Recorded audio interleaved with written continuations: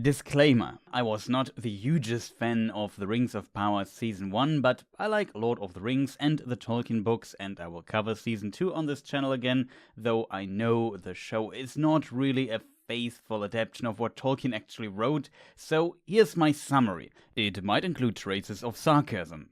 The show takes place in Middle-earth during the Second Age, an age or 3,000 to 5,000 years before Lord of the Rings, and starts with a prologue about the First Age. The prologue impressively shows that Amazon actually does not have the rights to what Tolkien wrote about the First Age, so everything is very vague and mostly irrelevant for the season. So forget about it, except that Galadriel had a brother named Finrod. Actually, she has 3 brothers in the books, and he was killed by Sauron in the books by a werewolf of Sauron. The show starts with Galadriel searching for traces of the mentioned Sauron in the far north to avenge her brother. Contrary to the books, pretty much all the elves in the show, including Gil-galad, High King of the Noldor elves, believe Sauron the most powerful and immortal servant of the first Dark Lord Morgoth, second in command, responsible for the deaths of countless elves, men and dwarves, just retired after the First Age ended, even though he was not caught and put to justice, and even though he appears in songs of these tragic ancient battles. No, for sure, he's no danger anymore and died of old age or something. To be fair, the elves maybe first noticed Sauron 800 years into the Second Age, but when Gil-galad did, he was very concerned. The 3 rings are forged 1590 years into the Second Age for comparison. In the show, Galadriel is the only one who believes otherwise. The other elves, including the king, think she is absolutely crazy. Ironically, she is absolutely crazy, but also kind of right. So High King Gil-galad wants to get rid of her and sends her to the west by ship. In most book versions, Galadriel is actually banned from going west until she, quote, passes the test with the One Ring, and Gil-galad would not have the authority to lift that ban. Does not matter, the show has no place for Galadriel anyway for now, though in the books she founds Eregion with her husband Celeborn and Celebrimbor and lives there with her family, including a 1,300-year-old daughter when the 3 rings are forged, but the daughter is not in the show yet. The writers have to give Galadriel something to do, which is mostly summarized by moving her around a lot. So she, one of the wisest of the elves, is put on a ship to the west, sees the west continent Aman, remembers some stupid line her brother said to her millennia ago, and jumps off the ship to swim back those over 2,000 miles. Not because of small details like plausibility, or introducing mythological aspects of the world of Tolkien, or development of the plot and characters she will be saved. No.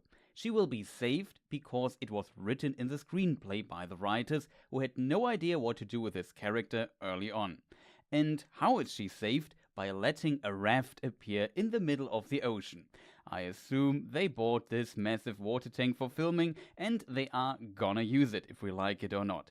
On the raft, she meets a new main character called Halbrand. What a lucky incident. Now 2 main characters on hold. They are also attacked by a sea monster to get conveniently rid of all the unimportant characters on the raft as well. Halbrand even saves Galadriel from drowning. Meanwhile, Elrond is sent to Eregion to help Celebrimbor, Lord of Eregion. Later, Galadriel and Halbrand are found by a ship on which Elendil, father of Isildur, is captain, and brought to the island nation of Numenor. There we learn a bit about the Numenorian culture and main characters, and get our first book reader hints that Halbrand is Sauron. Back in the day I thought this is too obvious, he can't be Sauron. Well, I was wrong. We also learn that Numenorians don't like elves because they fear that Galadriel, the only elf in Numenor, will single-handedly take their jobs away. Here Galadriel also finds out that the Sauron symbol she found in that old ice fortress of Sauron depicts a place, the Southlands. Now all she needs to do is convince Queen Miriel to give her an army and sail to the Southlands to check for Sauron and his evil orc creatures, to take revenge. in which she somehow succeeds, and they also think that Halbrand is the rightful king of the Southlands. They also use a palantir to see a vision of the future, which shows the destruction of Numenor, though Tolkien specifically stated that a seeing stone can only see at most the past. But as an old saying goes, plot device is gonna plot device. Meanwhile, in the Southlands, a village consisting of 4 to 6 houses, guarded by about 4 Sylvan elves, has trouble with orcs. Of these elves, one is named Arondir. And despite elves having really good eyes, I mean really good eyes, they don't see this massive 130 to 200 miles long trench some orcs with men slaves secretly dig for an old elf dude named Adar. Don't ask me what they did with these 4.5 to 7 million tons of earth they had to secretly move for this. Maybe they threw it into the lava pit of the volcano or something. The orcs, besides getting slaves from the villages to dig this trench all day and night, also search for a mysterious sword hilt with magic powers that a boy named Theo finds in a barn. Long story short, of the elves, only Arondir survives, and Adar, the elven orc leader, allows him, the most dangerous of them all, to go to the village and deliver a message. Then the orcs attack the village to get the sword, but luckily Galadriel is moved around again. She appears with Miriel and an army, and they defeat the orcs and celebrate in the Southlands. But one old guy got the mysterious sword hilt and reveals what it is for. It's a plot device, it's a key to open the dam near the village. I'm not kidding. All this for a key for the dam. I mean, okay, the orcs possess no technology to, let's say, destroy the dam wall. Can't think of anything. The released water then flows into the orc trench, which leads to the volcano and makes it explode. And then the Southlands become Mordor, and the volcano is of course Mount Doom. Miriel loses her eyesight, Elendil and the viewers think Isildur has died, Halbrand is found wounded, and all retreat for Mordor. Numenor goes back to the island, the others go to Pelargir, and Galadriel is moved again, this time to Eregion, where she would actually belong to in this time. Of course, she takes the heavily wounded Halbrand with her on this short 900 to 1000 miles trip by horse, which optimistically should take about a month. Meanwhile, in Eregion, Celebrimbor builds a new powerful forge and Elrond should assist. Elrond suggests that he could ask the dwarves for help. This move, though, was predicted by Gil-galad and Celebrimbor. Secretly, they want to use Elrond to find out if the dwarves found Mithril, this legendary metal they would need to stop what Tolkien called the Decay, which would force the elves to leave Middle-earth in a few months. It's extremely over-dramatized compared to the books, where the decay happens over thousands of years and is a problem of the immortal elven nature clashing with the changing nature of Middle-earth. That is why elves at some point have to sail to the west continent Aman. In Khazad-dûm, Elrond reunites with his old friend Durin the Fourth and his wife Disa. The dwarf prince is often in conflict with his father Durin the Third. In the lore, Durins are reborn, or in one version, their preserved body is repossessed by their spirit again. So calling both of them Durin makes completely no sense. It's also very elegant to have two important characters with the same name as well. And jackpot, they have Mithril, but Durin the Third does not want to help the elves or mine for it, so all they have is this one little piece of it. In Eregion, Halbrand is healed and teaches Celebrimbor about the existence of alloys, touching the materials in the process. They use Galadriel's dagger she got from her brother, the Mithril piece, and some jewels, all touched by Halbrand, to make 3 rings. Meanwhile, Halbrand reveals to Galadriel that he is Sauron and wants to marry her. Fittingly to this idea, Tolkien wrote about Galadriel and Sauron in Eregion. Sauron perceived at once that Galadriel would be his chief adversary and obstacle, and he endeavored therefore to placate her, bearing her scorn with outward patience and courtesy. A bit further, so great became his hold of the Myrdain, Celebrimbor and his Missinggild elves, that at length he persuaded them to revolt against Galadriel and Celeborn and to seize power in Eregion. Further, Galadriel thereupon left Eregion and passed throughout Khazad-dûm to Lorinand. Yes, that is pretty much what Tolkien wrote here. It's basically the same. To be fair, Galadriel also grows suspicious in the show due to something Celebrimbor says, which Galadriel heard from Adar before, while she talked to him after his defeat in the Southlands. It was once said to Adar by Sauron. Then she does some research, and of course Eregion has notes about some obscure line of men in Mordor, and here she learns that the line of kings in the Southlands ended long ago. That is why Galadriel confronts Halbrand, and then he reveals who he truly is and suggests to become a couple. Galadriel declines the offer and Halbrand leaves Eregion. Meanwhile, the 3 elven rings of power, Vilya, Narya and Nenya, are made, Celebrimbor's magnum opus, which are in the books made last, and Sauron does not know of them. In the show, he knows there are at least 2, and also never touched them, and I assume their materials. And also they are still based on the technique and design of the 16 other rings of power, which are not even made yet, nor was their design and technique fully taught to the elves by Sauron yet, I guess. So now in Season 2, Celebrimbor can learn the needed technique and design he already used and focus on making rings that are worse than the ones he already made.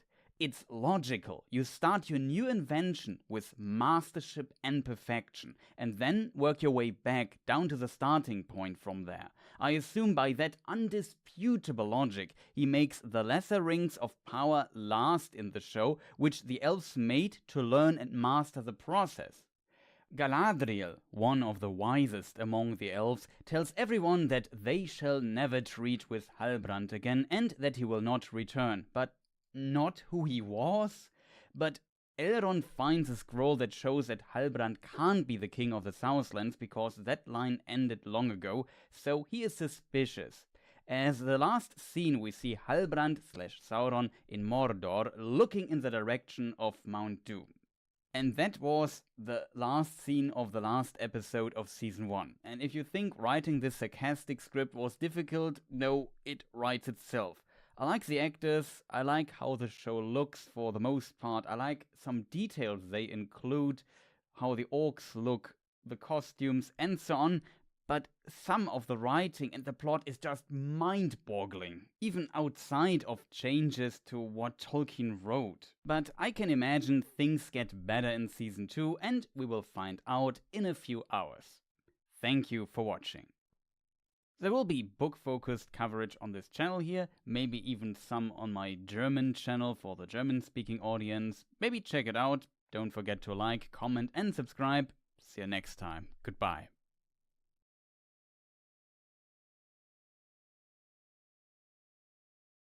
Disclaimer: I was not the hugest fan of The Rings of Power Season 1, but I like Lord of the Rings and the Tolkien books, and I will cover Season 2 on this channel again, though I know the show is not really a faithful adaptation of what Tolkien actually wrote, so here's my summary. It might include traces of sarcasm. The show takes place in Middle-earth during the Second Age, an age or 3,000 to 5,000 years before Lord of the Rings, and starts with a prologue about the First Age. The prologue impressively shows that Amazon actually does not have the rights to what Tolkien wrote about the First Age, so everything is very vague and mostly irrelevant for the season. So forget about it, except that Galadriel had a brother named Finrod, actually she has 3 brothers in the books, and he was killed by Sauron in the books by a werewolf of Sauron. The show starts with Galadriel searching for traces of the mentioned Sauron in the far north to avenge her brother. Contrary to the books, pretty much all the elves in the show, including Gil-galad, High King of the Noldor elves, believe Sauron, the most powerful and immortal servant of the first Dark Lord Morgoth, second in command, responsible for the deaths of countless elves, men and dwarves, just retired after the First Age ended, even though he was... Hello everyone, welcome to the stream, nice to see you here. I hope you can hear me and everything is working. Sorry for the delay. It's always a bit tough to get the stream set up and stuff. Yeah, it's 50 social media posts, whatever you do. It always takes some time. And yeah, Schneider, thank you. I had a good Rings of Power day though. It was pretty exhausting, I have to admit, because my day was just so incredibly long. I wanted to start earlier, but I just noticed at some point you need to sleep. It's fascinating. But yeah, that's basically a thing. So chat, let me just see where's chat. I just need to get all the stuff here back up. Where is the other thing? Here it is. So awesome to have you all here. Like I said, sorry for the long waiting here at the beginning. It's always a bit messy to do this, so let's go through chat really quick who we have here. Rosemary's here, thank you, nice to see you here. Yeah, I made a new video for the intro, I produced some, so I have some selection, because as said, sometimes I put the video files on my external hard drive, so I can't play them when I start the stream here. Funny intro, season 1 was bad, yeah, just going through season 1 again, it was kind of a weird season, to be honest. Not gonna lie there. It was really a weird show in this regard. But yeah, it doesn't matter, because now season 2 seems for me for the most part better. I already made a short first impressions video. Gaia is also here, welcome, nice to see you. I hope sound is okay, chat. And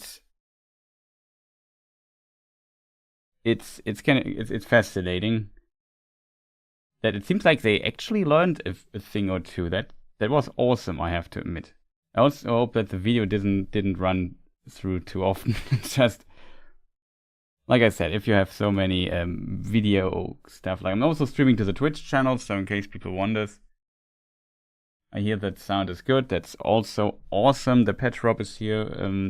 Killswitch also said he would delay his sleep. That's very nice. Mark is here. Nice to see you all as well.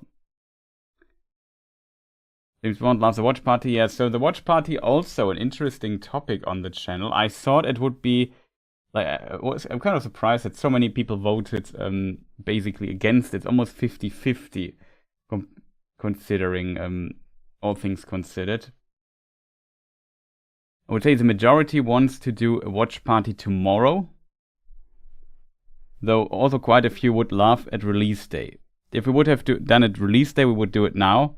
Kind of, but yeah, we just go through the episode, so also kind of small spoiler warning, if that makes sense.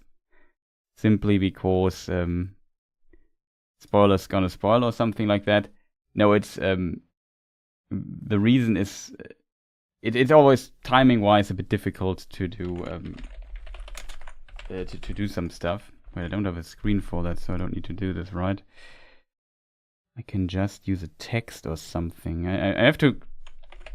No, I did it again, chat. Okay, production always tough while talking. So, I don't know, chat, how did you like the first episode? I feel like I have... And we need to discuss how we shall cover this today, so we have some organizing to do. We will look into the books and what we know from the books, so as a result, I should hint that there might be spoilers. I would say, my plan is to start with episode 1, because it's also in the title, and then go and just pretend we only know episode 1, and then go to 2 and 3 and so on. I'm not sure if we do this in this stream, or if we continue tomorrow or something, because we still have some time. I'm not 100% sure how to do stuff. It was very slow. I mean, that's Tolkien in a nutshell, I guess.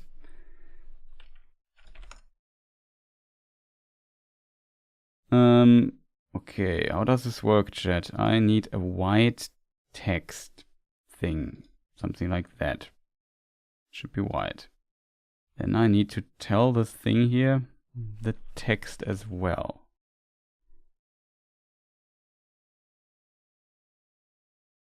Just a moment, chat. I have to set up text field for spoiler warning things. So we have it for in the future. I don't have to do it again because I could just forget about it or something. No, don't do that. Okay, that looks at least decent, I guess. Actualize I can deactivate.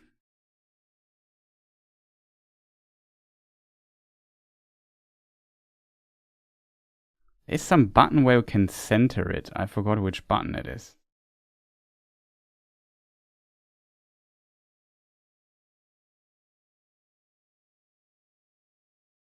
Well, we just pretend it is kind of centered. It's not fully centered though. Might annoy some people. Well, it's not getting better than this, I guess. Oh, it's also logged out.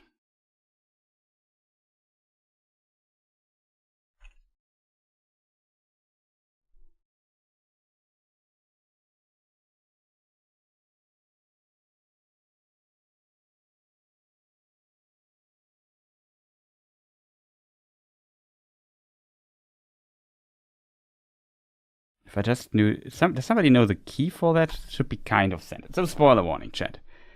Just for completeness sake here. And yeah, we'll go through the episode shortly and then see what will where we go from there. How far we get today. The question is, I mean, we could just do all 3 episodes and consider, don't do them separately, you know what I mean? Let's say, yeah, from episode 3 we know. So I'm not sure how chat wants it. Shall we consider the existence of the... So shall I give out a spoiler warning for all 3 episodes or only for the first one? You know what I mean?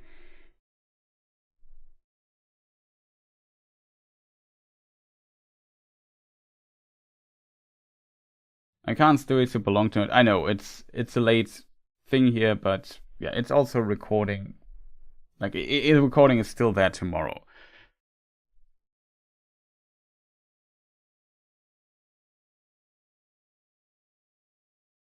Yeah, I agree with Killswitch there.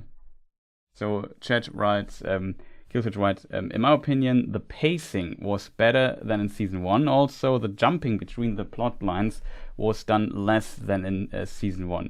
I would agree. They had some focus. They made a few jumps. It felt more reasonable in comparison. Okay, some people haven't seen episode 3 yet, so we just focus then on episode 1. And what is in there, go through it, check. You know how my streams here work. By now, I think. Just have to find the starting point of the episode, actually.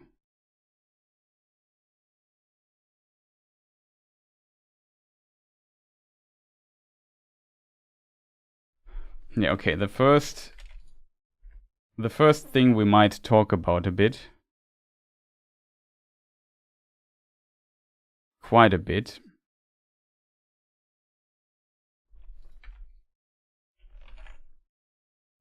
That will be an interesting one.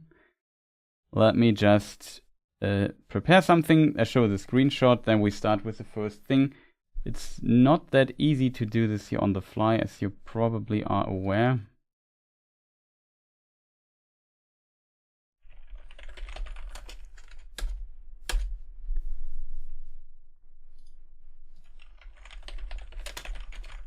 Hey.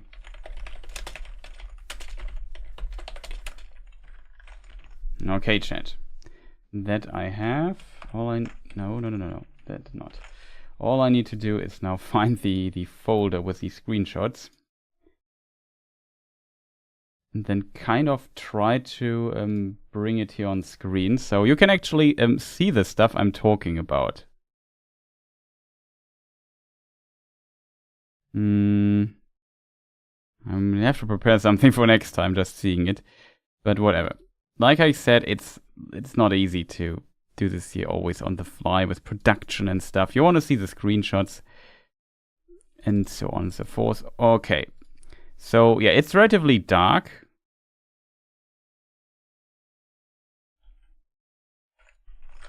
Wait, I have to write a source at least.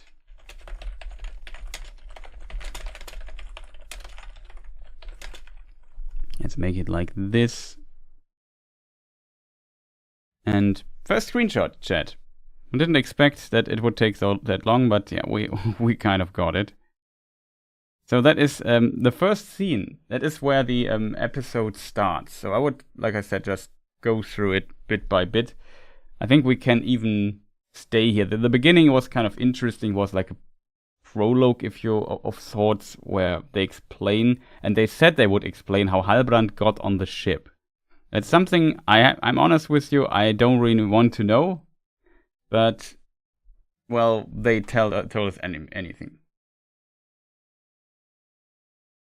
We might not remember, but since we have the screenshot, Rosemary, I think we can just focus on what we see and then maybe consider. So also a mild spoiler warning for the future episodes, but I think we will be able to kind of cut this a bit together.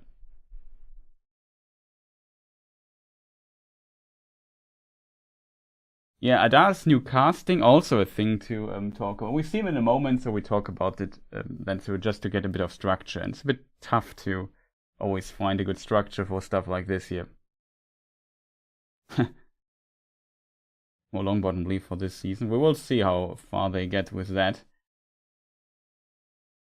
Gilgalad and Círdan with some momentum at least in the fairy tale, trying to reach into Tolkien lore somehow still. Yeah, we will see. Círdan I liked a lot, I have to say. Was a little nudge from the Lord of Waters to Círdan at the... Yeah, I would also say this, Joe, that we will discuss in a moment. I think that's one of the most interesting scenes. And we maybe also a bit debatable, but I find it interesting nonetheless. I tried to watch it with an open mind, ignoring a lot, but all those references to Lord of the Rings, all the fan service just thrown at you, it's so bad. And bond with any character. Well, Sash, that's... very unfortunate, I have to admit. I have to say, for me it worked a bit better character-wise, and I was a bit more able to get the Lord of the Rings references out. There was a bit of fan service for sure, but also some stuff that is different in the books that, I guess, here as a book-focused channel annoys most people. As a result,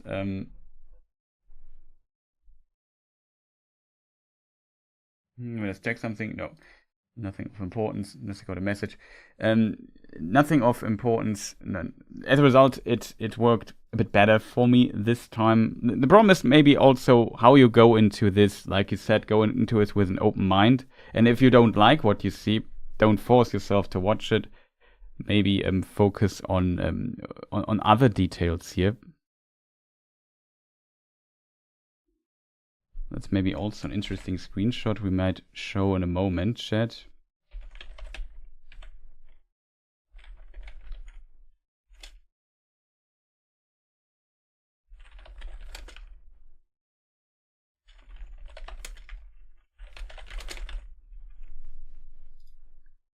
We can talk about this in a moment as well. Yeah, this is also something we might need. No, not bros.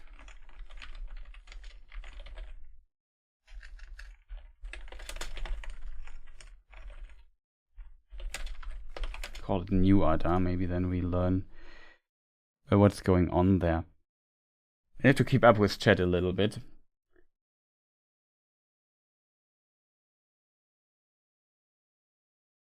I heard that it would happen. And I'm also leaning towards the I too. We will discuss this later, I hope. Is it as bad as the first season or better? I would say it's better. It might depend on. It's not groundbreaking better. Like if you hate the lore changes, they continue with those. Like it's not like they pretend season 1 never existed. So it's still built upon season 1. You have to keep this in mind. So some stuff might be annoying and so on. I have to keep up with chat. I know you people writing a lot. Things matter once more slow, but details show. Not that details, it was very slow, but not that detailed story that fascinates you. Well, for me, I have to admit, I felt like the pacing was actually better if we compare this.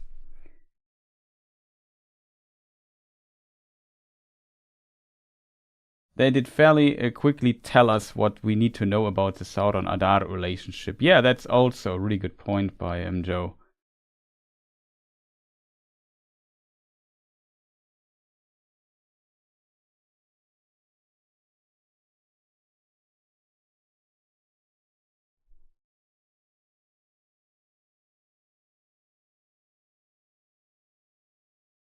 Watched in the morning. Yeah, it was very dark this season. I can in theory make, and now I can in theory make the screenshots also brighter if that is needed.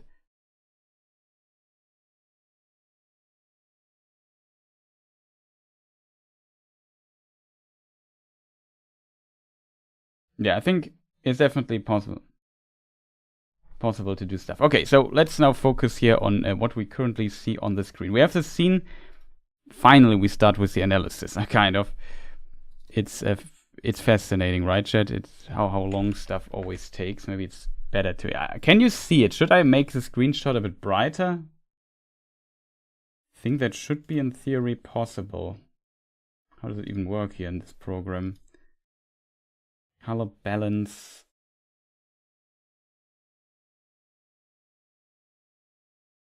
Color correction, I think, is the thing I would need. So I can.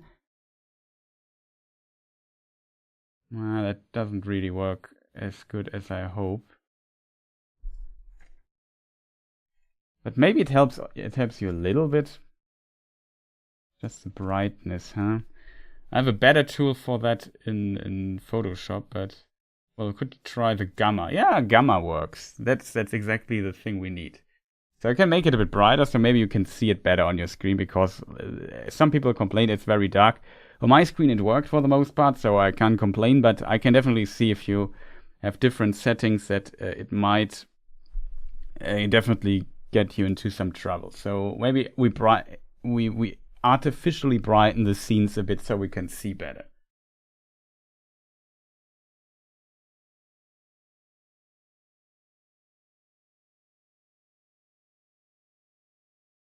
Did you love these episodes? I was positively surprised, Stanley, I have to admit.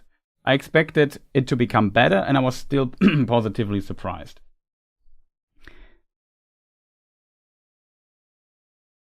Need for the brightness, thank you. Okay, maybe if it helps you people, let me know. Like, if it looks stupid or so on your screen, let me also know. We have little bars to move around. The pirated version wasn't that. Let's not talk about that, but yeah. Like I said, I can't promote stuff like this here on the channel. We just say you watched it somewhere.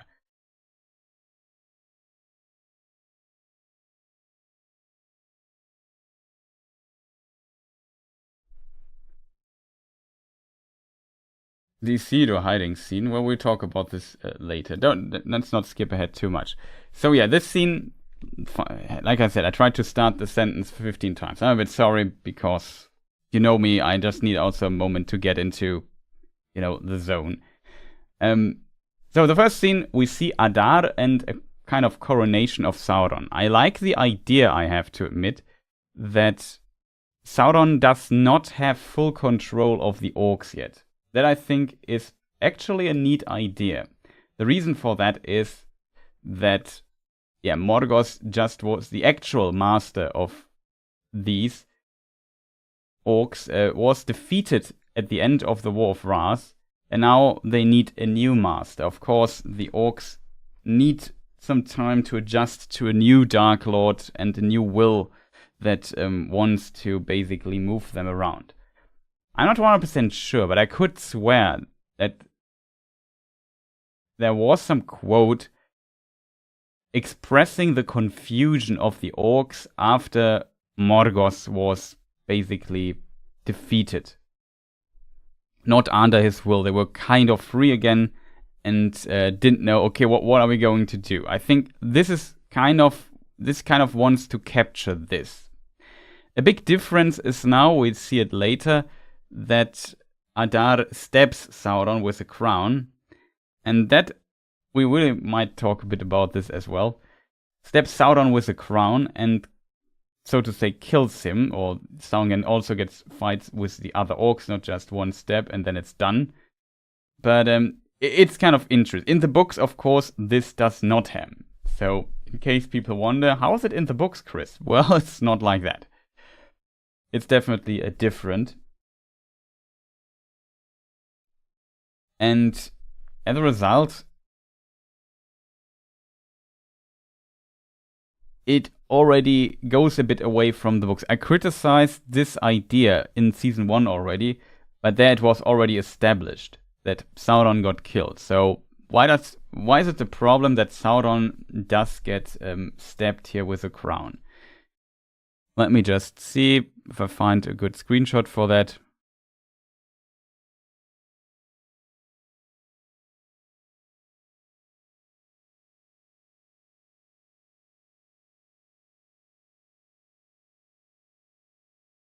Yeah, this should do, chat. One moment.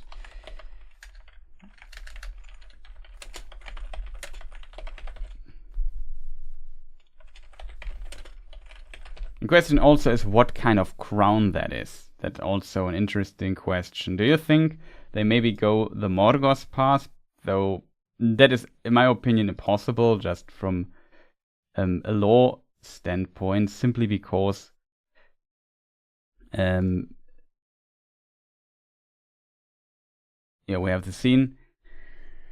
Simply because Sauron's crown, Morgoth's crown was kind of taken by the Valar, and they had 2 of the 3 Silmarilli in them. As a result, they wanted to get those Silmarilli in their possession. It would be far too powerful object. I also think Aule forged it into the, let's call them handcuffs or something, or into chains to bind Morgoth with it. So it can't be, from a book's perspective, it can't be the crown of Morgoth.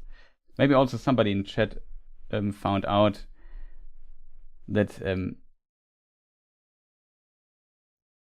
what was going on there. Also, Rosemary, interesting point. I was surprised that Sauron was so nervous and fidgety. I thought that was strange. Yeah, for sure. He definitely seemed kind of nervous. I've also noticed that and thought, okay, that's an interesting idea. Maybe he knows, well, will the orcs accept me? Can I position myself as... There was some kind of insecurity for him. Though it's not the first time Sauron worked with orcs, if that makes sense. He's fighting on Morgoth's side for millennia at this point. He's not inexperienced. So in this regard, I think it is a bit strange, but I guess from like a story or show standpoint, it is a bit weird in this regard that they went with this kind of approach. And like I said, in the book, Sauron does not get stabbed by a crown and kind of dies. We talk about this in a moment. Oh, the crown is described under the stream on the Amazon page. That's interesting. That's a good hint. Thank you for that. Question is, where would it be? Is it under Entdecken? The crown of the Dark Lord. Diese Krone, okay, I have it in German. This crown that originally, it's actually Morgoth's crown. I have to translate it from German now into English live. This crown, which originally was from Morgoth and later, or which was originally worn by Morgoth and later by Sauron, was smithed by Morgoth himself and, I don't know, decorates the head of the Dark Lord. That's the thing. So that is interesting in this regard. I mean, it makes very little sense, as I just said, but thank you for this very good hint, Killswitch. He shapeshift into Venom, yeah, he did. That's interesting. Like I said, from a book perspective, this can't be Morgoth's crown because the Valar take it and it has 2 Silmarilli in it. Like Sauron having a crown with 2 Silmarils in it would be a bit too powerful for Sauron and would make him definitely a terrifying entity, I think. So that can't be the case.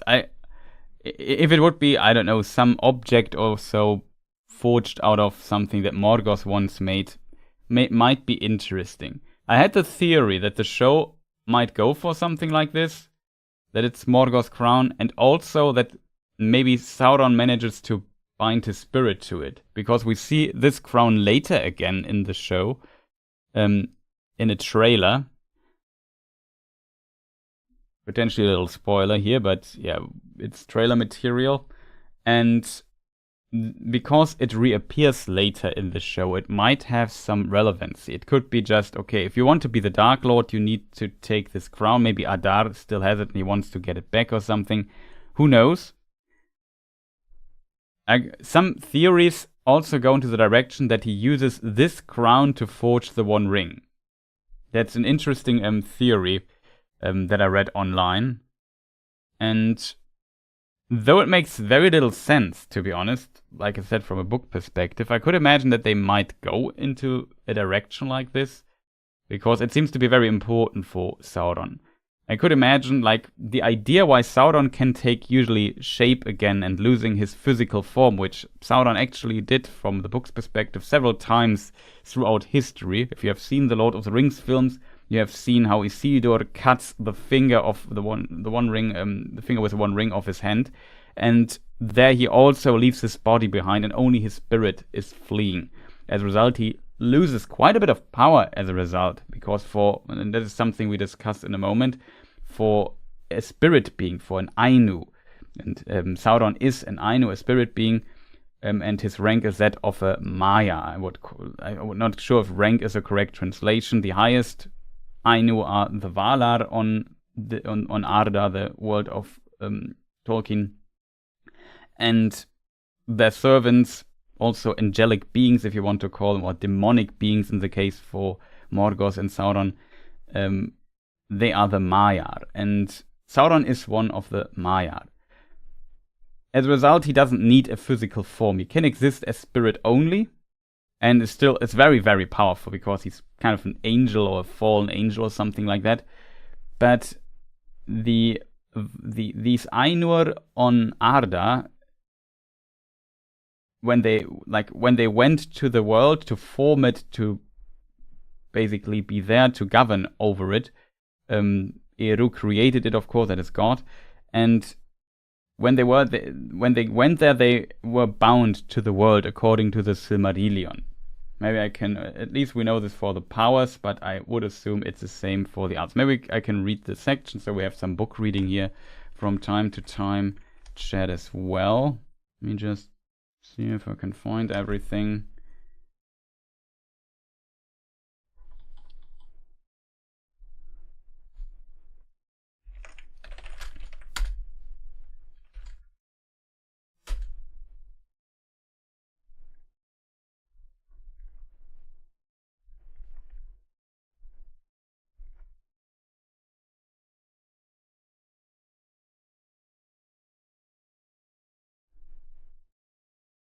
Took the leave of Ilúvatar and descended into it, so to Arda, but this condition Ilúvatar made, or it is the necessity of their love, that their power should thenceforward be contained and bounded in the world to be within it forever, until it is complete, so that they are its life and it's theirs, and therefore they are named the Valar, the powers of the world. This, I would assume, also you could expand upon the Maya as well to some degree. So they are kind of bound to the world, and while traversing in the world, it made sense for them, we're dealing with the elves and so on, to have a physical form that can be perceived and so on. And a lot of their power went into this physical form. And there's an interesting idea when it comes to this physical form.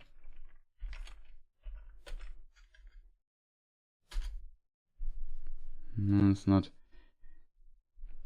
Now the question is how it was phrased, chat.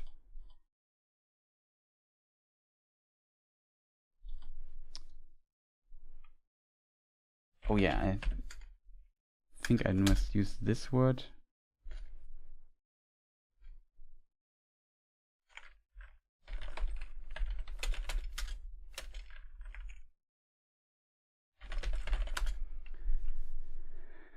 It's sometimes so hard to find quotes.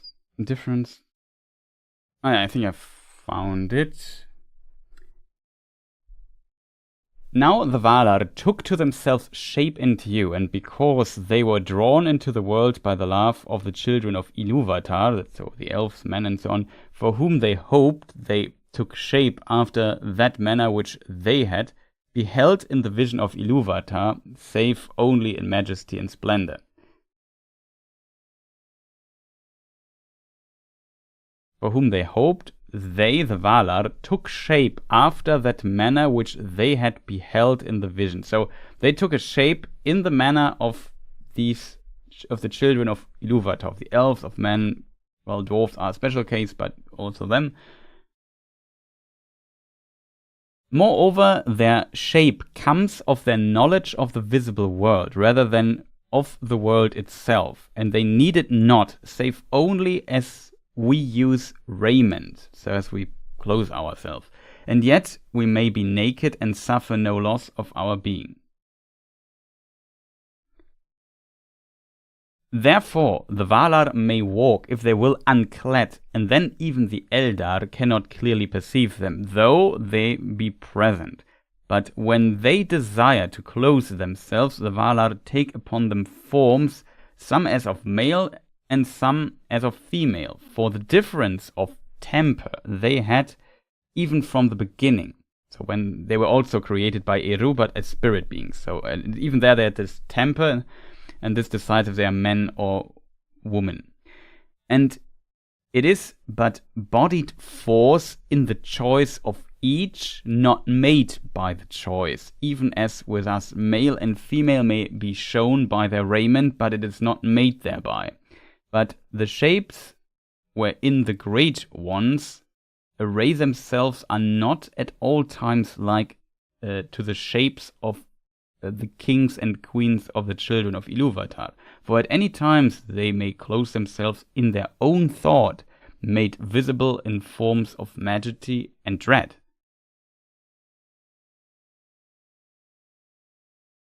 Then we have now the companions and so on. It's more about the Valar, but I think it kind of applies for the others as well. That's why spirit beings have like a gender.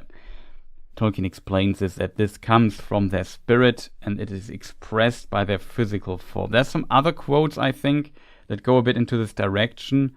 And how I interpret this is always a bit that it become that what their spirit is and what physical form they take kind of have to somewhat align.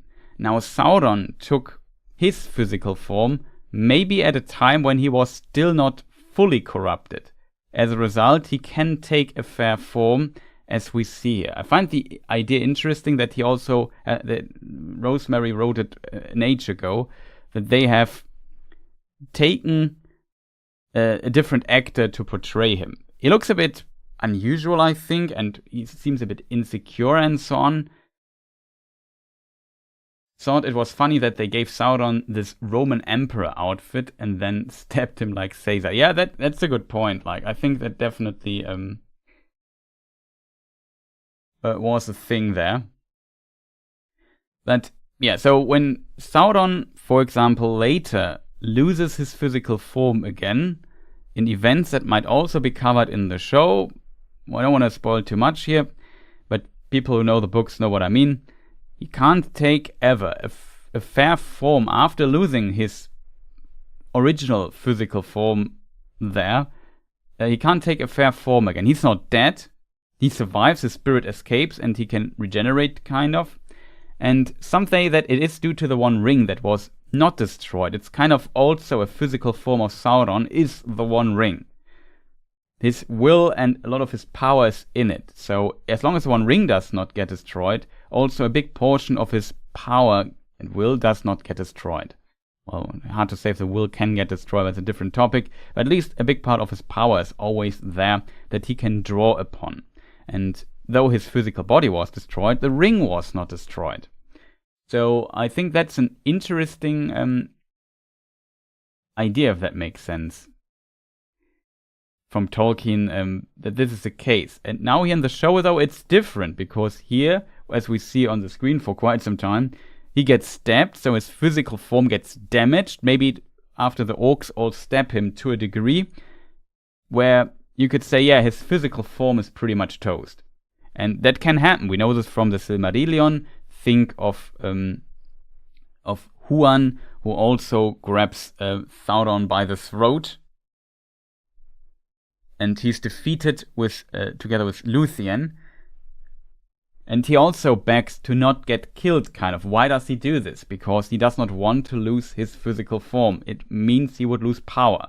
He invested energy into it, and he doesn't want it to get too badly damaged. And so that he has to give up his physical form.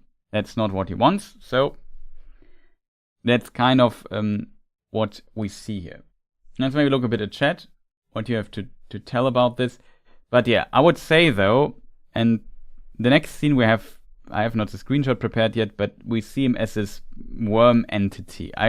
We talk about this in a moment as well, what the reference for this might be, because I think that's from Lord of the Rings. But this physical entity, somebody wrote in chat, he shape-shifted into venom. I found it very funny. But yeah, this is hard to tell if his physical form was heavily damaged and he just took maybe a slimy form into some degree and used this to get back to being somewhere else, or if this is his... I mean, the scene also shows his spirit leaving his body, so I could imagine that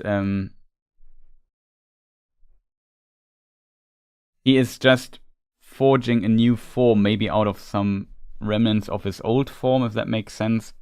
Something like that. And he kind of needs to recover slowly. How he does this, how it works, the show has an interesting idea of this, but who knows. But this was also pretty much what I predicted when we saw these scenes here. Kind of interesting, especially when we learned that they casted a different actor for this coronation scene here with the crown. It's interesting though that Sauron does not have the control over the orcs. As said, I think you could make an argument for that.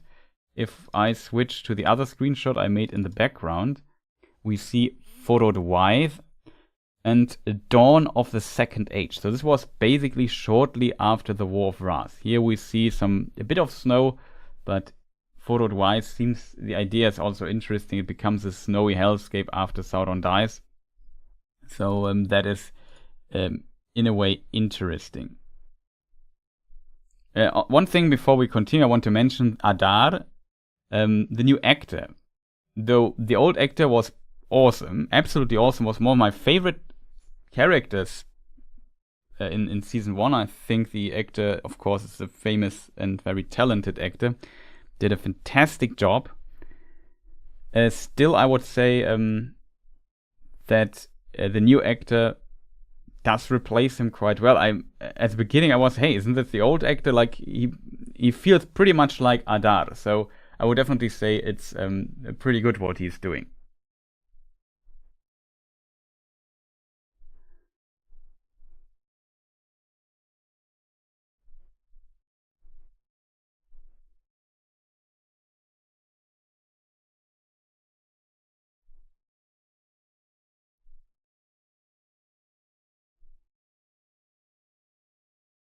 Isn't Adar the genuine leader to the orcs? I hope they give him an arc and belief.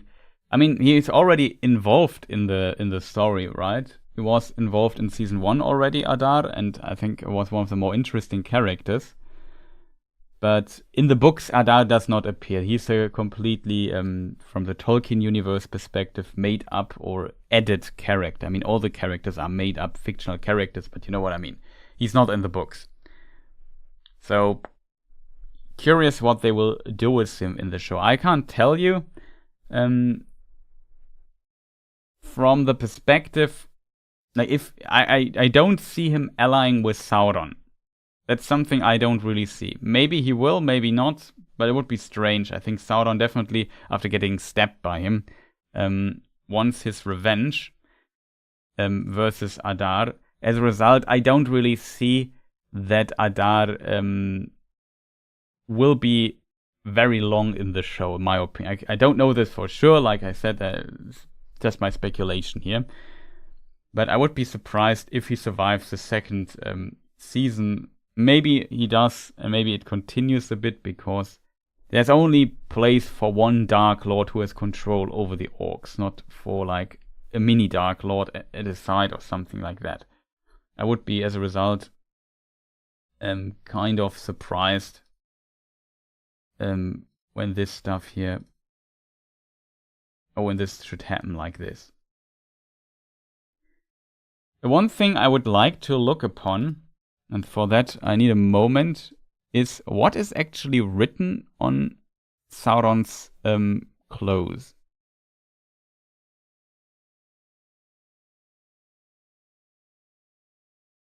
I mean, it's shot with a really good perspective where we see in frontal, if that makes sense.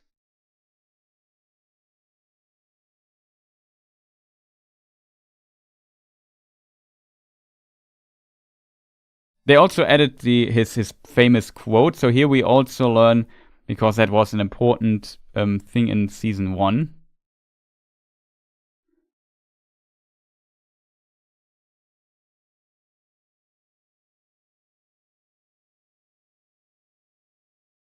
Also, one thing why Sauron maybe is nervous. Sauron is also, at this point, still the servant of Morgoth. His master was just defeated, and his master was the most powerful of the Valar ones. Though at the end of the First Age, he spread his power so far that the entity Morgoth alone wasn't that powerful anymore. So Morgoth as Melkor. Not sure if there's... what on earth did I just press, chat? I found the perfect scene for what I was looking for.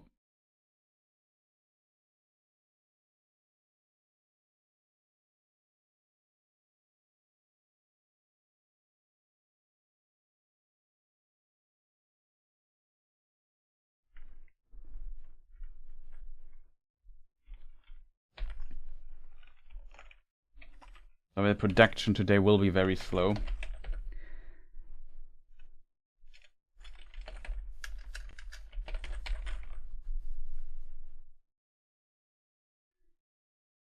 So let us look into this for a short moment. I'm pretty sure the amount of stuff we might learn could be quite limited, but here you see him up front. You see he has something written there on his chest, on his garment, his clothes. I need like to do this a bit differently, I think. How could I need to see it better myself, to be honest. It doesn't help if you see it well. Yeah, that's welcome. Yeah, that's so nice to see you in the Twitch chat. I always thought, I have also some viewers on Twitch. So yeah, the R is usually trilled in Elvish names and so on, if that makes sense. And as a result, yeah, it's Sauron, not Sauron or Sauron or something like this. Correct pronunciation would be Sauron, with a trilled or rolled R. But that's something you have to get used to. I always thought Sauron is a fire tower. But no, Sauron is actually kind of a demon, if that makes sense. Well, it's still a bit hard to see even if I zoom in. I would say from the from the look of the writing, oh god, how do we... Maybe I find this. I think it's episode 3. Would maybe takes a moment to find the screenshot for that. Remember when Galadriel was in this library and analyzed this little piece of rotten paper? I think the writing is exactly, or the writing style of it is exactly the same. And we couldn't read it back in the day as well. I don't really see it.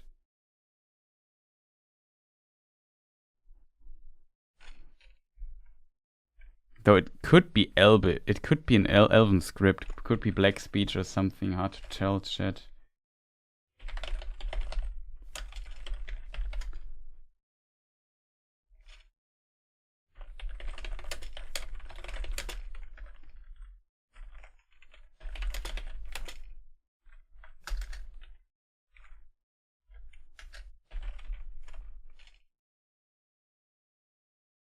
Old orc.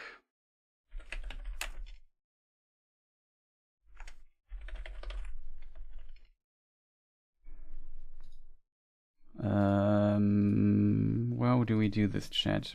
I found the screenshot, so I can show it to you a bit slow, I know, chat. But this thing here, I could imagine it's maybe a bit similar. But this here, I have to admit, looks again a bit more like Tengwar, if I'm honest. It has this Tengwar-esque style that also is written on the One Ring. It's an Elven script invented by Feanor in origin, but it has different modes and so on, and there's a black speech mode, of course, which is a bit different. Not everyone can read it. And yeah, I don't know. Could be that what Sauron is wearing there is distantly similar. Maybe I can try to zoom in a bit.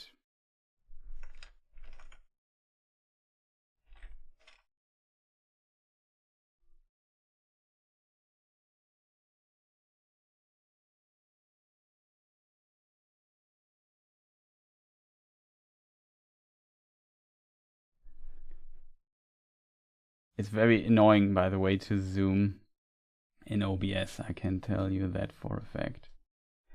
But yeah, maybe here you can see it a bit better. I'm not sure what's in the middle. It's not an eye or something. It looks like, I don't know, a fist or something burning or something. So I don't really know.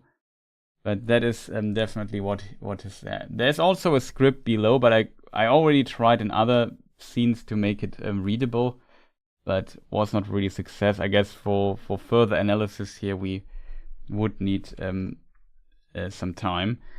But yeah, it's really hard to see though. It's hard to compare. It has this distinct elven thing, but this looks on what is written on Sauron less elvish. Like it looks more like from the show. I would connect it to black speech stuff. I'm not sure if there was another piece of paper. Can't really remember that. But yeah, that's kind of it, chat. I'll look into chat.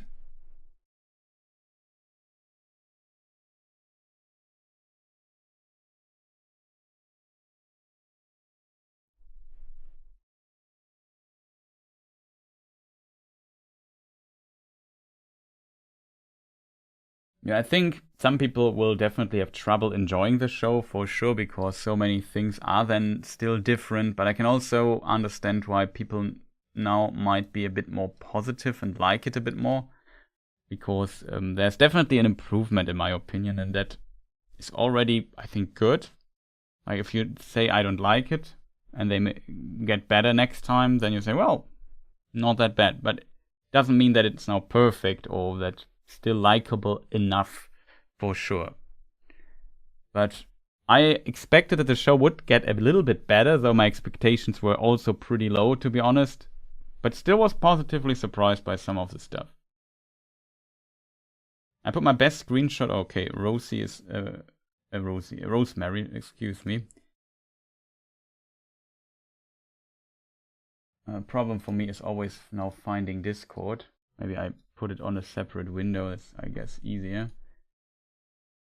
Yeah, it's really hard to read. if we watch it like this.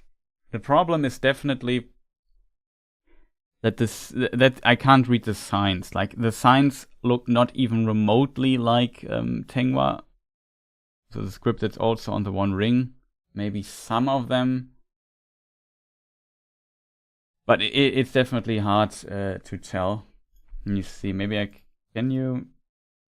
It is possible to copy the link address of Discord, maybe here into. Okay, I'm not sure. No, the link is too long. Can't even paste it here. Whatever. But I thank you for posting it.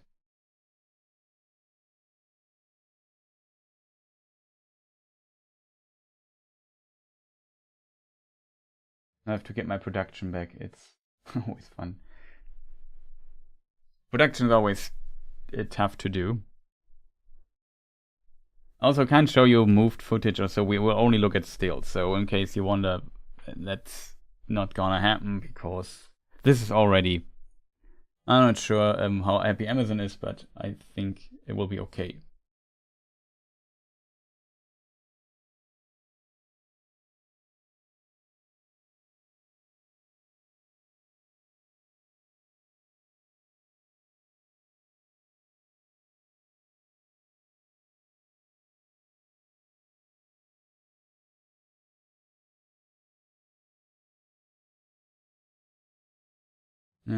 Someone who knows about old script is very normal for letter shapes, etc., to change a lot over time, especially over hundreds of thousands of years. That's of course true, but this is, well, I mean, it's just 1,600 years before the One Ring is forged, roundabout, maybe even less. So of course, in this time, it could change quite a bit, but yeah, the Elven script changing over time. I mean, we know how it later looks. We know how it now looks. I think, even though Tolkien considers stuff like this, it's possible. But this looks like kind of evil, if that makes sense. Like from the how it looks, it looks more. It's something in black speech or so. Maybe it has a weird own script, which I think is not the case because then Sauron would have used that instead.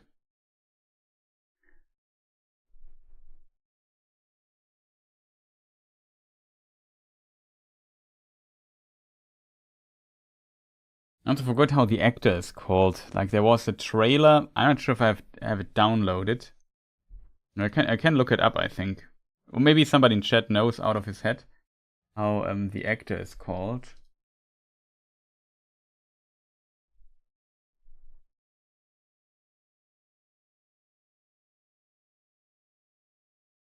Why does this not work, chat? Chat, sometimes I freaking hate when stuff is not working. The actor is called Jack Lowden.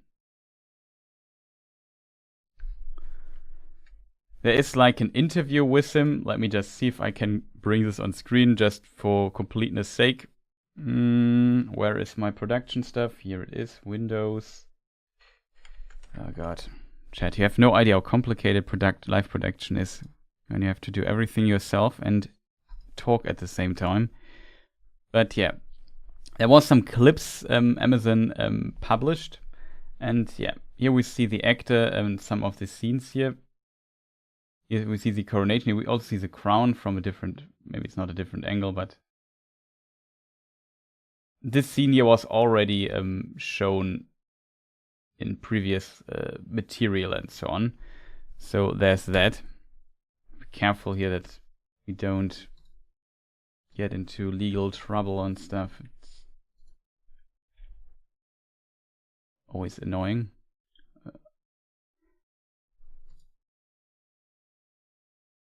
Maybe I leave the screen here and do it like this. It'd actually be much smarter.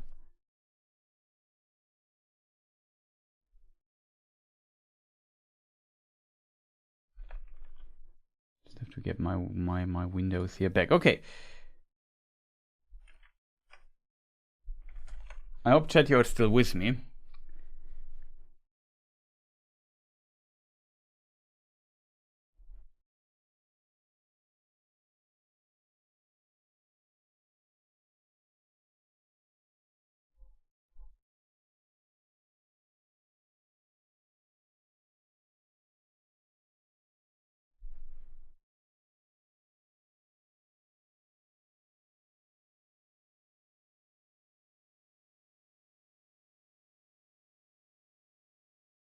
Sauron is everything but cunning.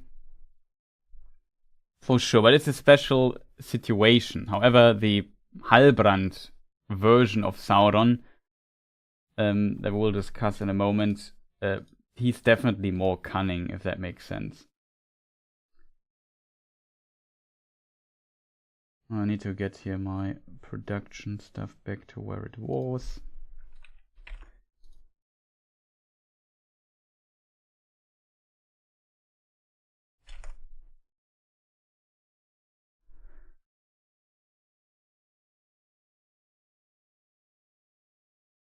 Okay, chat.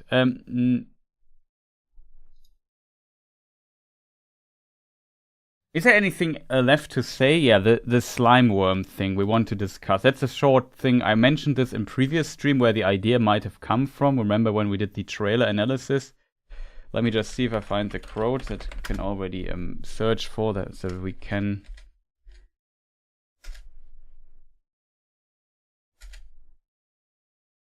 No, it's not serpent, there's phrasing, it's snake. Strangling snake.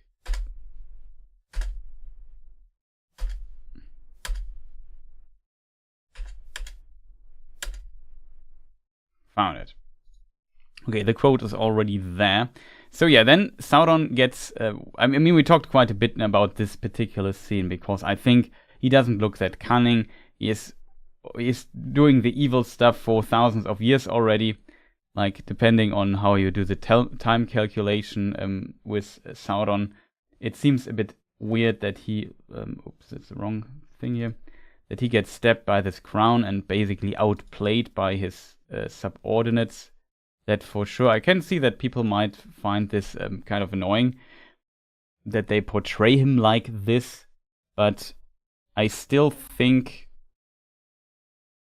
it's an interesting idea that he does not have the control. How cunning he is, it's not that important for this particular scene. I mean, he basically, everything he built, like Morgoth was kind of winning in Middle-earth actually, and then the Valar, the House of the Valar came at the end of the War of Wrath started, and then he basically lost everything, and now he has to take control over these orcs and so on.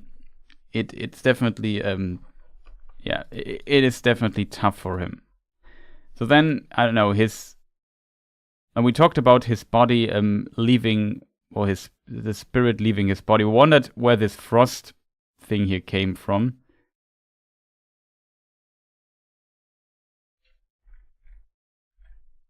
Maybe we take this.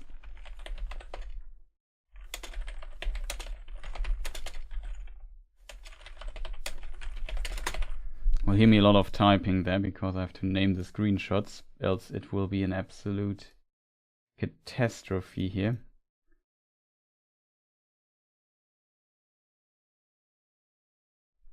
We have this scene here, and then this huge explosion.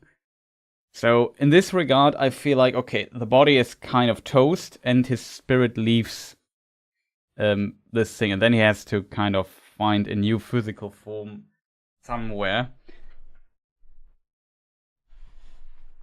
And I mean, it's not really clear how this process works in detail. Does he start as like here in the show as a slimy blob and develops from there further after some time or so? How does the regeneration work?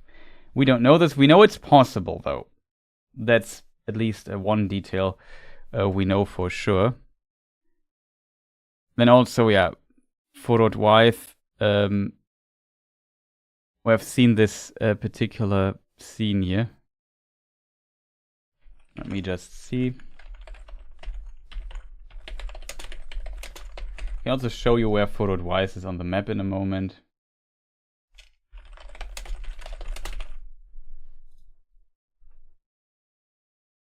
Where's my OBS? There it is. Well, as you can see, well, there was a wrong photo twice. I have one after it. That's how it looks later then. Now, if the snowy part of it, if we look at the map just for completeness sake, early Second Age, photo-wise, it would be on the map here. It's the northern wasteland. Like, I know I have to maybe move the map up a little bit. So let's say Lindon is here. Then photo-wise is here somewhere. We have here Gundabad. That's a very important place for the dwarves. We know here is later Carndum in the Second Age. That is the fortress of the Witch King. And so on. I could imagine that this place they are in photo-wise is a reference, maybe it's even further north, to the first fortress of Morgos, also known as Udun. There's another one that Sauron later gets, but yeah, Utumno I think is also another name for it, and then later there's Angband. But that is in Beleriand, and Beleriand is not on the map anymore. It could be here. I think they're not that far away. So I could imagine this is maybe a reference to that place or not, or it's a stronghold of Sauron. Who knows exactly how this works. But yeah, it's somewhere there in the far north in this context. And since it's so far north, it makes sense that there's snow. We have, if we go back to the map for a moment, we also have Forochel here. The huge Bay of Forochel. Sure if it is on the Third Age map. No. Here on this thing it's not. It doesn't matter though. Like they say explicitly photo-wise, that could be anywhere. I don't know. It's a huge area, and they don't have the rights for a lot of Silmarillion stuff. Though it feels like they definitely negotiated more stuff. No, the Iron Mountains. I mean, yes, it could be by the Iron Mountains, but I don't think so. I just think they go somewhere in this direction. The Iron Mountains would be here. Much further east.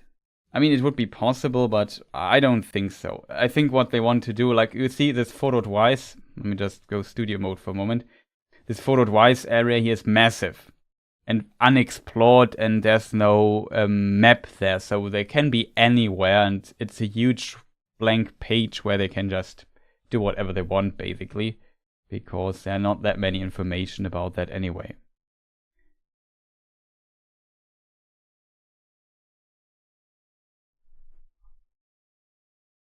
Okay, chat. So this explodes, and now I have to find the blob, right?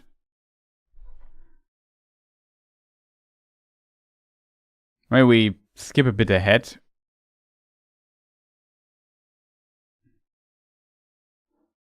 He gets our little red friend and some other. It seems like the idea is that he consumes in this form organic matter.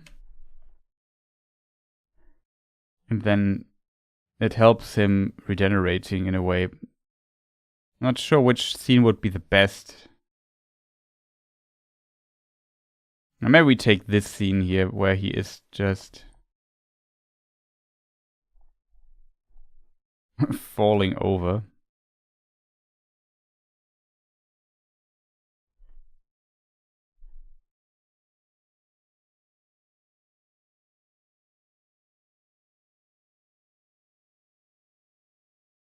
I'm not sure which screenshot I should take. Here we have a kind of a close-up. I think that's better one because for the quote.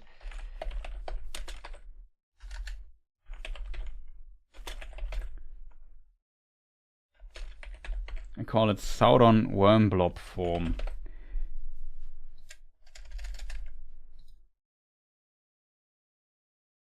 One moment, chat. You know, it's always a bit tough, but yeah, here we can see Sauron and in his worm blob form, as it's now officially called.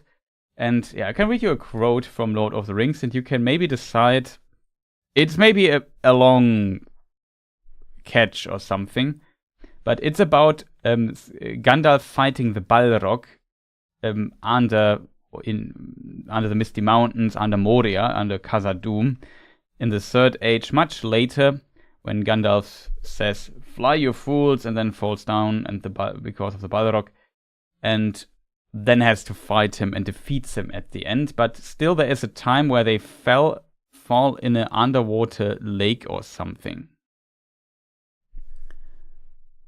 I'm not even sure where the lake is mentioned.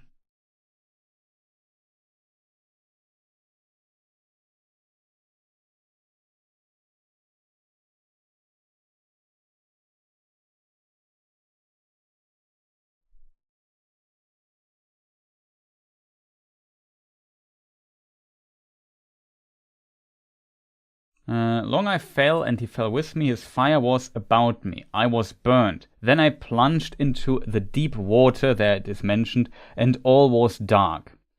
Cold it was, and the tide of death, almost it froze my heart. Deep in the abyss that is spanned by Durin's bridge, and none had measured it, said Gimli. Yet it has a bottom. Beyond light and knowledge, said Gandalf. And here now comes the important part of the quote. Thither I came at last, to the uttermost foundations of stone. He was with me still, the Balrog. His fire was quenched, but now he was a thing of slime, stronger than a strangling snake.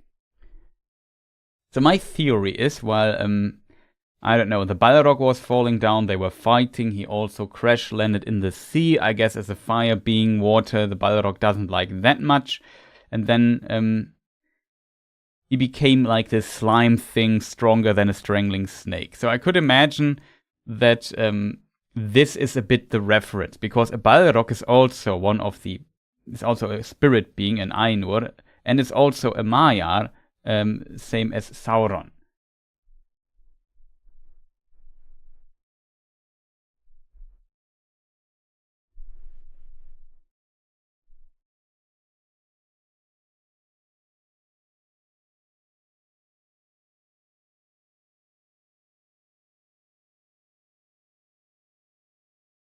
So amateur chat, does this sound at least somewhat logical?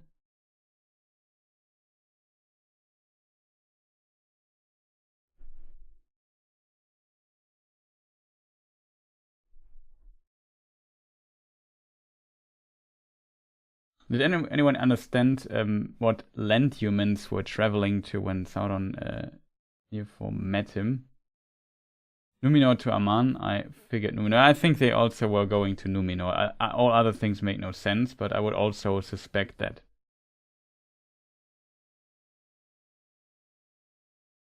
I hope he drank the booze of the woman. Yeah, might be the case.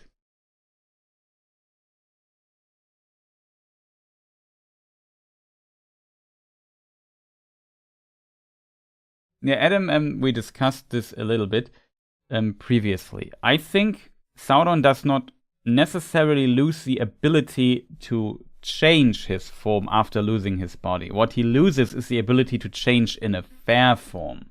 That is what he can't do. Like we discussed earlier, and my interpretation is a bit that the spirit kind of that the physical form Ainu, or in this case a Maya, has to kind of represent a bit his being, if that makes sense, to some degree. So if he's very evil and does only evil stuff, he is not able to take a fair form. I think why Sauron could still do this, though, was because he had his old body when he was still Mairon, the Vala of Aule. That is the basically god of smithing, if that makes sense. And from this perspective,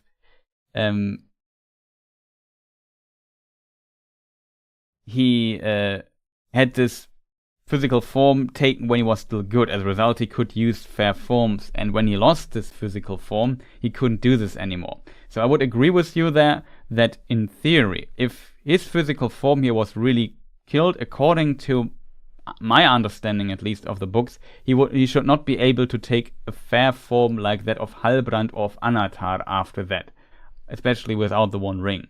And as you say also, usually if Sauron loses his physical form, even with the One Ring, it takes him sometimes hundreds, thousands of years to regenerate.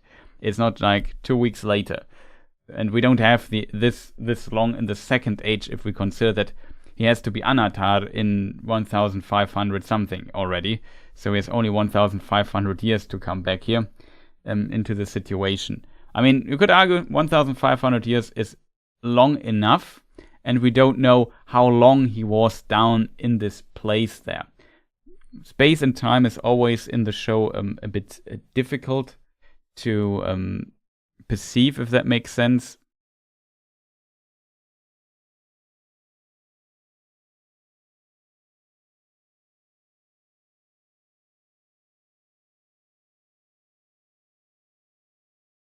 But you can assume that maybe it took him quite some time, though, to come to this point, if that makes sense.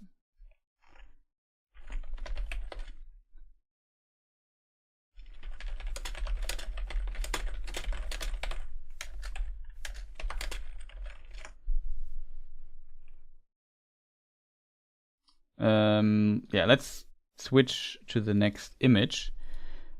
You see, we'll maybe only discuss the first episode today if we continue at this pace, and will still keep us some hours going. But yeah, here we see his entity in the snow. It's a bit hard to show, chat. It's not a good screenshot.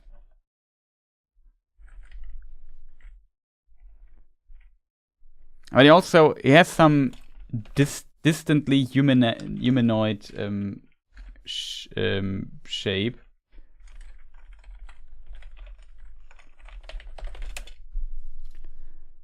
Let me see if I can give you the other screenshot, chat. Like I said, I'm a bit slow with production, but you see he has 2 legs still. That's kind of funny, in my opinion. You maybe now deactivate the brightness. So this is how the image would look normally. You see he has 2 little legs when you fall over this rock onto the road. It's actually kind of funny, I think. But yeah, crawling like a worm through the snow and finding his next victim, basically. I kind of like that, I have to admit.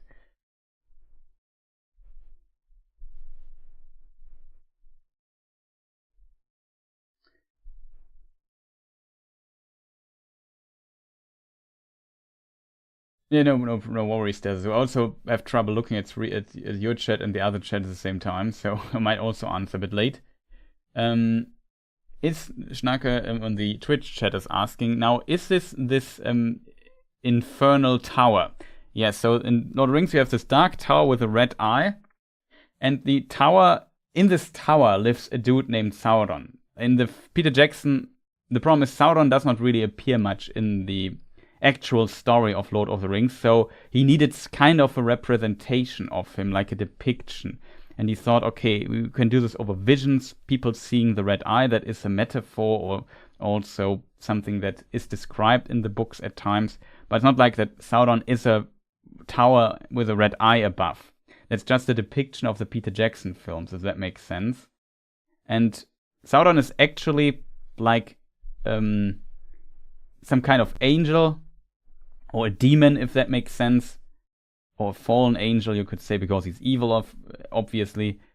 And he's a spirit, basically. But he can take a physical humanoid form, like that of a man, like of Halbrand.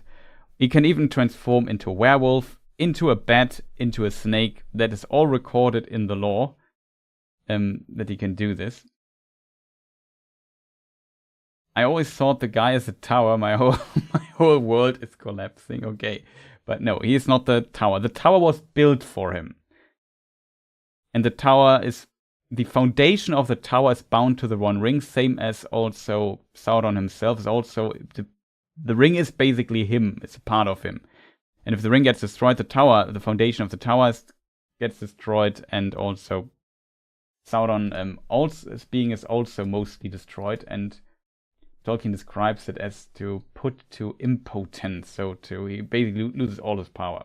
and can never regenerate from that. Lego Batman Knight. Yes, maybe. But yeah, I kind of find it the scene a bit funny how it falls over there. It's still 2 little legs.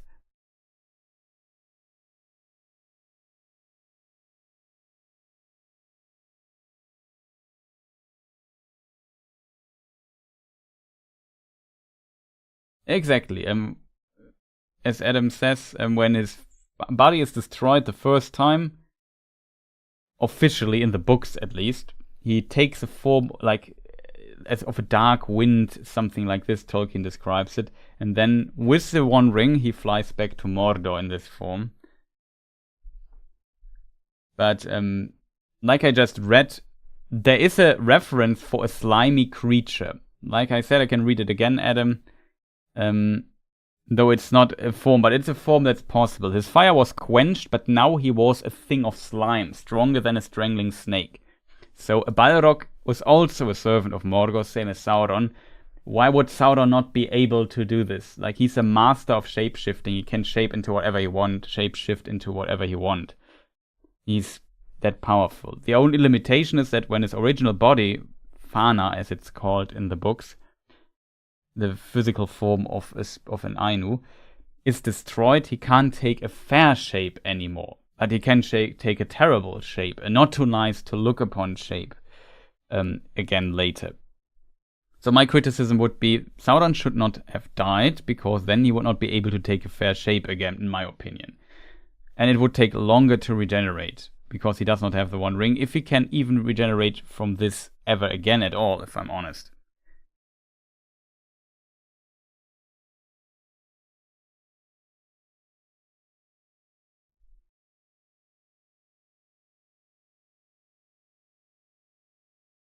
What other girl is appearing? There's only Nori and Poppy seen in the show when it comes to the Half-Foot. So Nori and her girlfriend.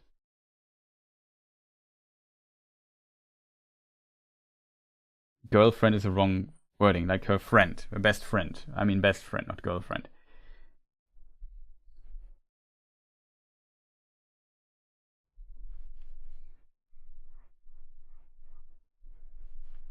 Also no fat shaming here.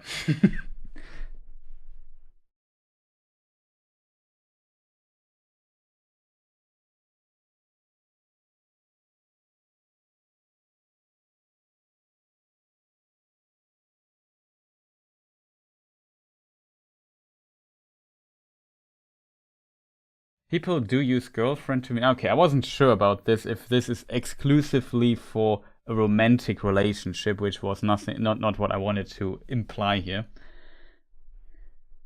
Who knows in which direction the show ever goes, but yeah, so far they are just best buddies. And it's always kind of cute. I think Nori and Poppy have a good chemistry.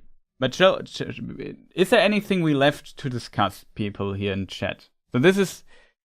The story now continues. This unfortunate... let me just make the screenshot.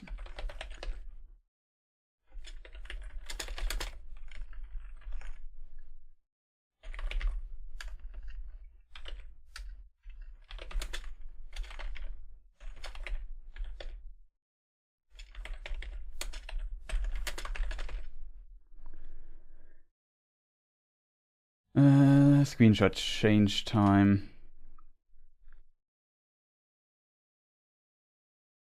So Sauron, needs an opportunity. As so often, the evil lingers somewhere until something appears. This is an interesting idea, I felt, because Sauron does exact what he's doing here.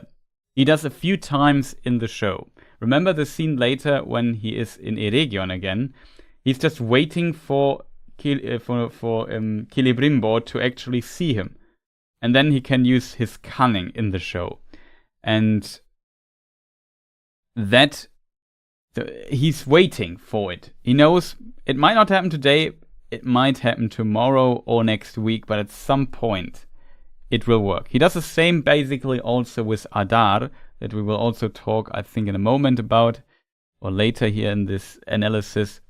He sometimes, and that is a strength, I think, of Sauron, he knows I just wait here, and at some point something will happen. And I will use this opportunity and make something out of it. That's basically the same here. He lingers. At some point, somebody comes across. The space and time is always a problematic thing in the show. There is, if you have looked carefully, after Sauron gets stabbed and the blood drips down, we have something strange. I found it a bit weird to see, but we have a fade to black in the film, which usually indicates that that some time passes in the meantime. I'm not sure if sometimes also like the credits run or something, but in this case, I can't show it here on the screen because I would have to use the animated stuff. It's just a black screen, but it fades to the black screen for a moment, and you think, okay, maybe now the intro comes or something, but nothing happens, and then it fades back again, which often you can use as a device to indicate some time has passed. We're not sure how much time has passed. It could be weeks. It could be millennia. It could be centuries. We don't exactly know how much time has passed here, because I'm also a bit... we also have no idea here about this scene where this actually is. Like, I'm a fan of maps. Unfortunately, after a lot of inaccuracies in season 1, I have kind of given up on the idea here. So the question, the weirdest question for me is, chat, with this scene. Like, we know Sauron was in Forodwaith. Let's say optimistically somewhere here. We don't know exactly where he is on the map. Where's the next harbor he could go to? We know he is taken by the woman. I mean, he could have taken a long path. But if we look at this beautiful map here, the next harbor would be Mislond. We know from the Lord of the Rings. Here we have no snow. Maybe his spirit explosion has kind of made this area more snowy. But it looks snowy as a result. I mean, there's also snow in the Shire. So we have to keep in mind, we have to go quite a bit south for snow not to be a thing anymore. But here in the north, we have like a huge area where it could be. I need to get rid of this stuff here because it annoys me so much. Okay, sorry, chat. Don't try to make sense of it. We are, of course, a book channel. And it's not about making sense out of it. It's more about is there an interesting idea behind it to discover? I don't think so. But nonetheless, I would like to point out that here, especially at winter times, it was very dangerous for ships to get here to Forochel. Círdan sent some mariners there to get Arvedui, who maybe hid here, and he had contact with the Lothos, the snowmen of Forochel, so there are some people living here. And the ship of these potentially very experienced mariners were stuck in the ice, and all of the ships sank, they all died. So it's very dangerous, I think, taking this route here. I wouldn't say that here can be a harbor.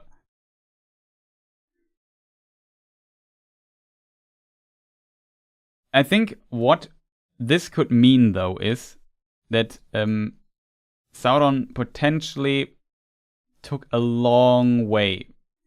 I could imagine he is somewhere here. This is where later, or at this time, maybe Tharbad is. We have a Númenórean settlement, Lond Dire, which would be here. So if we talk about Second Age, it could be somewhere in this area. As a result, he had to travel quite some distance to even get here. But I think it's not impossible that he slowly crawled over years all the way down. Maybe also they said, well, we don't care, there's some settlement, there's some harbor, whatever. Else, I mean, that's from the map. The biggest harbor would be this one here, Mislon, but there the elves would be. I don't think he would go there. So I can definitely see him maybe walking all the way down here, something like this. I mean, it's also possible that he goes into this direction here. And then we know there is some, here's the Lonely Mountain. Yeah, the elves, you could maybe argue he goes into this direction of Rune, and he's going to the Sea of Rune or something. But let's say the people here went to Londyre and wanted to go to Numenor, then this here would be, I think, the best option. Maybe even further the Guaslo river up here, where Tharbad is. Hard to tell.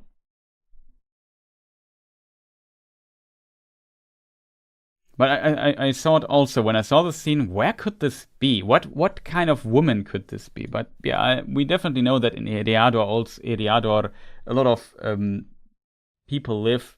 So I guess it's possible, but I think we have to consider that time and space are quite stretched here.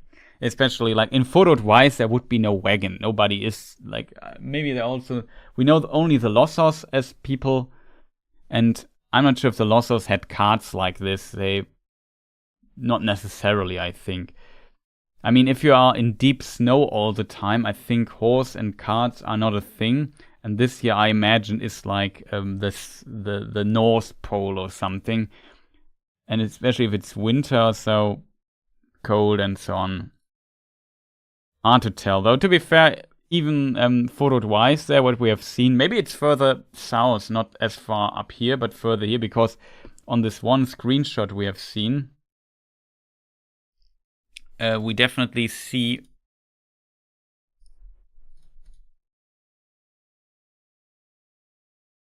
it's not as snowy as it later looks, if that makes sense. So here it is, photo-wise. So I could imagine that they maybe do a little setup here and say, yeah, this is here where later Carn Dûm will be or something. Then it would be somewhere like here where the arrow currently is.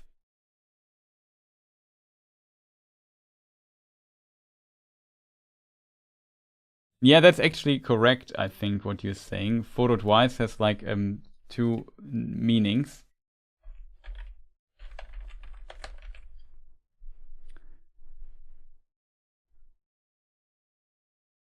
Not sure if that's an etymology hint at this.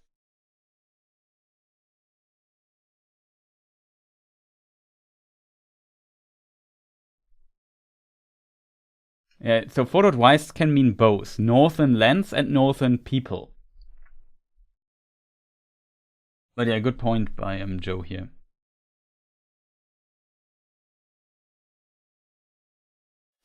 Yeah, there is a good joke that Lyanna Stark made, and I had pretty much the same. I really had the same idea. Like that, I would have even said that I even though there's no base for this in the lore. When he went onto this cart and snagged this poor woman, I thought he maybe would take her form. You know what I mean? That would be cool. And then I thought, okay, if my thought process was the following. Wait, if he gets now out of the cart, I would assume he has a human form again, as he had before. But maybe he's the woman. And then we learn, maybe in this prologue later, who the real Halbrand was, and he killed him, and also basically is now posing as him or something. That I found was an interesting idea, but I didn't go for it, as we see a bit later.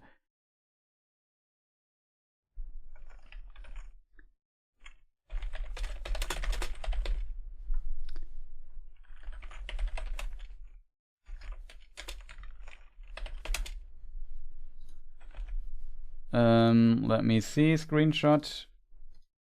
I know, chat, I'm terrible at this here, but yeah. He turns out to be Halbrand. And it looks very cold. Poor actor had to stand barefoot in the snow for some time, I think. I'm not sure how this was filmed, but I could imagine it was just real. So that was pretty interesting. That would be too much like Terminator 2. Yeah, that's also a good point. It would be too Terminator.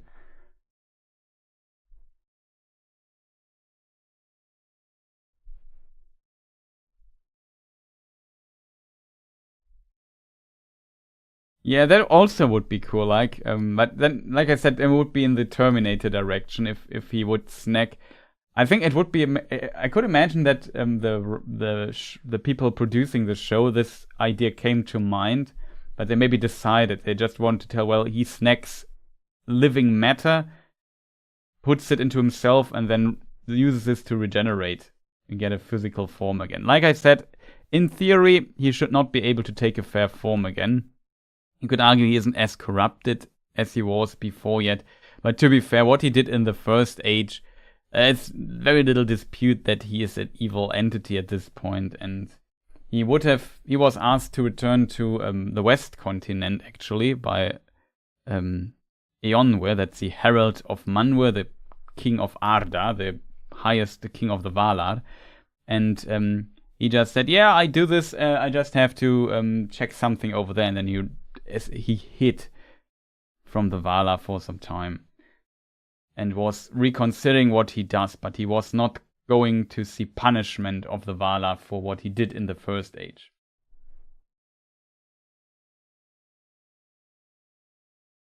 Liquid Mithril T1000. I like that, Thomas.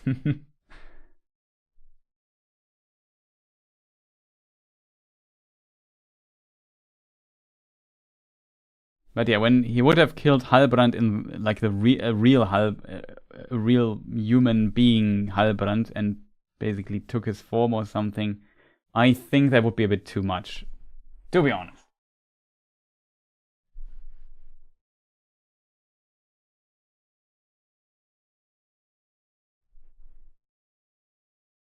I just find it interesting that the winter happens.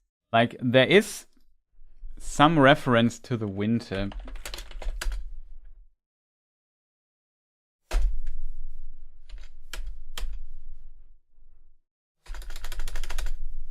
Screw me, that's too far.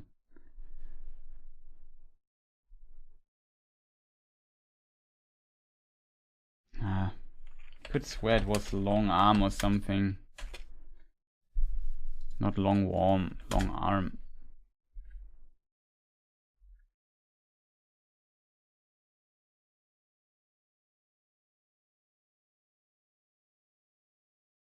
On the right book? I am. Chat, it's so hard to find stuff sometimes. I could swear the phrase was something long arm. I think it's in Appendix A.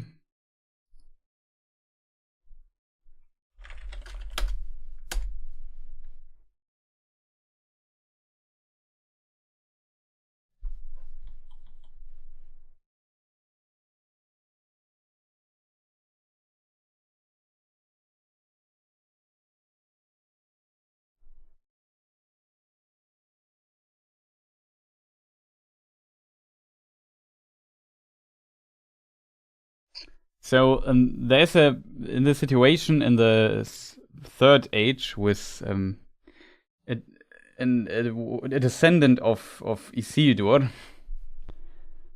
But the snowmen were uneasy, for they said that they smelled danger in the wind. And the chief of the LotR, these are the snowmen that live in Forochel I mentioned, said to Arvedui, that the descendant of Isildur, do not mount on the sea monster, the ship.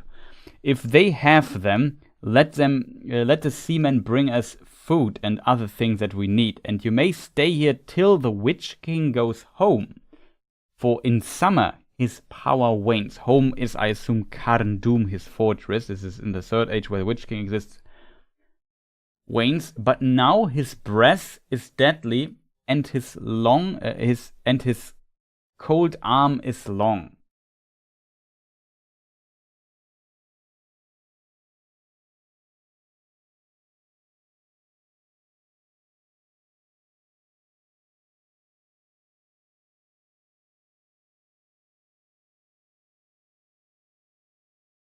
So the LotRs warned him to not go on the ship, and the ship, as mentioned, is stuck in the north and sinks and gets and all die basically, including Arvedui and Palantiri actually as well.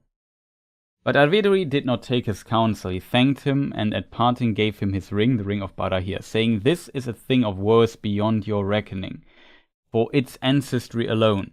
It has no power, save the esteem in which those who hold who love my house. It will not help you, but if you ever are in need, my kin will ransom it with great store of all that you desire. Yet the counsel of the Lothos was good. By chance or foresight, the ship had not reached the open sea when a great storm and wind arose and came with blinding snow out of the north, and it drove the ship back upon the ice and piled ice up against it.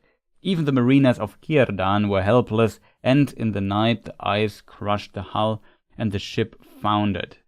So perished Arvedui, last king, which the name actually, Arvedui means last king translated, and with him the Palantiri were buried in the sea. It was long afterwards that news of the shipwreck of Forochel was learned from the snowman.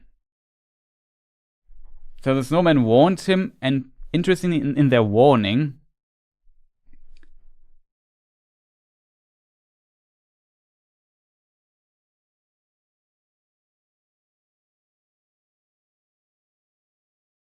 in this warning, they mentioned the Witch King. So you could argue the Witch King maybe had some power over the cold, over the winter, and his power was not as strong in the summer as it was in the winter, or in other times of the year.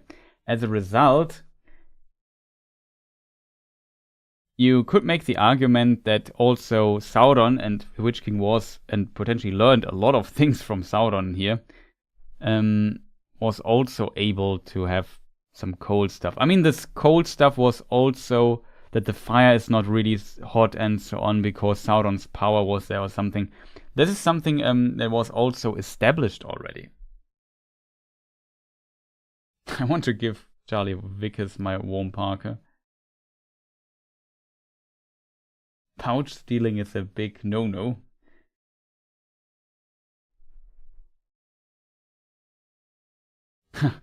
I thought Sauron wanted to be good, but he quickly went evil and stole the pouch.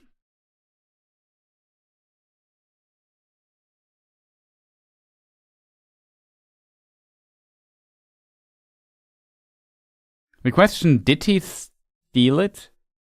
You mean the other pouch, right? I thought you mean the booze, but yeah, the pouch from this dude.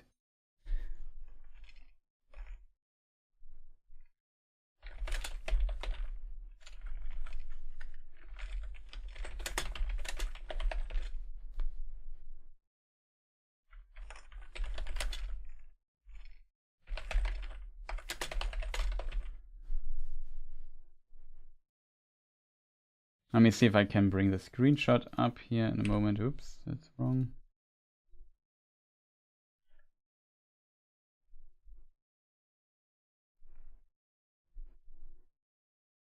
So yeah, good that we are just a few seconds in. But there was a lot of stuff to discuss here because it was an interesting scene. So we skip a bit ahead. And he meets this friendly man here in the show.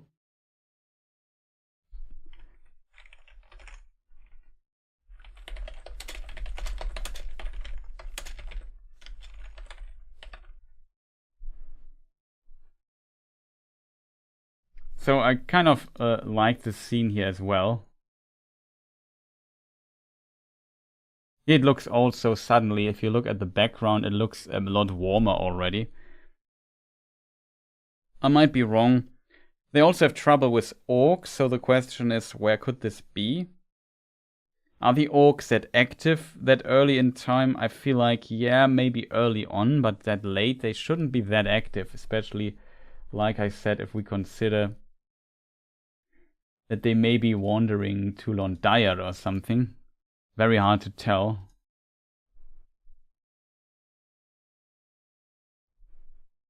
Winter's coming. With great snowfields, yeah. Elden Ring reference here. Yeah, today was quite warm, I feel.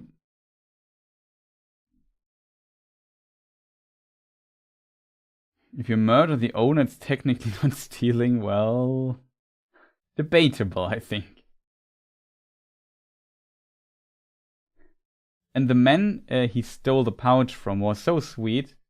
Was just a nice old man. Yeah, that is true.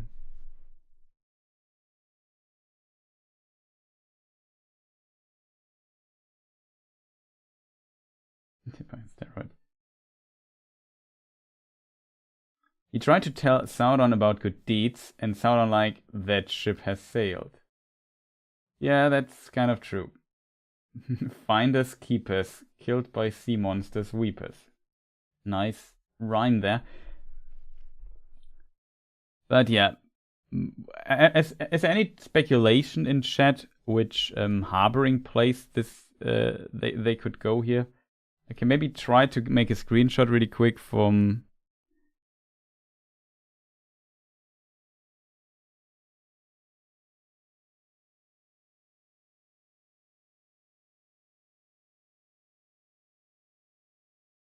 No, that's actually an interesting detail, chat. We might look into this. Sauron.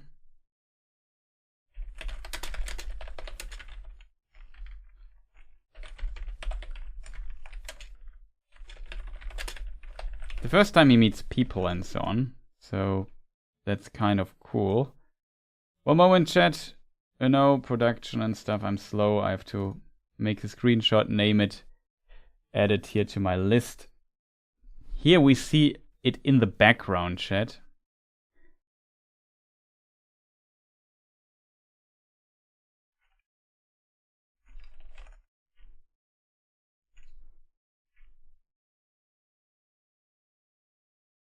If we zoom in a bit, it looks like this. Are these Númenórean ships? How many people have ships? Is there a river that we see there as well? Could this be Londaia? It's really hard to tell. If we look at the map, let's get the map going. I mean, it could also be some unknown harbor here. Instead of Londaia, because then we would have some mountains in the background. And you could make the argument these mountains there. I mean, we should not look into too many details because the showrunners got cardinal directions and stuff often wrong in the first season. So my hope here is not that high. But it could be some... I mean, it does not have to be at a river at all. Like, if you think about it, it could be just at the coast. But what we see down there, in my opinion, definitely looks like it could be like a small settlement with a little harbor somewhere here as well, besides Londaia or something. Who knows how this exactly works? But I would imagine it's somewhere down here. That's my best guess, because we know there's a harbor, we know there's forest around. The forest also, if you look at the screenshot here, I have to get it back to stuff. It looks a bit reduced, and we know that Númenor reduced the forest quite a bit because they needed wood for ships and building and stuff. A good night, Ashnak. Nice that you were still here. Yeah, we will have quite a bit of fun. I'm pretty sure of that. There was no elf swan ship. Yeah, that's true.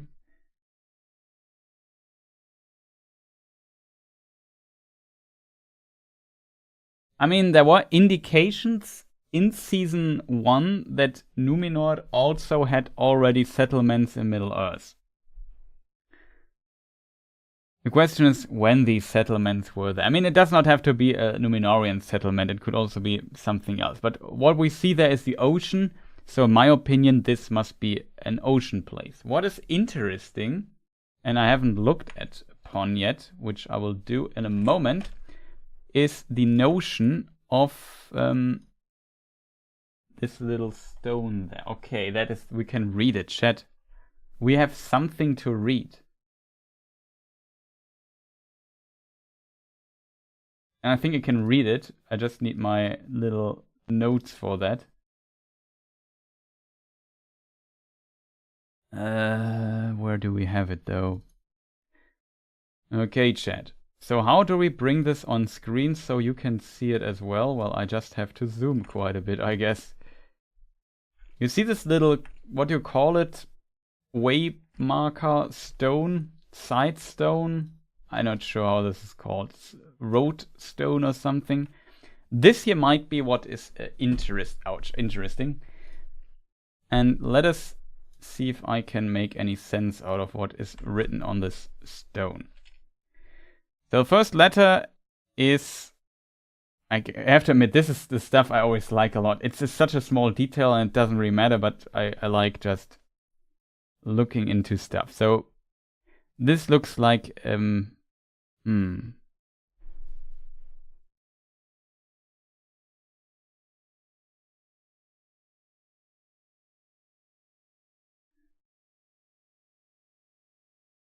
first letter, I hope it would say something like Londiad or something, but the first letter is an H or an S depending on when it was written. Let's say there are two modes for this. There's first of all the Moria one, and then the older Angersas, but it's complicated with that. So the first letter is an H. Then follows a consonant, not a consonant, a vowel. It's an O. Then this K-looking letter is an R or an J. Maybe we note this in chat. H or S, O,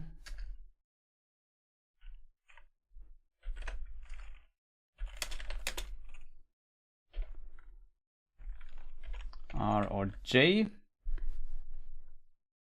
Next letter, chat. Yeah, that must be the B then. Pretty obvious.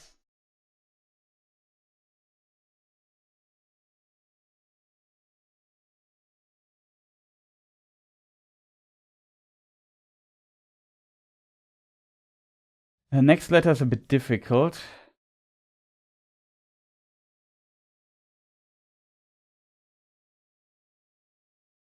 Let's make a question mark for the time being. There's some. It looks a bit like some special case, but it could also just simply be a T, or no, it's not a no, it can't be a T. What else could it be? Well, we'll just leave it question mark, and then we have the K-looking letter again, so it's a R or a B. So far, can't make that much sense out of it. Not sure if there's another letter, but then a new word starts. So I'm going to make a thing here. I would say it's another B. Then we have an A. Then we have, I think, an E. Bay. So it's I think it's that's a dot. The dot means new word. We have the DH, that is the English, like in they. And the last one. What is the last one, chat? Let's make a question mark for the time being. And then at the bottom, I think that's a sh, right? No, it's an S.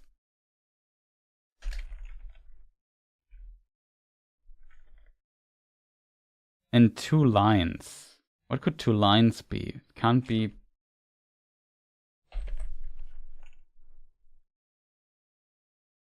I'm overlooking something. I'm too rusty in the Dwarven alphabet in Kiers to kind of. It could be double I C.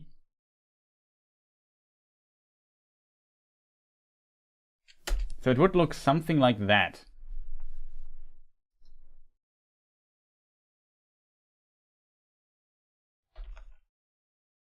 You also post it in the other chats. Might be some mistakes.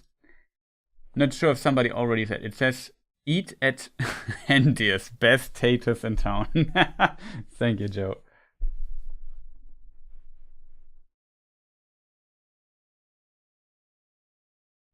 Seems like a harbor. I just move my stuff around a bit.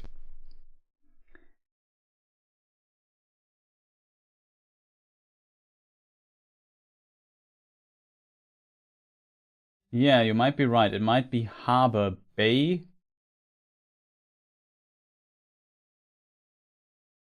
The Yeah, you might be right. It could be harbor. Well done.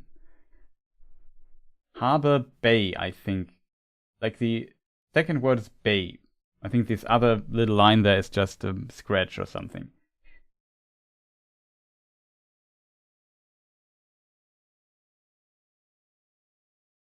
What is this other symbol though?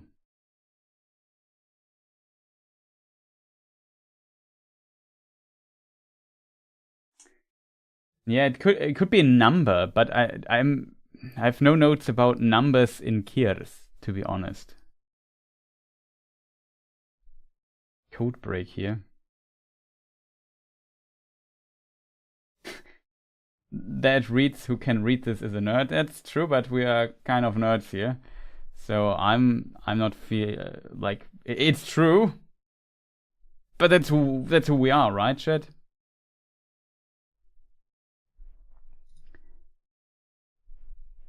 See.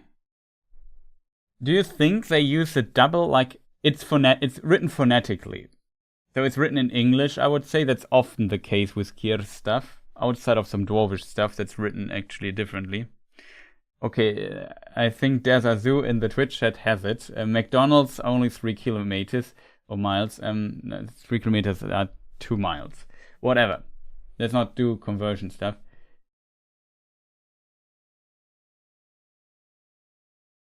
Oh. Yeah. Oh. Let me look at the English phonology of harbor.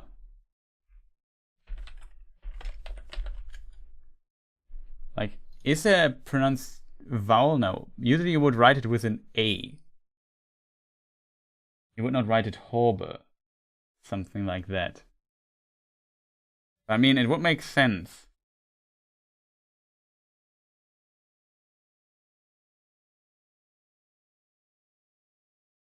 I said 2, right? H or the first letter again? There should not be a 2 and S. The first is H or S, in case people wonder.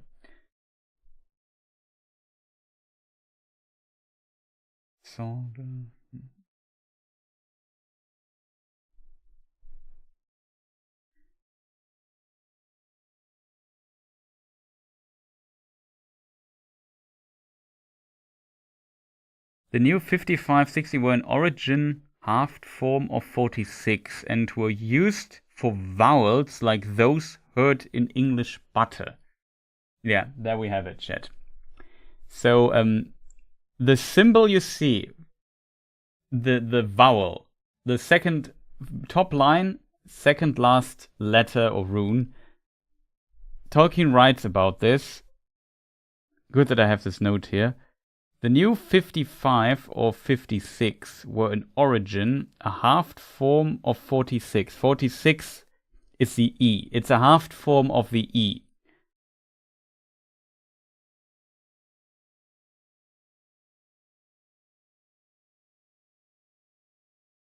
Yeah, I think it must mean harbor.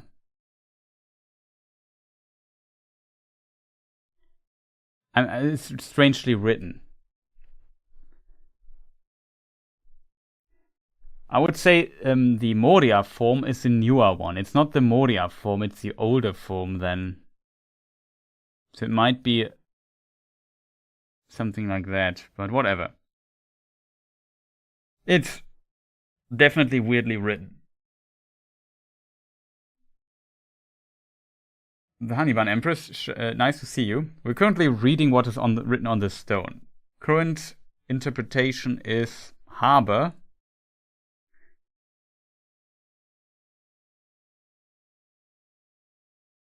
Harbor bay, and then I assume, you know what? The letter, like second line, last letter, that could be the same. It's just maybe thicker or something.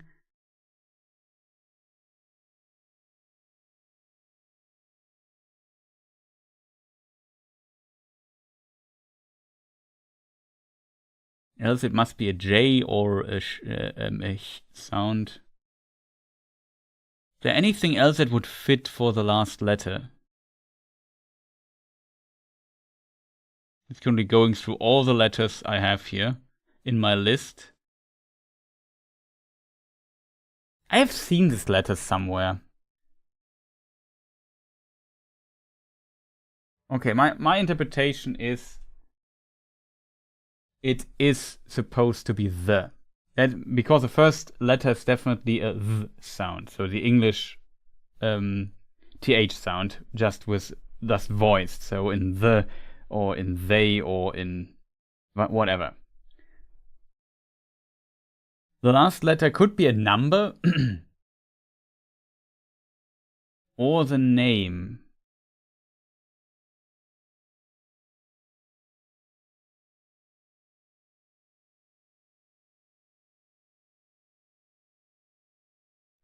The long U.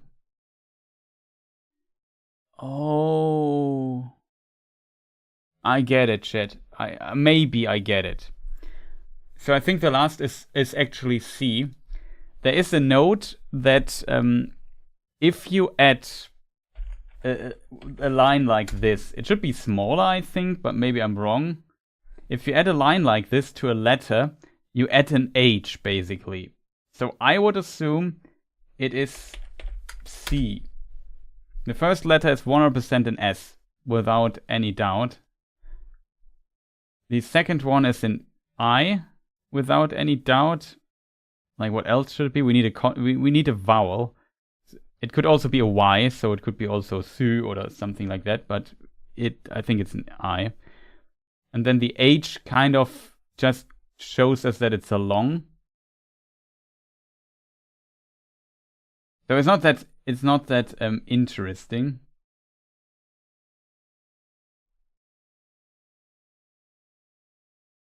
I'm not sure why it's harbor, bay, the sea, but something like that. The sea is always right. That's correct. That's also something we will learn later in this episode. Sorry that it took so long, but I always love looking at stuff. Like if you can read it, it's always fun to look at what it actually means, if there's any sense behind it. And I would assume they would have. Often this stuff is just for fluff, so not that much work is put into it. But yeah, so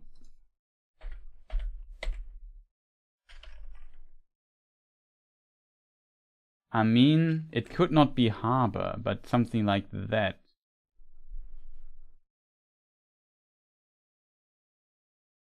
Har.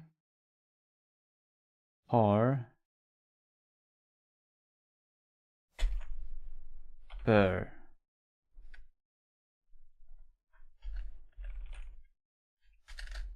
Well, maybe I can spell it like this.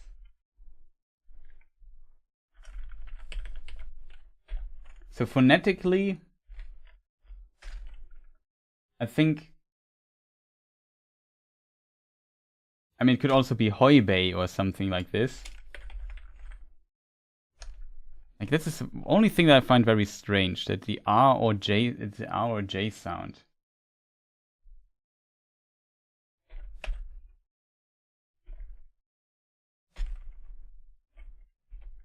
But these are the only options I currently I'm seeing here. Maybe there's an off somewhere hidden. The second word is 100% bay.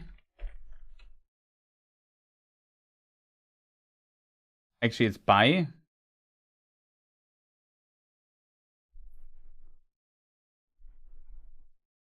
Harbor. Not bay, it's by. It's by, it's not bay. Bay would be spelled differently. It's okay. Harbor by the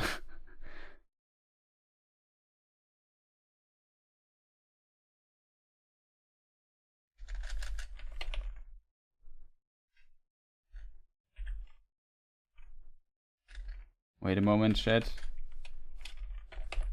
Harbor by the sea. I'm not sure why it's spelled harbor, but maybe its name is also Hoiboy or something. Harbor by this way.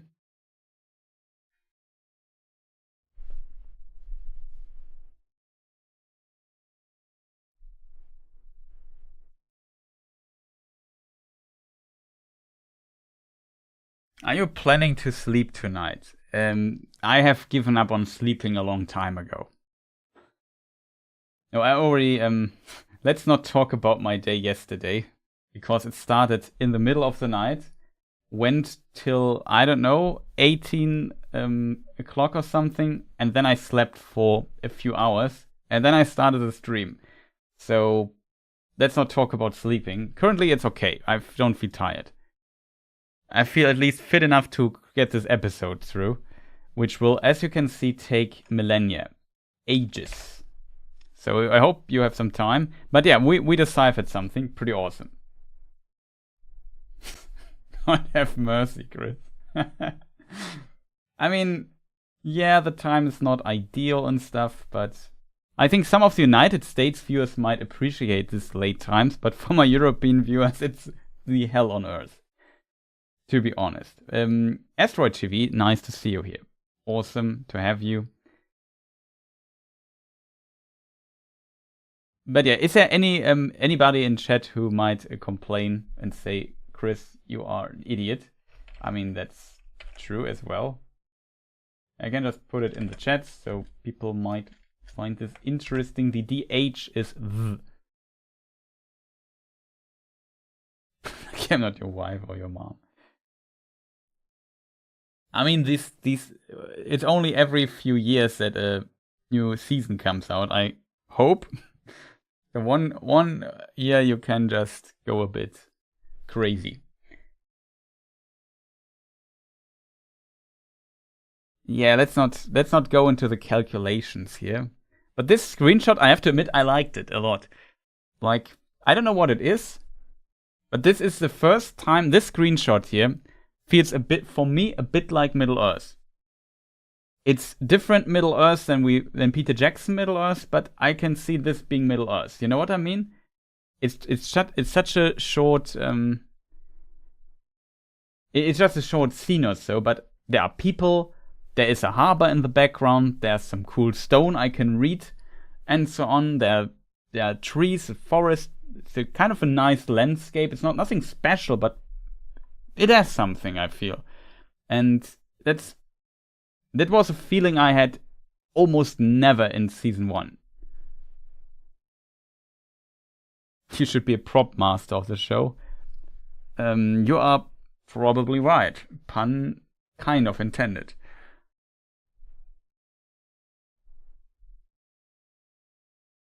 We are here because you are an idiot. That is, of course, true. And I appreciate that a lot.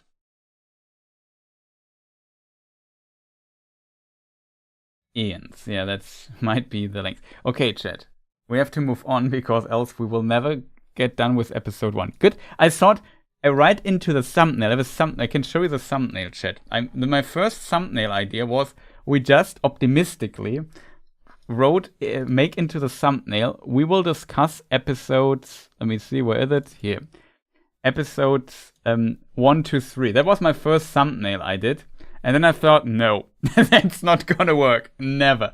So I just decided to change it to, we just go with episode 1 for now and see how far we get. So I think the first episode might be possible in an 8-hour stream or so. We will see how this works.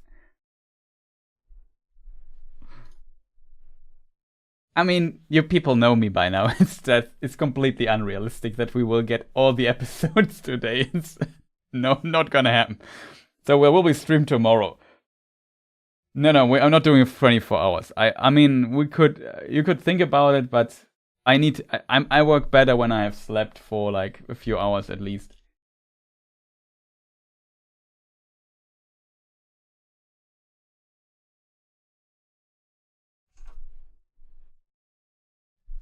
No, not 3 episodes. Sorry. Yeah, we won't do that. We'll do the first episode for now, and then it's see you in hours. Whatever, chat. Looking at the episodes, so we are in, just for people who wonder, Chris, how long is even the first episode? I'm not sure how long it is. Now it works. We are in. Now we have to go to the ship and stuff, right? Yeah, the ship. We are 15 minutes in. That's actually not that bad. I thought it would be much, much worse. We are 15 minutes in, chat. That's easy. Like, how long can this episode be? How long is this episode? I think it's longer than a normal episode, isn't it?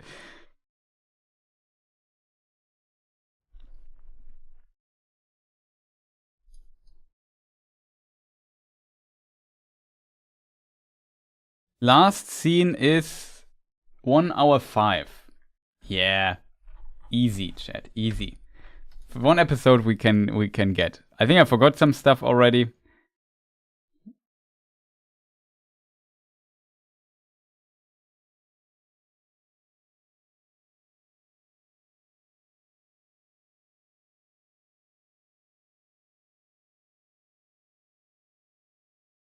One thing I want to mention is that the dude already has a crown.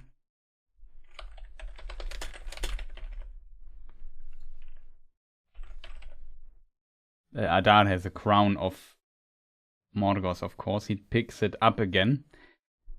Though it can't be Morgoth's crown. So now we have the scenes on the ships. The ship scene, I have not much to tell about the ship, though. There's some theory crafting we might want to do here with the where the ship is going, don't ask me. It doesn't look like a Númenórean military ship, at least. Ship to somewhere. Ship to somewhere, chat.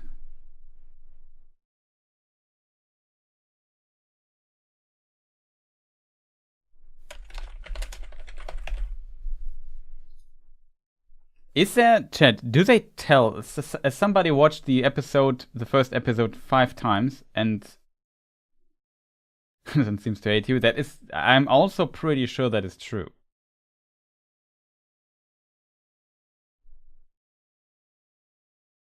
Ship. Where's my ship screenshot? Ship to somewhere. Here we are back into dark territory. Because it's hard to see. I can make it... That's wrong. I can brighten up it a little bit. Maybe it's a bit too much. But maybe it helps you seeing better what's going on. So here we have the ship. Is there an interesting detail here in this regarding the ship? If we zoom in a bit, that's how the ship would look up close.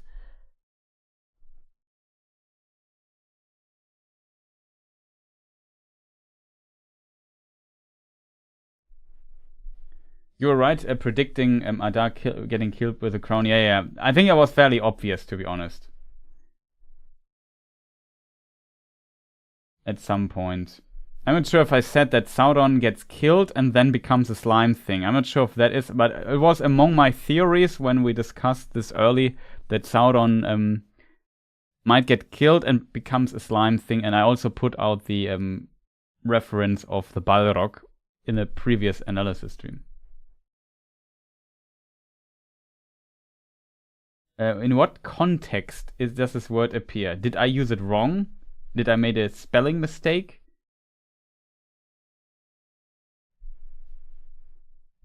Or is this used in the show? Ah, okay. There's a spelling mistake in the chat. Now I get it. I thought they were heading towards Númenor. Do we know this for a fact? Like that? Here I'm not sure. Maybe I could look into the show for a moment.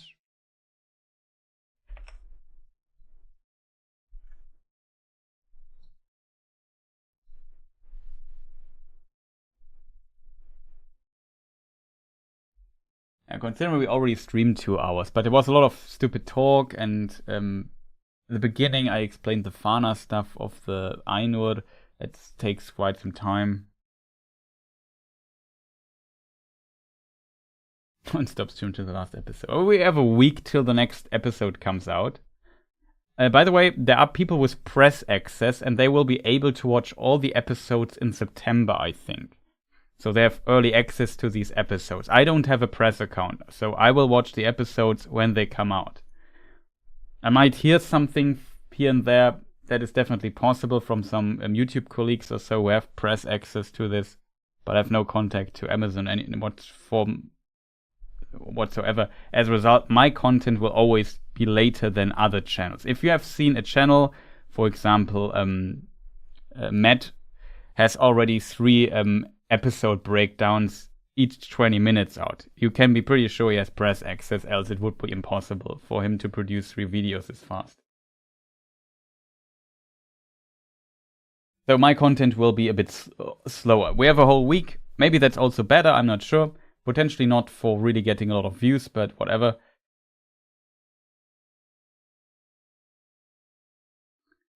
We talk about, the Numenorean impression. I would suggest, I still have the show here. I have my Amazon thing here up on PC here, at least in the background. The only thing I have to be very careful now is that you don't hear the sound, else I get into trouble. Video nicht verfügbar. Okay, cool. I activate the English subtitles. They are activated. Awesome. So let me just skip through the dialogue real quick. He's sitting at the fire. We have seen this particular scene. It's actually also an interesting scene which I skipped. It's a bit before the stuff, but he sits at the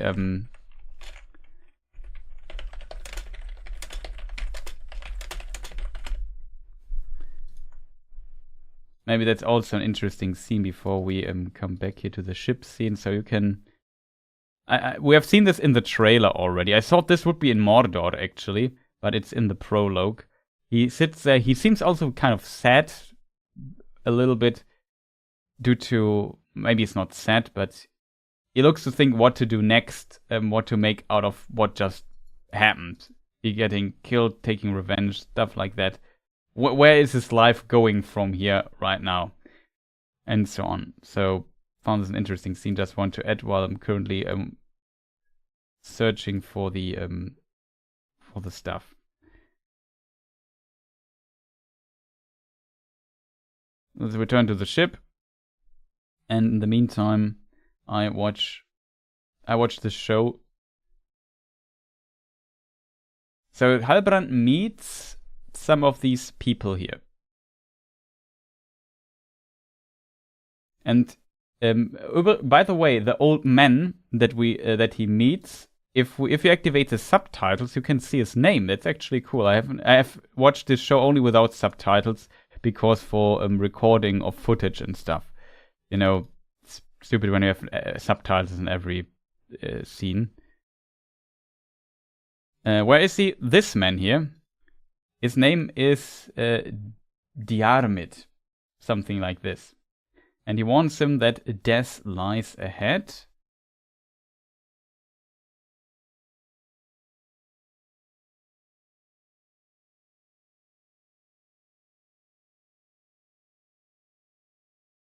The question is when armies of orcs move through Eriador. After the War of Wrath, this is kind of a thing that's a bit... From a book perspective, maybe can be criticized to some degree. Also, the screenshot is now brighter than it should be. The army of men thing, army of orcs is moving through the lands, and they were the fortunate ones, they say. But it's hard to tell when this is after the War of Wrath, because there is for sure a time after the War of Wrath where the orcs have to move through the land and hide somewhere. They have to escape from Beleriand and hide in the mountains and so on. So I could imagine it is this time that they focus here. This would then basically make this point in time early. However, we still have to meet Galadriel and stuff, so it can't be that early. But from a book perspective, at some point when the dust of the War of Wrath has settled, there are no armies roaming Eriador in a lot of cases. It's actually a time where the elves and men have kind of peace, because the evil is gone for some time, you know what I mean? So it takes some centuries for it to coming back. We know from a letter that Gil-galad writes to Numenor, if we look into the unfinished tales, in Eldarion and Arendis. There's a text about this, and he writes a letter to the king of Numenor, and he says, somewhere in the distant east, there's a shadow, a former servant of Morgoth, gathering strength again. We should be careful. And this is, of course, Sauron. So in the book, Sauron goes to the east and is trying to find alliances and men there. It's very different what we potentially see here. But of course, Sauron also at some point had to get there, if that makes sense. Still, in this early time, I would say, especially, we have to consider he goes on a ship, he goes on this raft, and then he's found by Galadriel. That's kind of the next steps in the story. If we just look this from a somewhat logical time perspective, we can't be that deep into the second age, because we already know this is close to forging the 3 rings of power already. Let's say, you could maybe argue it's a year or something that passes, but it doesn't feel like from the portrayal of the show that a lot of time has passed already. As a result, I would definitely say that if Sauron was now a slimy worm blob for like some centuries, then we are still looking in a time where the land should actually be mostly at peace. You could argue this is not like he traveled further than we thought, and it's not Pelargi or not what's the place called, Chad? Londair. But maybe he went much, much, much further down. He could have went somewhere here. Gondor doesn't exist at this time. It's not founded yet. This comes later. He could also go Pelargi or something like that. Also, definitely a possibility. Maybe Belfalas, there are some settlements and so on. Or even, he went even further down. I mean, here we already have Umbar, all the way down here. Here's some coast where we don't have very little records of what is going on there. So it could be also here. He could have walked a lot down, but then I don't know, the people look a bit like the snow stuff. So I don't really know. Just pointing that out, that from a book perspective, if orc armies roam the land early on in the Second Age when Sauron is not in power, there's only a very small time frame where I would say this is plausible. Hope the orc got names. Yeah, definitely possible.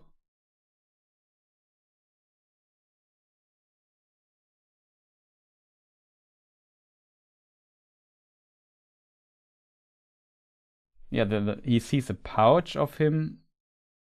That's basically the story tries to explain to us how he will get this pouch.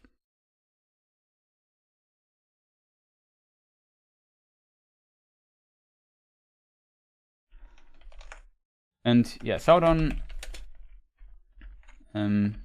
What is his name? I forgot the name again, chat. I just said it, but I don't recognize the name in any shape or form. Diarmid. Okay, just call it right. I have to name my screenshot, chat. That's kind of my problem.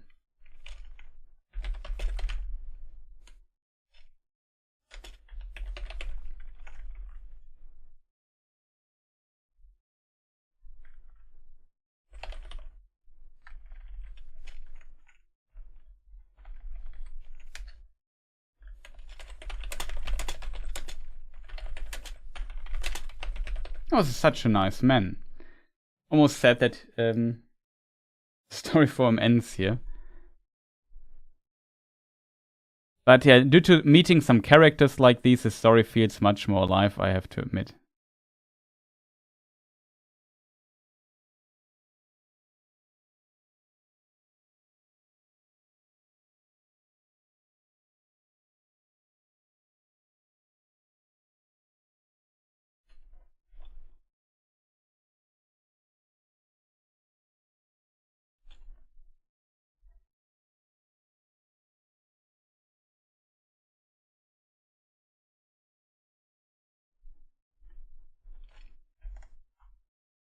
I need a screenshot of this in a moment.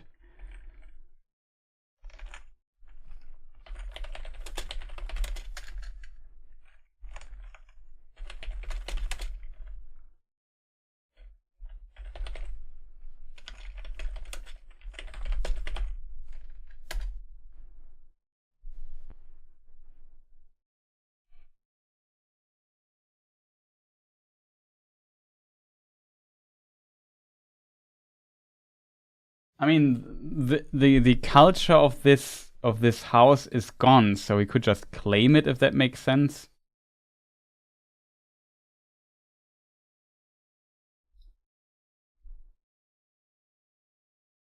And like I said, it was more like people starting to see things in our friend Halbrand.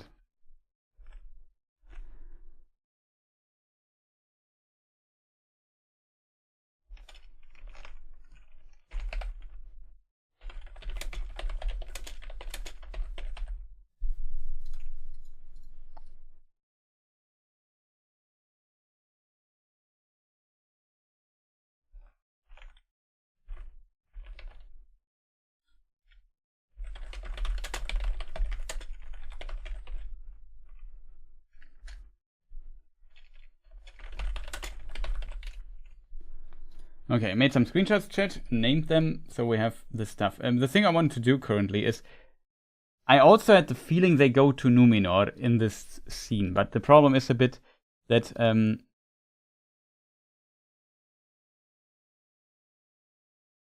if there's a hint that he goes somewhere else, chat, that he goes to Numenor, if the old man basically says this.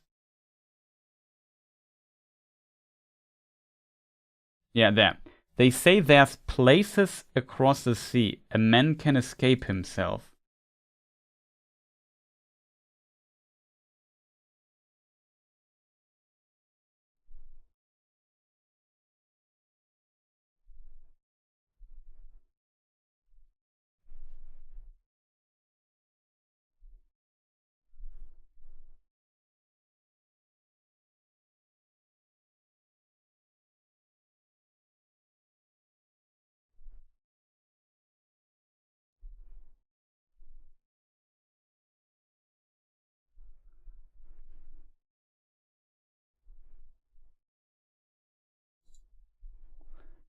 Across the sea, chat. I would say that is Numenor, right? Because if we look at the classic chat, we look at maps. If we look at the map, there are not that many places. I just had to watch this whole scene here. That's why I was a bit silent for a moment, because we were not enough talking anyway. I hope you understand. But if we say he's somewhere here at the coast of Middle Earth, then across the sea, I mean, in theory, they could also mean Umbar or something.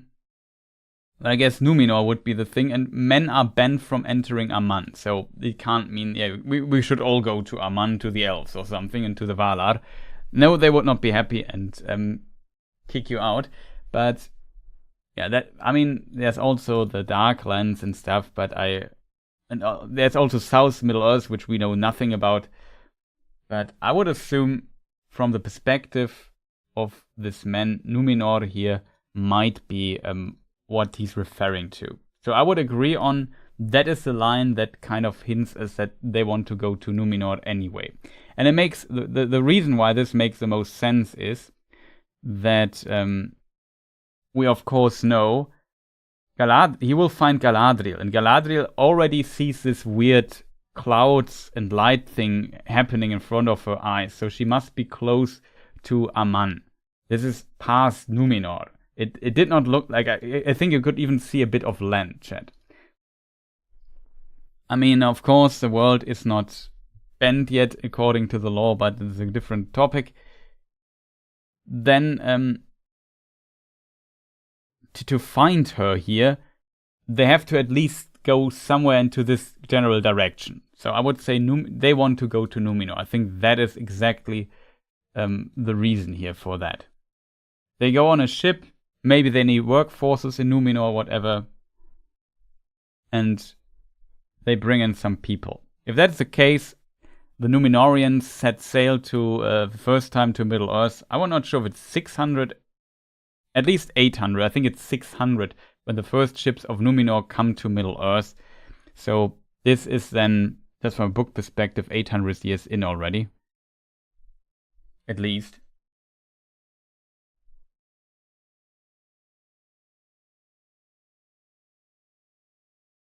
Yeah, Joe also said this multiple times. Sorry for ignoring your question here. Yeah, it seems like Numenor in the show in season 1 was very isolated. At least they don't like. I mean, they don't like elves. That doesn't mean that they don't like other men, though they talk about the low men often and talk a bit down to them. But it seems like they don't hate the low men as much as the elves. But with the argument that the elves are taking their jobs away, which I still find ridiculous, I think maybe the low men take their jobs away or whatever. That is some concern you hear in some debates this day as well, but it would be strange if they allow. But it's a different time. We don't know how much time passed. Now, well, we actually know because in a few weeks he hits Numenor and is there. Medial. I mean, the problem is Medial is one of the last rulers of Numenor, so it's very closely to the end of the whole Numenorian plotline. And as a result, it would be very late. But we have a lot of time compression. You have to kind of consider this. It seems like going from Middle Earth to Numenor, you make like time travel, which is actually interesting because Numenor's idea was the result of Tolkien writing a time travel story. There was a competition between C.S. Lewis, who made the Chronicles of Narnia, and him. And Lewis was supposed to write a science fiction story, which he did, and Tolkien was supposed to write a time travel story. And Tolkien kind of went there with an Atlantis approach, and there Numenor kind of happened out, and then he included it into his lore for his world, for Lord of the Rings stuff. So, or the Silmarillion stuff, to be precise. Interesting story. But yeah, in the show, time is a very fluid thing, I guess.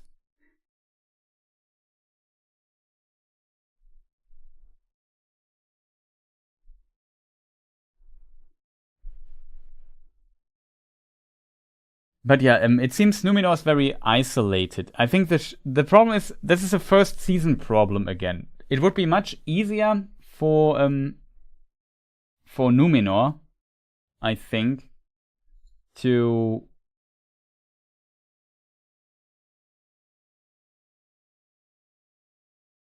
have these other harbors established already. But there's some hints. I think there's one quote from Pharazôn from season 1, which I won't find, but that indicates that they actually have settlements in Middle Earth already. But the show is so bad. The season 1 show is so bad at portraying this. Like, it's just like a half sentence that somewhere is dropped. And I think in an interview, the showrunners also said that Numenor is not isolated on the island. They have settlements in Middle Earth already. So I think that is the case here, though this would, from a book perspective, indicate a certain time frame when they started having permanent settlements on Middle Earth. There are different versions of this. It's a bit complicated, but yeah, I agree, 100% agree. It seems they're very isolated. I think Joe earlier also commented on this. But at the same time, they are not.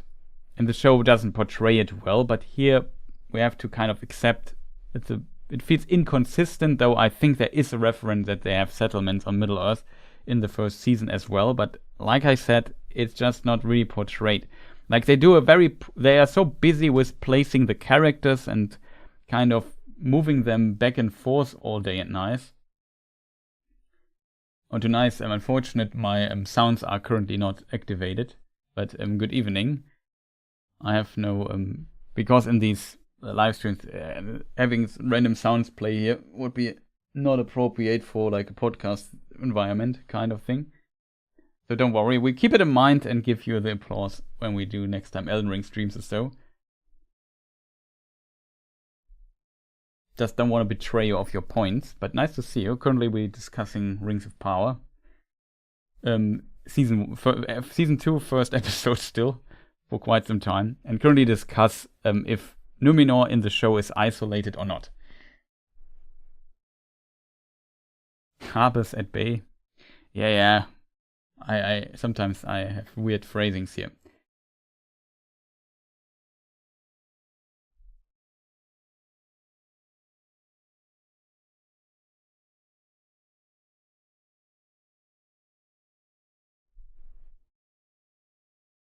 Yeah, Aman makes no sense. Numenor also makes little sense, but it's the only thing that would work, kind of.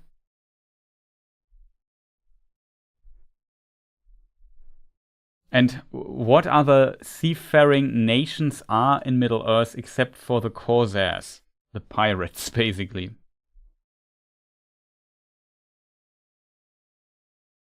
And tonight, have you also looked into the Rings of Power show yet? Currently talking to Twitch chat, in case people wonder. Love all the map talk. Yeah, map talk is always important here on this channel. We need a good map and talk about stuff. Corsairs of Umbar are here. Here's Umbar. Here live the Corsairs. So they would have ships. The question is, when is Umbar founded? We know Umbar is a very old harbor. And as a result of its massive age, I think Umbar is actually this little thing there. It could have existed in the Second Age, even early on. It could even be older than that, but it's hard to tell. I know that the Numenorians at one point take it. It's not clear if the Numenorians actually found Umbar. I think that's not the case. I think they just take it as their harbor at some point.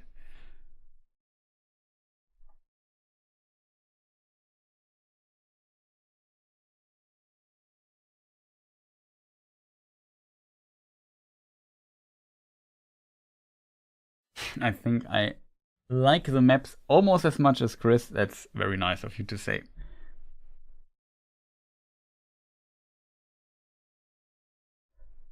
But yeah, Tolkien, like, when you buy a good copy of Lord of the Rings, there's a map of Middle-earth in it. I mean, that's kind of part of Tolkien's world, to have a map, so you know what's going on. I think it's not unusual in high fantasy novels that there's a map around and people are also interested in this stuff. No, not yet. Oh, okay. I hope I don't. If you plan to, spoiler warning for episode 1. So let us move back to the screenshots of the film. We were already on the ship, so let me try to find a screenshot. So Halbrand is on the ship, which I always have trouble to see because it's so dark. But yeah, this is the ship. Bloom. And then on the ship...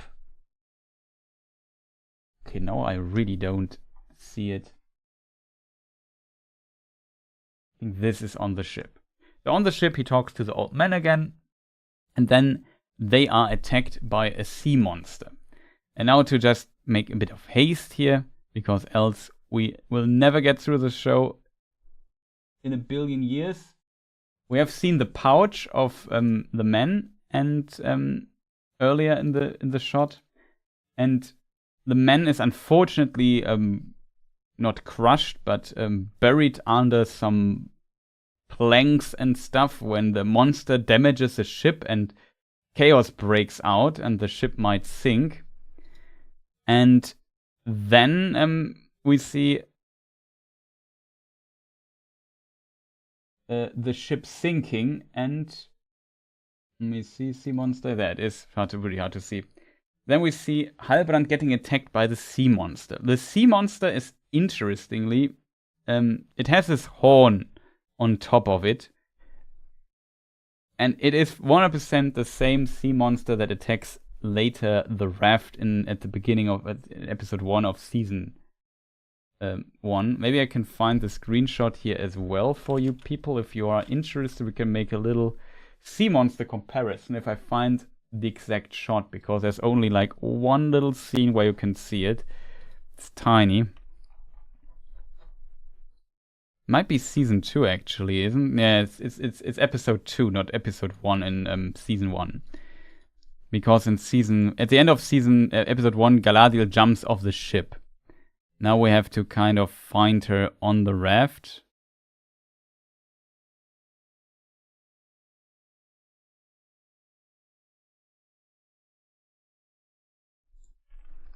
I called it they conveniently got rid of all the unimportant characters. Ah, that is, I think.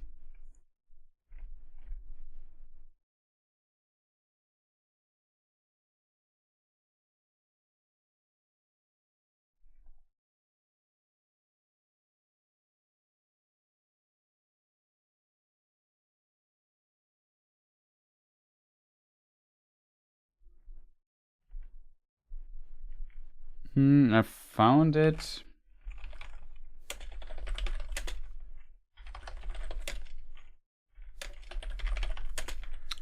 Just have to get the screenshot here working, chat. So you see this horn thing on top of it? That's pretty sharp tooth and stuff. Here is the other shot, and there you see it in the background for like 3 frames or something, the upper part of the sea monster. So we definitely know it's the same, and we already have seen it in the trailer there as well. So yeah, and it attacks Halbrand. Sea monster, that's here. It attacks Halbrand, which we don't see on the screenshot yet. He's underwater, looking at it, and shortly before the sea monster would eat him, it just says, well, I don't eat you, because you're Sauron.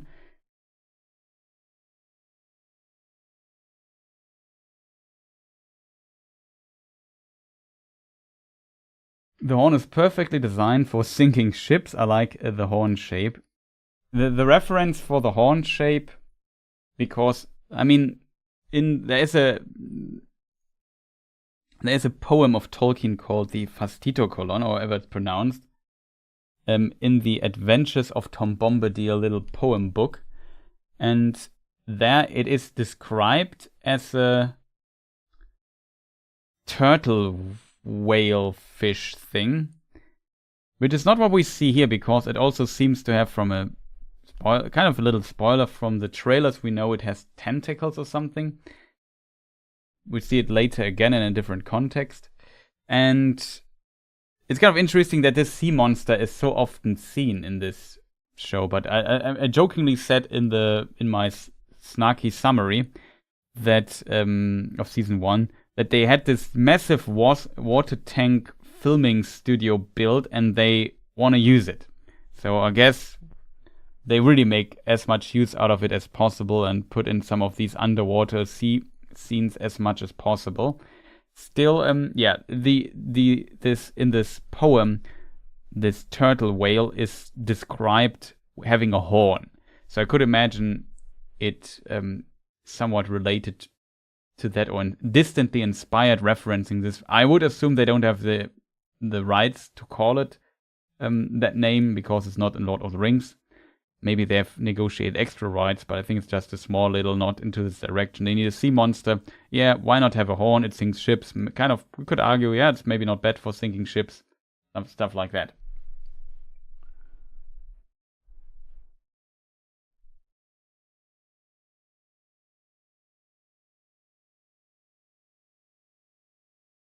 Yeah, books without maps.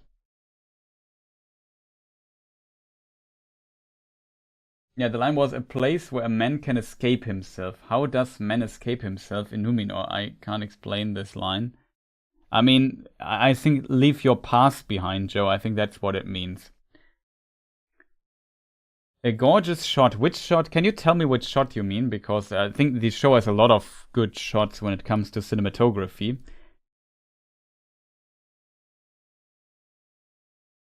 Which I also think is really good again in this show. We can analyze a monster's teeth and gills. No, that would be too much, I think.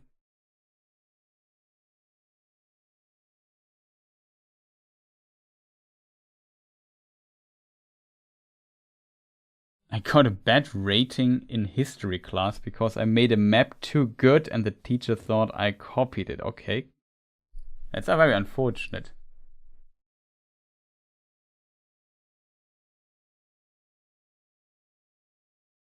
A ship in the ocean in the distance. Oops. Just moved my image here.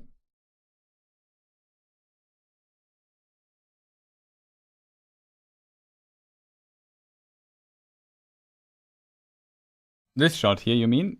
Yeah, I also quite like this.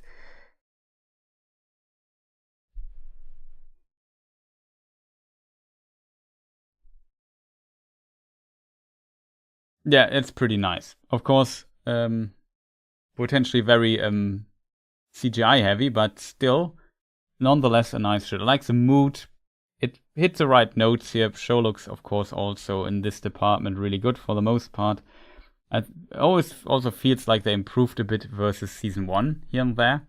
So that's also great, I think. I have to say I really like this shot. For whatever reason, we explained it because it feels a bit like for the first time it feels a bit like Middle Earth.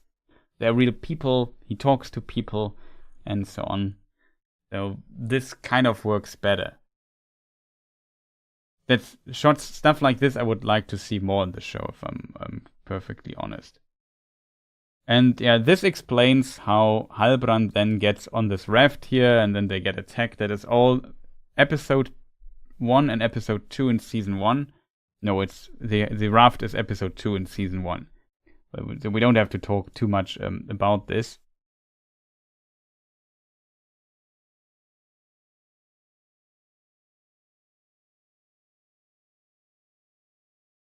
Almost 30 years old trauma, okay.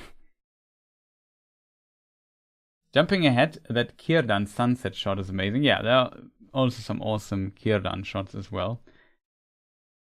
So chat, next thing, I'm on the wrong episode now. Now we learn what happens.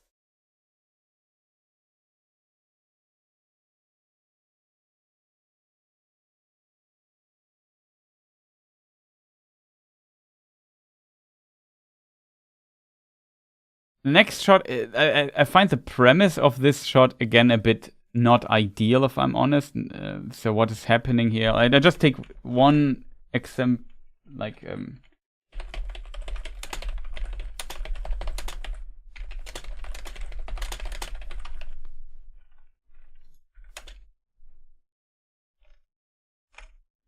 so we switch scenes now. I think, is there anything left to say about Halbrand, chat?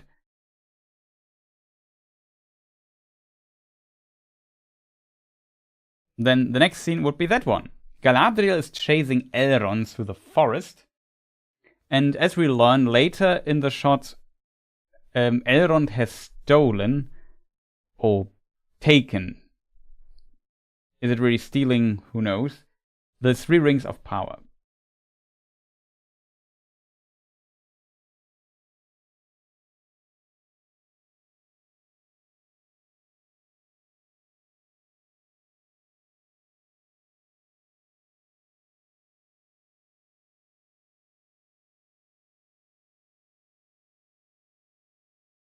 It's a good question if it's really Ulmo's creature, though, but I don't know. Yeah, my lore streams are always like taxing, let's put it that way. It's just a lot of detailed stuff. I might make a compressed version as a video or so out of this. But yeah, it's always like this. Tons of stuff. Have you seen Desazu, the current episode? Like episode 1 of season 2, or the first 3 episodes all out already? So, like I said, in this scene, Elrond, I assume, if we think back at the end of, maybe I can find the screenshot here as well, chat. Just one moment, I just make it really quick.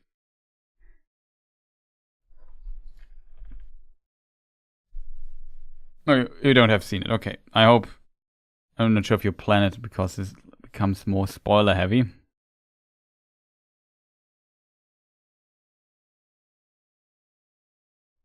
You have to zoom in a bit. It's not working.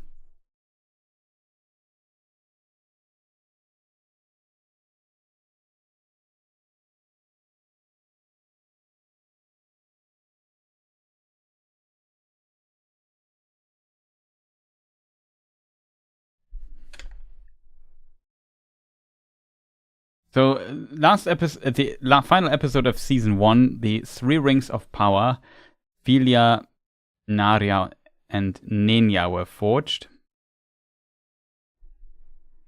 Maybe talk about them later. Wait. 3 rings of power. Let's make a new screenshot here so I have it in grab distance. Elrond, Galadriel, end of season 1, episode 8.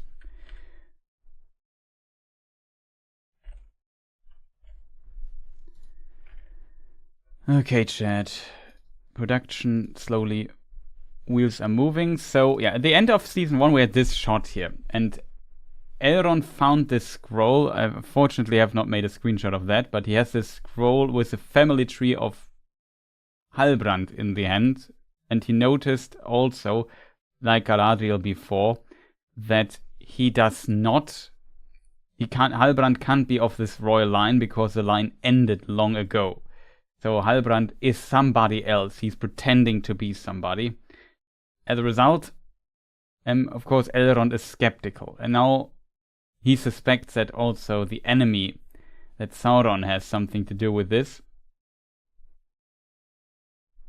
Because Elrond is quite smart.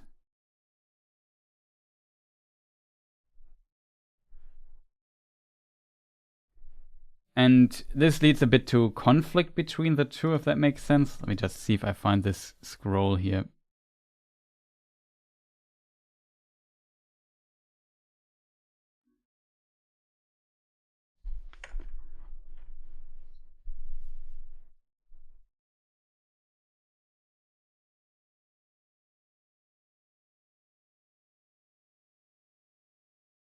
Ah yeah, here, found it.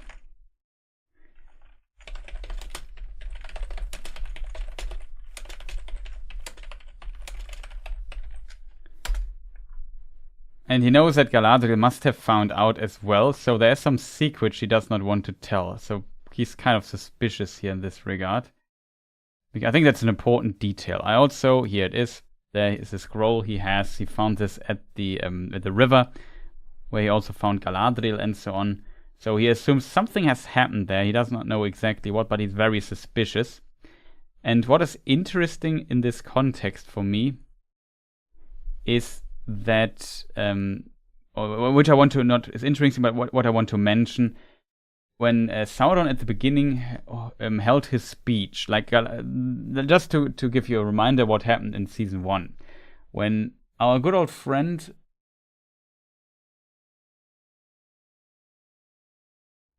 Sauron of the beginning of the Second Age held his speech. He talked also a power not of the flesh, but above the flesh, something like this, of the unseen. He had this particular line. And Galadriel later notices that Celebrimbor says the same line. And he knows he was doing stuff with Halbrand, finding things out to make those rings. So she can conclude that Galadriel, that Celebrimbor, the guy who's the ringsmith, has this line from Halbrand. But she knows that the line, this of the flesh, from this speech here we see in this scene here, he also says it in this scene again. She learned this line from Adar, who said he once talked to Sauron, and Sauron's plan was this, and then he quoted this line. So Galadriel knows that 100% what Celebrimbor said there is from Sauron. And this is how she grows suspicious, does the research, get this scroll that Elrond holds here in his hand, and then confronts Sauron. And then Sauron proposes to marry her or whatever, and she declines, and Sauron escapes. She becomes unconscious and is found by Elrond, and then Elrond finds this thing. And also, wait, he's not who he pretends to be. There must be something wrong. Also, Galadriel, powerful elf, just being here unconscious. I'm very suspicious now who this Halbrand guy might be. So I kind of like this as a little reminder. Okay, this was a very important line, and of course, if you know Lord of the Rings and what the Rings of Power are doing, what the One Ring is doing, it makes kind of sense, and how Sauron is operating. So in this regard, very interesting. And then with this scene there, the Rings of Power, maybe I should show them, are forged. And they look at the rings, and it seems Elrond takes them with him and goes straight to Eregion. Not from Eregion to Lindon. That is, if we look on the map, just as a reminder, people, I have to move all the way. So Eregion has a capital called Ostinedil. Here. That is usually what the show, it's a place where I assume when they refer to this place, and yeah, well, let's go studio mode, it's easier. He goes all the way up here to Mislond. This is where Lindon is. This realm here is Lindon. And there Gil-galad lives. And he brings the rings there. And it seems good old Galadriel is chasing Elrond all the way.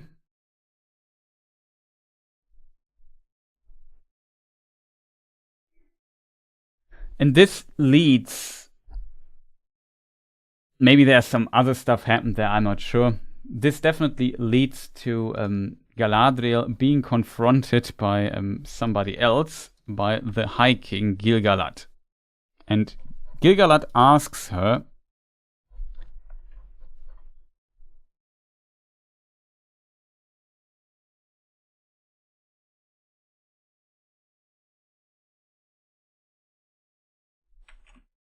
Let's take a screenshot here like this.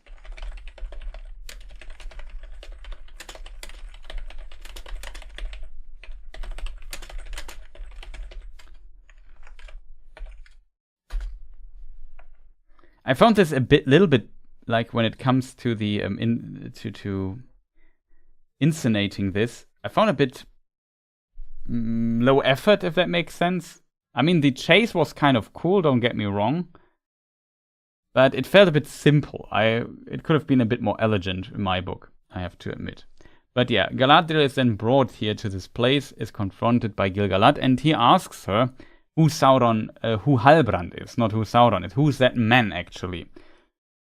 And then Galadriel admits that he's no man, he's actually Sauron, and that she was deceived. To the shock of kind of everyone.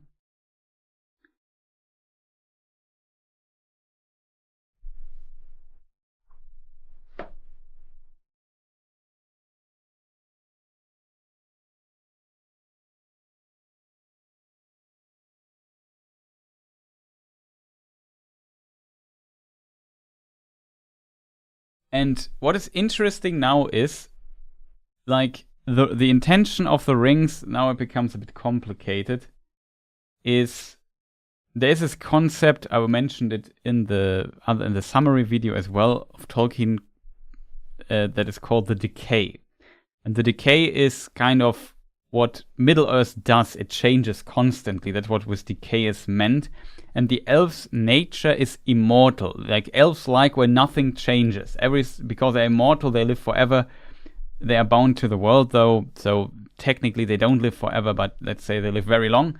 And as a result, their nature doesn't like this change stuff. And it happens a lot in Middle-earth. And a part of the reason is that Morgoth's power, the first Dark Lord, Morgoth himself put his power into the world itself and destroyed the original plan of the world, basically. The term that is used by Tolkien is Arda marred. So Arda damaged. And this new damaged nature is not that existent on the west continent, Aman, because the Valar live there and kind of reduce this effect, counter the power of Morgoth. But in Middle-earth that is not the case. As a result, it's in constant change, it's kind of damaged, and it is not fully compatible with the nature of the elves and clash with their being. As a result, elves can't stay in Middle-earth indefinitely. They have to leave it at some point to go to Aman, else they would fade, what Tolkien describes it. So in some version, Tolkien described that their spirit starts to consume their physical form, and then they became like spirits that don't have a body anymore. And elves can't exist without their body. They need both to exist. It's different for the spirit beings like Sauron we mentioned, the Ainur. They can live without a body easily, that's their nature. But for elves, that's not the case. To be complete, they need both. And so this fading is something the elves definitely want to avoid, and that's why they have to leave Middle-earth. And to prolong their stay in Middle-earth, Celebrimbor, the ringsmith, has the idea to make... No, here's not the idea. To prolong...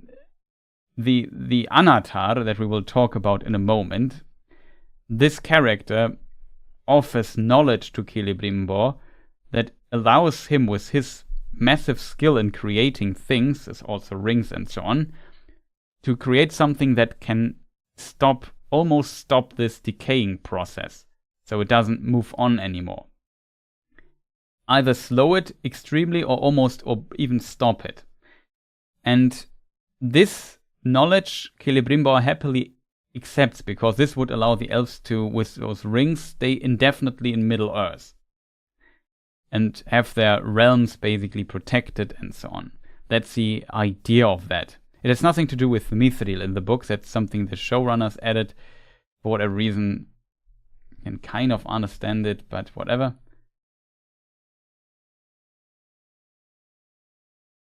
And as a result, the show has to depict this somehow. And the show puts so much urgency into this decaying concept. Like in the books, the decaying takes centuries, decades, millennia, I mean, thousands of years, hundreds of years.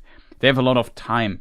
Here on the show, it's like, if we don't get these rings soon, next Friday we have to leave Middle-earth. The time is running out. That is not that urgent in the books ever. And still, the elves also plan to live without these rings, because here in the show, I don't know, Celebrimbor pretends that he came up with an idea. That's not totally wrong, because Celebrimbor actually in one version made an elf stone, which could basically heal things in that version. And he made 2 of that. He made another one, I think, again, and gifted it to Galadriel, something like that.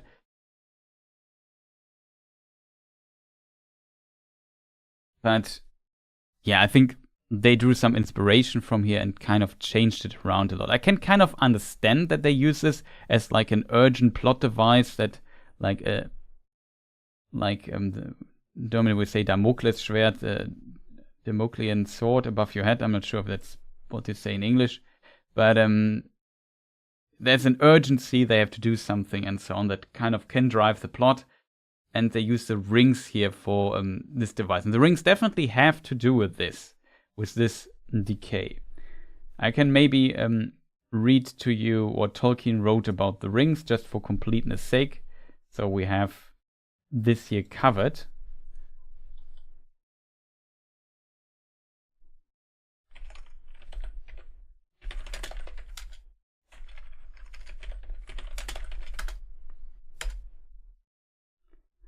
The chief power of all the rings alike was the prevention or slowing of decay. That is, by the way, the very popular, famous letter of Tolkien, number 131, to Milton Waldman from the year 1951, something like that.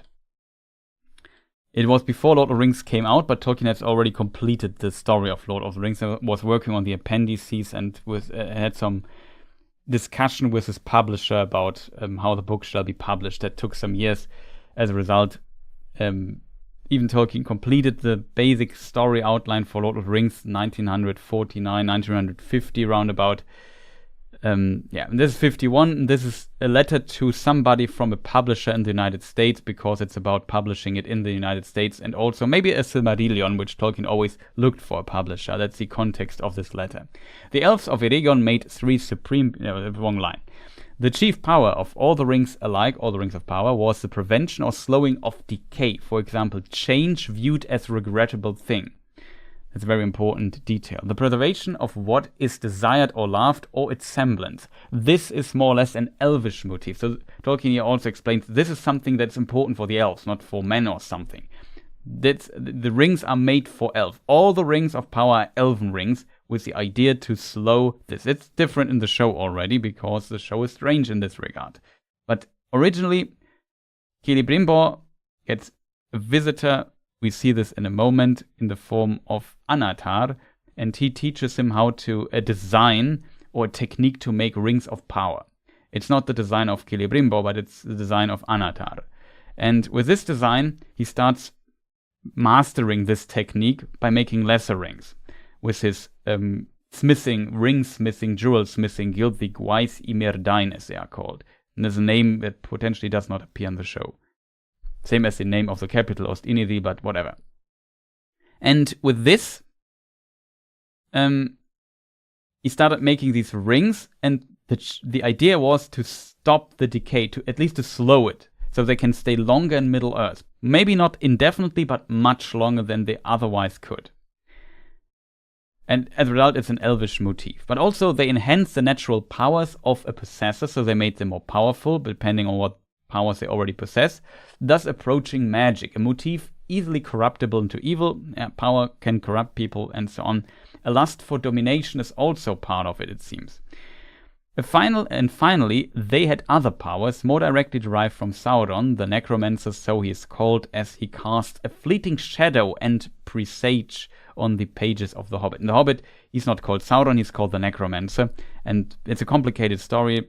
Tolkien had in the Silmarillion and character, very early versions, it was called Thu, and Thu was a necromancer, and out of Thu, Sauron was developed as a character later on. Complicated story. Before that, there was this other step where he was the Prince of Cats, but let's not go into this, goes too far away. It doesn't matter for our story. So the rings also got another power directly derived from Sauron. This was part of his design idea, such as rendering invisible the material body and making things of the invisible world visible. So there's also a visible aspect of the physical world, and there's an unseen aspect of the physical world called the spirit world. Tevildo for the win, exactly. That's the name of the Prince of Cats. The elves of Eregion made 3 supremely beautiful and powerful rings, almost solely of their own imagination, almost though, and directed to preservation of beauty. They did not confer invisibility. So Tolkien writes that these 3 rings they made independent of Sauron, but it still uses the design of Sauron's rings, though it is mostly their own imagination, and this little additional power of seeing the invisible or making you invisible was not moving you to the unseen and allowing you to see it, was not part of it.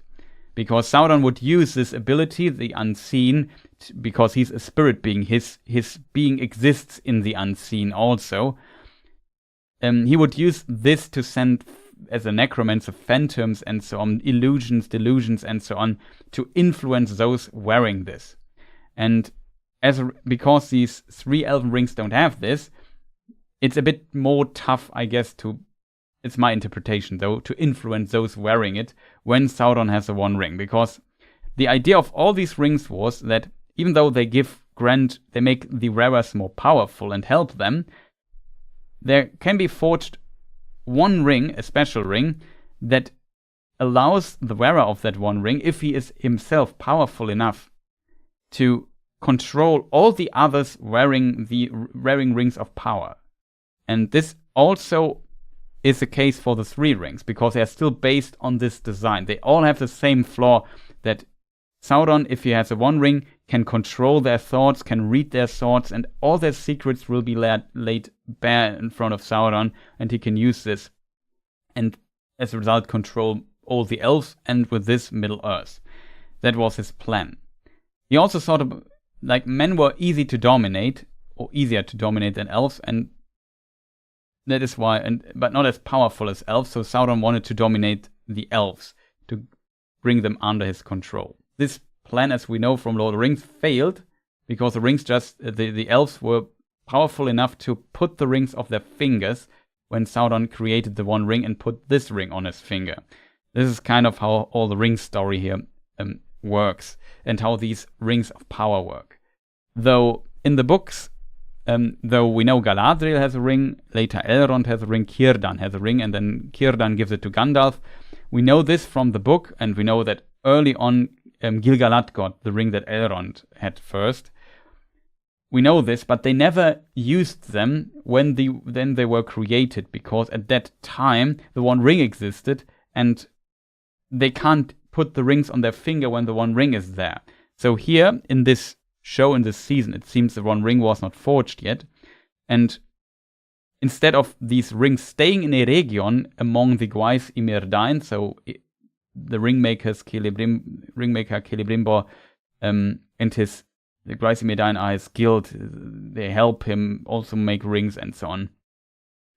So these rings would stay in Eregion with those people, and only after the One Ring is created, they learn that they were betrayed by Anatar, and then they hide the rings. That's kind of the story. And 3 rings are sent to Eregion, to Lindon, to Gil-galad, and 1 to Galadriel. In the show, this is done completely different because the 3 rings were created last in secret. Here they were created first in half secret. So it's a bit strange. I find this change to the continuation as we know it from the book not that great, to be honest. And it can be highly criticized. But yeah.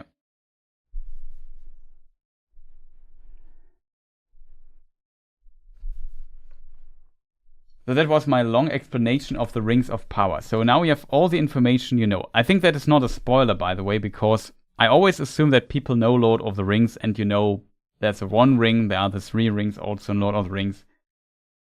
You kind of know what's...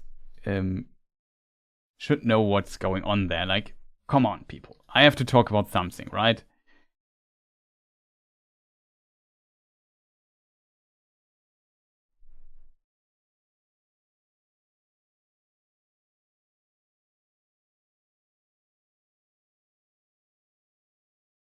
So it was some sort, something I wanted to do. I forgot what it was. Ah, yeah, now I remember.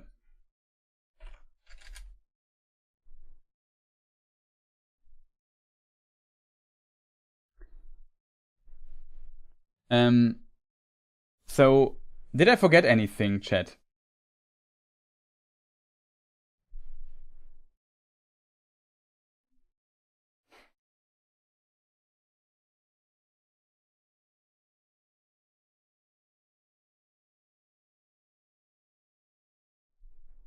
You have to keep in mind that Middle-earth is not 100% identical with Europe and so on. So keep this in mind from the distances and so on. The distances in the show are a catastrophe anyway, so let's not... I just mentioned it at times.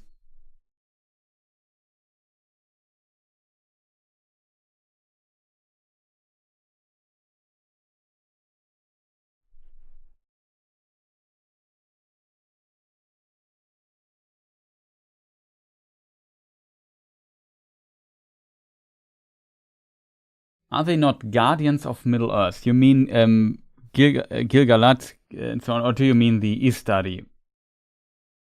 Like there were the guardians, there's a term guardians in the lore as well from Nature of Middle-earth, where in the first age, basically Melian, the Maya, that is, she also taught Galadriel many things.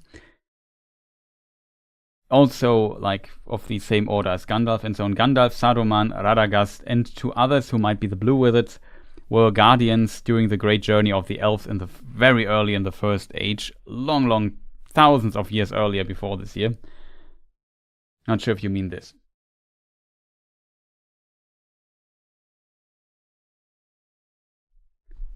Oh, Paul Freeborn. Nice that you made your way here. And yeah, the writers, I would agree with you, Paul, that the writers, in my opinion, worked themselves into a corner a bit. I mean, to be fair, we have to see how the show plays out at the end. Maybe it makes sense to change the order for whatever reason they have during season 2, season 3, who knows how far we need to get to really understand this change. But currently, from my perspective, still I feel like they lose quite a bit of plausibility here. Like you never start with your greatest creation and then work your way down, as I jokingly said in my summary video. Then it feels very strange.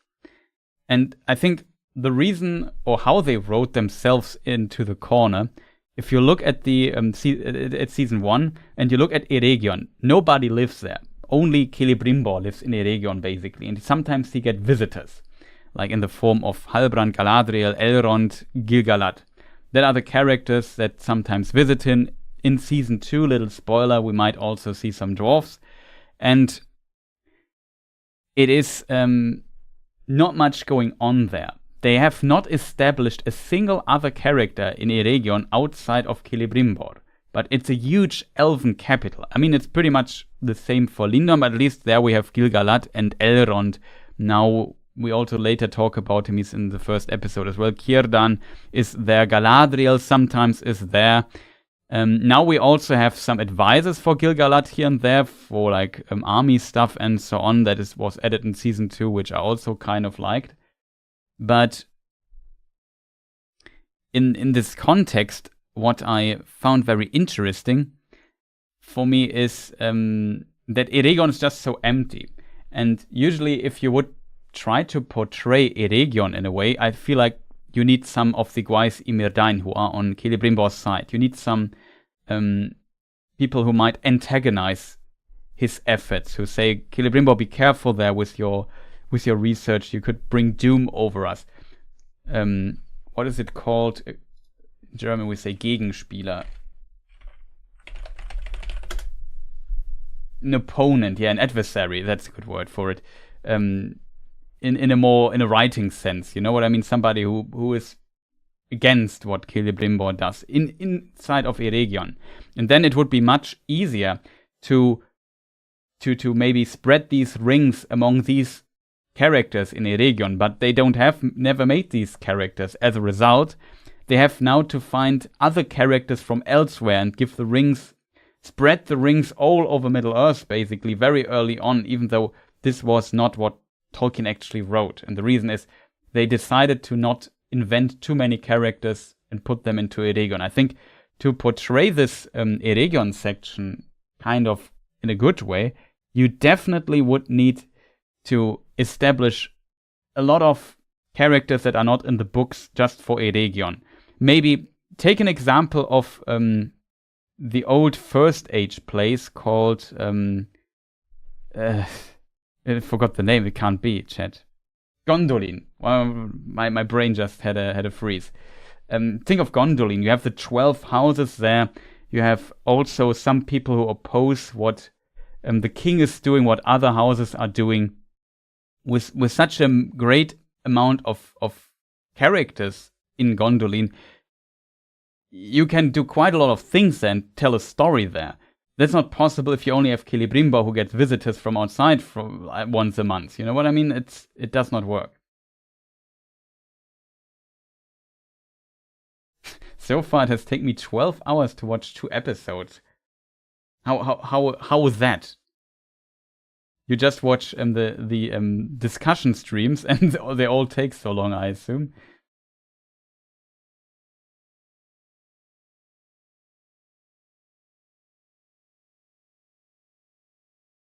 But yeah, that's kind of the big problem for this whole ring thing. You need breaks. I mean, I have to admit, like, if you're very purist when it comes to the books, it's potentially hard to watch.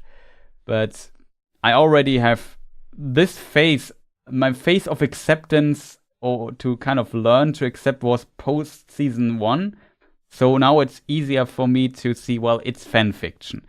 Is it at least entertaining, good fan fiction with some stuff that is correct, and can we speculate about it and have a good time? I think that is possible with season 2.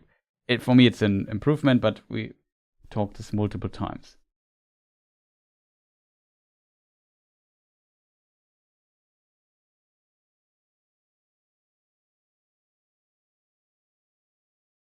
My problem is that they have blown up what they themselves said they wanted to do. They wanted to raise Galadriel to more prominence, but by the end of season 2, yeah, definitely. I mean, I don't know. Galadriel is a very strange character. I like her a lot more now in this season for the most part. I think also, I really like the actress, by the way. Like, some people like, if I would complain, I would complain about how she was written in the first season. We will see how she's written now and develops in season 2. But in the first season, it was tough, I have to admit. She was tough to like. Her decisions were often strange to understand. They started with a very early starting point in Galadriel's development arc. So basically, this is more like a very young first age Galadriel we see here in the second season, not the already somewhat wise. She's already a mother in the books, her daughter. At the time the 3 Rings of Power are forged, she has a daughter, Celebrian is her name, and she is born second age 300. So at this time she is 1,300 years old. Elves are adults at 1,000 years. And so on. Her husband isn't there. It's so Celeborn. So it's very strange what the show does here with Galadriel. It's kind of ages back. Very curious what they are going to do with that.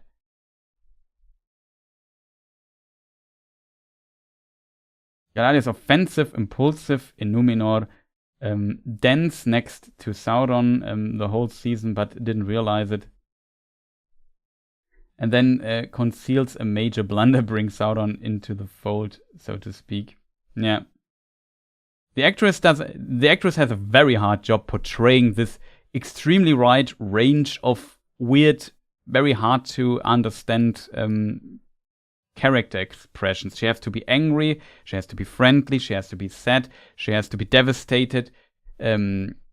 She also has to be wise at times. For example, the scene where she talks to Theo for some time when they escape from Mordor. There was a pretty good scene, or the scene where she talks to Adar and so on. That was also pretty good. And so the actress can kind of do all of this, but it feels kind of incoherent at times in season 1, I feel, and it's hard to fully understand her motivation, though she does a lot of development in season 1. She starts, like you say, very angry, impulsive, offensive early on, and then she gets better, like she improves over time. I think she has like the most extreme development. I wouldn't say the strongest development, but the changes, the amplitude of the starting point, end point change from beginning season 1 to end season 1 is biggest for Galadriel. Like, she changes a lot as a character, which is good. And she becomes more likable, I think, also over season 1. And now in season 2, she's at this point. And in comparison to other characters, her development is very fast. Like, she has to learn a lot and then change a lot. And this is why this character feels a bit hard to comprehend and to follow along. And especially, she's often not very nice to other people, or because of she's insulting, offensive, maybe the better word, aggressive. Makes her a bit tough to deal with and for us to relate with her. We know how she is in the third age. It's of course true, Emil, that grieving is a hell of an experience for sure. Like, she is definitely a traumatized character from what happened in the first age. So I can kind of understand why she is like that. But yeah, and I think like the actress has a really tough job, and she also has a tough job that she has a character that is very controversial in the show, and something is projected on the actress, which I don't understand. Like, it's not her fault that the character's written like that.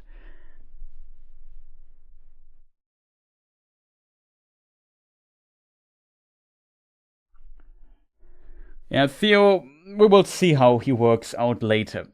I'm actually surprised that we even recognize Theo in season 2, because he was such a young boy in season 1, and in these years men seem to just develop so much, grow and so on. But he was definitely recognizable again.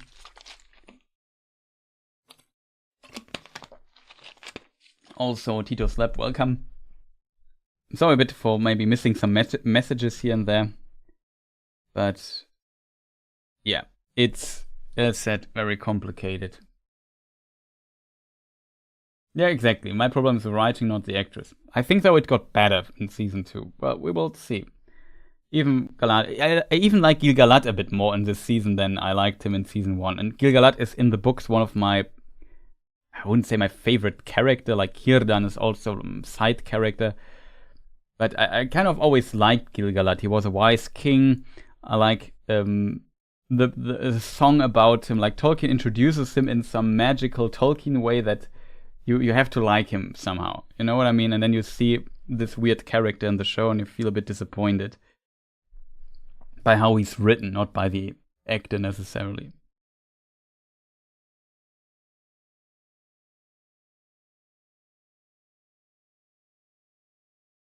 It's a show. I'm not sure if the show hates the law, but yeah, sometimes it's not.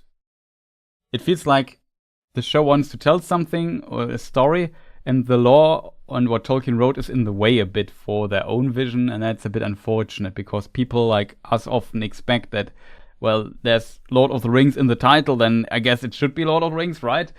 And not something completely made up. So you have to make kind of peace with this idea and then hope something decent and entertaining comes from it. And sometimes, yeah, they use the law to give us something. I don't know. It's a weird mix. Is Carpenter the Stone the Galadriel must be the number one hero of the show? Elrond seems to be rising here. That for sure. I think both of them are very important characters.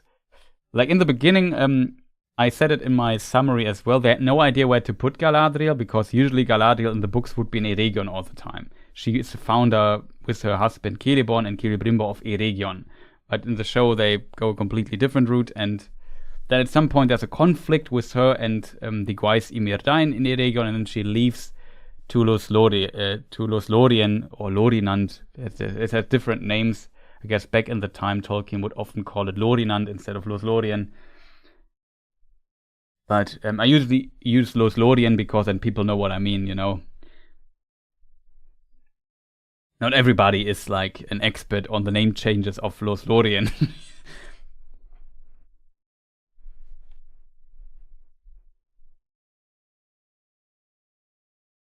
Not being believed by those you love is hard, that's for sure. More than so when you're still grieving, for sure, yeah. Yeah, at the beginning, like I said, they didn't know what to do with her and they had to move her around. And this didn't help her character at all. Like, she was constantly moved from A to B and had to she was a plot device, basically, for a lot of things. And what works better now in the show is, like here, okay, there's a setup here. The setup is Elrond has stolen the rings, brought them to Lindon. Galadriel tries to chase him. There's a cool horse chasing scene and so on. She tries to grab this little pouch with the rings all the time, but she can't quite catch Elrond because it seems he's also good at riding. And then he brings her to Gil-galad, and then there's a confrontation. And from here, the plot develops. So there was a little bit of setup, and now the character, due to their interaction with each other and some stuff the world throws at them, some problems and conflicts that they have to solve, the story develops from here. And this was so lacking in season 1, in my opinion. That was just, okay, Galadriel's now on a, I don't know, is sent, tries to find traces of Sauron. Nobody believes her. That's a setup. Okay. Next, Gil-galad sends her on a boat. Next, she is on a raft. Then she is in Numenor. Then she has to convince the queen. Then she comes back. Then she fights the Southlands. Then the volcano explodes. You know, the character never had really time to... She was just constantly pushed back and forth by the weird plot of the show, that she never had a good way to find a foothold in the show and start a natural feeling development. And she had some development moments here and there, but they all felt a bit disconnected at times, and sometimes rushed, sometimes too slow, pacing all over the place. And this, in my opinion, hurt the character Galadriel a lot. I think this will be better in season 2 because she now has kind of a place. We will see. And I hope they treat her a bit better. Like for the other characters, it's a bit easier because they have a specific place where they belong to and a quest, so to say, where they go and what they have to do. And Galadriel's quest is just constantly changing. It doesn't really help. You know what I mean?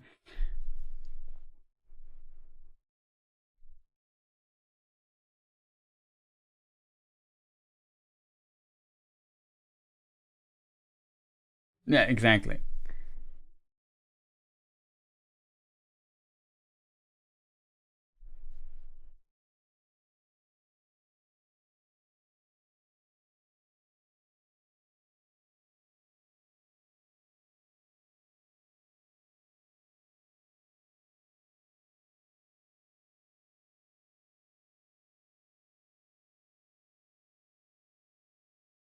Yeah, the not informing is like a plot point. That is another thing again. That's what I just tried to explain, right?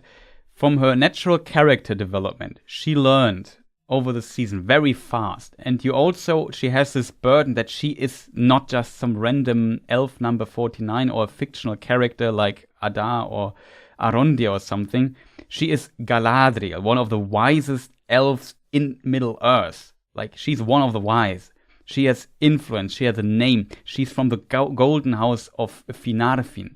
She's not a nobody. Like, if Gil-galad would not be standing there, she could claim, well, probably not, but in theory, she could claim queenship of the elves, if that makes sense. Like, she's an elven noble. She is powerful, has influence, she has a name, a standing. And with this burden, it's difficult to see a character struggle so much, you know? And then in her natural development, knowing that she hates Sauron and from what has done, it would make so much sense that out of her own free will, she would admit her mistake and then say, this is Sauron, I have to warn the others. I have to warn them. Even if it costs a bit my reputation or whatever. I mean, Galadriel is definitely a proud character, I think, but I think she would not be that proud in the Second Age.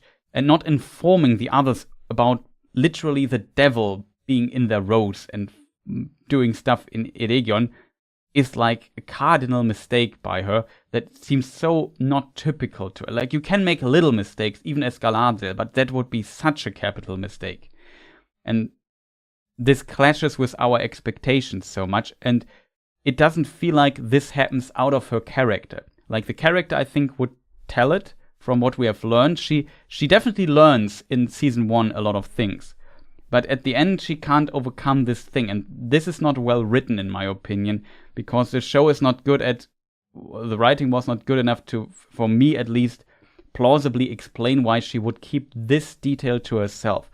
Like, she has so many mistakes, so many things she has to work on. But Sauron is such a big part in her existence because she wants to avenge her brother and bring Sauron down, bring him to justice. That's her goal. But she can't do this by not telling others that he exists. This feels unplausible. And this is not the fault of the actress. This is the fault because that's exactly what I meant with the character doesn't develop naturally all that often. She sometimes has to do stuff that is simply written in the script and it makes no sense. And this is the script making her not telling everyone. It doesn't feel like it comes out of her character plausibly. And I just hope that they get rid of this. No, it's in the script. You can't do this because we need this as a plot device. This style they need to get rid of in Rings of Power if they want to succeed, in my opinion.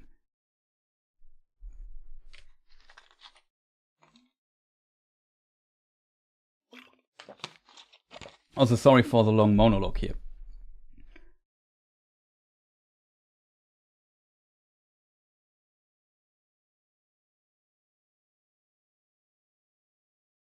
We are skipping to... Yeah, I'm also excited. That is an interesting talking point that you say, like, the stranger in episode 2 and so on.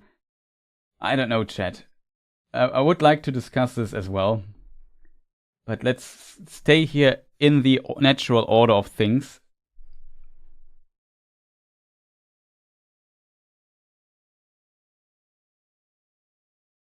Yeah, exactly. She wasn't really the center, but kind of was forced to be in the center. Though it felt very forced often what happened.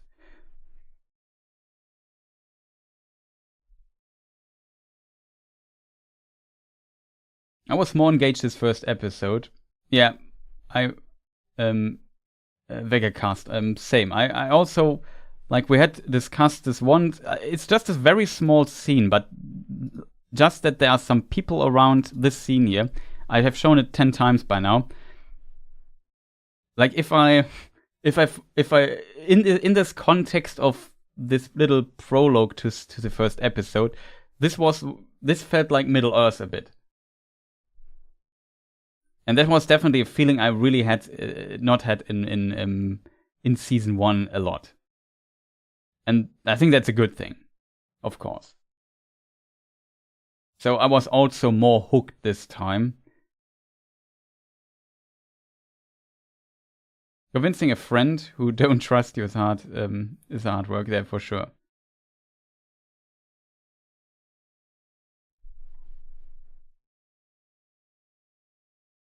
Good that we're just 4 hours in and we probably don't have made half, but whatever.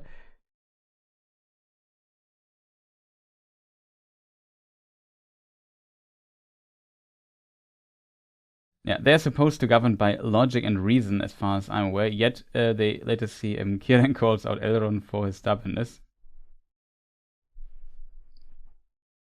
I wouldn't say he calls him out, but they discuss this. I kind of like this scene, if that makes sense.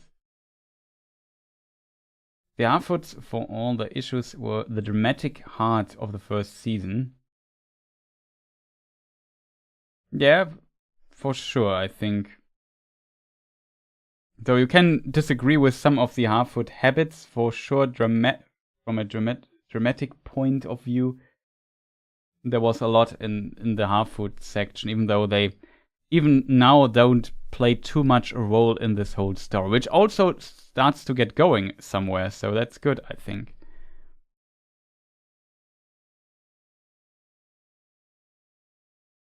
Yeah, they continue to blame her after not believing her that Sauron is still an imminent threat, that for sure.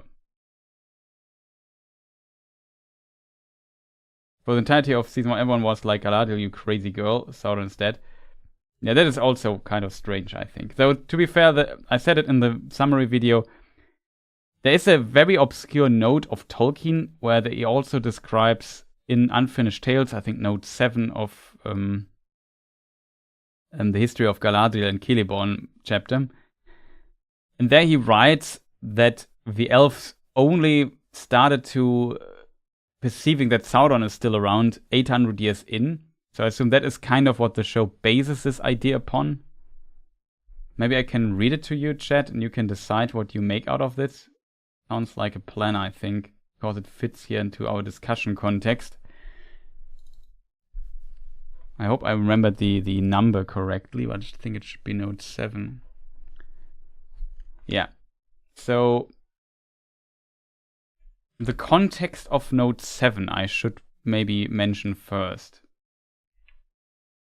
Question is which page is note 7, chat? I have not memorized that.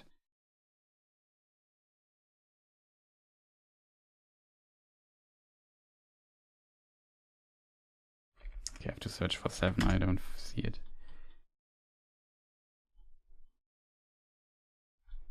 Note 7.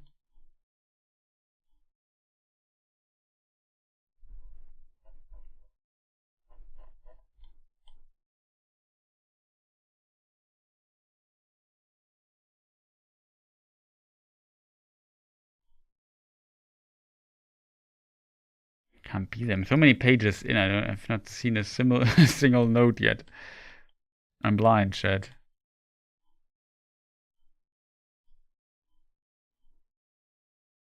Eh?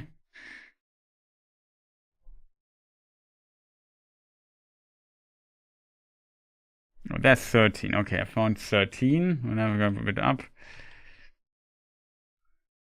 Oh, sorry, chat, that it takes so long to find. 9. Okay, we're getting closer, chat. 7, I found it.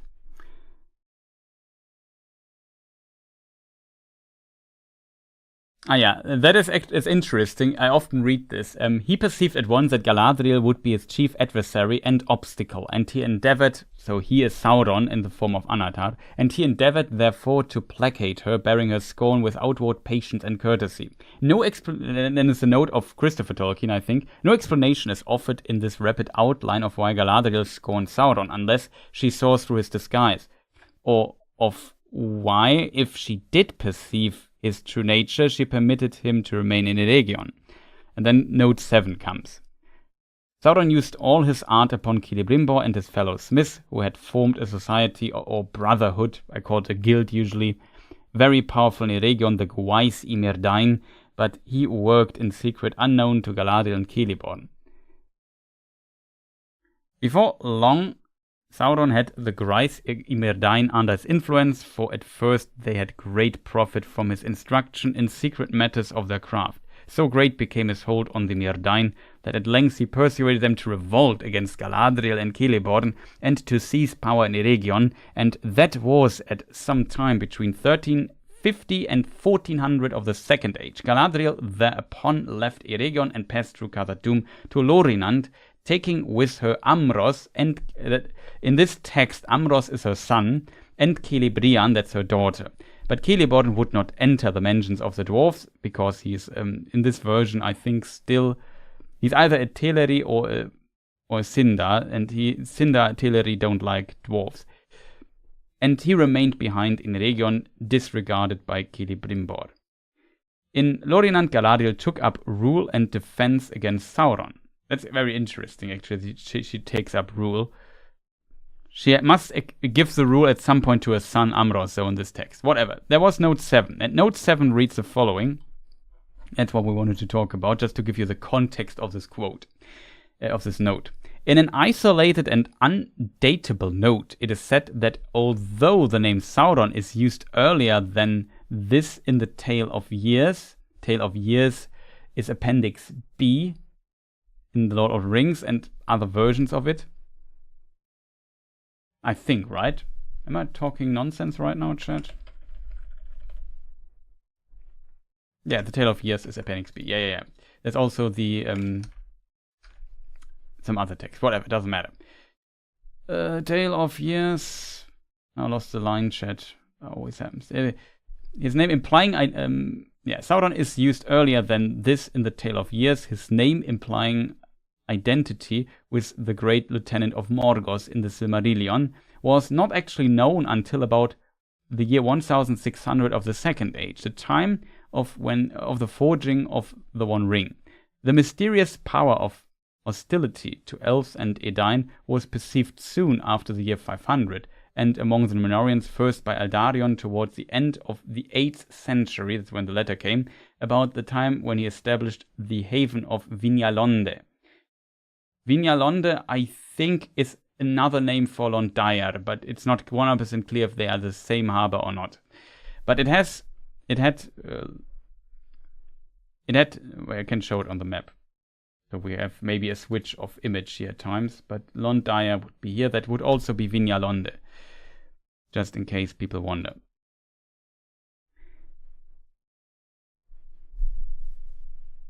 But it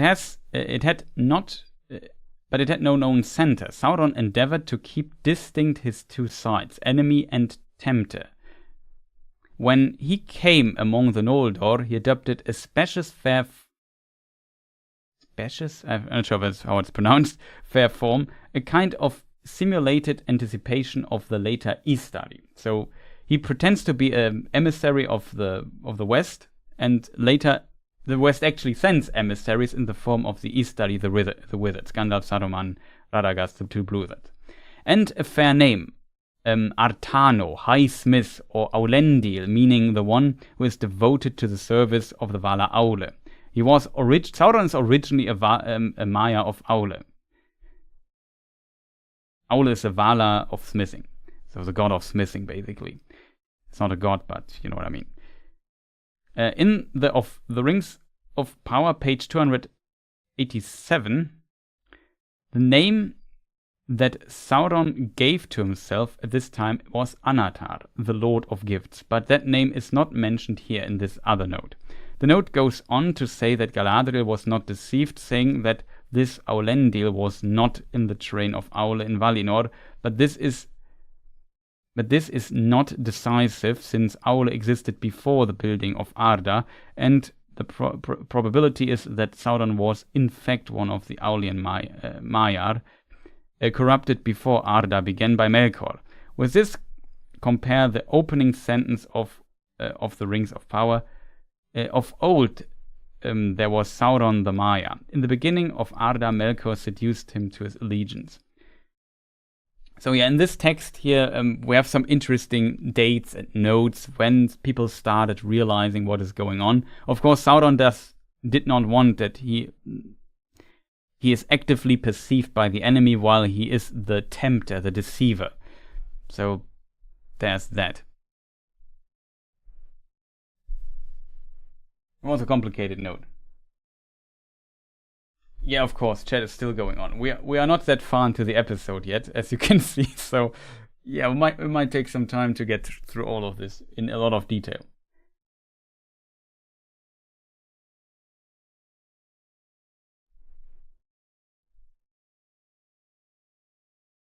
Yeah, that's true. We know, actually, there is, about Círdan, we know a few things from the Silmarillion. And we know from Lord of the Rings, he has Narya, he gives it to Gandalf early in the Third Age. Second Age Círdan, we don't know much about him, to be fair. That is true. But we know he is an advisor of Gil-galad, that he gets Narya from Gil-galad in the books. Because Gil-galad gets both rings. And we know from the First Age that he often served Ulmo, the Lord of Waters, to bring message to, for example, Nargothrond and so on. Warn people. He saved Gil-galad in theory, so...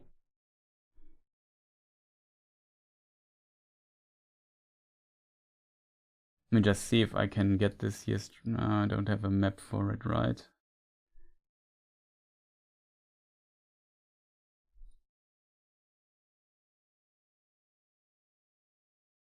Yeah, here in the Beleriand First Age map, Isle of Balar, that is where Gil-galad was brought, potentially by the ships of Círdan. As a result, you could say Círdan saved Gil-galad at one point, where at the end, when basically all of Beleriand was conquered by Morgoth, it was shortly before the powers, the Valar, came with their host and defeated Morgoth.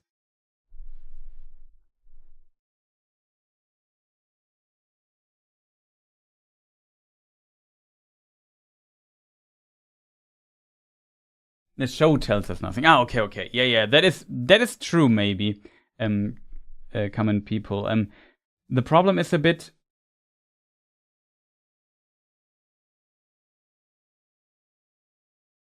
The problem is a bit in this context here, chat.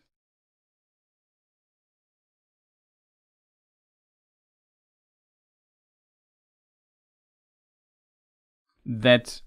For me as a fan, I'm also, Círdan is a character I know quite a bit about, because he's one of my favorite characters, side characters I should say, of the elves. And like with Elrond and Círdan are definitely in my top 5 or so. And the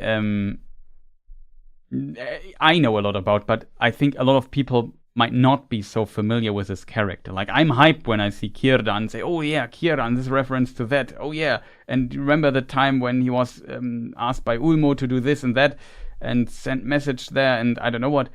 I guess not everybody knows it. And the question is now, for me, if you don't know the lore that well, is it enough what the show tells you about Círdan? You just know he's old and wise. That the show tells you. He seems to know some old folk, like Daeron. That was a cool reference, in my opinion. And Rumil. And stuff like that. So he seems to know old folk. He has a beard, which is unusual for elves.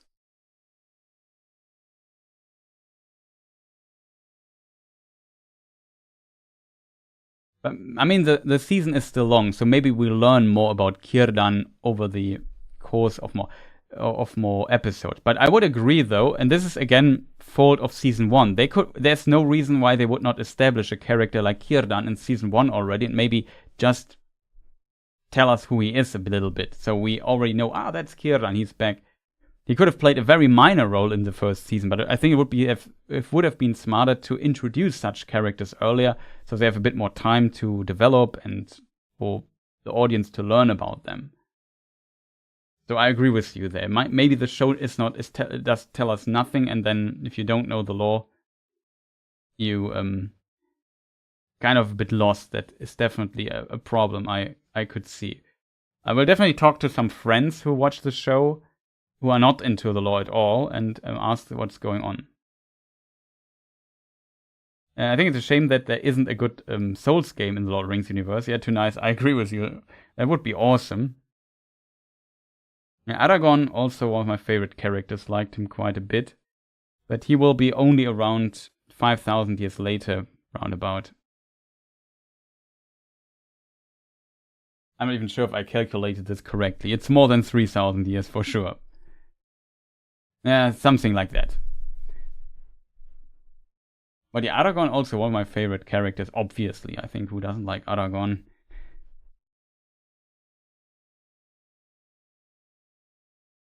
But we have his ancestor Isildur here in the show, and Elendil.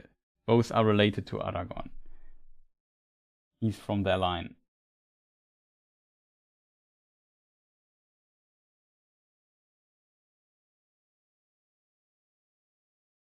Okay, chat. We have discussed this picture here for hours. It feels ages, I would call.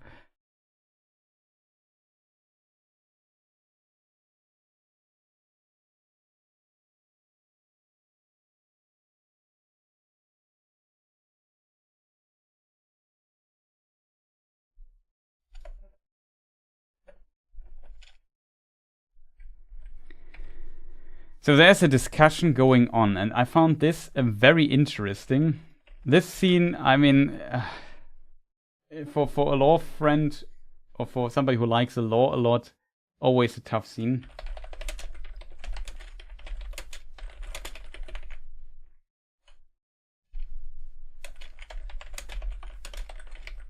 So as we learned, Elrond stole or borrowed these rings of power.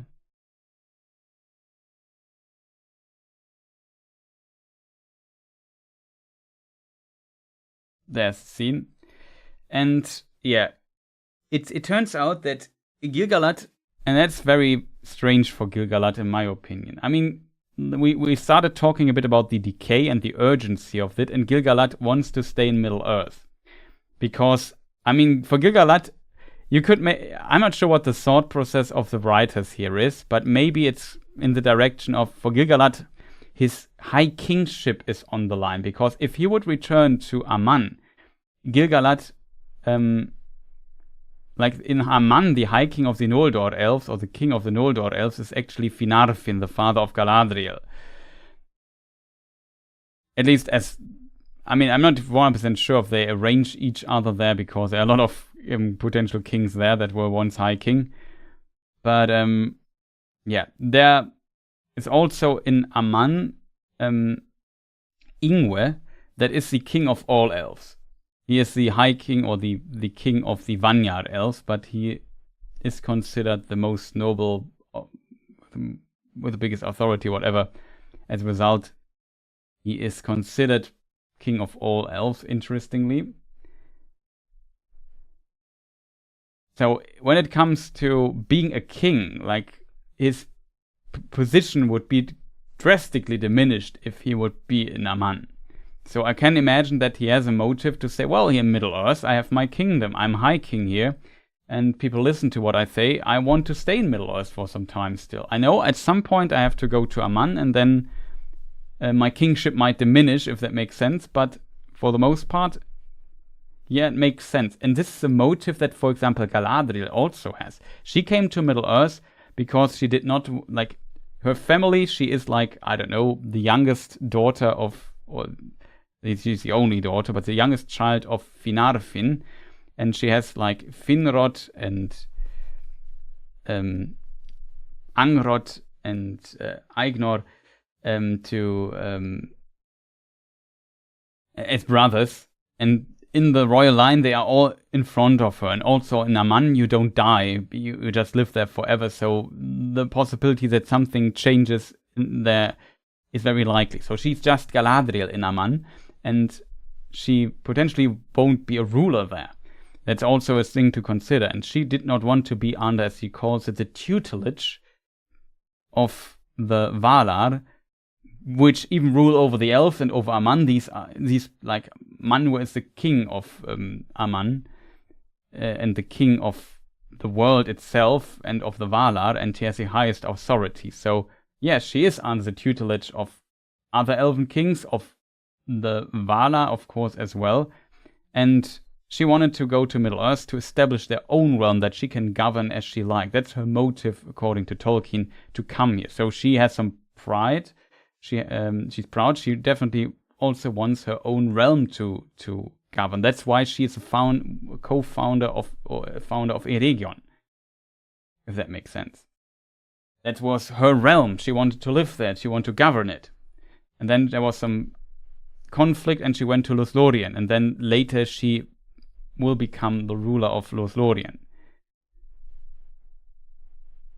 with her husband Celeborn, of course. So in this regard, Gil-galad wants to stay in Middle-earth.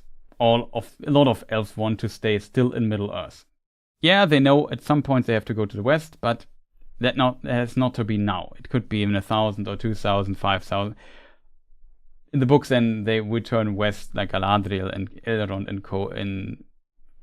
At the end of the Third Age, 5,000 years later. But they can have a good 5,000 years here in Middle-earth, and they want that. And for that, they need the rings, it seems, here in the show.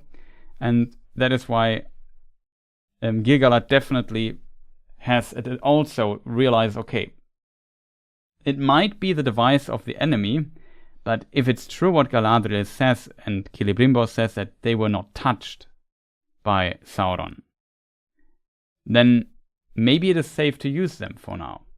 And Elrond basically is here the antagonist. He has the completely different idea of this. He thinks, no, this thing here was, we don't know how much influence of Halbrand or Sauron had over Celebrimbor. This could be his design, and this could lead to our downfall. And as we know from Lord of the Rings, he is not wrong here. He is definitely not wrong with his assumption. In the show, that's something I would maybe criticize a bit. The discussion about if they could use the ring or not could be a little bit deeper. Because Galadriel also believes that the rings could do good. And they should use this, because then she can also stay in Middle-earth and so on. That's good. Same with Gil-galad. He also seems to want to stay in Middle-earth. So I can at least understand his perspective, but you need a bit of background knowledge, I think, to really understand it. Which is, like I said, communication of the show is not the best. But yeah, he wants to stay king here in Middle-earth. He does not want to leave his realm back and leave Middle-earth behind. That he definitely makes clear, I think, in his speeches. And as a result, he needs those rings. This is the only option. He has no other way of slowing down the decay. Here in the show, they even reverse the decay, which is not what's happening with these rings, but they, can then prolong their stay, if that makes sense. And he knows that's the only, here in the show, it's the only way to stay in Middle-earth, so it makes sense. And this is an interesting conflict, and I kind of like that they put it in the show. It kind of works. Galadriel's sides and Gil-galad are kind of on the same side. Though Gil-galad is also, Elrond is not wrong. You were in contact with Halbrand for some time. You didn't see through his disguise. And we know that like a powerful being like Sauron can deceive you and influence you, and this can lead to our downfall for sure.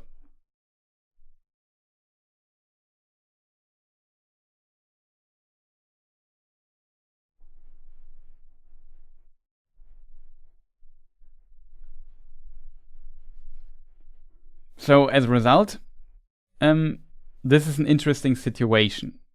I don't, like I said, from a pure book perspective, this never happened, because the rings land in the hands of Gil-galad and Galadriel when the One Ring is already forged, and then they can't wear them anyway. This is also a huge design flaw in the show, in my opinion, because what happens with the realm of Lindon and so on when Sauron forges the One Ring and Gil-galad and Galadriel can't wear the ring anymore? It seems like in the show the existence of those rings is not enough to prevent the decay. Somebody has to wear it and do something with it, it seems like. Willingly use the power of the ring to stop the decay. So what happens now if the One Ring is forged and they can't wear the One Rings on their finger? Is the show going to say, well, this is different for the 3 Rings of Power because they are of a different design, which is not what is in the book? That would be a major change to how these rings work.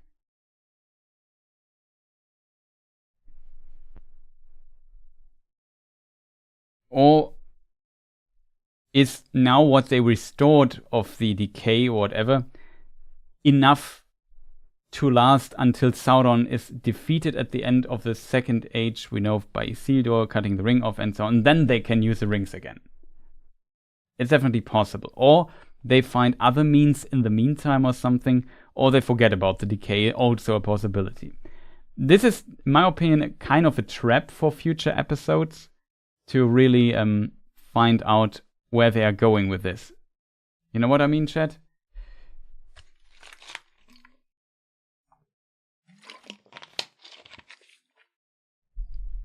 Good point. They have to come up with some story to do with a griffin or a Pegasus moving out of Holy Light or something. Yeah, that is true. They have to come up with some explanation why they could use the ring when their rings, and why is the power still active when the One Ring is there. That will be that's a point I'm very curious about.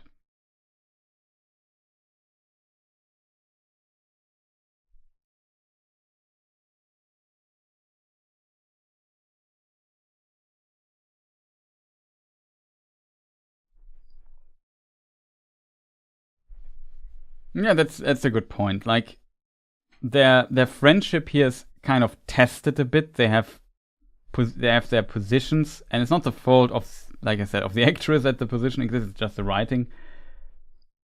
But yeah, Elrond calls her out. She basically helped the devil, and he's 100% right with this. She knows she's wrong, yet has to go back at Elrond about Khazad-dûm. Yeah, not very likable. That is true. But this is also kind of what the show, I think, want to portray. Now we have developed Galadriel in a certain way. Now also the rings come on top of that. That might have a toll on them as well. Like, it's a power, and they're already in an argument over the rings. You know what I mean? Always creating some problems, and that is what Elrond observes, and this conflict between all of them he sees as these rings are dangerous. We should not use them. We should destroy them. And Elrond, let me read a quote from the Council of Elrond, because Elrond, this I found a cool thing that they added this to that degree.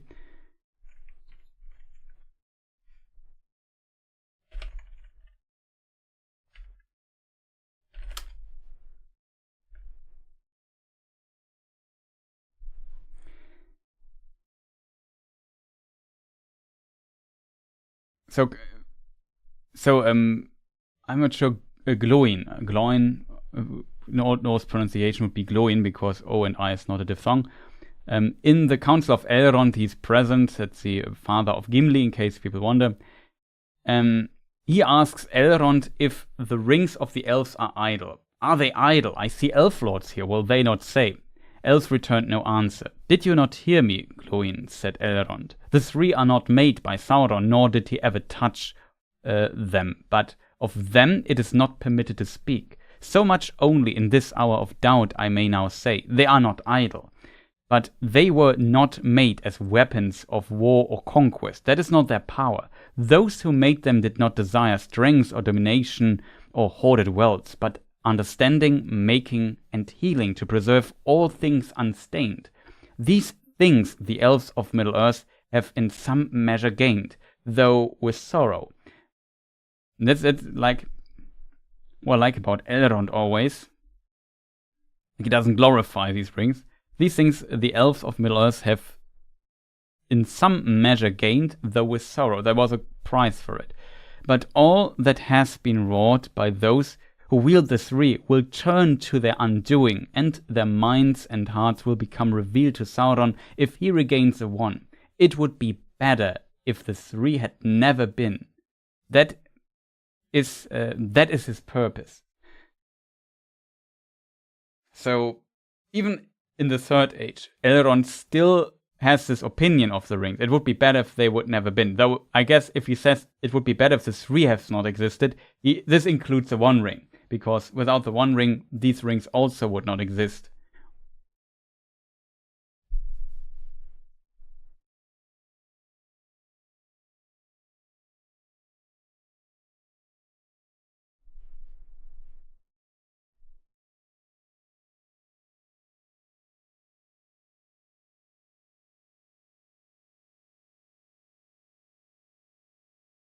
Sauron the Dark Lord is also here, and he wants that you join him in Mordor for discussion. Yes.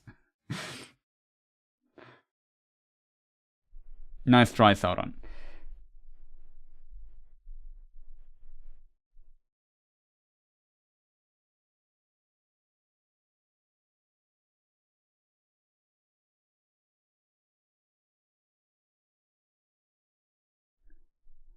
She said Elrond failed in Khazad-dûm. I thought he was there to get Mithril, and he did, didn't he? Well, he got one little bit of Mithril, but the elf would need a lot of Mithril, and that was not...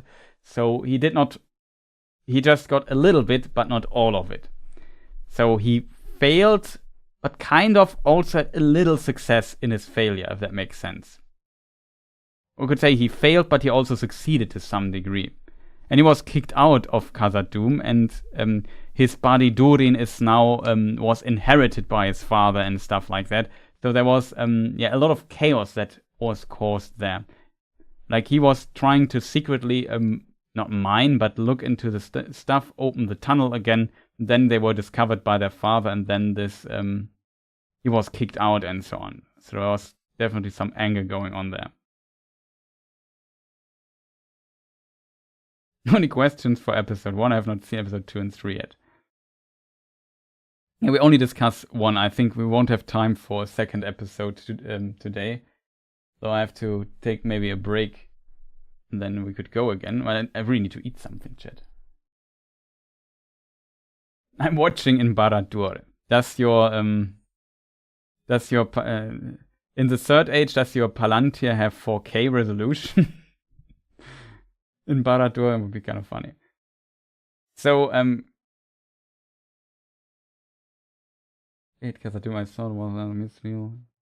yeah, so we kind of failed. Further, the opening scene with Sauron is frustrating. Why is he appearing fair to orcs? Why is he asking them to believe in him? He's Sauron, they follow him because of fear. We discussed this earlier in the stream, just to answer the question short. I think there is a time shortly after Morgoth, the first Dark Lord. Like the orcs are the creations of Morgoth. Now, we're not creations, but the result of Morgoth. He corrupted elves or men or whatever, complicated topic, into these beings, and they are his servants under his will. And when Morgoth is gone, and I'm not sure if somebody in chat is there. Also, Aris Aurelia, nice to see you. The question is, does somebody know the quote? Because I would not find it right now. But I remember that in the book, there is a mention of the orcs for a time kind of not knowing what to do after Morgoth is defeated. So as a result, Sauron has to regain control of all the orcs there are to some degree. It's not like he automatically inherits Morgoth, if that makes sense. He tries to put them there, but it's some work he has to do. So I can kind of understand what they are doing there, because basically Sauron's master just failed, was defeated, all his plans are undone basically. They lost, they have to regroup, they have to find some means. And yeah, and this time Sauron has to kind of get the control back of the orcs, which I think is what they try to portray there. It's not that easy. It was a very early time on. For example, I can show the screenshot for a moment. Here we can read Dawn of the Second Age, so pretty much the very beginning of the Second Age, where things are not settled already. I can also try to find the quote. I think it's Silmarillion territory. Like, my mind would guide me to the Silmarillion.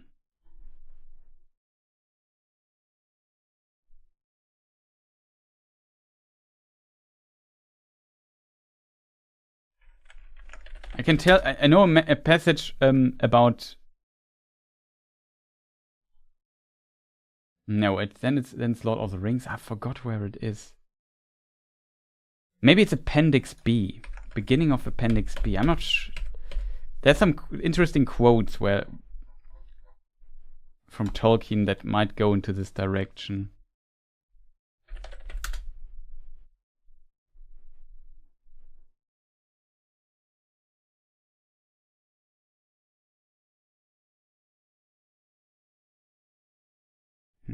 Must be. I could swear it's in the Silmarillion.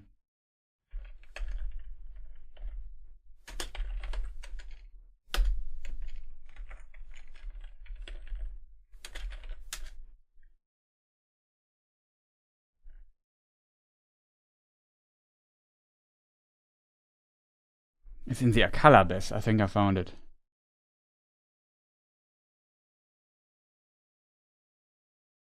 That's, for example, about the men. It's not about the orcs, though.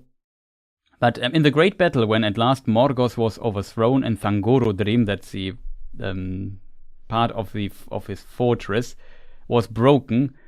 That's 3 volcanic mountains, basically. The Edain alone of the kindreds of men fought for the Valar, whereas many others fought for Morgoth. And after the victory of the lords of the west, those of the evil men who were not destroyed fled back into the east, where many of their race were still wandering in the unharvested lands, wild and lawless, refusing alike the summons of the Valar and of Morgoth. And the evil men came among them from Morgoth's service, and cast over them a shadow of fear, and they took them for kings. Then the Valar forsook for a time the men of Middle-earth who had refused their summons and had taken the friends of Morgoth to be their... What? Valar forsook for a time the men of Middle-earth who had refused their summons and had taken the friends of Morgoth to be their masters? That's part of the sentence. So, those men that I just mentioned, these men in the east, the Valar forsook looking over them for some time.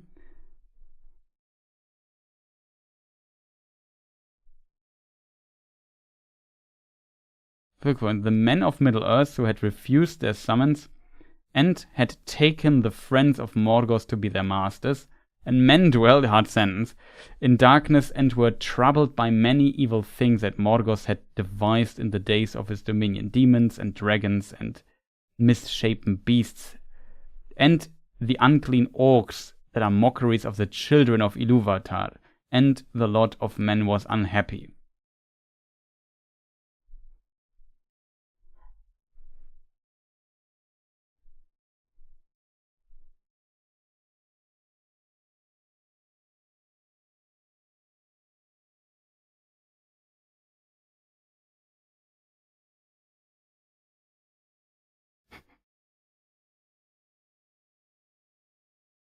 I need some teardrops in my eye. It's a bit hot right now.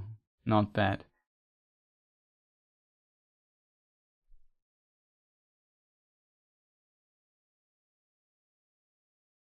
I would also be interested, Sauron the Dark Lord, do you use an iPhone? Okay, jokes aside.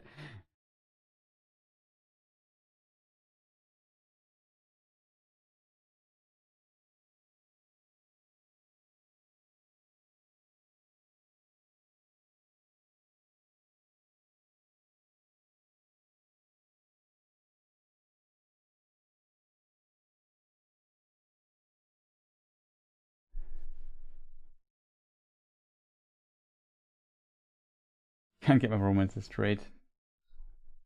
But nobody in chat knows where the quote is from. You maybe try to search it online or something. It would be awesome to get this quote, because maybe I searched it for... No, whatever, we just tried.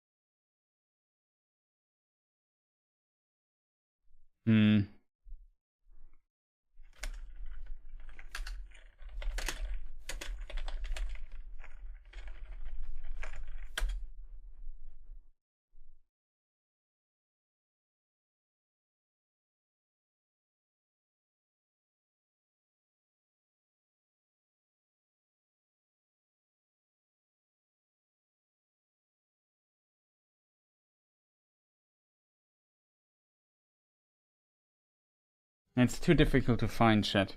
I have to maybe do this in a future stream where I put some time in. The problem is time.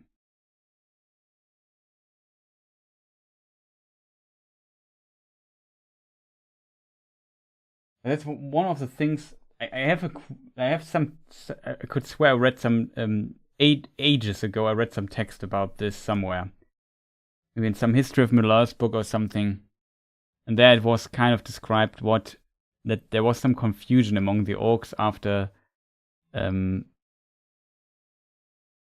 Morgoth was defeated, but maybe I'm misremembering that.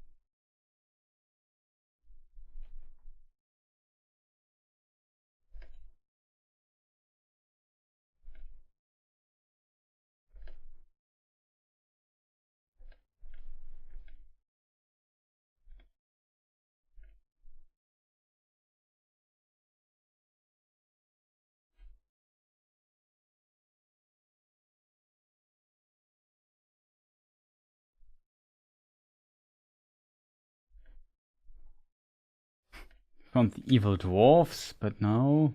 I have some old lore notes.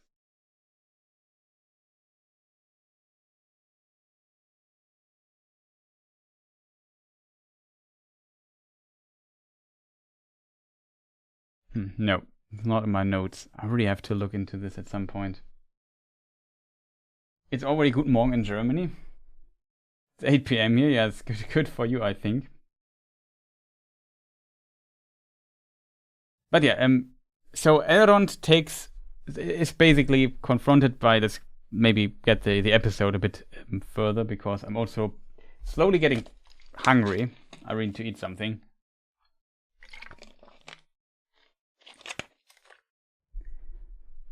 So Elrond is confronted, kind of, or Elrond is surprised that Gil-galad also wants the rings and wants to use them, same as Galadriel. And he decides to take the rings, jump off the cliffs, and hide. And he's searching advice. So at the beginning, I was not the hugest fan of Gil-galad saying, yeah, we should definitely use the rings. in the context of the show, it's a bit more understandable, if that makes sense, even though I'm still not a big fan of that. I mean, in the scene before, I mean, the rings were in this place here. Where do we have it? In this scene, the rings were forged. Something happens to them, and I think Celebrimbor wants to give those rings to Eregion. So as a result, I think he just takes the rings and leaves. But Galadriel also, I don't know, is against this. It's not really explained. But I think from Eregion, he is present and he rides with the rings to back to Lindon. Galadriel tries to catch him but can't do so.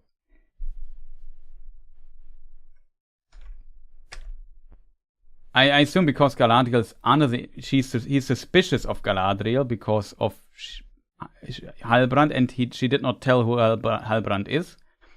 So maybe he uses this also as a move to force her to come to Gil-galad and then to tell who Sauron then actually is. And then he jumps down, and yeah, we have a very cool introduction of a new character. Like I said, we discussed this earlier here. He might be, for those who are deep into the lore and stuff, this becomes quite obvious because we know this character so much.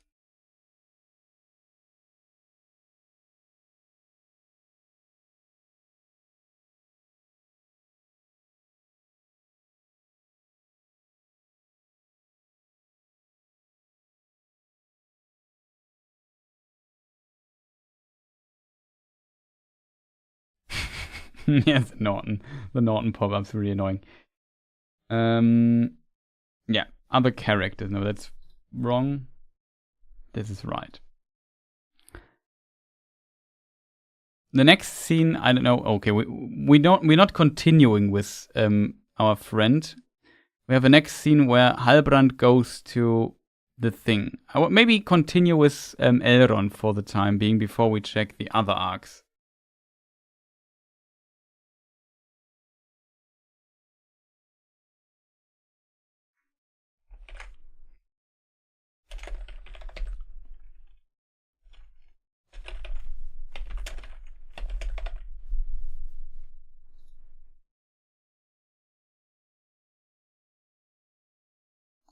Oh, chat, I think we need to take a break, and I know it's unusual, but I streamed for 4 hours. It's middle of the night. I'm really hungry. There might be a short break.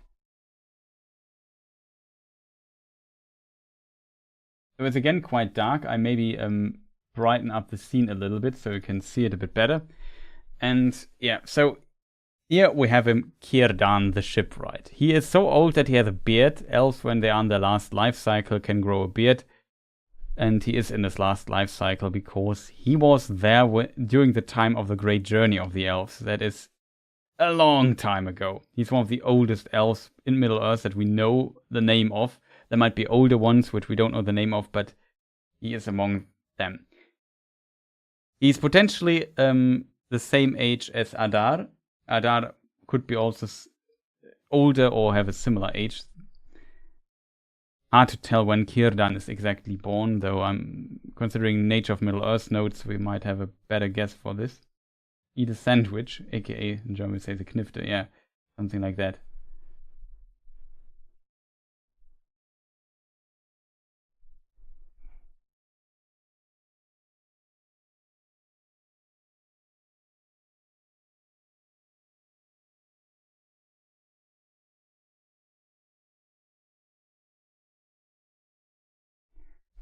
The rings are made and the Celebrimbor just leaves. What? Elrond and Galadriel go on a police chase, then Celebrimbor just leaves. I mean, Celebrimbor for the time stays in Eregion. He doesn't leave. He's just there. And Celebrimbor makes these rings so that the Elven realm can be saved. And to do this, he has to give the rings to Gil-galad. That was kind of established because this important elf tree is in Lindon. That's not in the books. It's a made-up plot device for this urgency.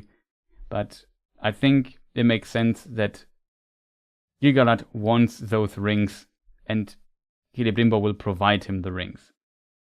And Elrond is the herald of Gil-galad, so kind of his diplomat. Of course he would give the rings to Elrond. Or to Galadriel, who is also like a commander of Gil-galad and so on. Or a general. And yeah, so as long as the rings, who brings the rings to Eregion, I think Celebrimbor doesn't care as long as they are delivered. And Elrond seems to take the initiative and brings the rings there because Galadriel wants to use them, and yeah, because for obvious reasons, Elrond is a bit doesn't fully trust what's going on there. He's suspicious.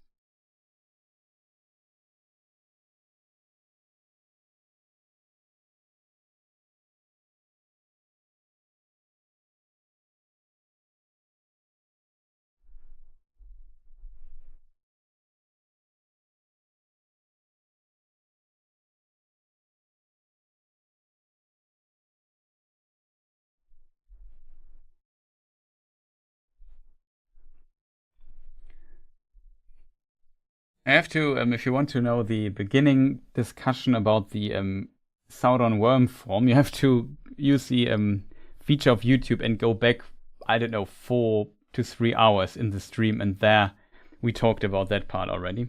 Can't believe that I'm streaming for 4 hours already, chat. I'm just so bad at this.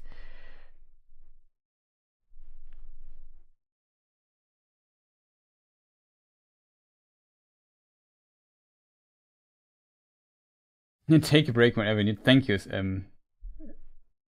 common people. Much appreciated.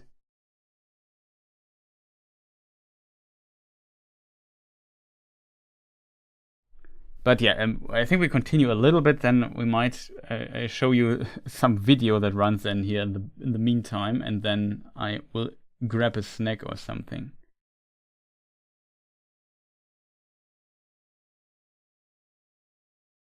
Sauron's making all these rings to propose to Galadriel. I like this theory. But yeah, comment. So much. Thank you so much for your generosity. Much appreciated.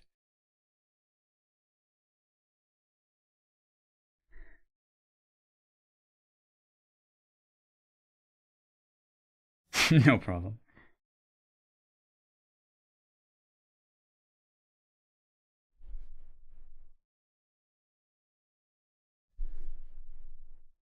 So chat, this dialogue with Círdan, or the dialogues in general, are kind of interesting. My problem is a bit I forgot how long they were. But yeah, Galadriel comes to the conclusion that Elrond would go.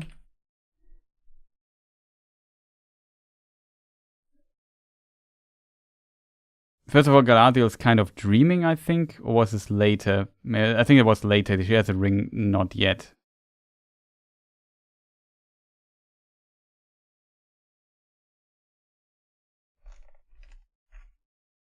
But yeah, after learning what happens, that's some interesting scenes here we have to discuss that happen kind of in parallel here in Lindon.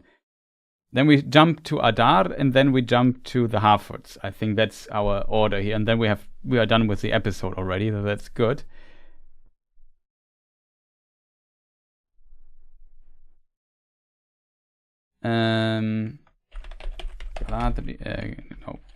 Gil-galad sending letter to Eregion.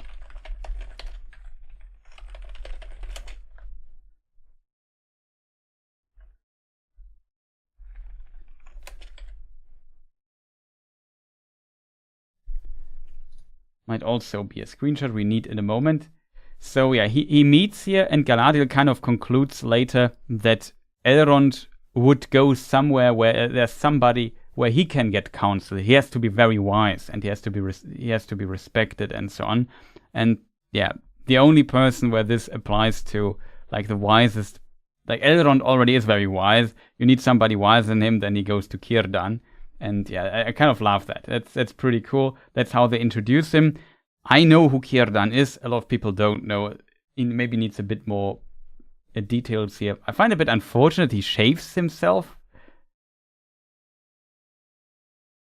But the depiction of Círdan, I'm a complete fan. Like, I really like what they're doing there. So meanwhile, while he is there, I think the dialogue is continued for some time and so on. Meanwhile, we have Gil-galad writing a letter to Eregion and warn him that Halbrand is Sauron. This is the most important thing, because then Celebrimbor would never trust him if he would know that he is Sauron. And he gives it to a messenger. I also like here that we see some people in the background. We have like, what do you call it? A guard there in the background. We have these veiled women that we see all the time in Lindon. We have some other advisor, whatever, behind Gil-galad, and some other people. We have Galadriel there. Suddenly a lot of stuff is happening here. So that's pretty cool. He also uses his seal so that Eregion knows this is sent by Gil-galad, and so on. Pretty cool and very important. That is like kind of the first thing he does. Okay, I could now search for him, but I should definitely write this letter. This is high priority. Kind of like this. And then, yeah, I think, I'm not sure if it's in this scene or not, where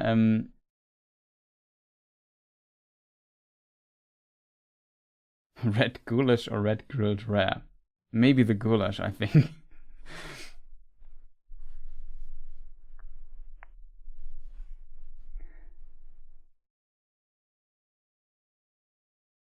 Hey Chris, take 30 minutes break and grab a bite. Yeah, I do this in a moment, chat. Don't worry.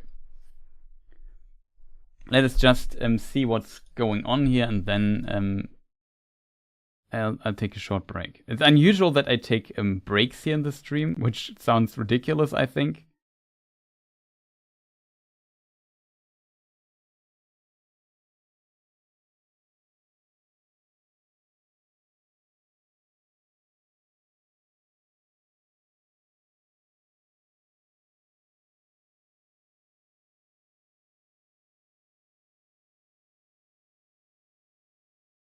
So yeah, Gil-galad and Galadriel have to think, where could Elrond be? They know he would not leave. He's searching to destroy them. So he needs somebody who is capable. That was their thought process, and I kind of like the idea. In the books, it's of course very different. It's a sentence you will hear many, many times, unfortunately, that in the book everything is a bit different. But still, let me just see. Where's Unfinished Tales? Somewhere here.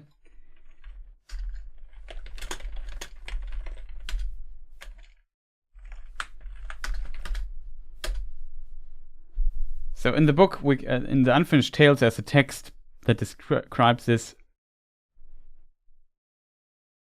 And you see, things are a bit different there. Sauron himself departed from Eregion about the year 1500. After the Myrdain, the Brotherhood of Jewel Smiths in Eregion, the homies of Celebrimbor, had begun the making of the Rings of Power. Now Celebrimbor was not corrupted in heart or faith, but had accepted Sauron as what he posed to be. And when at length he discovered the existence of the One Ring, he revolted against Sauron and went to Lothlorien, where Galadriel this time resided, to take counsel once more with Galadriel. They should have destroyed all the Rings of Power at this time, but they failed to find the strength. Galadriel counseled him that the 3 rings of the elves should be hidden, never used, and dispersed far from Eregion, where Sauron believed them to be. It was at this time that she received Nenya, the White Ring, from Celebrimbor, and by its power the realm of Lothlorien was strengthened and made beautiful, but its power upon her was great also and unforeseen, for it increased her latent desire for the sea, so going to the west, and returned to the west. Okay, so that's the next sentence. So that her joy in Middle-earth was diminished. Celebrimbor followed her counsel that the Ring of Air and the Ring of Fire should be sent out of Eregion, and he entrusted them to Gil-galad in Lindon. It is said here that at this time Gil-galad gave Narya, the Red Ring, to Círdan, Lord of the Havens, but later in the narrative there is a small marginal note that he kept it himself until he set out the War of the Last Alliance. So he might kept both rings for some time, hard to tell. Different versions of this, doesn't matter too much. But they failed to find the strength for this. This is a kind of important part here. And yes, Elrond now does this for them. He's supposed to destroy them. His faction destroy the rings, which I think is very reasonable in this regard. And good old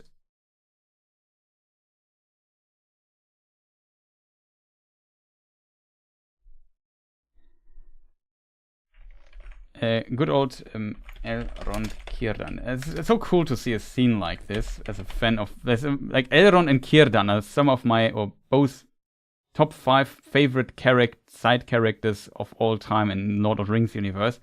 Like having them in a scene together is, in my opinion, pretty awesome.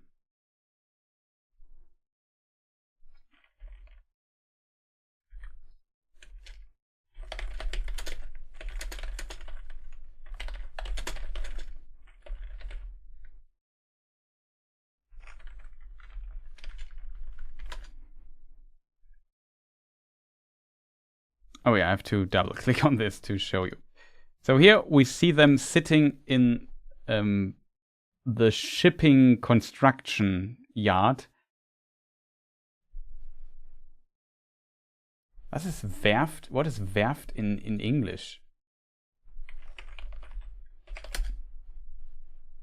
Boatyard, shipyard, okay, dockyard, something like that. Okay, so they are sitting and discussing how to destroy the rings and the concerns back and forth and so on. I really like this dialogue here because it was like a reasonable conversation about should they use the rings or not, should they be destroyed and so on. Someone sent a sandwich. Like I said, we come to a little break in a moment. Maybe a little longer break. No, I think I take a little break and then a longer break. Doesn't matter. So here they discuss this particular matter. In the meantime, Galadriel concludes that he must go to Círdan because that is where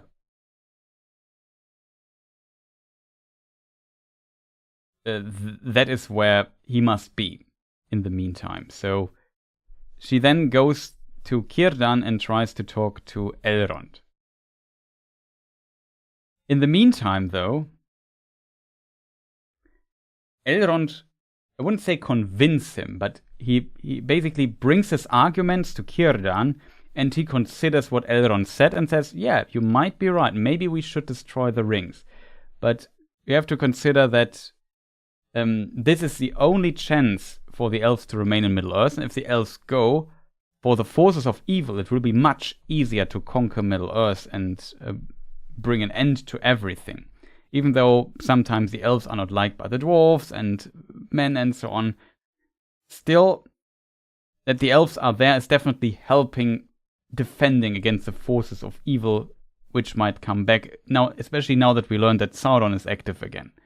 So he has a good point in this regard as well, and this part here is definitely a cool thing.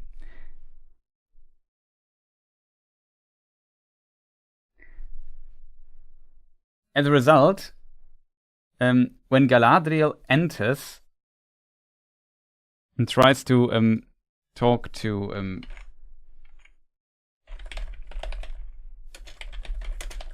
Elrond is also willing to say, yeah, then we elves have to leave Middle-earth. We can't. It would be even more dangerous if Sauron kind of brings suffering to the elves or even bring control over to the elves. That would be as devastating, even more devastating, if he learns to control us and our minds and guide us against to doing his will, than if we would just leave Middle-earth. And I think he has a really good point here.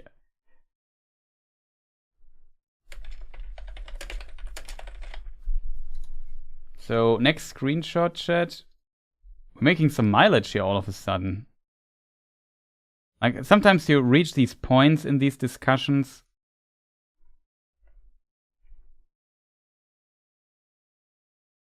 There it is. These points in these discussions where and Elrond is not happy that they that first of all she didn't tell them that it was Sauron, and that they actually, even though they know it was Sauron, they still want to use the rings. He can't believe it. And yeah, in the meantime, our good old friend Círdan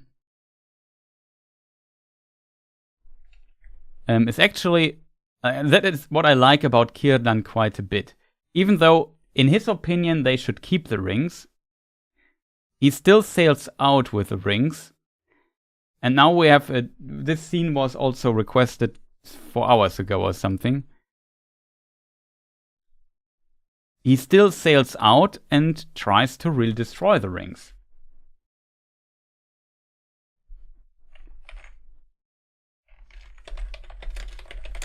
I also like how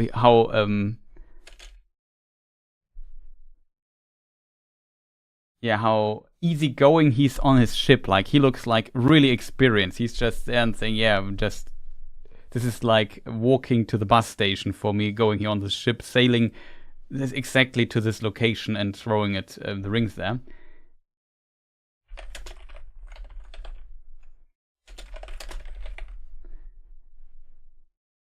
I mean, the discussion of throwing rings in the ocean is always a complicated one, because according to the Council of Elrond, it doesn't really work. So here they kind of establish that they maybe tried it before in the past and it's not a good idea, especially in context of the One Ring. Why not throw it into the ocean? Well, this place here that Círdan described, though, is right, that Beleriand was crumbled and part, basically a bit out of Lindon, there was Beleriand once. It's sunk into the ocean and so on. And he says basically there's some rift, you can throw it in and then stuff will never reach the daylight again. So yeah, we have this shot here. I light it up a little bit. It's usually much darker, like this, just for seeing purposes. We may light it up a bit. And yeah, then we have cut to the Southlands again here in the footage.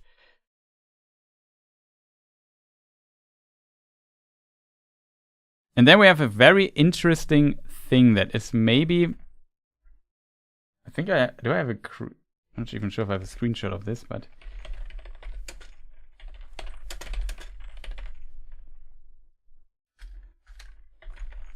I also like that, I mean, Círdan is a mariner. He has kind of had business with the Valar Ulmo already, that he says, yeah, I use what I know best, the sea, to destroy the rings. I kind of feel that makes some sense. Some would maybe say, put it into a fire, we need dragon fire, whatever.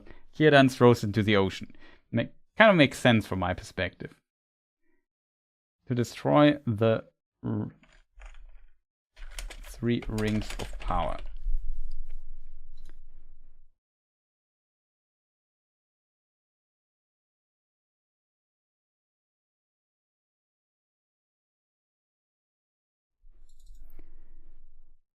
With this scene here.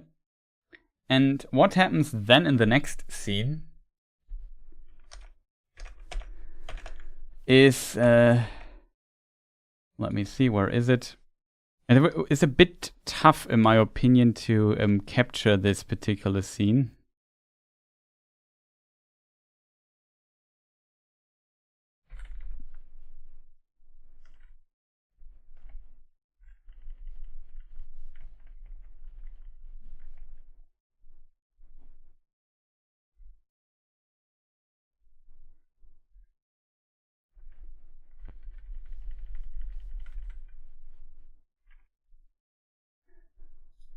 It's really a bit tough to see.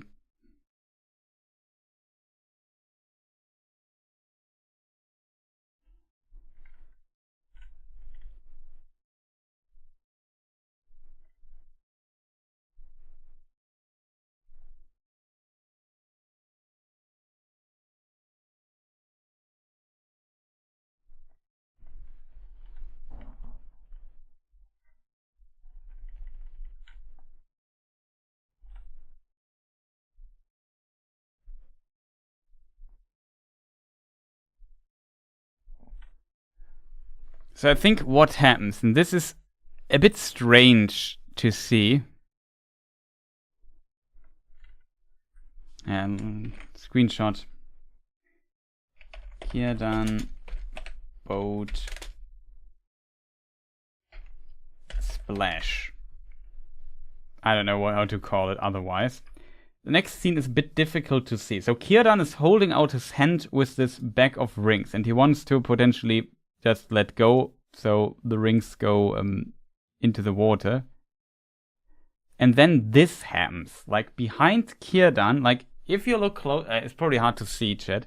But if you look closely, he still holds out his hands, and I think he still has a pouch in his hand. And for some, it looks like he throws it into the water, and that was also my first impression, magically the pouch just springs out of the water again and lands in his boat. That was my first impression, what happens here.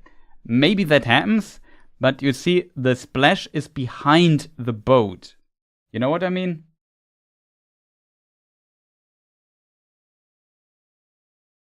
So it's not where he throws the pouch into the water, but on the other side of the boat.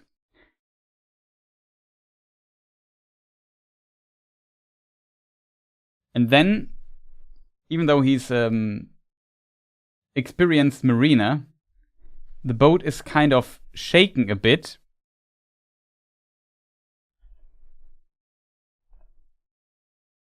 And he almost, because of that splash and his boat starts shaking, he kind of loses almost the stuff fall overboard. But it did not fall overboard, it fell back into board, if that makes sense. So it's not like it bounces off the water surface.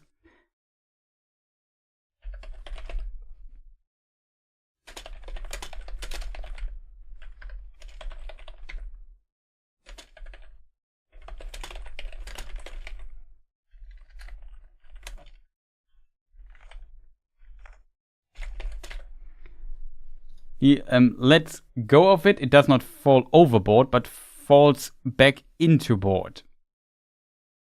So kind of a, yeah. What do you call this? I don't know, chat.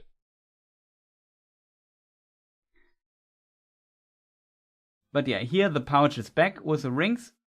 Even though he tried to destroy them, he got this. And I think this can be seen as some sign of Ulmo or so, of the Valar, that he should not do this. This is not where these rings belong. He should take them with him. Now you could interpret, hey, don't throw your trash into the ocean. Something like that. Destroy them by other means. Could also be the hint.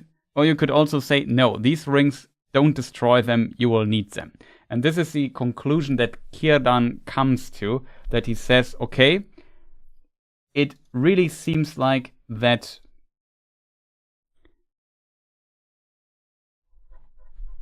this is not where we are going.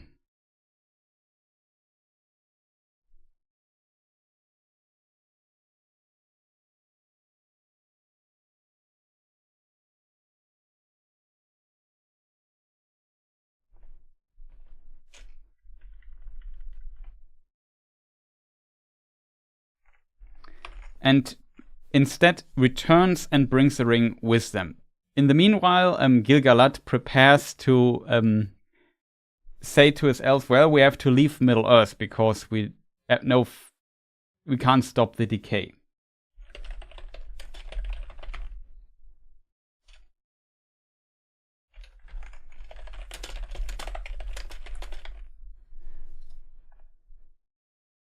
And I don't know, I kind of like this. You could say it's a bit cheap in a way, but I think just from a lore perspective, book perspective, it makes this stuff plausible. Círdan believes that Ulmo is right. Why should he not believe? Círdan definitely believes into the Valar and into Eru and so on. He has a deep connection to the Valar as well, because he already got a vision back in the First Age of a flying ship at the horizon that the father of Elrond, Elendil, Earendil, wrong name, Earendil would build. And this ship was called Vingilote, and yeah, he helped also Eärendil building it and so on. But he had the vision of this.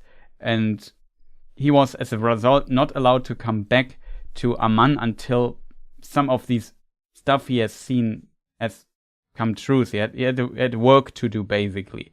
So from all the people, from all the elves, I think Círdan has maybe one of the strongest bonds to the Valar and understanding what they want, and he gets also visions from them and stuff like that.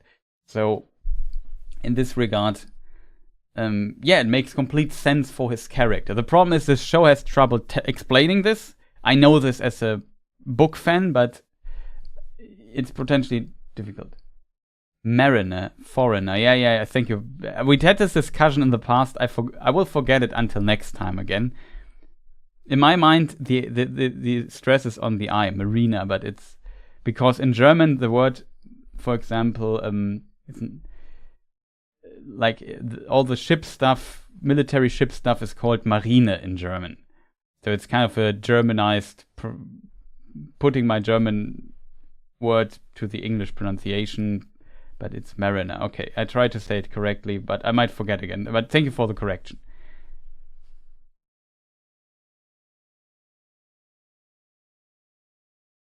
I actually do like that Círdan has a little boat out to go sailing. Yeah, also welcome back, Mark.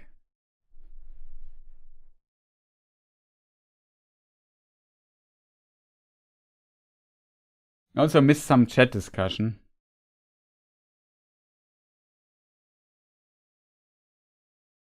That is a good question, Mark, why she didn't tell. I think because we discussed this a bit, it's in the script. I felt it also, it's not typical for a character. I think it's just bad writing of season 1. That's why she didn't tell. Because they need this as kind of a plot device for not telling them and so on, and having a bit of distrust. If Galadriel would always... It would be boring if Galadriel would always make the right calls, right? She's the main character. She has to have some flaws. But even in this context, I find it very unbelievable that she would not tell. So I would say, yeah.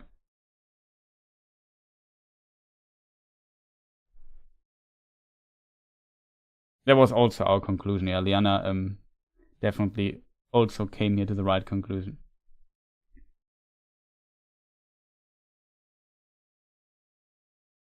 We're super nerdy here, that's true.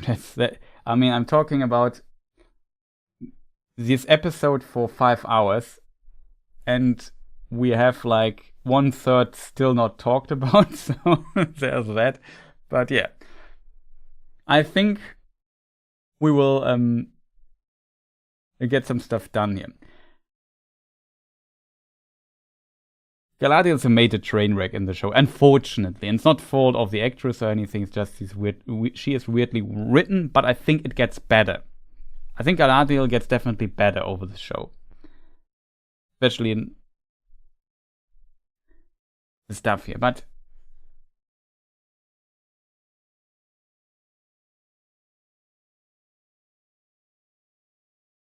it would be funny if Numenorians in season 1 yelled, Ulmo is always right. I'm not sure if... Does Ulmo appear in Lord of the Rings as the name? No. At least not in my copy. It doesn't find the name Ulmo. Unfortunate. Maybe Lord of Waters?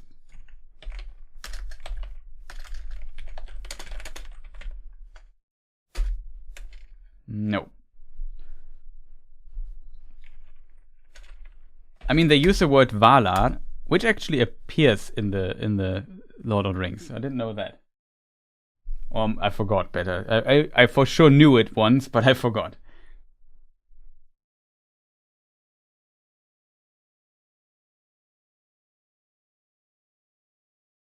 Yeah, I love the actress on the writers. Exactly. The actress is awesome. Maybe a bit short for Galadriel, but that's another topic. It doesn't matter too much in my opinion.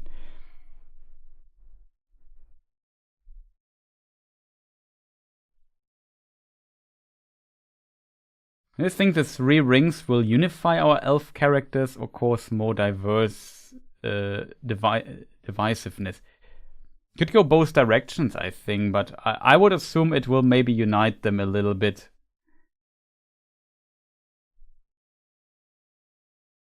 Especially when they have to put them off the fingers again and have to say, well, Elrond, maybe you were right. You know what, Elrond, you may be right.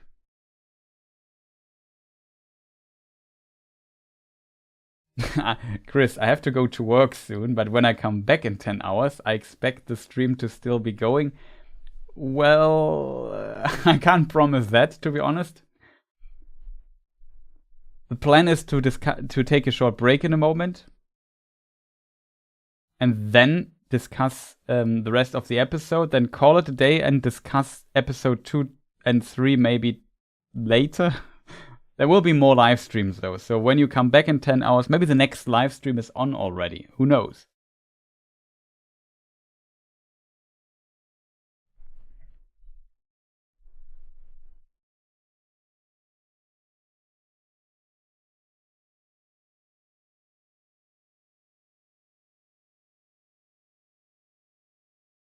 I stopped watching my watch of episode to watch episode 3, and now I'm back. Okay.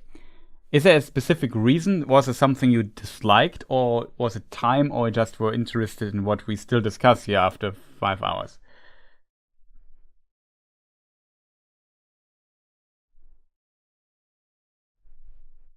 Yeah, like I said, I just have to stick to the plan because we still have a few things to discuss here, which I find interesting. Before we do that, I take a break. But let me just complete the Lindon section. That's the last section before we go to the other sections. Oh, I really wanted to watch episode 3 today. Oh, okay.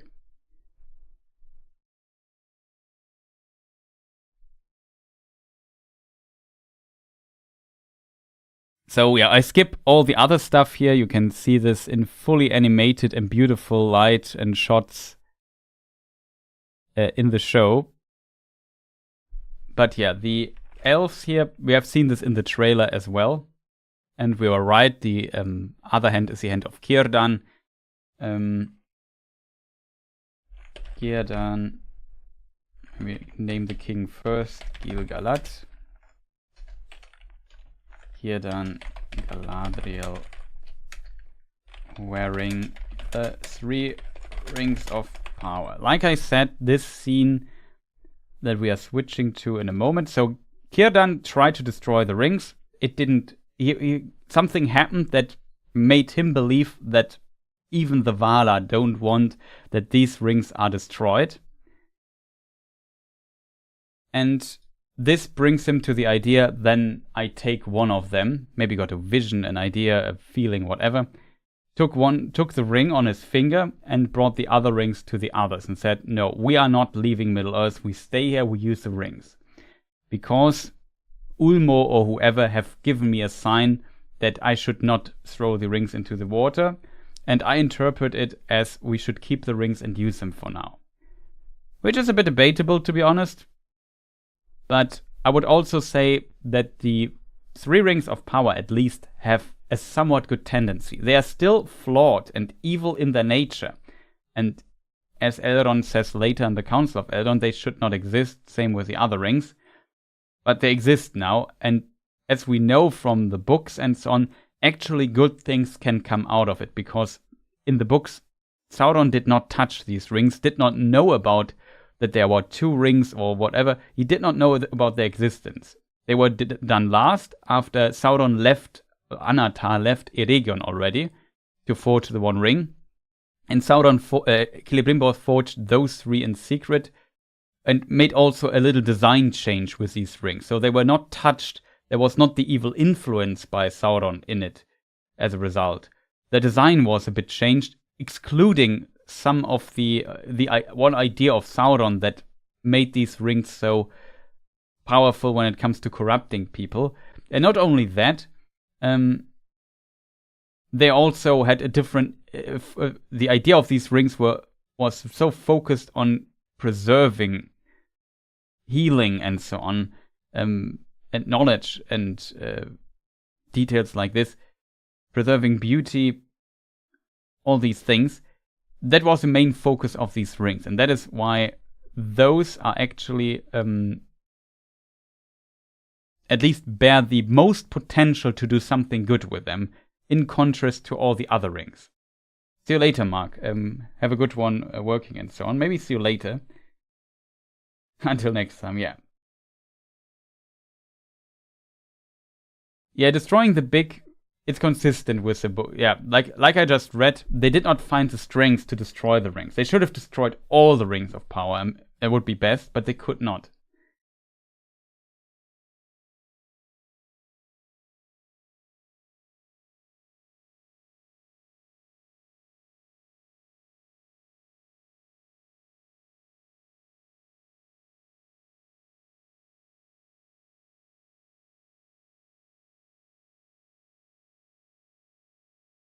Yeah, it's nothing wrong with being short, of course, but you definitely notice in some scenes that Galadriel is not 1 meter 92 or something, or 2 meters tall, like in the books.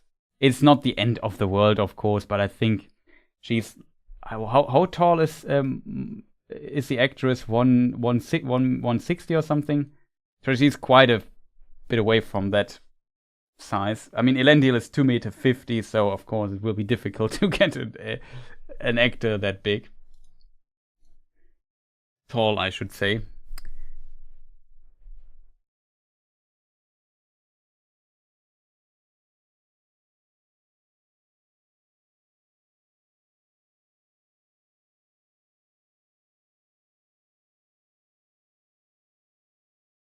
Yeah, the ring design also questionable, but whatever. I have to live with it right now. The Peter Jackson rings are also like more, I have to admit. They were kind of more subtle. Maybe Galadriel's ring looked a bit strange for me always, I have to admit.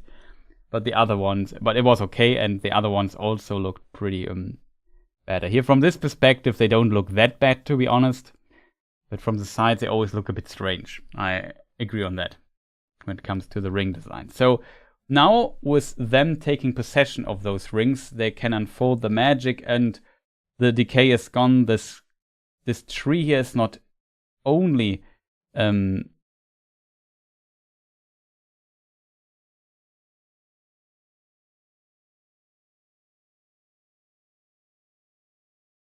regrowing all its leaves. It's actually glowing like Lindon tree glowing. And also the decay is burned away. You can see some effect there as well. Let me just see if I find the linden tree glowing. Yeah, here it is.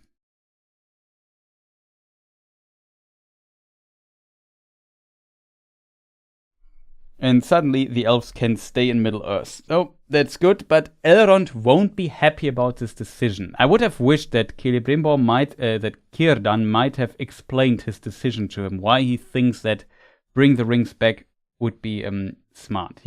Later they talk a bit about it again, but I think having this, okay, Ulmo just touched my boat and I almost slipped off these rings, but they fell into my boat instead. As a sign, like, that's kind of a plausible assumption that he should not do this.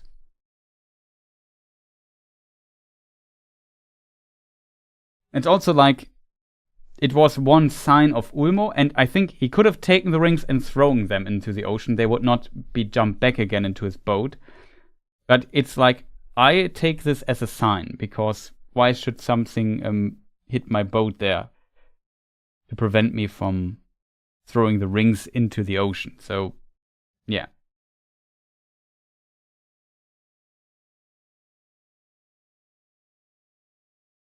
Yeah, you see the positive effect. It's this magical effect. Like I said, also Gang Rider TV, welcome. Of course, it's over-dramatized. Like I said, in the books, this decay process takes centuries, maybe thousands of years. Here, it's next week or something. It's very urgent. But yeah. See a tip to mommy. Yeah, I will go to eat something. Don't worry, chat. I'm very happy that you are so, what is besorgt in English? Besorgt. Worried, that's the word. I really need to eat something. So, this is now, I think, Is there anything left here to say about this section, chat? So with this, the elves can stay. Elrond is not too happy with this. Oh, next we have something interesting I want to talk about, because we cut to Eregion and then Halbrand appears in Eregion. What I just wanted to point out is, I don't know what the idea exactly was here, chat. Maybe to confuse the viewer a little bit, but interestingly, Celebrimbor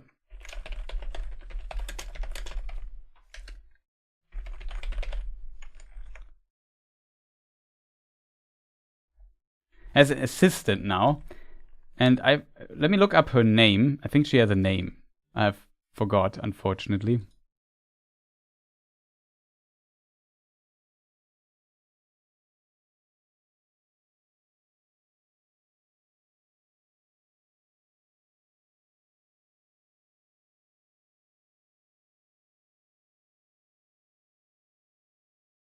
Myrdania is her name, potentially a reference to Myrdain. Myrdania. So Celebrimbor has this assistant, meanwhile, in Eregion. Celebrimbor assistant, yeah, here she is. And she looks from, like, her hair and her clothes look like those from Galadriel all the time. So when you first see this scene, you think that's Galadriel. It's happened multiple times. Did anybody else notice this, that she looks so similar? And what could be the reason why they do this? Is this to confuse? Oh, Galadriel went back to Eregion or something.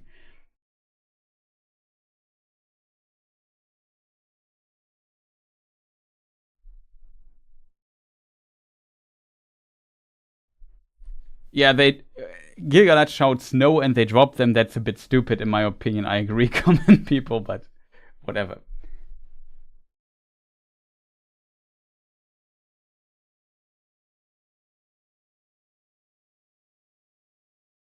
You keep saying it but not doing it. Like I said, we conclude the Eregion Elven section here. And yeah, the last scene of this year is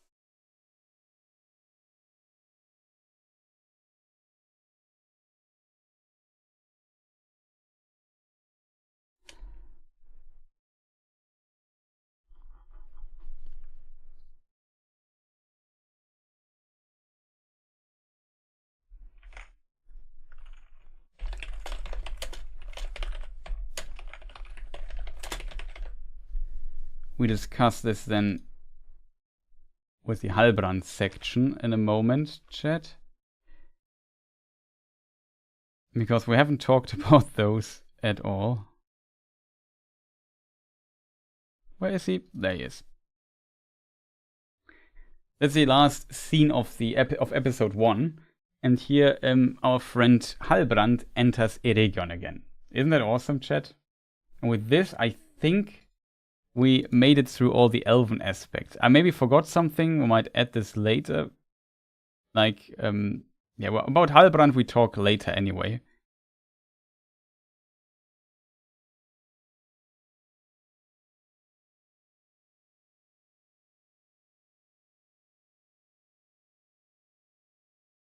So episode 1 was quite busy, I have to say. They have to explain and establish a lot of things.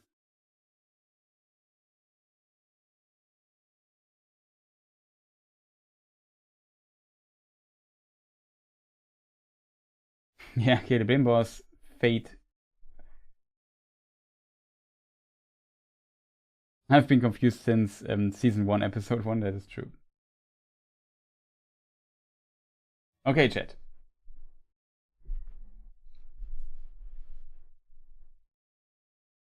Vickers is good in his role. He definitely is. Like, his evil smirk is really good. That nobody can deny here. Okay, chat. So, since I got strongly hinted at that I should finally take a break Do I have a long lore video or something, chat?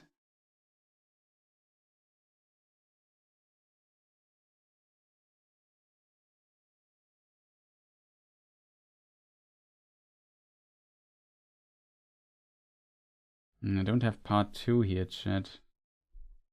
I'm not sure how long it takes to download something from YouTube. If it would be fast, I could just download my second age video. That's 3 hours long. That would be long enough.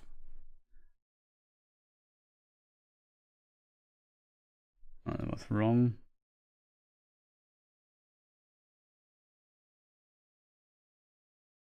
Not even sure how this works, actually. There was some download file here you can download. The problem is I don't have the file on my disk anymore.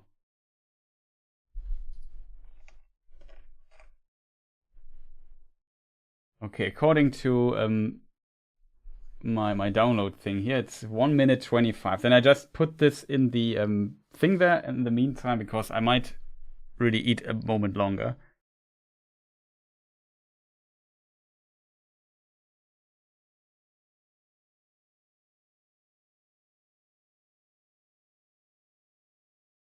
Tinkerbell before him.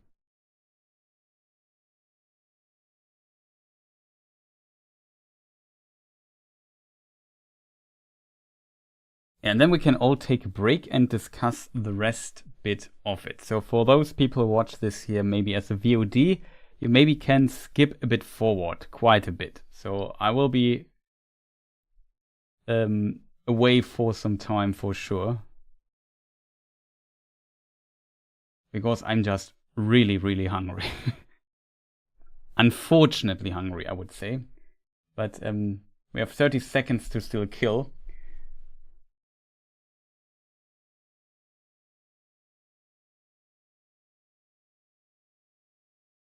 But yeah, what do you say about over this meat back on the menu, boys? Yeah.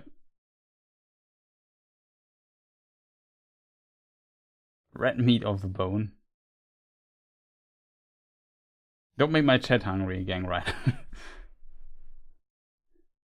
Okay, I downloaded it, chat. I made it. I did something right. Awesome.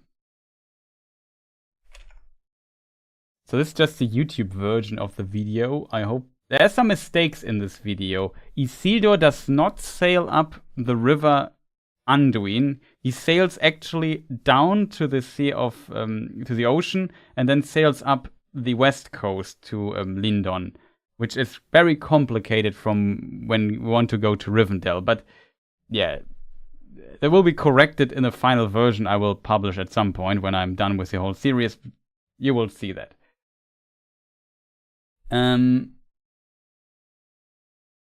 Okay, chat. So I wish you a lot of fun with the video, and see you in, I don't know, half an hour or something. I would say give me at least half an hour. I really need a break, chat, I have to admit. So see you in a moment, and then we continue here. I might show you some ad breaks in between, because now is the time for ad breaks and stuff. So something like that. See you in a moment. After we explored Elrond's origin and development in Tolkien's writing process from the 1920s, his ancestors and early days in the lore, and the events of the early Second Age in part 1 of this video, we now take a deep dive into Elrond's life during the Second Age. I try to put him into context with other characters of importance and events of that time here in part 2.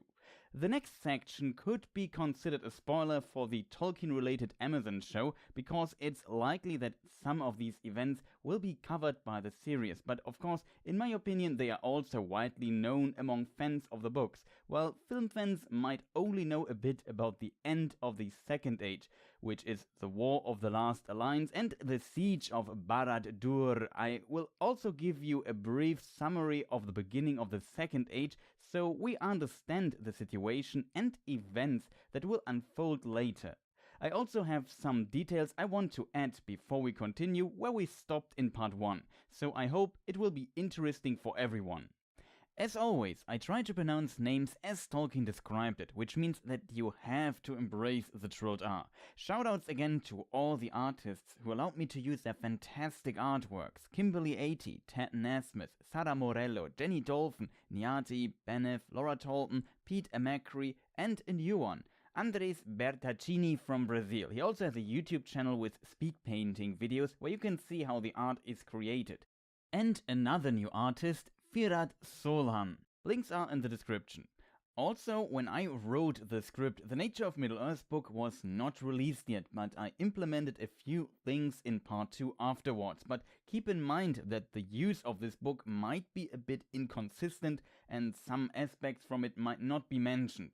Also, there was a change to my channel recently. Gaming content is now uploaded to my second channel, and here I will from now on only upload Tolkien related videos. There's also a video explaining this. Check it out if you're interested, and already thank you for the support. After the War of Wrath, which ended the First Age, Beleriand was sunk into the ocean and Sauron surrendered. Out of fear, it's not clear if he had some regret too. The Maiar Ionwe, herald of Manwe, Maiar are so to say the angels of lower rank, commanded that Sauron, who is also one of the Maiar, should return to the west continent Aman to receive judgment. Aman is where these angels live and look over the world. Something similar happened once with Sauron's master Melkor after his first of 2 rebellions on Arda. Melkor was the first Dark Lord and later called Morgoth, which is probably the more widely known name. He was once one of the Valar, that are the powers or angels of highest rank that form some kind of god pantheon. In contrast to Sauron, Morgoth accepted the judgment of Manwe, king of the Valar, but of course he later betrayed the other powers again. Sauron, however, had different plans when he was asked to return to Aman and went into hiding instead. With this, no possible pardon for him was possible anymore. He decided against it and hid in Middle-earth, forging his evil plans. One could ask why judgment and redemption through the Valar was offered at all. Did Manwe not foresee the betrayal of Melkor and Sauron?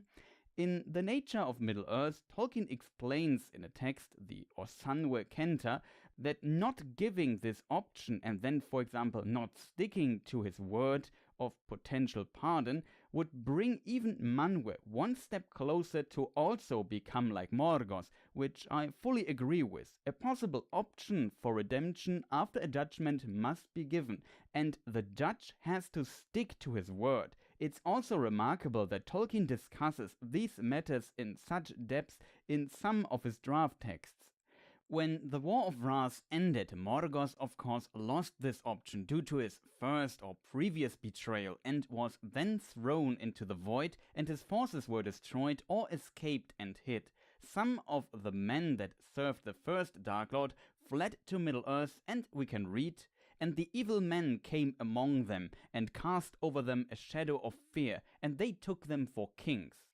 Who them means here exactly is maybe open to interpretation. Men awoke in Hildorien in the Far East, when sun and moon were created, and Morgoth brought his shadow over them during the First Age. Several groups or tribes fled from there, wandering west to Beleriand, meeting the elves, and became known as the Edain, and some of them as the Atanatari, the fathers of men. On their initial escape to the west, not all completed this journey to Beleriand. Some remained in regions that would become important much later, for example the Lord of the Rings and the Hobbit. Some settled in Eriador, becoming the ancestors of, for example, the Breelanders and Dunelandings. Others settled in Rovanion, becoming the ancestors of the Norsemen. Some maybe settled further south, becoming the ancestors of the Hillmen, and so on. And in the Far East, we also still have a group of people often referred to as Easterlings, who potentially lived under the influence of once Morgoth and later Sauron. Same with the people from the far south, and I assume Khand too. Check my video about Hales and the Haladin, or the origin of the Hobbits video, for a bit more detailed information on this topic. And if we come back to the quote, it is possible that these evil men who fled from Beleriand at the end of the First Age brought the evil and influence of Morgoth and Sauron over at least some of those people in Eriador, but of course it could also mean some of the other groups. What we see here is an important lesson on how evil works in Tolkien's world. With the defeat of Morgoth, the first Dark Lord, his evil did not simply vanish, it still remained in the world. It was also infused into the world itself, except for the oceans. In the book Morgoth's Ring, Tolkien calls it the Morgoth element. But as explained, there's more to it. It also is in some of the people's minds. The group of men who fought with the Valar, the Edain, were rewarded with a big island to dwell on, and as we learn in some texts, for example in The Nature of Middle-earth and in Morgoth's Ring, were potentially restored to former glory. So their lifespans became much longer again, maybe as long as it once was. Canon can be debated with this for sure, but according to some theories by the elves mentioned in work-in-progress texts of Tolkien, men originally also had those long lifespans, but when they were influenced and oppressed by Morgoth, who probably made them worshipping him as a god in Hildorian, Eru, that is God, shortened the lifespans of men as a result.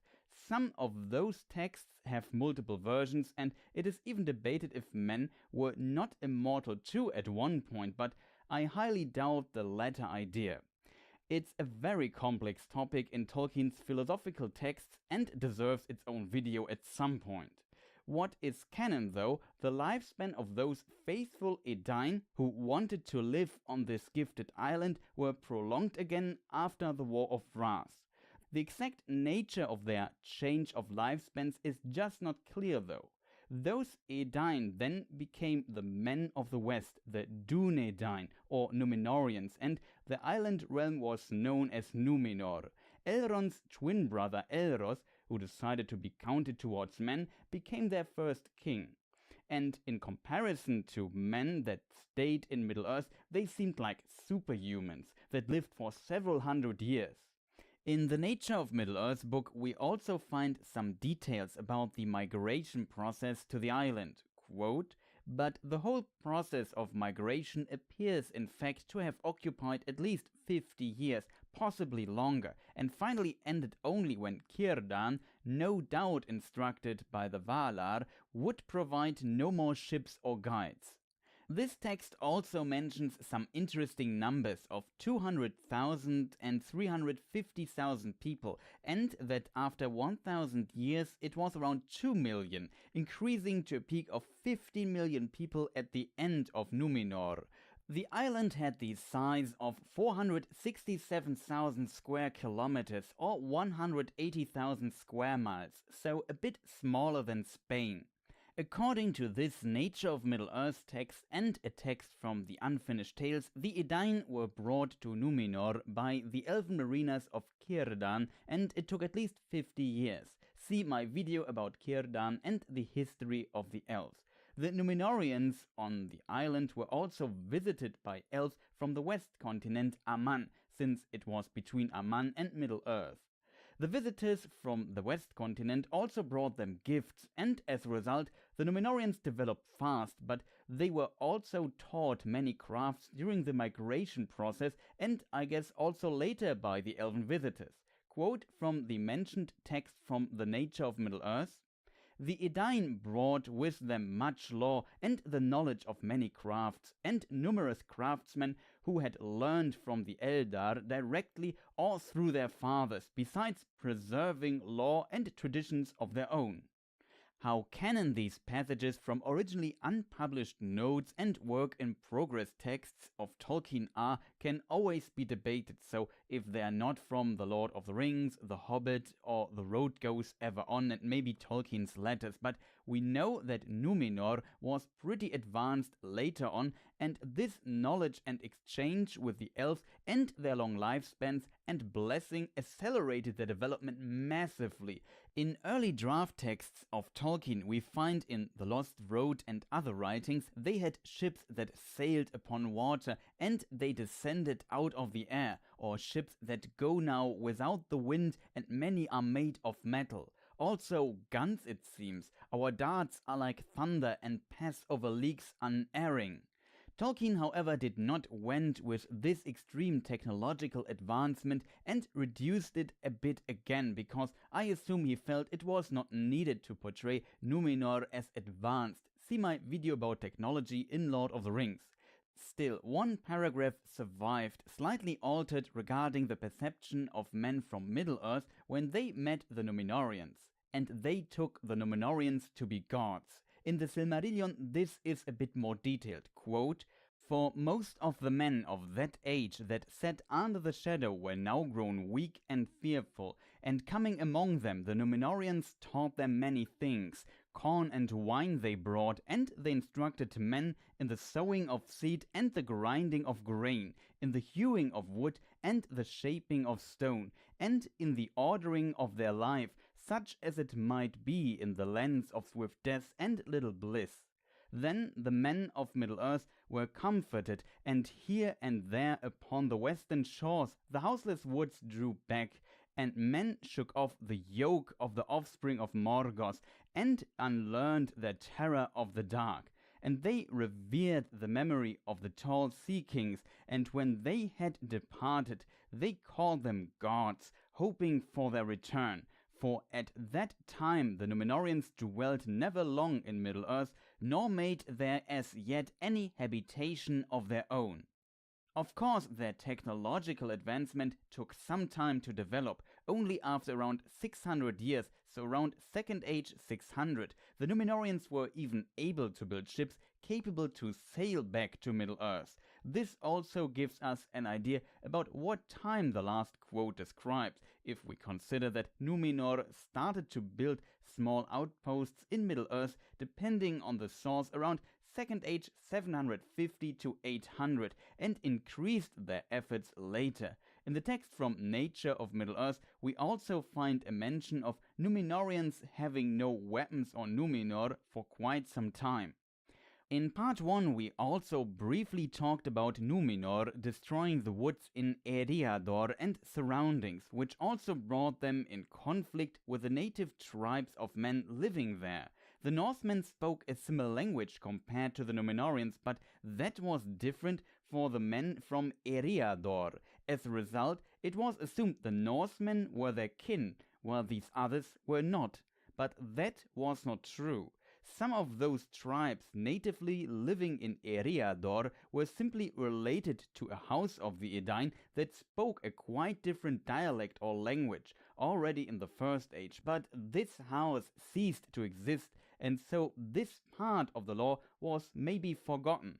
The advanced Numenorians pushed those tribes out of their native land, and they would later become the Dunelandings and Brelanders, and we know that the cornerstone for many conflicts to come and a long feud was laid here. At this time also the elf lord Celebrimbor with Galadriel and Celeborn founded Eregion, where the rings of power will be forged, except the One Ring. There are different versions of who exactly was involved in founding it. Eregion was a realm of the Noldor elves and founded around Second Age 750. In Lothlorien we also had an elven realm, same in Greenwood the Great, which will become Mirkwood during the Third Age. Who ruled those realms at that time is hard to say because multiple versions exist. Most sense, in my opinion, makes King Amdir for Lothlorien, though he is only mentioned in the Unfinished Tales. In Greenwood it's either Thranduil, which is what Lord of the Rings implies, or his father Orofer, who is only briefly mentioned in the Unfinished Tales. I guess Thranduil is the more canon version here. If elves from Middle-earth visited Numenor before Second Age 600 or even after it from time to time is hard to say. There are to my knowledge no explicit mentions. In the story from the Unfinished Tales about Tar Aldarion and his wife Erendis, again canon can be debated, there is a mention of elves visiting Numenor to attend their marriage celebration, Second Age 870, and an implication that elves sometimes rode through the woods of the island.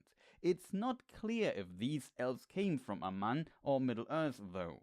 We, however, definitely know that elves from Aman visited Numenor, and it seems strange that it's never mentioned that elves from Middle-earth visited too. As a result, it also seems unlikely, as explained last part, that Elrond might have visited his brother, who was the first king of Numenor. It's not impossible though.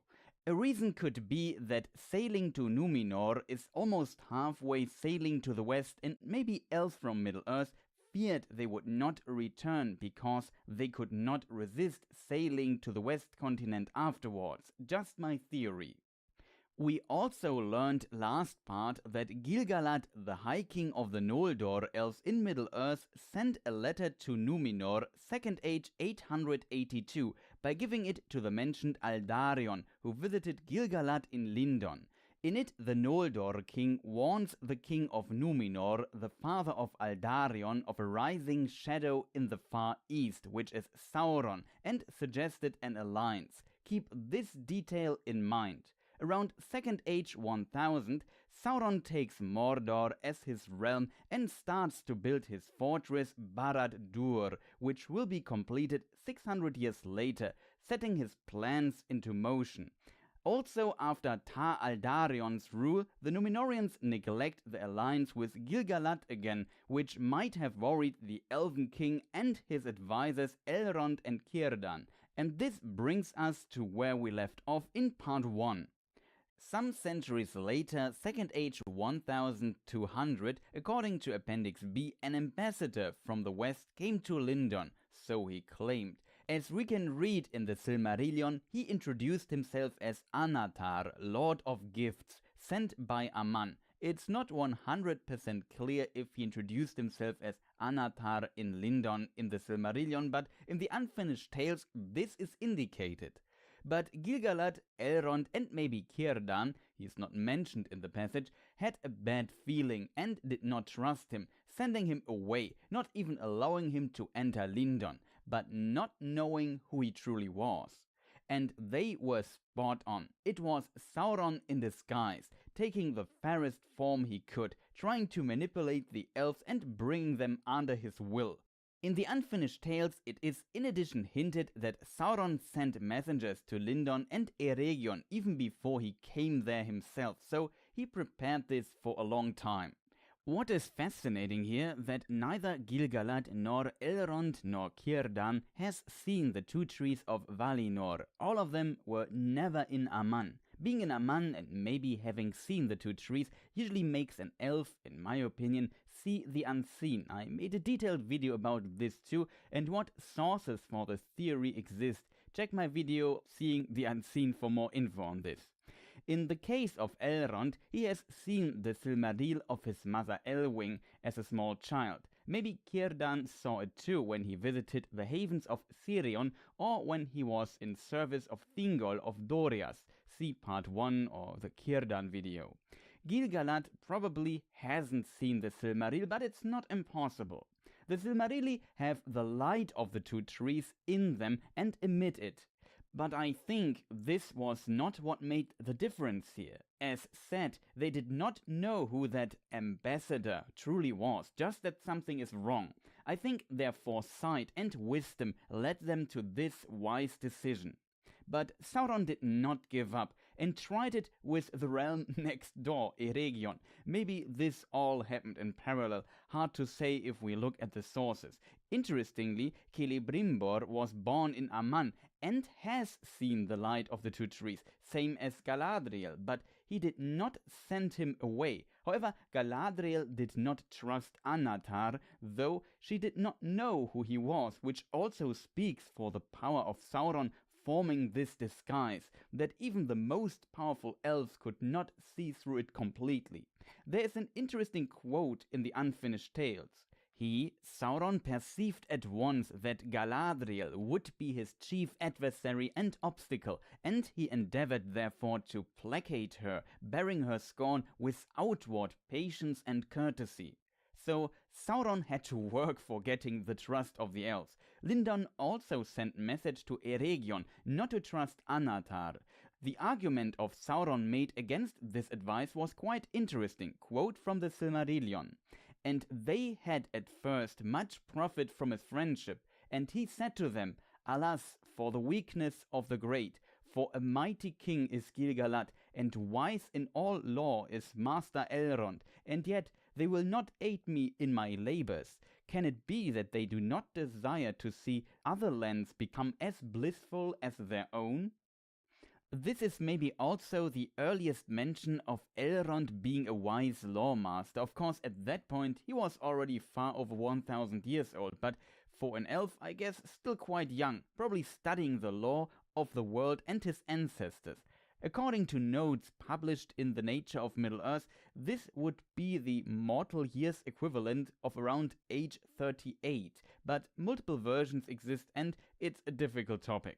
In a way, the law of Elrond's ancestors covers a big part of the history of the world already.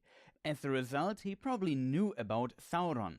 Elrond's great-grandmother Luthien defeated the evil Maya once with the help of the hound Huan, and his great-grandfather Beren was almost killed by the Maya too. In addition, Gorlim, a companion of Beren's father Barahir, was tricked and forced by Sauron into betraying Barahir, so Elrond could have known that the second Dark Lord was a trickster and deceiver, who now, as seen in the quote, tried to sow distrust among the elves. Interestingly, Elrond is not mentioned to be a healer yet. It's impossible to say when Elrond became widely known as a great healer. I assume maybe in the Third Age, because he could use the Ring of Power after Sauron's defeat. In Morgoth's ring, we find an interesting note in the section called Laws and Customs of the Eldar, which explains a belief of the elves, also called Eldar. It should be said that there are two text versions called A and B, and Tolkien abandoned text B, which was a revision of A. Why he abandoned the revision is not clear, and as always with work in progress material, canon can be debated. Here the quote about healing. And the Eldar deemed that the dealing of death, even when lawful or under necessity, diminished the power of healing. So the elves believe that your ability to heal is reduced if you deal death to others in, for example, a war, which was listed as a main reason with hunting. It maybe explains why elf women who did not or rarely go to war were often good healers. However, maybe because there were some war times in the Second Age in which Elrond had to command armies, as we will learn in a moment, and maybe fight himself, he was maybe less active as a healer, though it states that it's just deemed by the elves and that the ability was diminished, not removed. It is also not 100% clear how the elves heal people. Is it magic, or as the text also states, skilled in the law of living bodies? On one side, I think there is some sense behind it. On the other, when would an elf need physical healing? Probably most likely when an elf put himself or herself into a dangerous situation and something goes wrong. This includes wars, hunting, or going on long travels through dangerous territory. Else, I don't see much need for physical healing among the elves, to be honest. So wouldn't it make sense that healers were present during wars? In this way, they would be in the war and maybe not participating in the active killing. This could be true for Elrond too, though as a commander of an army he probably had enough other things to do, though he maybe also refined his knowledge of the living body in the war times. There might be an explanation that could make sense too. Maybe this does not only mean the physical healing of the body, but also the healing of the mind. A soldier just coming from war is probably the one who needs healing and not good at helping other elves mentally through tough times. However, this is just an idea of mine, and the texts hint much more at the physical healing aspect. We might briefly talk about this during the Third Age section again, so in the next part, but let us return to Sauron contacting the elves. As explained, Sauron had some success. While Lindon did not even let Sauron inside their realm, the elves of Eregion, especially Celebrimbor, welcomed him, thinking of him as an ambassador of the powers from the far west. This maybe reveals the eagerness of Celebrimbor to reach or surpass his grandfather Feanor, though in some versions he was only distantly related or not related to Feanor at all, but Appendix B of The Lord of the Rings states he was a descendant from Feanor, making this, in my opinion, canon. This was between Second Age 1200 and 1500. As a side note, Galadriel as a character and her husband Celeborn changed a bit over time, which is a topic for its own video. Tolkien increased the power and influence of Galadriel a lot in his later writings. We find some interesting information of this and what she and Celeborn were up to in the Unfinished Tales, but as mentioned, some of it contradicts other writings. Forgive me when I try to piece the information from different, sometimes contradicting sources together, but we have not many other information about this time otherwise. Keep in mind that canon can be debated when I mention the Unfinished Tales in this video, in general, and I try to hint at it as much as I can. As an example for some contradictions, in some versions Celeborn is a Nando or even a prince of the Teleri from Aman, not a Cinder elf. In some versions Galadriel receives a ban by the Valar, in others she decided to stay in Middle-earth herself. In one version Amros is Galadriel's son and Celebrian is not mentioned or only mentioned after the war, etc. It is quite complicated. Also, Eregion is a topic for its own video, but here a brief overview under the mentioned context of problems in canon. Depending on the version, it is not clear who exactly founded Eregion Second Age 750, or who had the biggest part in it. In one version it's Galadriel and Celeborn, while Celebrimbor was only accompanying them. There is a version where they all seem more equal, and in another one only Celebrimbor is mentioned as Eregion's lord, but Galadriel and Celeborn are not mentioned at all. For example, in The Lord of the Rings Appendix B and the Silmarillion, which would make this version the most canon. However, it would make a lot of sense that Galadriel and Celeborn lived in Eregion too, and considering their status, plus Tolkien increasing the role and power of Galadriel in later writings, that they participated in the foundation of Eregion.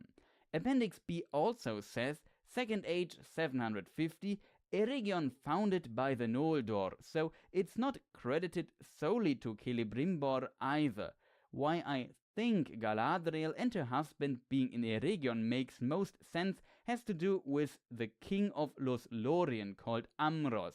Amros is mentioned in The Lord of the Rings, but in the version where Galadriel and Celeborn are the founders of Eregion from the Unfinished Tales, Amros is their son. This though is not mentioned in The Lord of the Rings at all, which is strange considering Galadriel's importance and that Amros himself is also mentioned in The Lord of the Rings. In addition, in a later text we find that Tolkien created Amdir to be Amros' father. As a result, Galadriel and Celeborn could not have ruled over LotR from the beginning, and them founding Eregion makes, in my opinion, the most sense here, because one of the main motives for Galadriel coming to Middle-earth and not returning to Aman after the War of Wrath, in some versions there's the mentioned ban, is her wanting her own realm without, as Tolkien calls it, the tutelage of Aman. Quote from the Unfinished Tales. She, Galadriel, had dreams of far lands and dominions that might be her own to order as she would, without tutelage. So why would she come to LotR under the rule of yet another king of the Sindar? Founding Eregion with her husband and Celebrimbor and ruling over this realm together seems most plausible for me. We find a note that Galadriel foresaw that an evil is at the horizon, same as Gil-galad in Lindon, and concluded that only all three peoples united can stand against that. While, as mentioned, Gil-galad tried to ally with Númenor, Eregion was founded close to Khazad-dûm, also known as Moria, and established a good friendship with the dwarves, which helped both Noldor and dwarves developing their arts further. We can read in the Unfinished Tales, so that Eregion became far stronger and Khazad-dûm far more beautiful than either would have done alone. Interestingly, Noldor and dwarves have their love for crafting things in common, and we can read that Celebrimbor was a friend of the legendary dwarven smith Narvi. The doors of Durin are a well-known cooperation between the two of them. In some versions, the alliance with Moria also helped to expand the influence of Eregion over to the other side of the Misty Mountains, reaching Lothlórien under, I assume, Amdir. The capital of Eregion, Ostinethil, which translates to Fortress of the Eldar, was created Second Age 750. As mentioned, due to the texts contradicting each other a bit, it is not clear who played what role when, but Celebrimbor was, according to Appendix B of The Lord of the Rings, Lord of Eregion and the greatest of their craftsmen, and established a group or guild of jewelsmiths called the Gwaith Imerdain, which means people of the jewelsmiths. Their influence was great in Eregion, and they had a good relationship with the dwarves of Khazad-dûm, which might be a bit surprising, but the Noldor and dwarves shared their love for the arts of crafting. Galadriel and Celeborn are not listed as Lords of Eregion in Appendix B, and all the information about them are from the Unfinished Tales, which I mix in a bit in the following sections. Now, as mentioned, Sauron disguised as Anatar comes into play.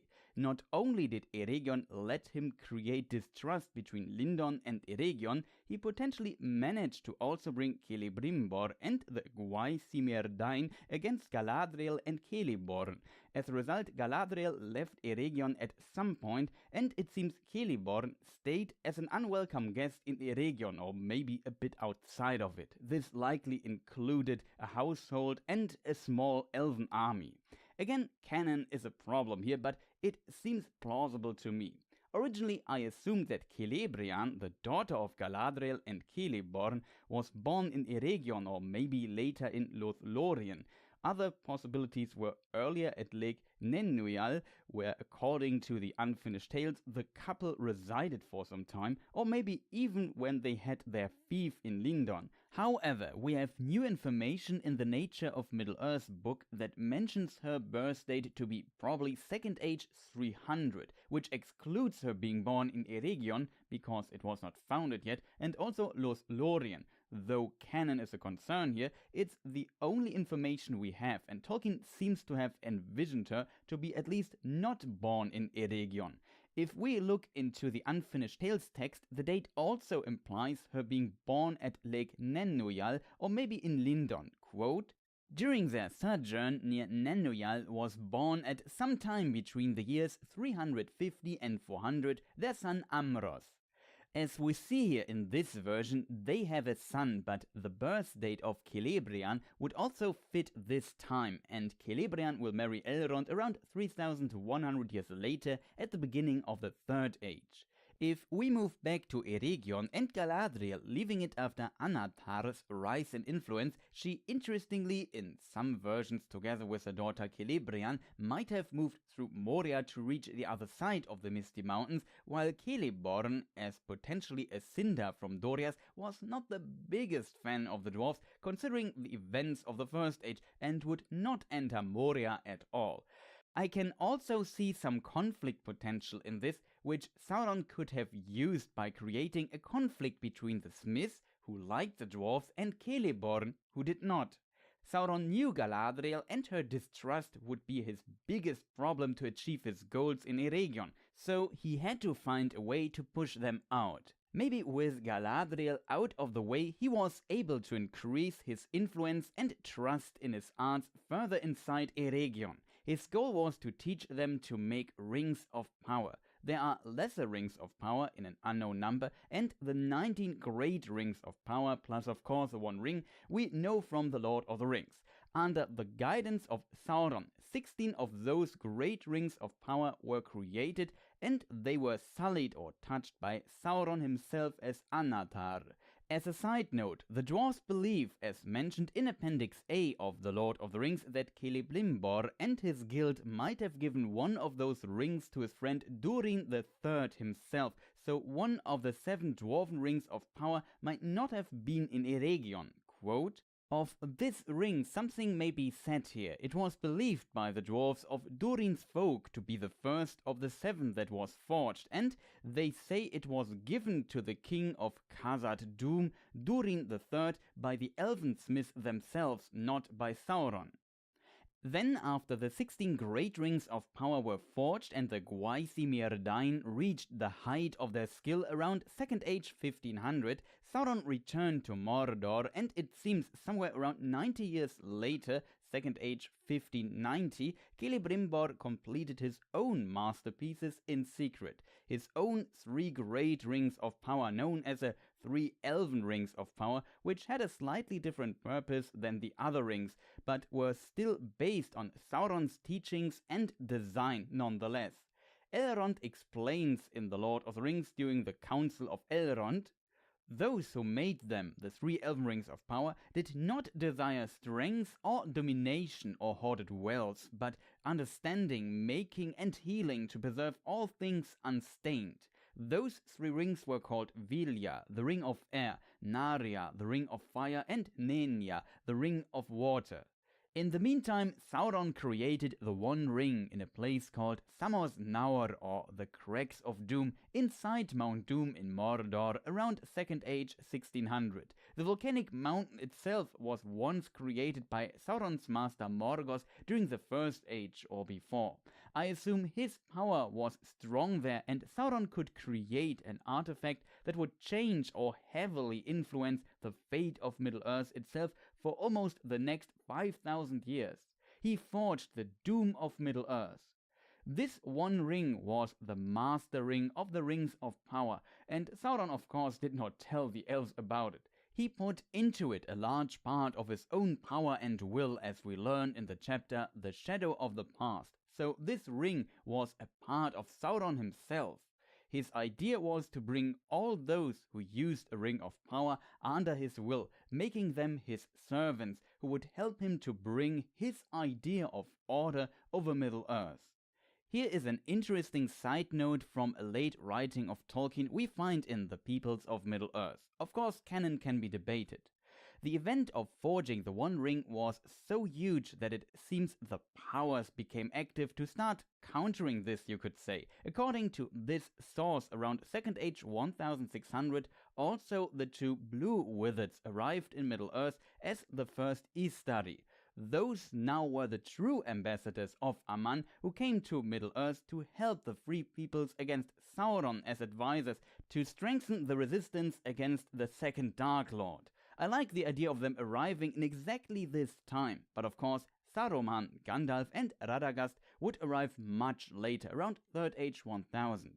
The 2 blue wizards though traveled into the Far East to weaken Sauron's influence on the men of these distant regions, I assume the Easterlings.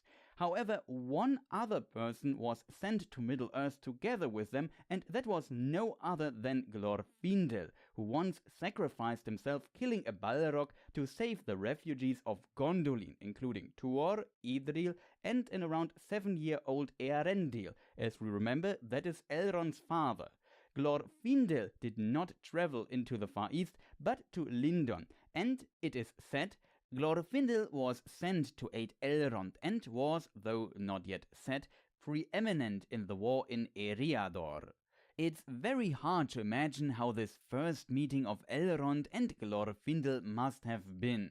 Elrond met this legendary elven warrior who died in an epic battle against one of the most powerful foes an elf can imagine to save his father and grandparents. Legolas expresses it quite fitting in The Lord of the Rings when he talks to Galadriel and Celeborn. "Of all elf banes, the most deadly, save the one who sits in the Dark Tower." I can't imagine what they said, but I'm pretty sure there was an immense respect that Elrond might had for Glorfindel, and maybe over time between both of them, considering that the legendary re-embodied elf lord from the First Age later lived in Rivendell too, and even rode out against the Nazgul alone to help Frodo, probably being asked to do by Elrond. Sadly, there's no more information on this, and it seems Glorfindel, as the Istari later, remained an advisor for Elrond and I assume Gil-galad too. There is no mention if he took an active part in the war and what that looked like. I assume the elves had to fight their battles themselves, and he mostly aided them with his knowledge and wisdom. Maybe he was also on some battlefields though. We at least know that he was present on the battlefield in the Third Age during the war against Angmar. In early drafts of The Lord of the Rings, he was also part of the Fellowship of the Ring. If we now jump back to the situation in Eregion and the Rings of Power, I assume that mostly the lords of the elves in Eregion wore those rings, so the leaders and the most influential elves, controlling those would be huge for the Dark Lord. But Sauron did luckily one mistake. He underestimated the elves. Celebrimbor and the others suddenly were aware of the existence of the One Ring and saw the immense danger of their wills being dominated by the One Ring's creator, who was also revealed in the process as Sauron himself, and the elves put the rings of their fingers and would not use them as long as Sauron possessed the One Ring, and Celebrimbor in terror sought counsel. Interestingly, he went to Galadriel, it seems. I guess the relation to Lindon was a bit pressured, and at least Galadriel was sitting in the same boat as him for some time, even though she did not trust Anatar from the start and later left. Of course, also Galadriel knew the situation better and was considered very wise too. This, in my opinion, shows that Celebrimbor saw his mistake and was not overcome by pride. If we compare this to the fall of Gondolin, discussed in part 1 of this video, we see many parallels, but also one small difference.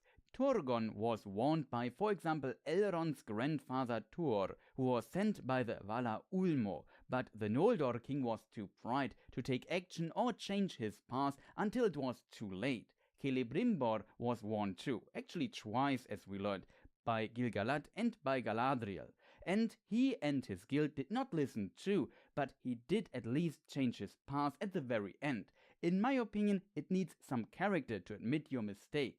We don't know how the dialogue between him and Galadriel went, but she also had reasons to react with scorn, considering she and her family were potentially pushed out of Eregion by Celebrimbor and his smith friends.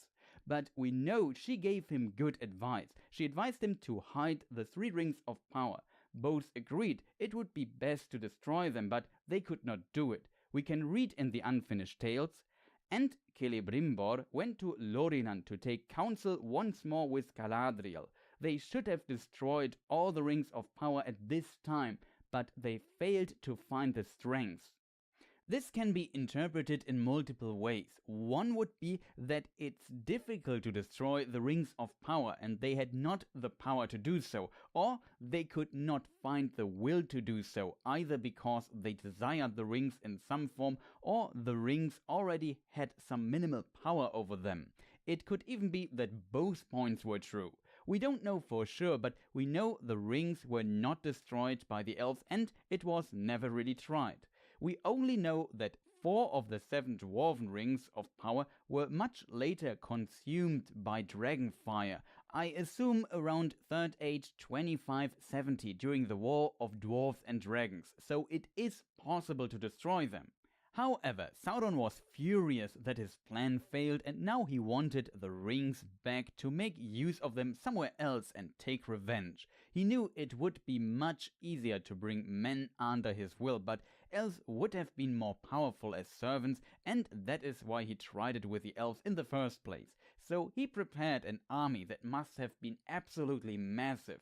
In the meantime, Celebrimbor followed Galadriel's advice and hid the rings, the 16 or 15 depending on what the dwarves say is true inside Eregion, and the 3 he sent elsewhere. Vilya and Narya he sent to King Gil-galad in Lindon, and Nenya he gave to Galadriel. Again, we could ask how contacting Lindon went after Eregion turned down the advice of Gil-galad, Elrond and most likely Círdan. If you think about it, Celebrimbor was quite different to his grandfather Feanor in this regard, who would probably not have admitted his mistake and corrected his path. And this small difference in character will make a huge difference and Celebrimbor almost a tragic hero, while the outcome for Eregion will be similar to Gondolin. One could ask, when Sauron's identity was revealed to the elves of Eregion, why did it take Sauron around 93 years to attack? What did he do all the time? In the Nature of Middle-earth, we find an unusual text called Note on the Delay of Gil-galad and the Númenóreans that gives some answers to this, but also creates many new questions, in my opinion, which might be why Christopher Tolkien did not publish it in the Unfinished Tales before.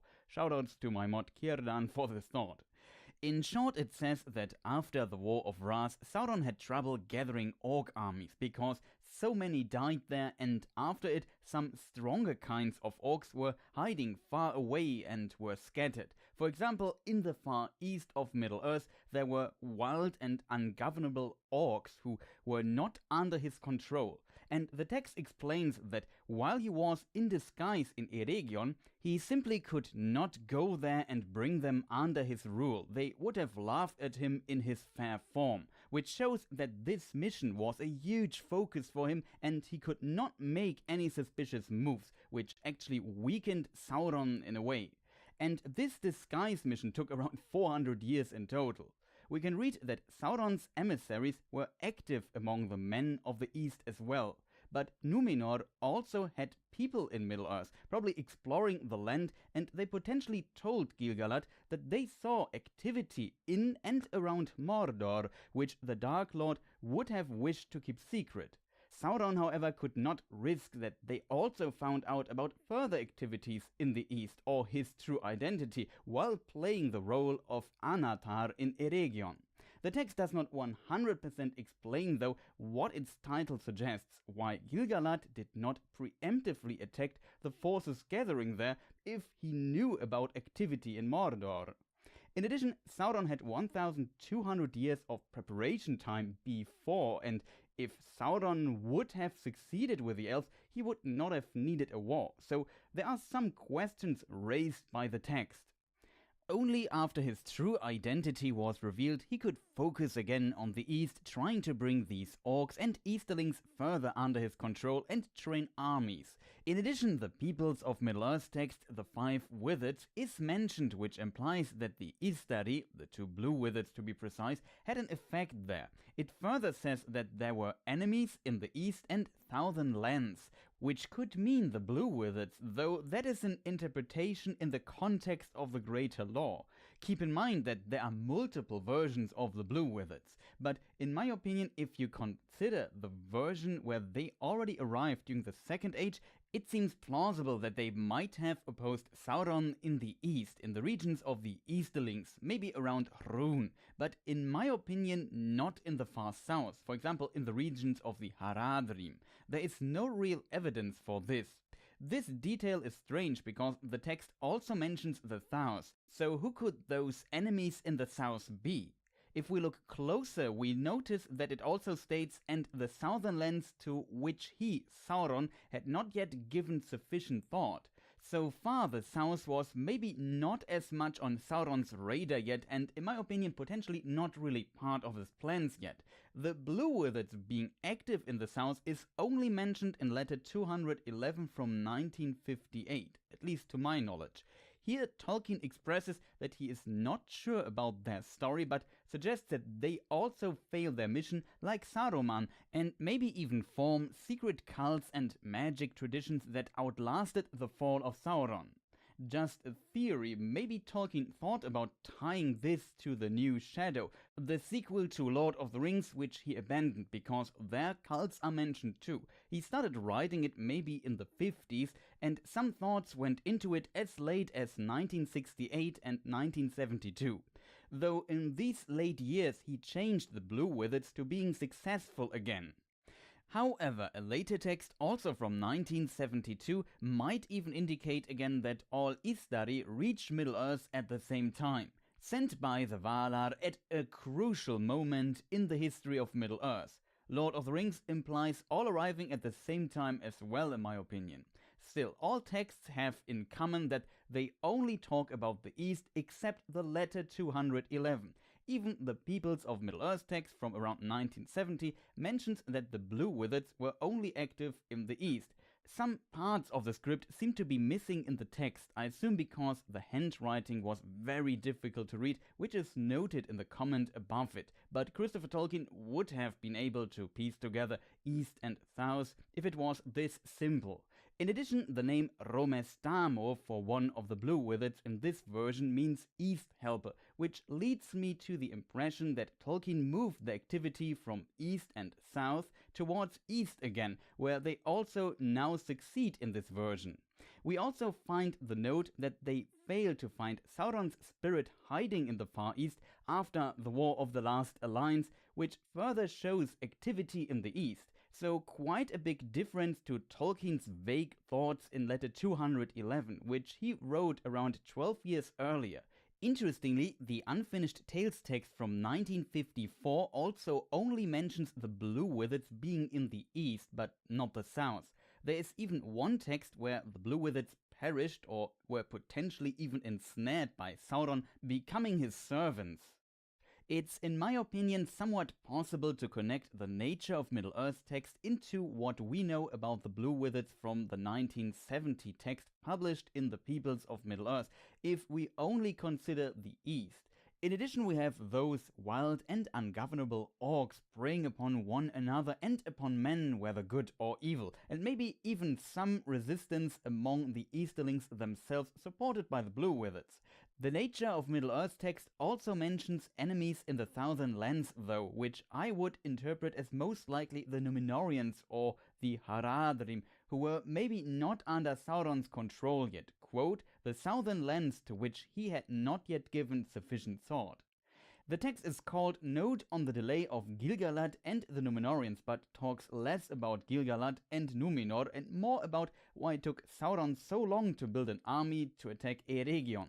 I think him needing time after putting aside his disguise as Anatar to increase his influence again, which he neglected, and train his armies makes somewhat sense, but the exact reasons are also a bit strange, and as said, he had centuries before he disguised himself as Anatar. And considering how many contradicting sources exist, it's in my opinion almost impossible to form a consistent chronology out of all these texts. As a result, take all this with a grain of salt. It's very work in progress material. What we might learn: Sauron needed that time to build an army strong enough to conquer Middle-earth, and that he was at haste and would have needed more time, which might also explain him failing in the end. Second Age 1693, the war begins. He even had the allegiance of some groups of men from Calenardon and the White Mountains. And Second Age 1695, Sauron arrived with his massive force in Eregion and sacked it. In the Unfinished Tales we find some details beyond what we know from the appendices of The Lord of the Rings. Of course, Appendix B mentions that Gil-galad sent Elrond to help defend Eregion in the same year that Sauron started his attack, which seems strange if Gil-galad knew about activities in Mordor. In the Unfinished Tales we can also read that Celeborn was still in Eregion and also tried to help with his forces. There's also a new text from the Nature of Middle-earth. Celebrimbor fights against Sauron at the halls of his smithing guild, but ultimately is captured by the Dark Lord and his forces. Quote, Celebrimbor, desperate, himself withstood Sauron on the steps of the great door of the Myrdain, but he was grappled and taken captive, and the house was ransacked. Under Torment, Celebrimbor reveals where the rings of Eregion are, but not where he hid his 3 rings of power, and is put to death by, I assume, orc arrows. Quote, "Concerning the 3 rings, Sauron could learn nothing from Celebrimbor, and he had him put to death. His corpse with all the arrows stuck in it is put on a pole and used as kind of a cruel banner by the orcs and is carried through the streets of Eregion." Quote, "In black anger he, Sauron, turned back to battle, and bearing as a banner Celebrimbor's body hung upon a pole shot through with orc arrows, he turned upon the forces of Elrond. Elrond and his forces were almost overwhelmed and utterly destroyed, even with the help of Celeborn, if not the dwarves from Moria, using the dwarves of Durin, potentially together with the elves from Lothlorien, attacked Sauron's rear at this time too. It's interesting that the elves of Lorien, some of them Sindar elves who had a feud with the dwarves, would go through Moria and fight with the dwarves, but this also demonstrates how dire the situation was and how powerful Sauron and his army must have been. Due to this attack, Elrond, and I assume Celeborn too, could retreat. Elrond went far back to the Misty Mountains and created a stronghold as refuge, which was called Imladris, or Rivendell, and this is how Rivendell came to be.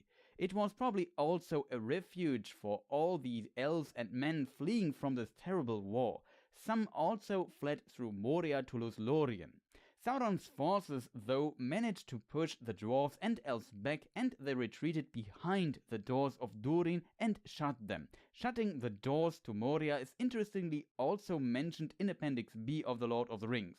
Sauron got, in the meantime, the 15 or 16 rings of power and could guess that Celebrimbor probably gave them to Lindon and Lothlorien. Interestingly, he maybe considered attacking Lothlorien first, but decided against it, which can be seen as a mistake.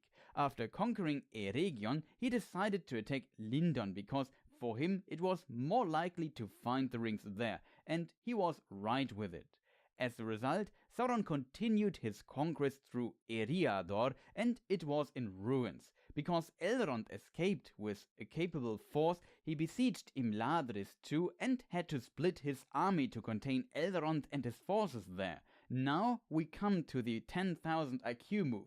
Gil-galad wisely asked Numenor for help long ago. Some were already there and prepared for the war according to the unfinished tales, but Numenor's reinforcements or main forces were still late, and Sauron reached the line of the river Hlun and summoned more forces from the southeast, also attacking Tharbad. It's described that it was only lightly held. It was looking grim for Lindon. Despite Sauron already splitting his army, it was still too powerful. But then the Numenorian forces under Tar Minastir, the king of Numenor of that time, arrived with a very powerful host in Lindon. They also sent ships with troops under Admiral Kiriatur over the Gwaaslo, the Grey Flood, around Vinyalonde, which is likely Londdyr, to intercept Sauron's retreat. With these combined forces of elves and men at Lindon, Sauron was pushed back and barely escaped. After a slaughter in Sarnford and his forces being strengthened again in Tharbad, Sauron then noticed that he had the army of Admiral Kiriatur in his rear, which led to the Battle of the Gwaaslo, one of the last battles in the War of Elves and Sauron, where the Dark Lord's forces were utterly defeated. He escaped with a small host, but was again assailed in the east of Kalinardon again. Sauron managed to very closely escape this last encounter with just a few bodyguards and retreated to Dagorlad in front of Mordor. Then the forces of Gil-galad went north. Only his forces are mentioned in the unfinished tales. It's not clear what the Numenorians did, but I could imagine they would help the twin brother of their first king too. The part of Sauron's host that was still besieging Imladris was now attacked by Gil-galad's forces from behind and Elrond's forces breaking the siege from the front. As you can imagine, the orc army was destroyed. It's possible that maybe some orcs and maybe trolls fled north into the mountains, but that is just my speculation. My idea is that this mountain area will have some orc and troll activity during the Third Age, and this might be a first foundation for it, but there are also more wars in the Third Age that could explain this activity too. And with this ended the War of Elves and Sauron. One could argue the Free Peoples won, but the whole region was in ruins. Not much was left of Eregion, and the elves were weakened in this area too. Sauron escaped and could grow armies again in Mordor. His position was not the best, but also not the worst, and he got 15 or 16 rings of power out of it, as he wanted, which would... Surprise. Chat, I'm still alive. I think you already gave up on me. You saw this guy never coming back. I am back after a really long needed break.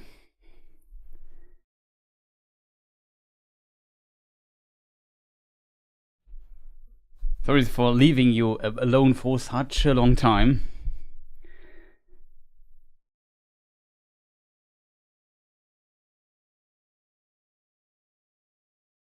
I always say that it's going over to politics, but luckily enough now, even though politics is important and stuff like that, we can return to lore stuff.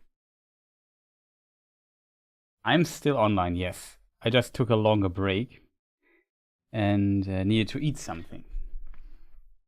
I really need to eat something.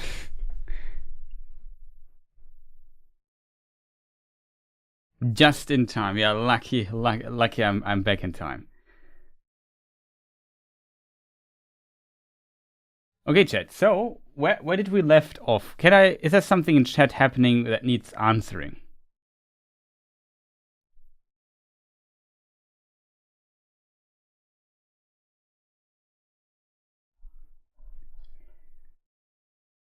Did you go to the bathroom? I also did that. I did a lot of things. A bit of stretching, a little bit of not looking at the monitor for 5 hours. As a little change was good. Got something new to drink. And I got this delicious chocolate bar here for my enjoyment.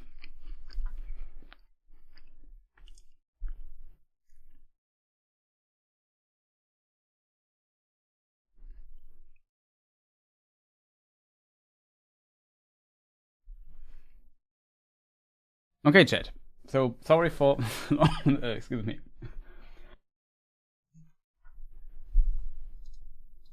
For the long break. Wait, what is that?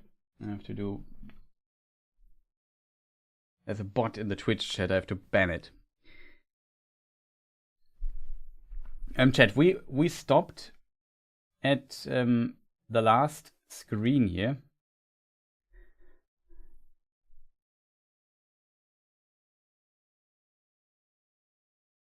Where is the last screen though?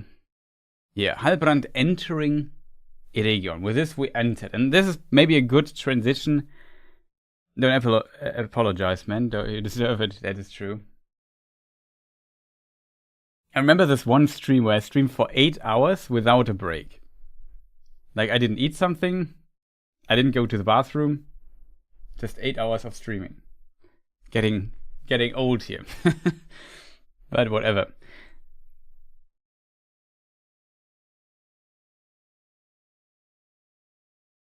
Yeah, that was intense. It was when the first teaser for Rings of Power came out, I think.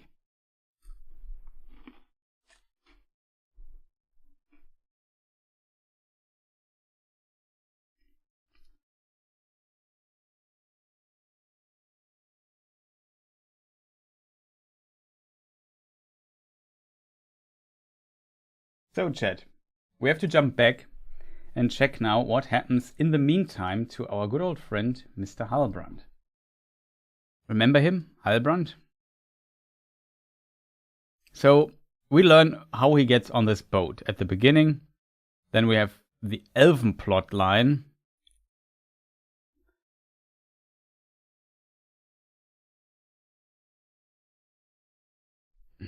What happened here? I don't know. But now it should be back. So where do we start, chat?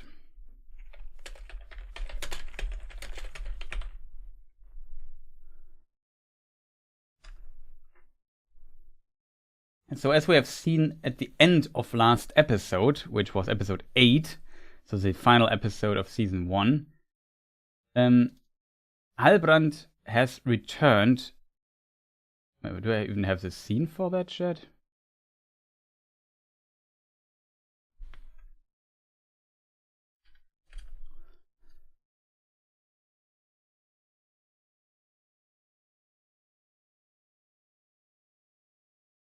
Yeah, we take this scene here. Just a moment, chat.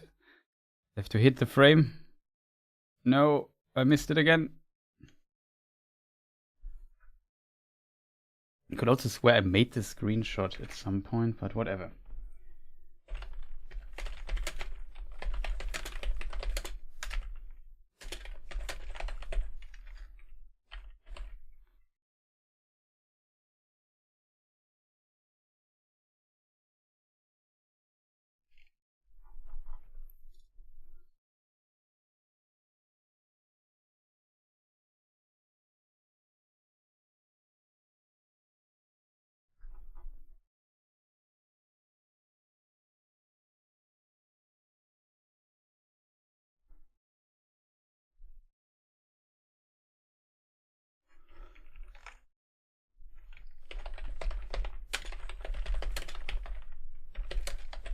One moment. Should have made screenshots in the meantime, right? Sure, that would be smart. Well. So yeah,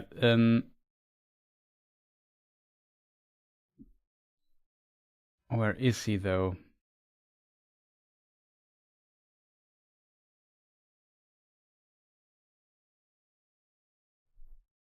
There it is. This was the last scene of season 1, episode 8. And yeah, so from this we learn that Halbrand left Eregion and returned to Mordor. And here, excuse me, here, he has a very strange plan. He goes, it's actually not a strange plan, but it's an interesting plan nonetheless.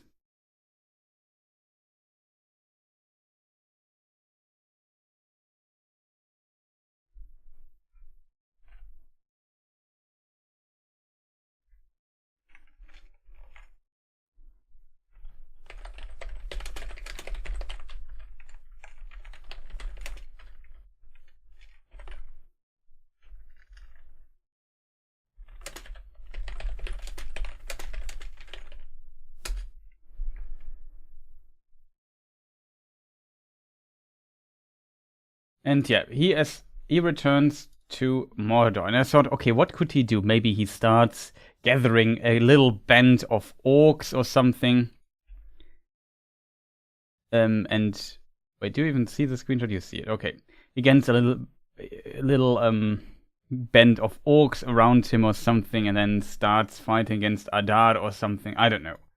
But no, that's not what he happens. He uses a cunning way to convince or to work towards his plans. He takes himself in. He even says, yeah, he just let himself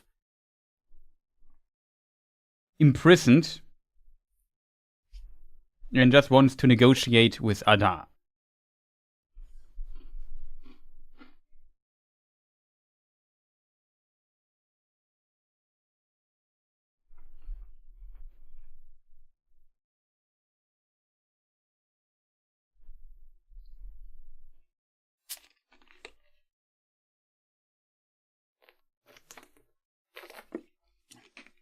And no, we talk about episode 1 for 6 hours, but 1 hour almost about this is me eating.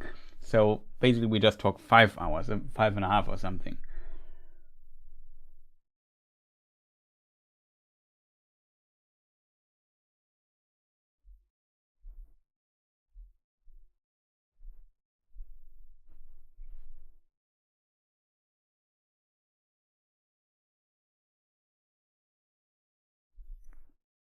Okay, so Halbrand turned himself in. This I found very interesting. It's very interesting to observe throughout the first season, if you think about it, but also in this season. And little bit the art of the manipulation and cunning of Sauron.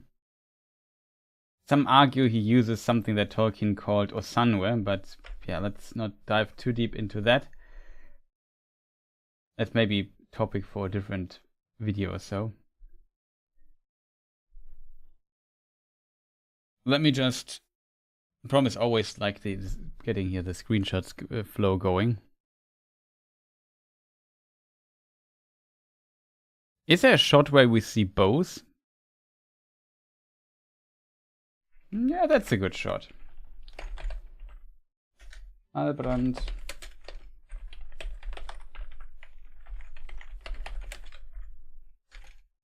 You have to name the screenshot. Negotiates with Adar. Awesome. I have to get back into my mojo here for a moment. But also pretty cool shot here. And yeah, he turned himself in and then is actually led to Adar. We learn an interesting thing here in the context of Adar. We maybe talk about this in a moment. But people get branded with this mark of Adar, gathering place, Mordor outline. And yeah, you could ask why would Sauron do this, and you learn it pretty quickly. Halbrand, like Adar, still believes that Halbrand is like the king of the Southland that fled, or so, that he's from this line, because he can't go to Adar can't go to Eregion and check on his notes on the family tree or something. It's not possible for Adar. So he assumes that Halbrand is a normal human, and he is from the line of the, I don't know, some kings of the Southlands here. But he doesn't really care about it, because he also says he has defeated everybody. And interestingly, Halbrand knows something that Adar does not know, and that is that Sauron survived, because Halbrand, spoiler chat. Do I still have the spoiler screen? Halbrand is Sauron. And no, we're 7 hours in, I think, if you don't get the spoiler by now, but you get the point. And he, like, Halbrand, like, tells some half-truths and says, well, Sauron is alive. He actually is. And he can tell him where Sauron is. But he wants that, I don't know, Adar basically lets his people, his folk free or whatever. He negotiates this to some degree. The question is, why does he do this? Why does Sauron want him to that some people are set free? I think he doesn't care about those people, to be honest. But maybe he can use them. First of all, a reason could be that he uses this to keep his disguise up, because he's the king, he cares for his people or whatever. So to kind of fool Adar into this. And second of all, maybe because when his people are free, they do stuff for him or so. I'm not sure. Like, he can later say, I set you free, I'm your king or something. So he can maybe kill Adar at some point, take over the orcs, and then also win the trust of men there, if that makes sense.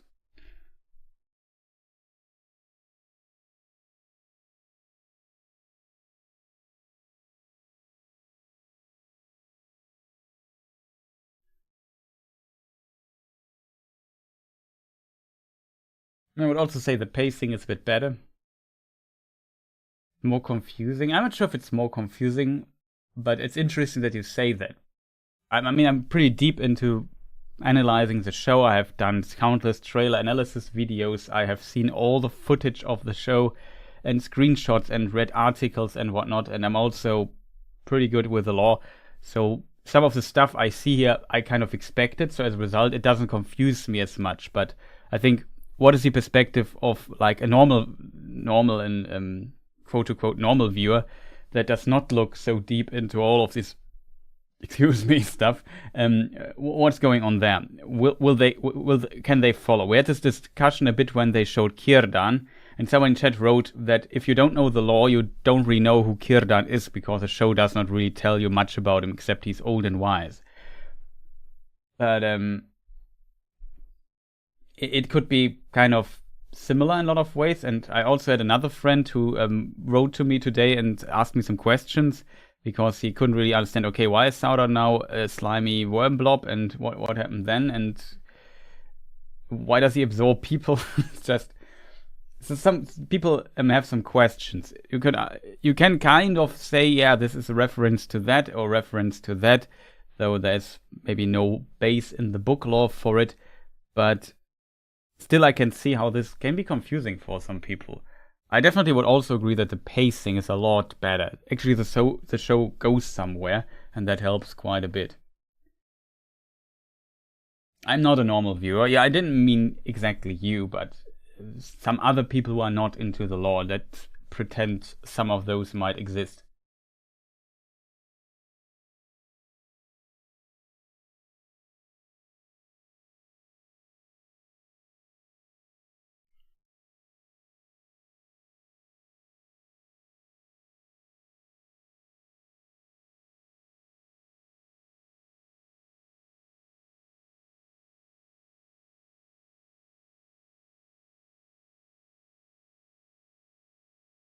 Yeah, that we also see a bit of dwarven economic problems and so on. That's also interesting. That might be for a future episode. I'm not sure. Do we have much dwarven? Yeah, I also have a bit of dwarven stuff here, right? But let's finish here this line really quick. So yeah, I definitely think he brings himself into position to do stuff here. And Adar, of course, thinks Sauron is dead. I don't care. But with what Halbrand is doing here, or Sauron is doing here, it's a bit about this, like this Osanwe piece is a bit about that you can kind of, if you open your mind towards another person, he can use basically, if it's an elf or a Maiar or Vala, he can basically infuse thoughts into you if you let him. And Halbrand is really good at this kind of making people opening up for what he has to say, and then he can deceive them. That is kind of what Sauron is doing. Often if we think of, many people think of Sauron, he's like a big tower with a fiery eye on top, or this dude in this black armor that is super strong and just punches with his mace 50 soldiers away. But that's not necessarily how Sauron works. He's more like a sorcerer. He's more a deceiver, like somebody who disguises himself to achieve his goals and also makes his hands dirty.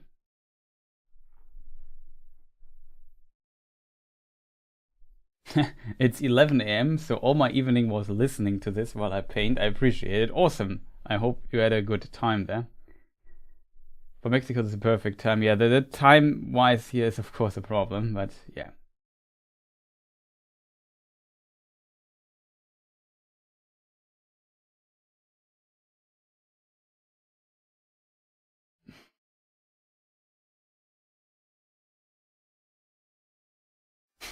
Yeah, time flies by. I often also notice that.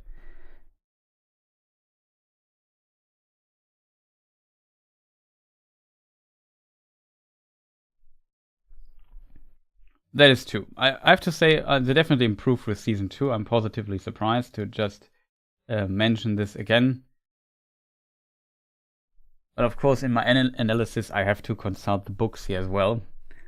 And you have to kind of accept that it's different, but nonetheless, you can draw comparisons, try to find references, and so on.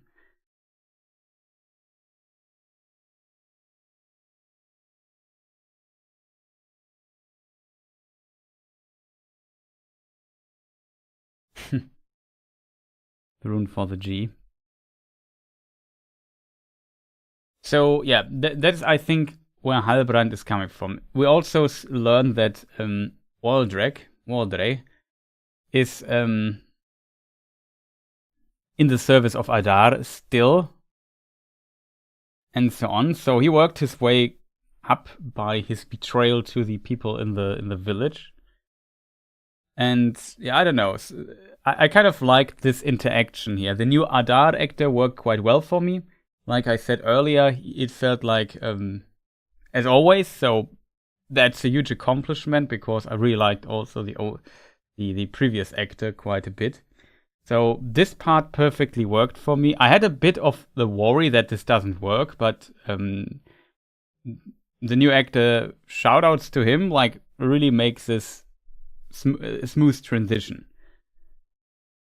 Like it's, I think if you haven't seen the show for 2 years and see him, you say, nothing changed. It's kind of impressive, I think.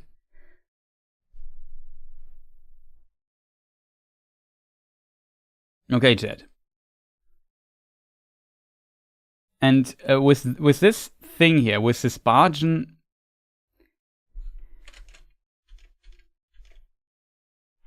even his orc friend, like, the orcs are of course a bit worried because they know, well, technically Sauron would be the next Dark Lord and he would not be happy because we betrayed him. So I hope he's dead.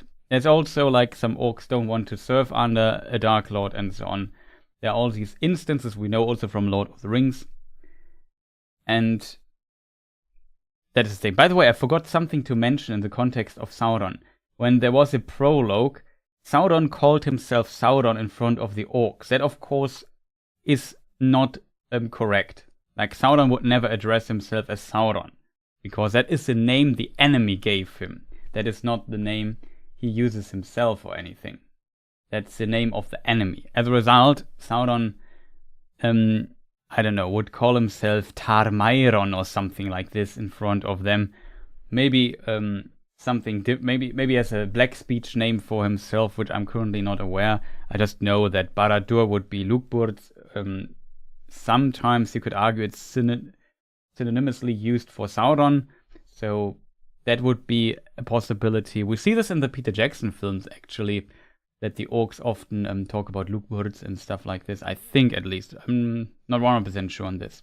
Just as a thing, because I forgot to mention it in the prologue section. That is actually, a bit strange that he refers to himself as Sauron.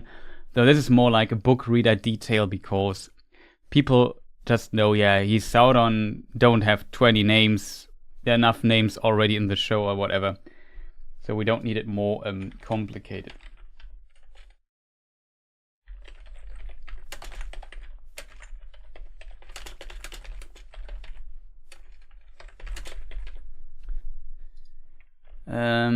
Next screenshot, right, chat? I just named it. So yeah, here he leaves and he says, Halbrand put into jail or whatever. We punch the information he does not want to give us out of him.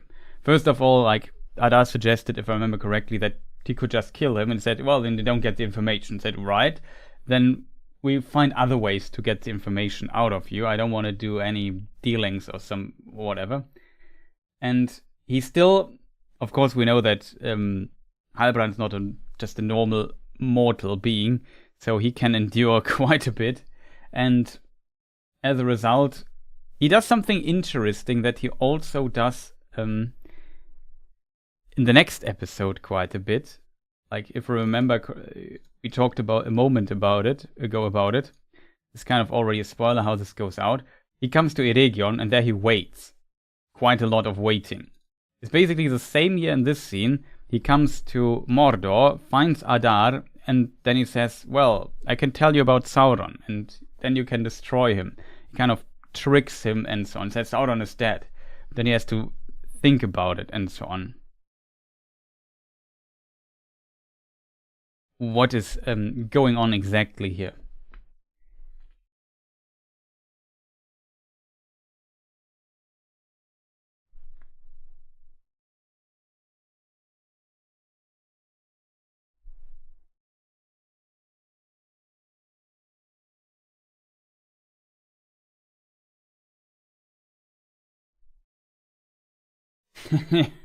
I think often you can put things into some political or historical context for sure.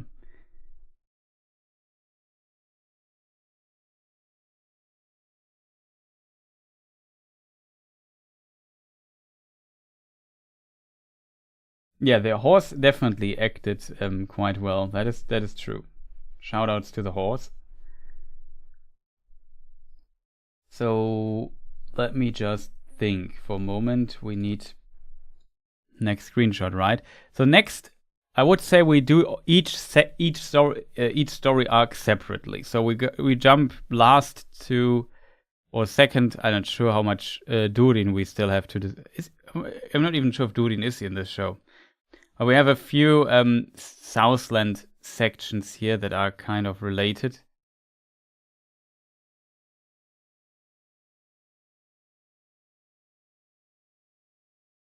And then, yeah, our good old friend Halbrand.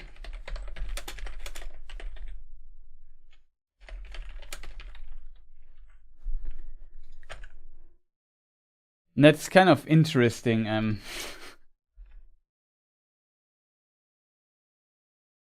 As well, in my opinion. Where's my screenshot thing? There.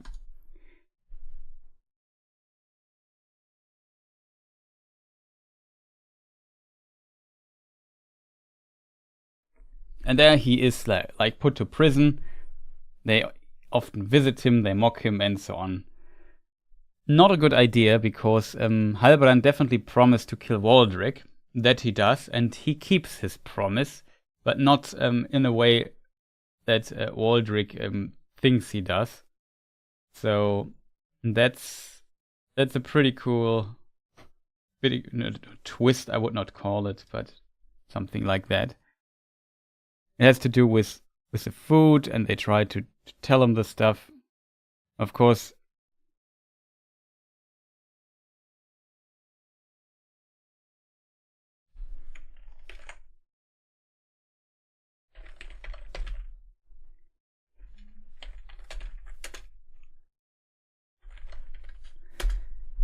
but of course, he has some plan there behind how to do this, and this shows how kind of smart Halbrand is in this regard.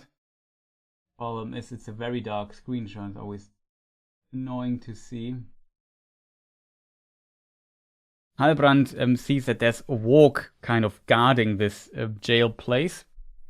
And of course, if there's one entity in the world who has experience with walks and werewolves and stuff like this, it's definitely Sauron. Because in the first age he also had multiples of those. He even had some powerful entities like this in his service. So there's definitely that. And he uses his power and also says something, I assume in black speech or something, to kind of tell the walk who is the boss here in this area. And even brings the walk to give him his food back, and then he gives it to the walk to kind of reward him and say, okay, you get this. And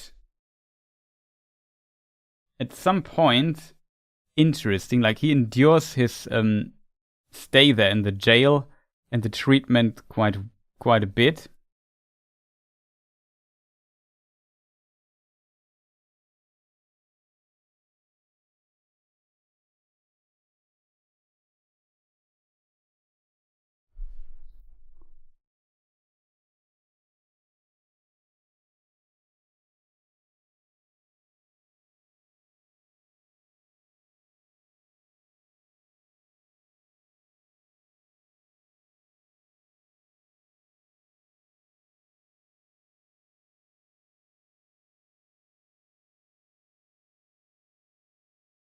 I'm trying to find a good scene. Does somebody in chat remember what the reason is that Adar believes him all of a sudden? It's one thing I have not fully in mind anymore, if I'm honest with you.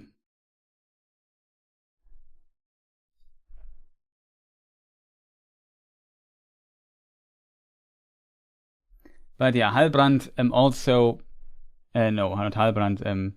Adar tells him how he met Sauron, what was done to him, and so on.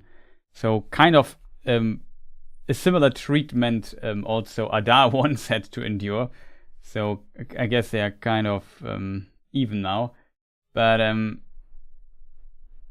Yeah, cinematography really great. Also the actor Charlie Vickers does this pretty good, and it also shows how far Halbrand is willing to go. Like his new cunning self. I think that's also what they wanted to do. The first Sauron we see at the beginning, he's kind of a bit insecure, nervous almost, due to what happens, and anger. You see some parallels between both of them, of course. This suddenly burst out of anger and so on, which also Halbrand had earlier. If you think of the Númenóreans and so on, he almost killed them, and he has these phases where he can unleash a lot of power, but it's not always wise to do this. And I think the new Sauron, that's kind of his character development, he suddenly becomes a bit more patient.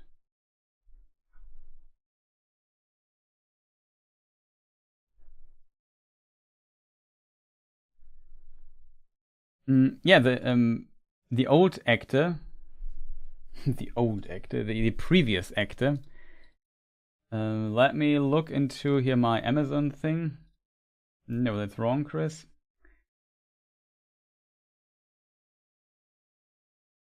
I know one episode where he definitely appears. That's episode 6. They look still a bit different than this new Adar. And he was played by Joseph Mawle, I think is the name pronounced.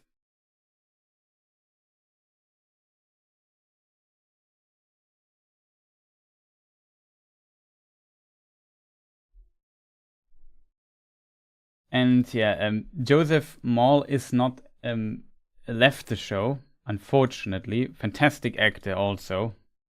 Like in general, like I think there are a lot of really good actors in the show. That helps quite a bit, even though the stuff suffers a bit here and there. The new actor is Sam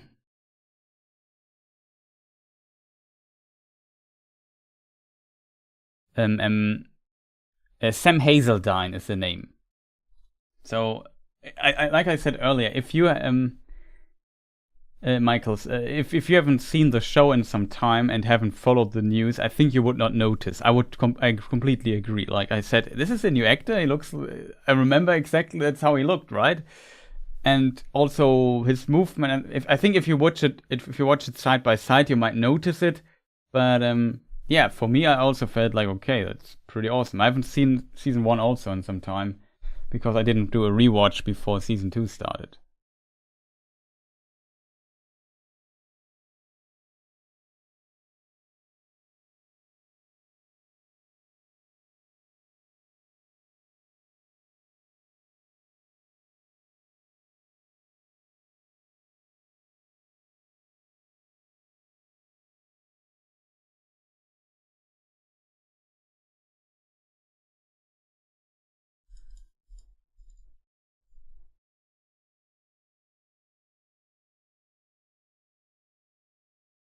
Also, before Sauron dreams of the orcs kind of killing him, it kind of fawns him a bit.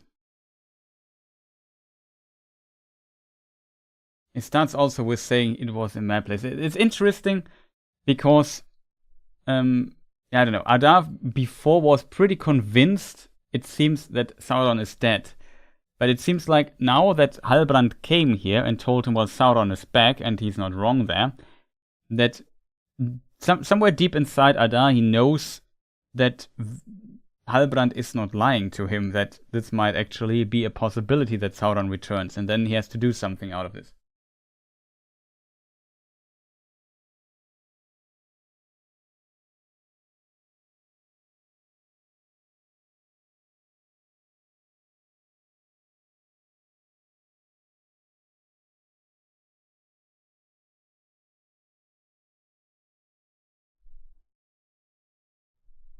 I definitely find writing choices that I'm skeptical about, but mostly just in season 1. A few parts of season 2. I would agree. There's some stuff where, for example, we will talk about this in a moment as well, I think. Or next stream, I've forgotten which episode it is.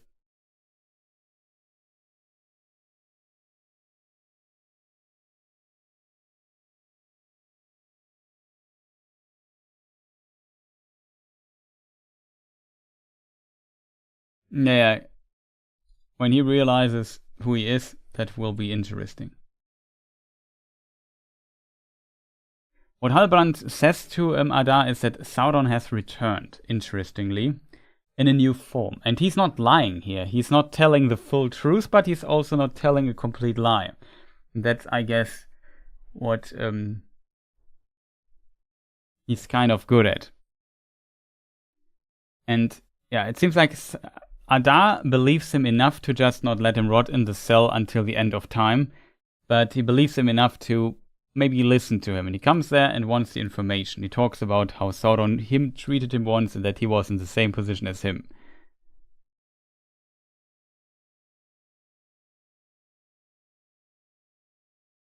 And then he says something like that he's not sure what shape Sauron has taken yet.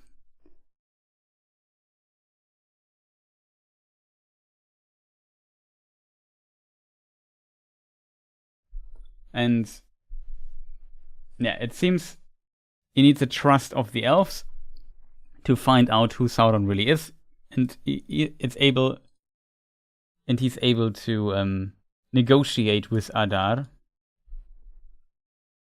Maybe a good screenshot here for the negotiation part.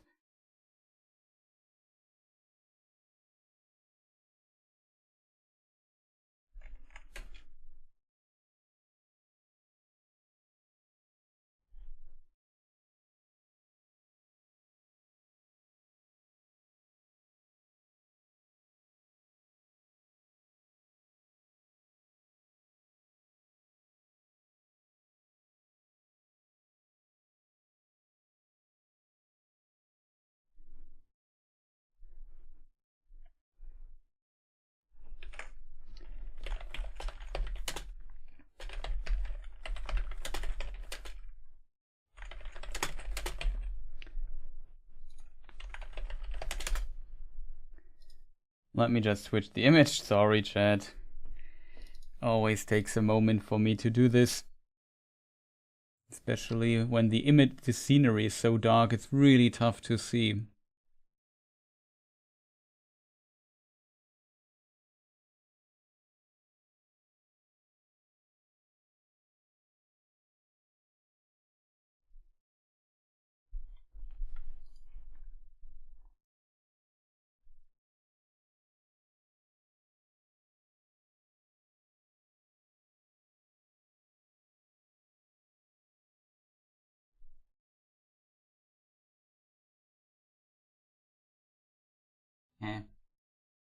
Chat, I can't see my own screenshot right now. Where is it? It's gone. No.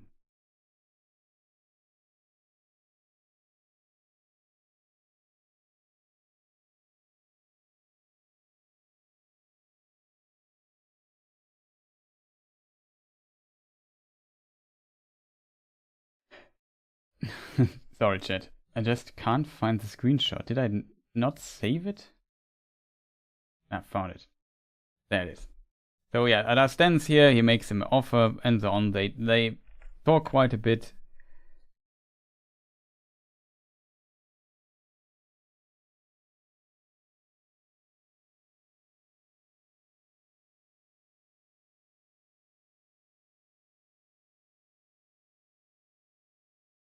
And yeah, then he demands that he kind of kneels in front of him and swears allegiance to his feet.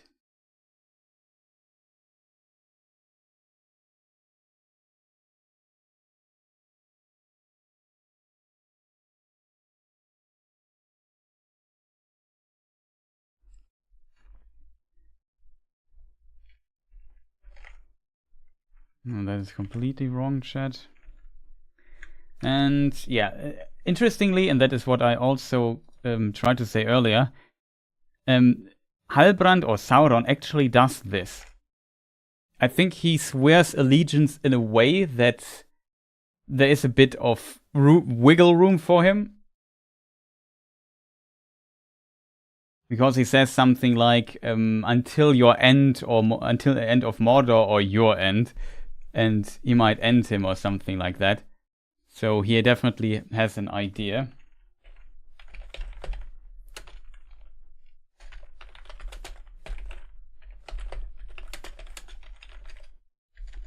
I want to have allegiance to Adar. I call this thing here. So I find it in the future if I need it again, which might be possible.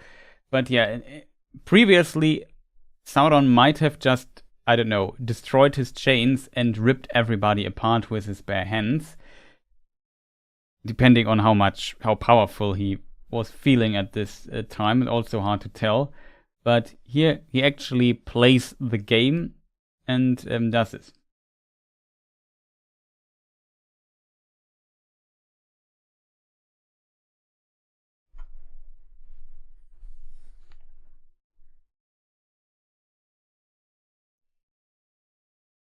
Yeah, exactly, Michael. I would agree. Like, Sauron placed like a seed in the mind of Adar, and then he waited till out of the seed a plant was growing, like a little bit of doubt.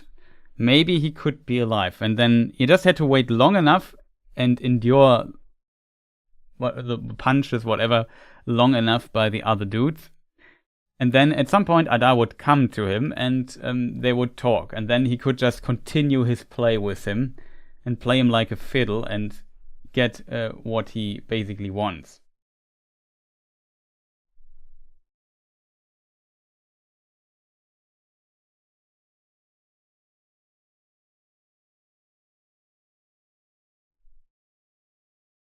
They're doing a great job in this season of getting the core of Second Age concepts plus some riffing with characters on what would be like in real time. Yeah, exactly. Like, Sauron is like a very cunning character. Like, he plays a role, he deceives, and he does what is needed to get his goals. And of course, Sauron will remember this and will definitely play a lot of payback time, but at this time he just is an actor. Like Sauron also, like not Charlie Vickers plays a character who's also an actor who acts and uses. Yeah, I would also expect Sauron to kill Adar in the end. I'm pretty sure that Adar will not survive the second season. I think the Elrond diving off a cliff thing was a bit unnecessary, but certainly a compelling story to tell. Elf conflict is interesting as storyline. Yeah, for sure. Yeah, maybe it was a bit over the top, to be honest, but why not? I mean, Elrond, we haven't talked about this actually. Just now that you mentioned it, I was a bit... it has to do with doing this too long. There are a lot of reference. We have this Elrond screenshot here where he jumps off the cliff. Just for completeness sake, his mother, Elwing, also jumped off a cliff. So this is definitely a reference to that he does what his mother once did to escape, basically, with the Silmarillion, the hands of Fëanor's sons.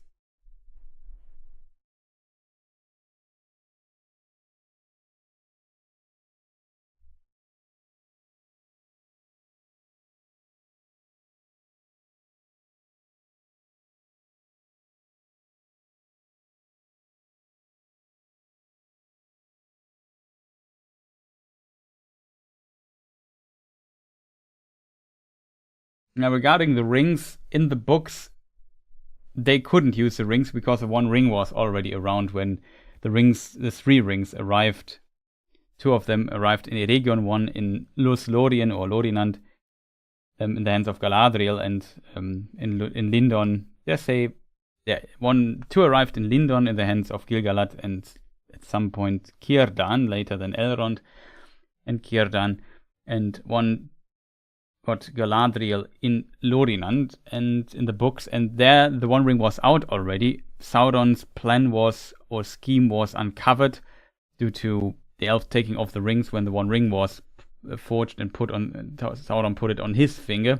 Then the elves knew who he was and that they were betrayed, and then they couldn't use the rings anymore. So the usage of the rings was never a topic for Gil-galad, Círdan, and Elrond and Galadriel, because they can't use the ring when Sauron has won.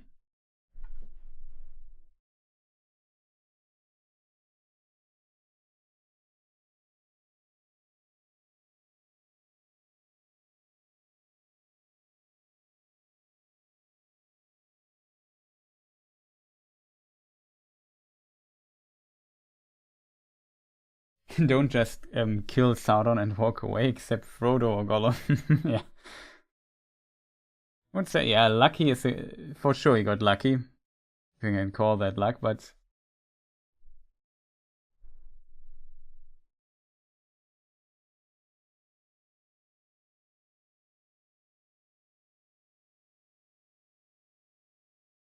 it would have been a mini Nazgul, that's true. A mini race.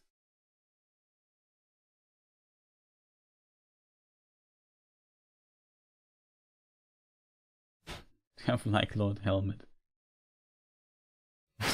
Okay. So yeah, but as said, our good old friend Halbrand swears allegiance with some exceptions. I would not be surprised if he has fingers crossed behind his hand or so, because I feel like for a powerful being like a Maiar swearing allegiance to somebody, this can't be done lightly by Sauron. You know what I mean? So he has to also overcome quite a bit of pride and to play this act here and so on. As a result, like I said, previously Sauron maybe would have used force here to get his way, but he knows that that would not be wise, so he continues. Yeah, that I found a very interesting development, I guess, of Halbrand / Sauron.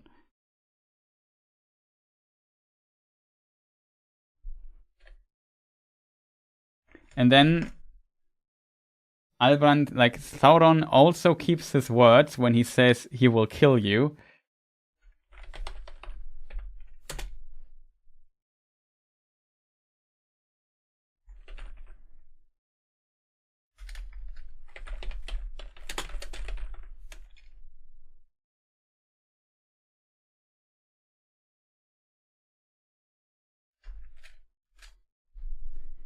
Let me just see the screenshot here, chat. Takes a moment, you know the drill by now.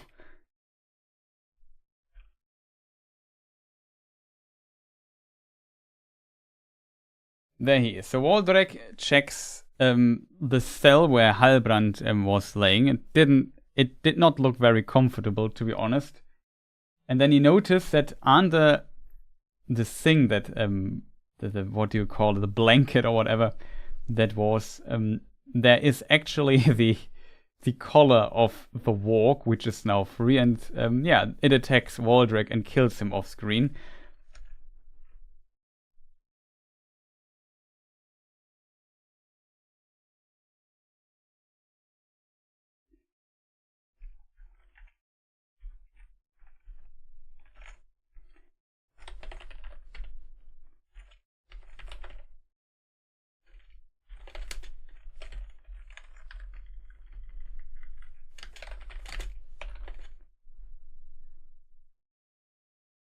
Kind of funny, there was a scene before that, where we put it in here as well, where we see like Halbrand leaves and Waldrek looks after him, and we see Adar and also the orc father. We see this orc child thing going on, and he thinks, do we have to go to war again? I don't want to go to war. Something like that.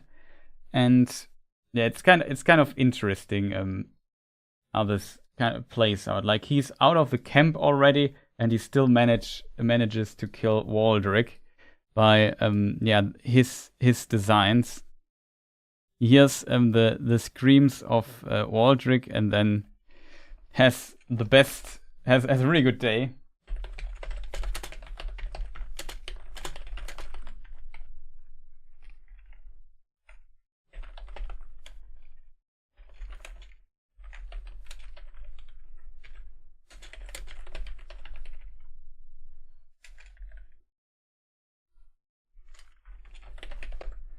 So yeah, that they played pretty well. I thought this was like I wouldn't say a cool scene, but it kind of shows what kind of evil Sauron actually is, what his tools are.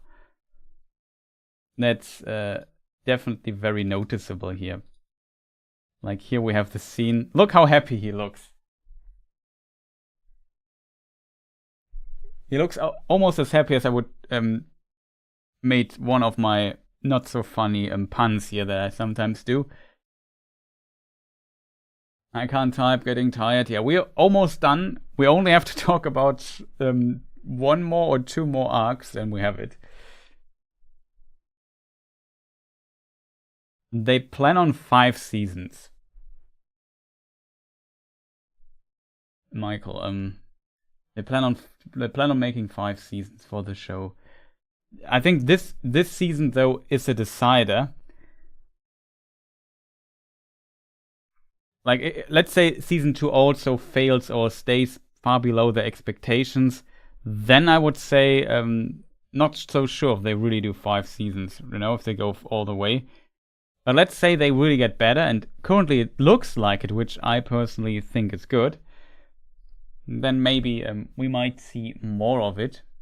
Some people might not like to see more of it, but I have to admit that it's not bad to have like a show that is successful, that keeps like the fandom alive, if that makes sense. Even though we have, luckily, in December, War of the Rohirrim film, then there is Hunt for Gollum planned, and so on. I think also 3 more spin-offs of that, and so on. They have to do, or they plan to do quite a few spin-offs of Lord of the Rings, so there will be other Lord of the Rings content, even if this show would fail, but it would definitely help if the show would not fail, if that makes sense.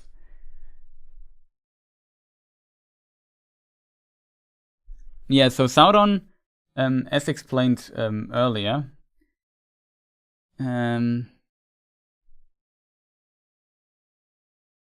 Sauron tames the walk. Maybe I use here this powerful filter so we can see it a bit better. So Sauron tames the walk. Then later he tells Waldrick that he will kill him. And then when he's gone, Waldrick notices that the collar is there. So that means that the walk is not chained anymore. And then the walk eats Waldrick. And he hears the scream from far away and has a good day. So that is how Sauron indirectly kills him. And that's also kind of how Sauron works. I think, yeah, that's exactly how you could imagine this works. Keep fine. Gimli, probably. Yeah, exactly. Sauron seems to tame everybody. I guess taming a walk is easier than, I don't know, Adar, but maybe not.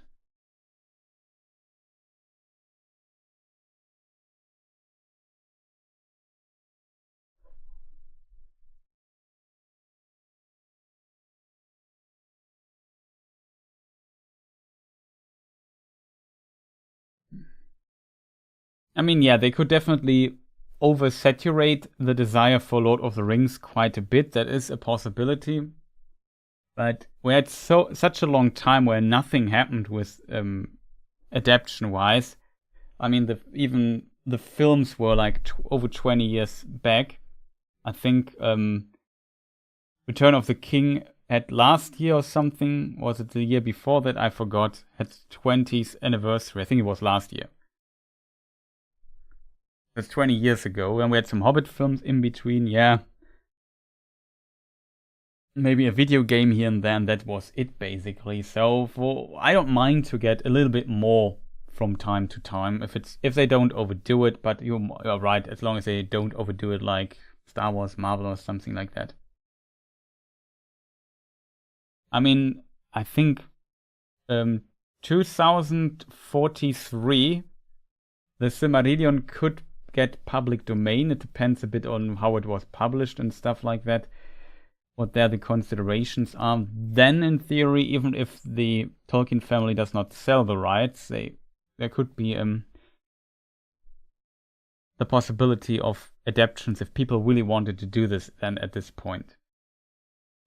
It's hard to tell because it's sometimes public domain stuff is used, but not always. Like, it's not really a high priority. But since weird media companies working a lot on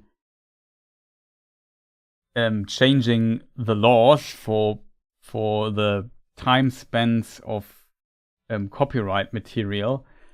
There was like a very long time where every time stuff would become public domain, the law was changed so that the time was prolonged for that. And this stopped at some point because it's at a ridiculous rate. It's currently, in most countries, it's the lifetime of the author plus 70 years. So if you write your magnum opus when you are, I don't know, 20 or something, or a very important work of yours or something, you are 20, you die with 90 plus 70 years, then the copyright would be 140 years for that. It's quite big. Even if you write your stuff at 50, then it would even 110 years, you know, it's just a ridiculous amount of time where stuff does not become public domain. I mean, that copyright has to be there for sure, but I think if we get far past 100 years, it becomes kind of ridiculous.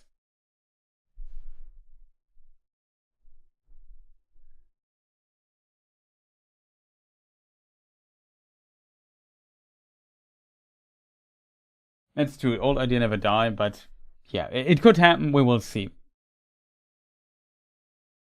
You don't like anime? Oh, that's unfortunate. I'm looking forward to War of the Rohirrim, though. Very curious. Looks also pretty decent.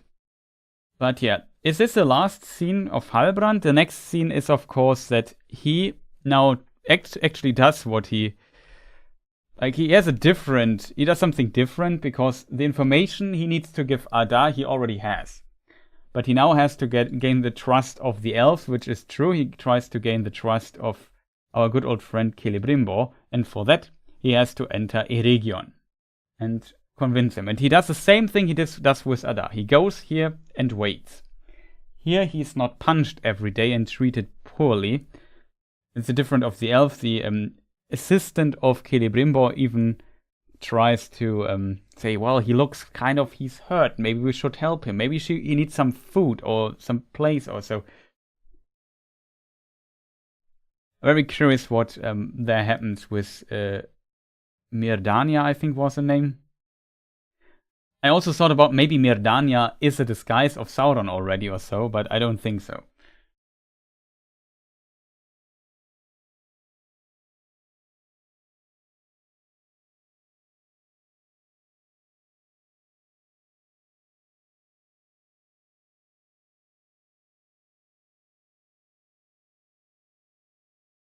Gondor was next to Mordor, that is correct, yes. We can look here at our Third Age map.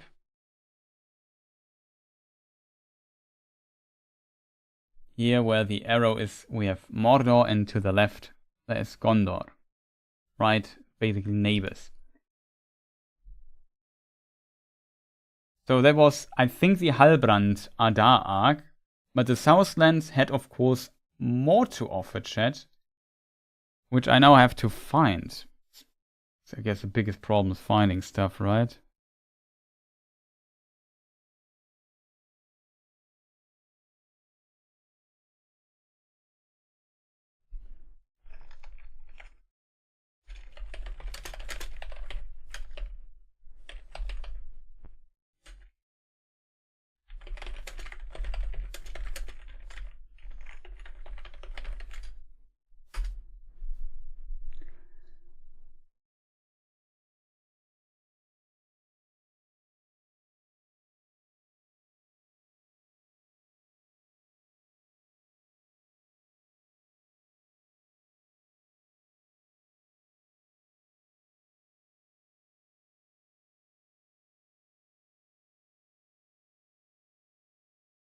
Currently scrolling through the episode chat, takes a moment to they don't miss anything. Else we have to continue with the Harfoots, which is also very interesting. But I could swear there was also an Isildur section. No, I remembered it wrong. That's actually good. Like in the previous thing, they would put everything in the first episode. Here they don't. Oh, there is... now I think why there is a Deezer section, simply because of that. There's some kind of teaser after that.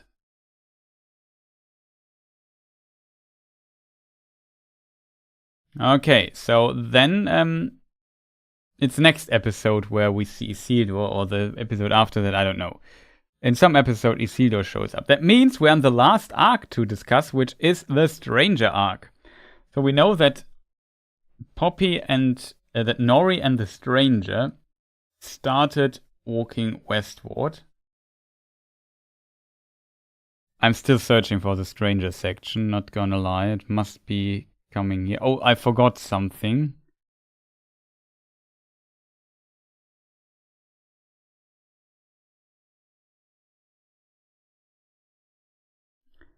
There are multiple details I want to cover here. Still. Wait a moment, chat.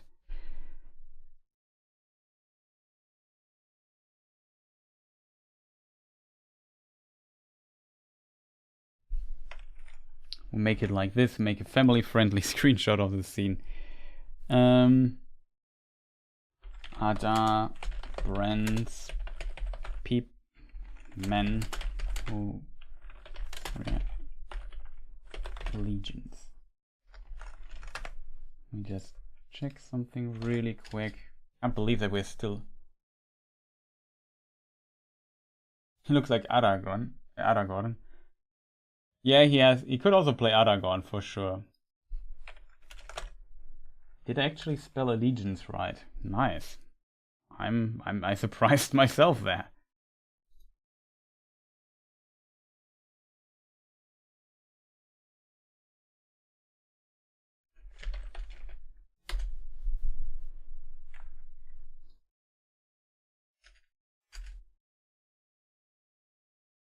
But yeah, maybe we reduce the color, the brightness again, a bit again. So here we see one of the orcs branding. This man swore allegiance to Adar, and now he gets this branding here in his neck.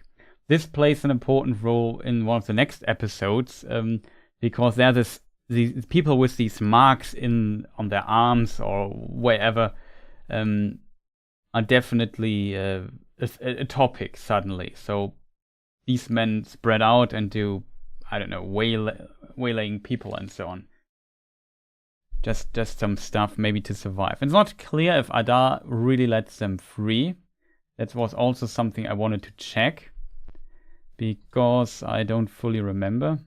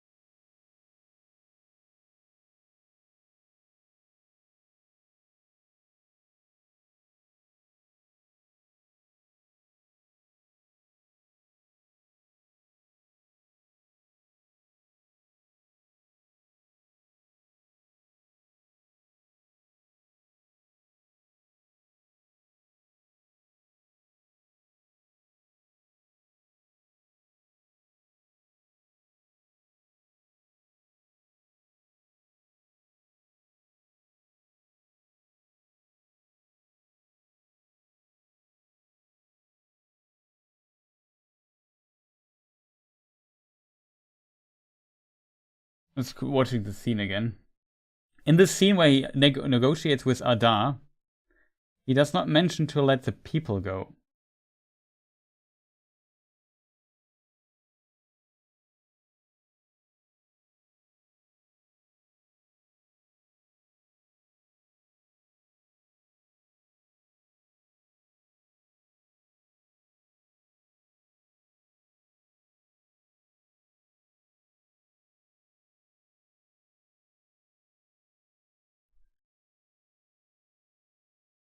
What is interesting that Adar sends one soldier behind Halbrand, so that he shall watch every step of him. That's also something I forgot.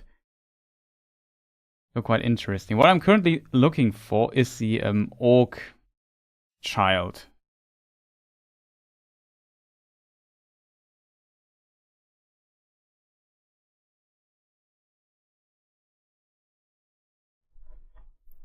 Because that's and the orc woman. That's the first time we see an orc female in a Tolkien depiction.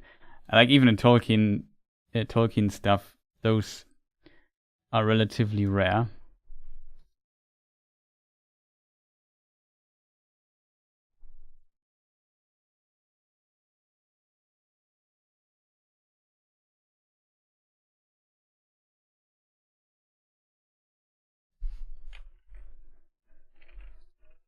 Oh, chat, we have still so much to do.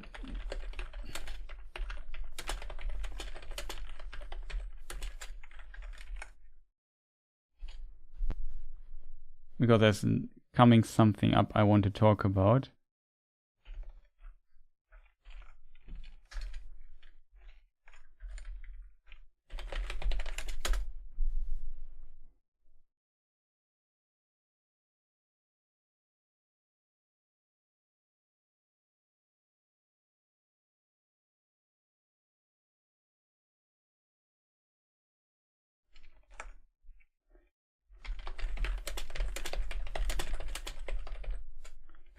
Okay, this we also have. Where's the orc children? The orc child, chat. Why don't I find it?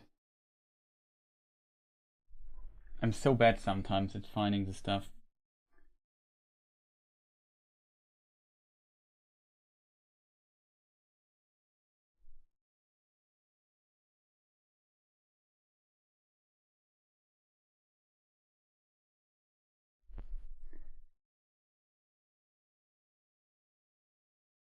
There's so much to talk about. You need 1,000 hours. Yeah, not 1,000, but a few.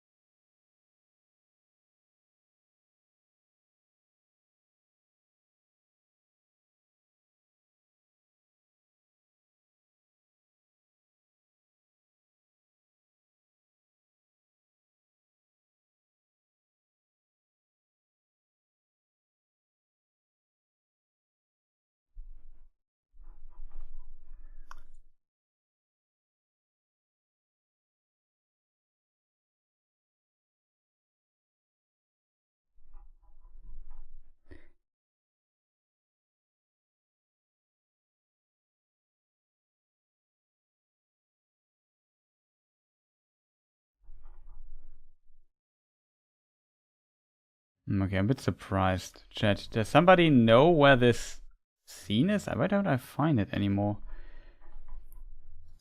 Where's my utterly incompetence coming from? I scrolled through this episode now, I don't know, 6 times now, and do you think I can find it?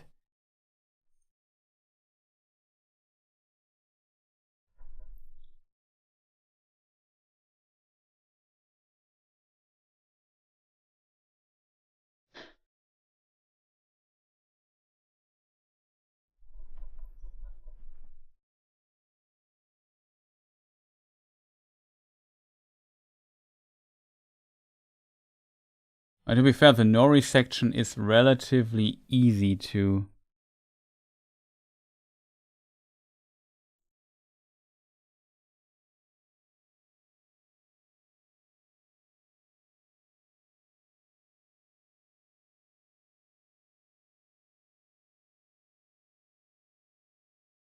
Huh? Shit, where's the orc child scene? That I found kind of interesting.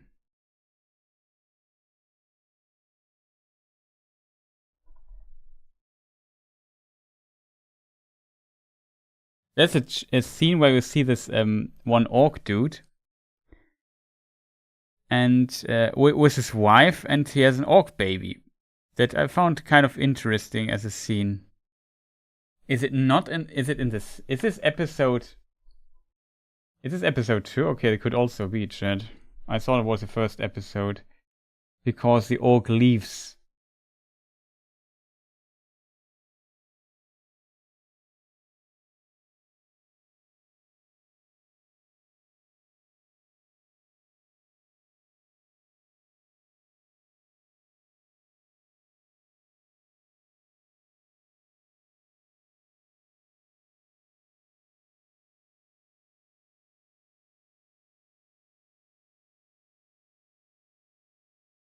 On episode 3, the orc baby. Screw me.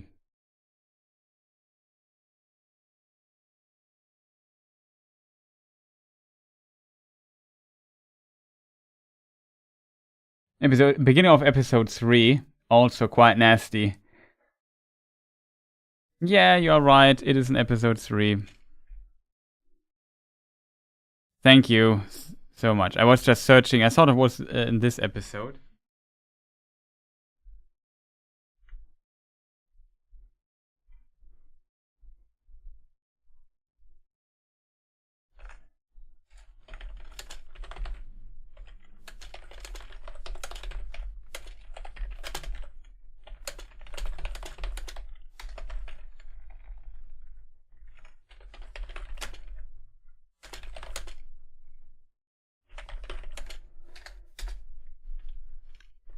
Nice.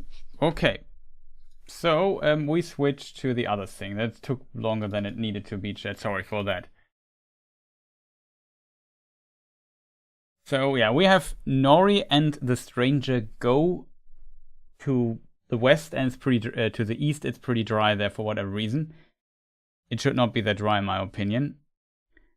And what is interesting is that the stranger has a vision. Oh, that was the first part of the vision already. This is the vision I wanted to show. He has a vision of this place, and then there he sees a staff. A weird staff standing there in this, and then he thinks, oh yeah, cool, a staff. That's exactly what I need to channel my power or whatever. And he goes there, and then this staff becomes this other staff. And if you look close at this staff, chat, very close, you notice it looks kind of familiar if you know the Lord of the Rings films.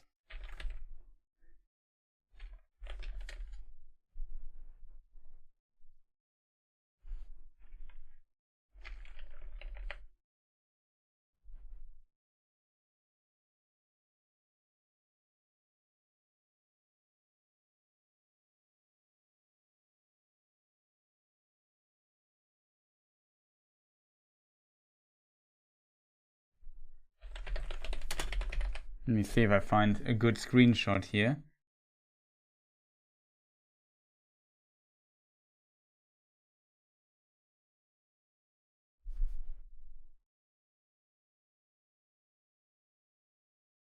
By the way, this is not Fellowship.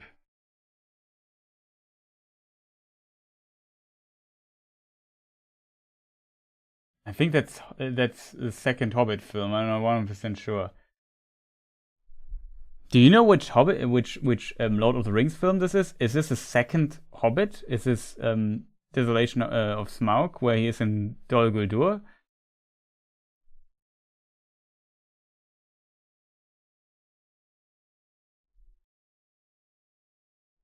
We also need to look at chat a little bit. Doctor Strange. Didn't see the movie. Which movie do you mean, Dimitris? If you make RoP of the Royal Realm, it will be in the cinema in December. It won't be on Amazon. It's also produced by Warner Brothers, not by Amazon. This show here is called Rings of Power, produced by Amazon. You should see it on Amazon Prime, season 2.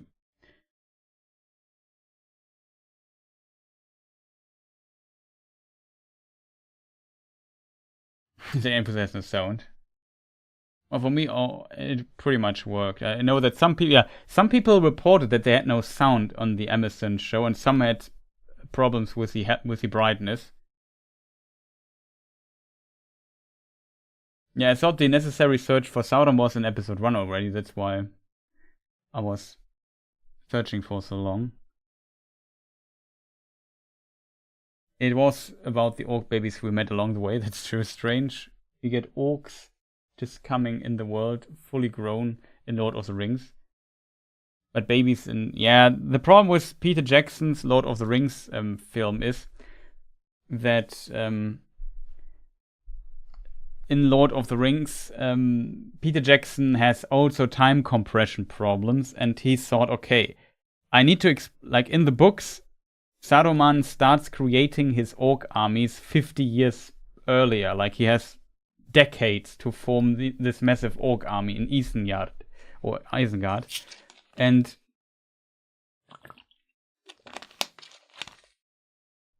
that is very difficult to do this in a few weeks. Yeah, exactly.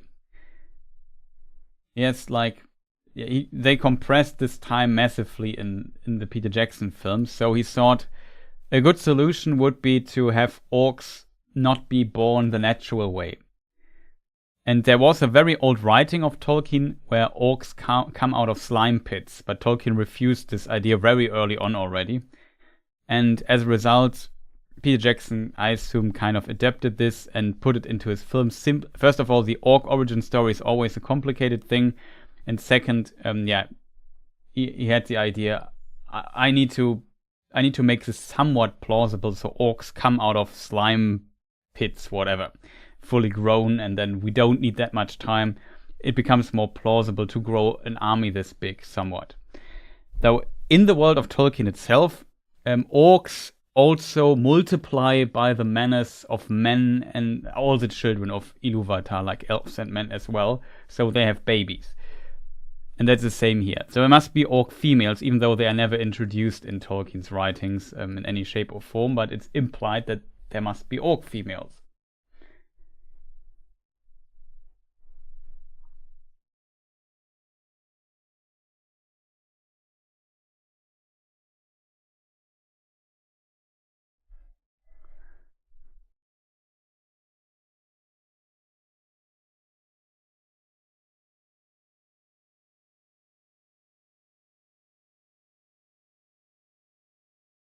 Best troll king Damrod, like, just shut up, Ada, tell me where is Sauron. That was also a cool scene.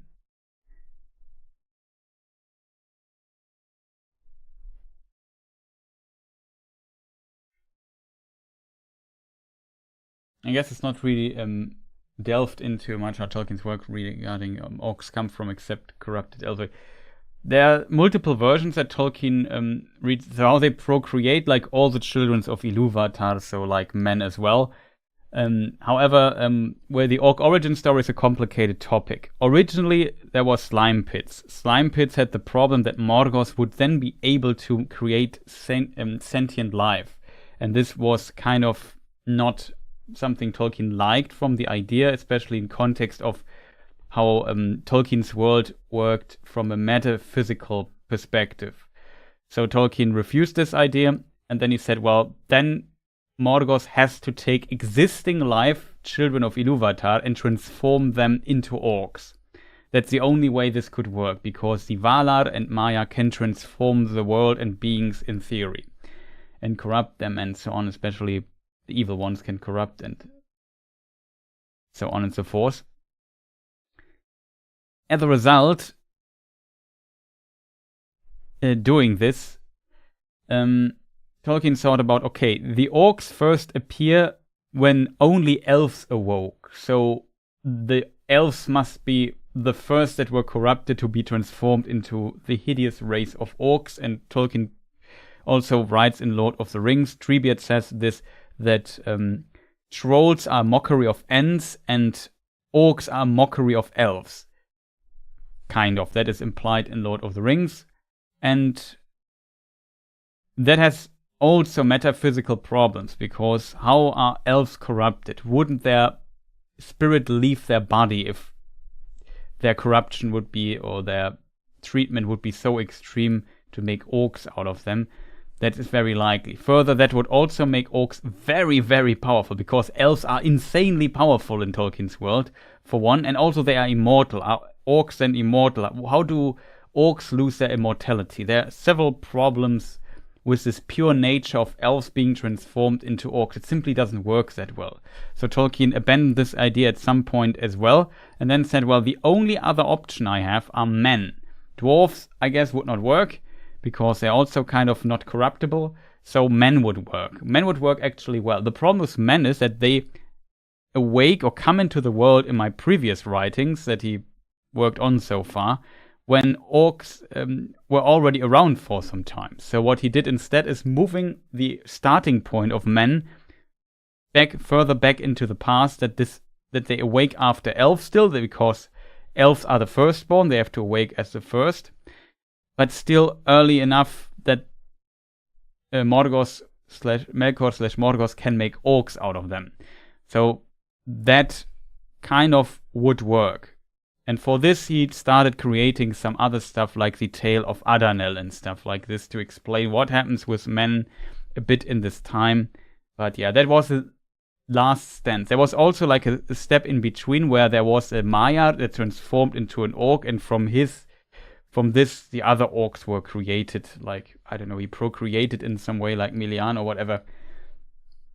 That was also some weird idea he had, but he also kind of bended that would make all the orcs like half Maiar or something. That would also not be great, I guess.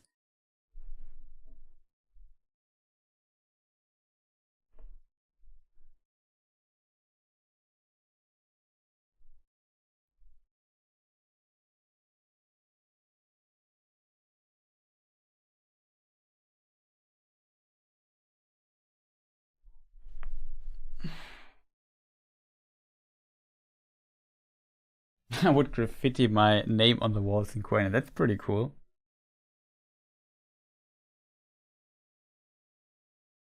It could be like Hartman's mom. Wow. From South Park, yeah. I even understand this reference.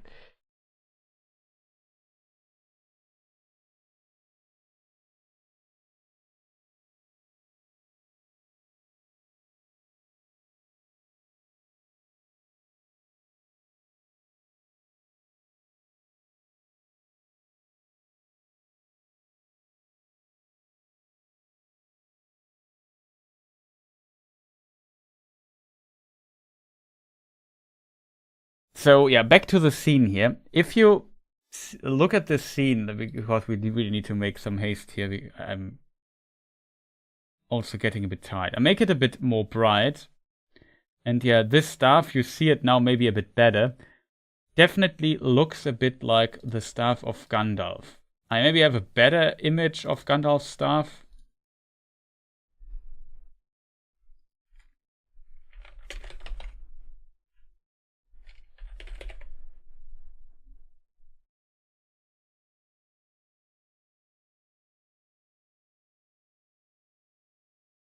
Something like this.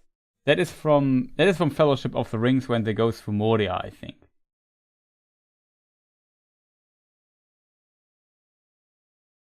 It looks very similar in my opinion. You have to keep in mind that they don't have the Peter Jackson license.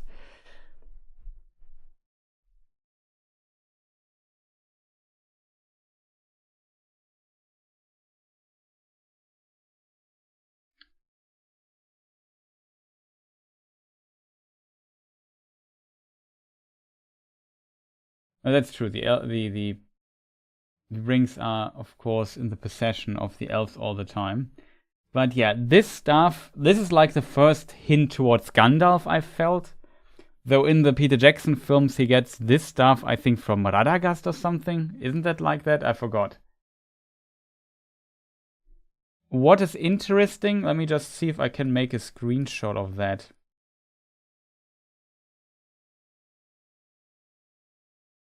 There are multiple references towards Gandalf here. I'm not sure if he's Gandalf. Gandalf would be the most obvious one.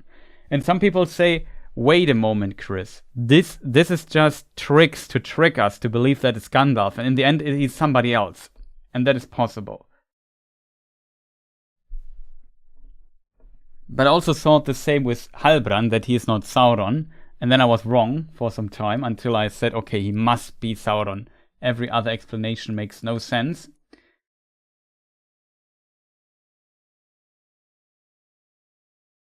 Let me see. How are we going to show this, chat? Because I'm not even sure if I can make a screenshot of that. But there is a scene where Nori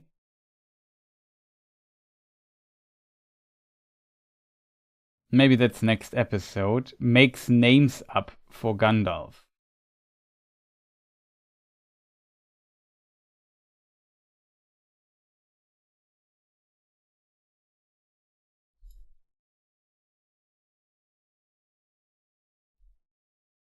No, it might be next episode.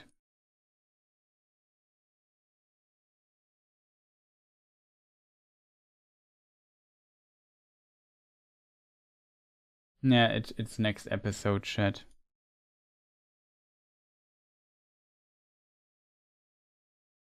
Is this a spoiler then? But let's say next episode, they definitely play with this.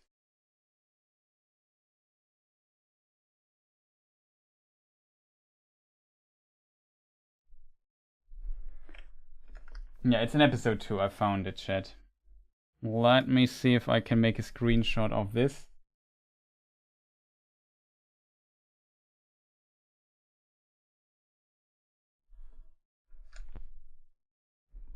I need the subtitles for that. It's unfortunately not working. Okay, I have to prepare this for the next episode then. But there, Nori says he's afraid he would lose control again without a Gant. She uses Gant as a word for staff because, like, wand, Gant, those words are etymologically related.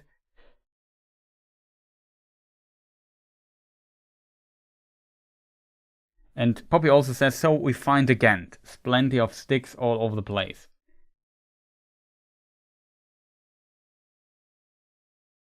And then they hear hooves. You know, remember the scene from season 2? From episode 2. I don't want to spoil here too much, but that's another reference into the Gandalf direction, I would say. Like the Gand, he's Gand. He's maybe like an elf, so he's Gandalf. That's where the name actually comes from. Wand elf. So it's in this regard kind of interesting, I have to admit. But like I said, they could just play with us a bit here.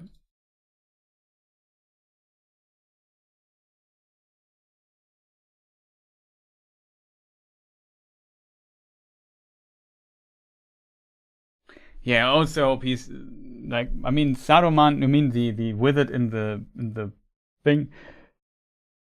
Yeah, we will see.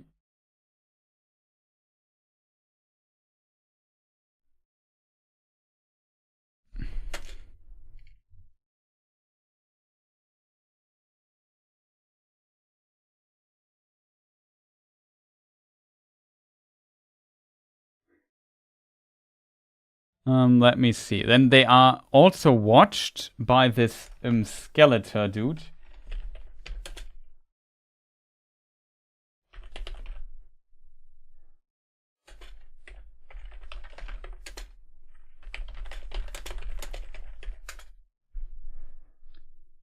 Ranger and Nori.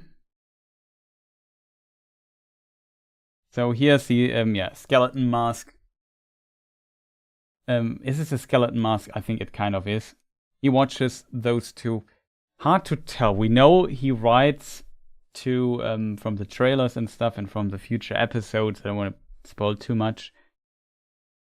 He moves towards this dude. The other they have to do with these cultists.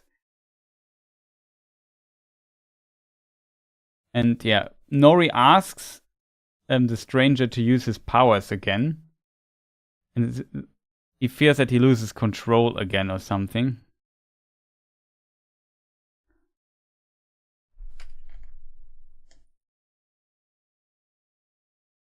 Let me just see.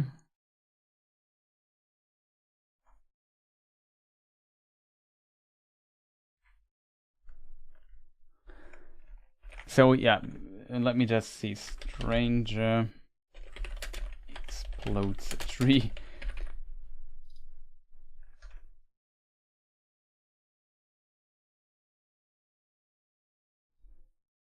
There we have this scene here. So she asks him if he could use his power again to maybe make the tree grow or something. So maybe they get some fruits or whatever.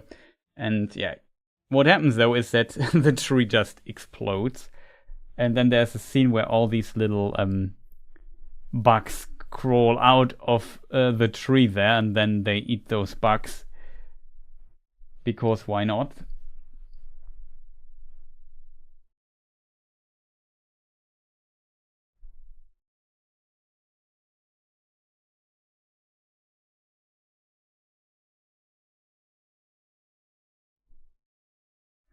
Yeah, so the other sorcerer we talk about later, I'm not sure who he is. Is he a sorcerer? There are references to the blue wizards found in cults in the second, or at some point, not necessarily in the second age, and fail. That's only in one letter. Not sure if they have access to this. In the other versions, everything is a bit different. Really hard to tell what's going on there.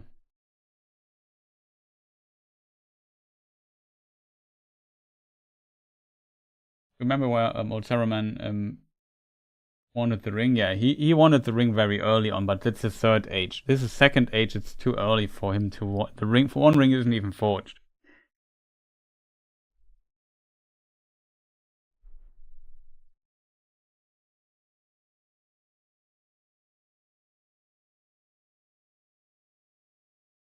It's hard to tell if the other sorcerer is one of the Istari as well or not. I think he should not be, because Istari actually come to Middle-earth in Third Age. But there's one text from the 70s where the Blue Wizards succeed, but here they already come into the Second Age, in the Second Age to Middle-earth. But in this they are successful, so they would not be servants of Sauron. As a result, it's strange. I mean, the wizard here could be a Blue Wizard, and the other is his buddy, his long-lost buddy, or whatever, I don't know. Who knows how this plays out in the end. Saruman was quite a bit of time in the Far East. What he did there, we don't know. We could also use this to implement it in the show, so I don't know. But Saruman was not serving Sauron. Saruman was always true to to his quest as Istari, which changed at some point, but that was also far into the Third Age. Like, after we have the film The War of the Rohirrim with the story of Helm Hammerhand, at this time Saruman was most likely still faithful. Because that was a time when he got access to Orthanc and to the Palantir. That was a time. And this was, I don't know, a couple of 100 years before the events of Lord of the Rings. Here we are 5,000 years earlier. That's would be very weird. It's of course not impossible, because the show sometimes does strange lore stuff, but yeah.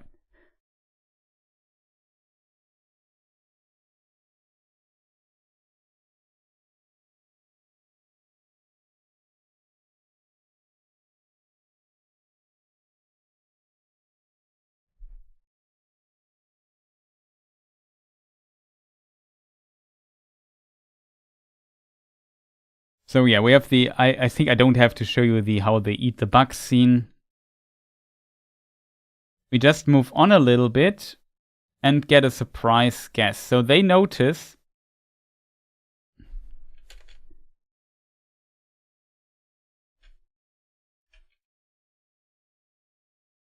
that there is some distant entity that follows them. They notice that they are being followed.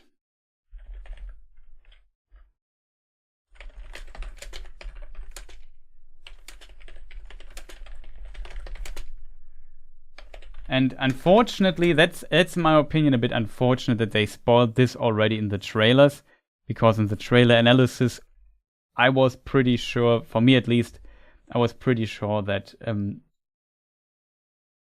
who this figure that follows them is.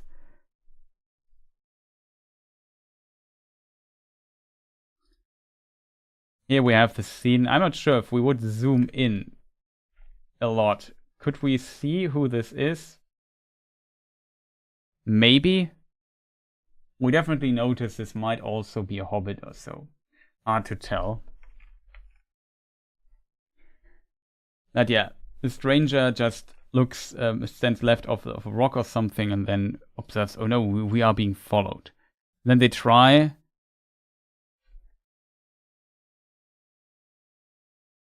to ambush the person that follows them.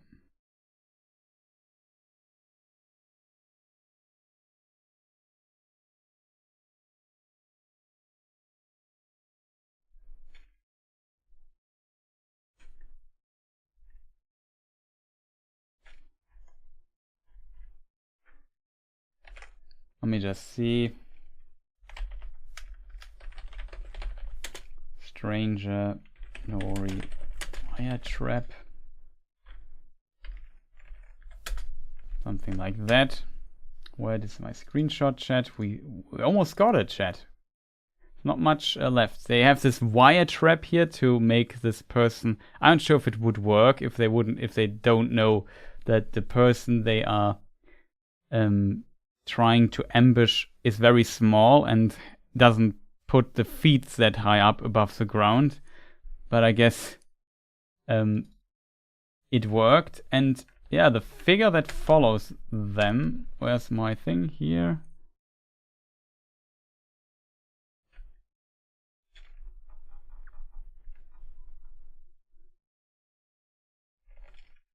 Surprise.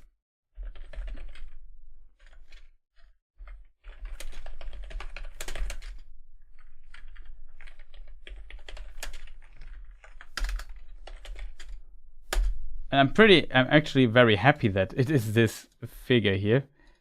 It's surprise Poppy. Poppy followed them all the way. And that I find pretty cool. Like, she said she would stay behind, but then she caught up with them and wanted to be with their friends. And then I found, yeah, very cool. Remind me a bit of Bilbo. Remember the Bilbo scene? Where Bilbo, in the film, for example, the book, it's, I guess, a bit different, but Bilbo also needs a bit of persuasion.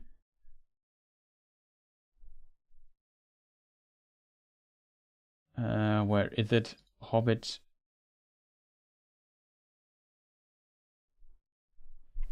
Let me just see if I find the film screenshot. Bilbo.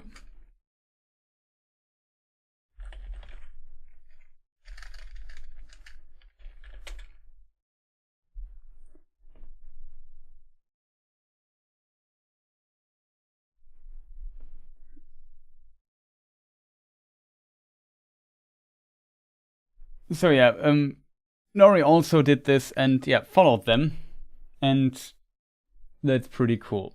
So there's they reunite, and Poppy and Nori, I think, have such a, like, the actresses have such a nice chemistry, in my opinion. They work so well together on the screen. Always find it fun to watch them, and so on. So a bit of light-hearted action here with the two Harfoots.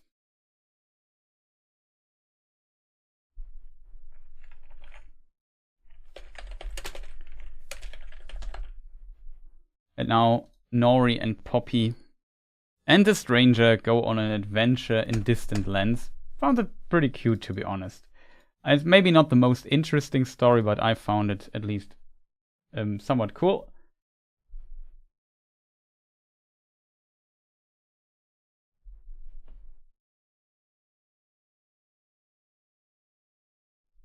Good morning. Sorry if I fell asleep. What have I missed in the last 5 hours? Well, we completed all the story arcs and we are close to finishing the episode after 8 hours.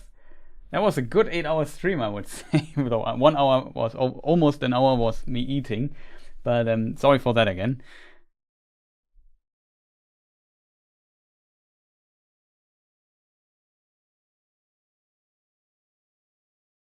that tripwire will catch hobbits, mice, squirrels, and possibly badgers. No, badgers don't care. Yeah, I guess as well.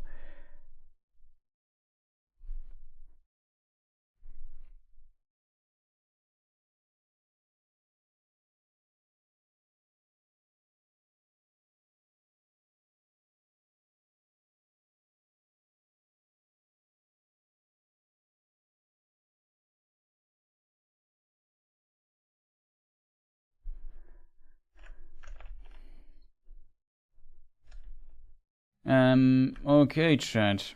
So there's that. They continue.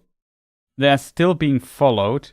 This time not by Poppy, but by somebody else. I mean, we have already gotten a hint who this person is. It's a classic, okay, there's a person following them.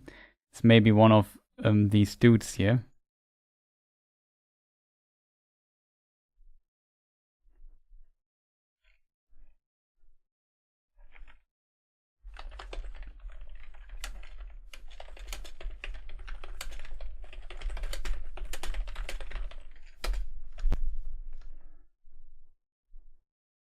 Then we might need a bit of filter power. Well, filters is still activated, so there's that. We see on the back saddle of this one dude this eye symbol, which potentially is more like a Sauron symbol. And this kind of connects them to the cults already, because we have seen something like this eye symbol somewhere there as well. And they actively search for Sauron as well. So there's that.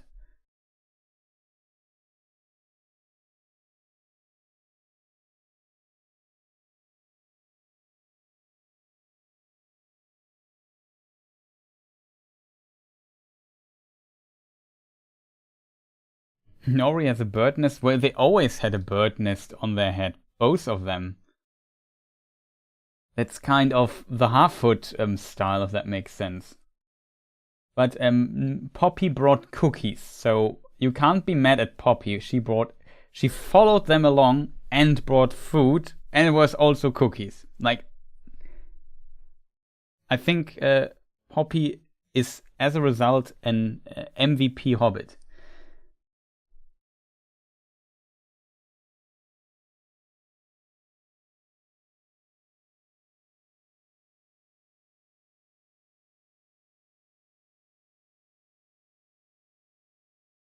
Where do you think eagles come from? From egg. It might be true. In some versions, the eagles are actually also Maiar, who took the form of eagles, but not in all versions.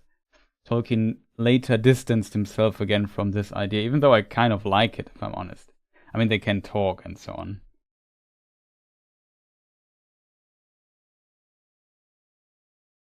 But I like Poppy and Nori. I think it's glad to have both of them back, and they have a great chemistry. It's maybe a little light-hearted adventure with a stranger.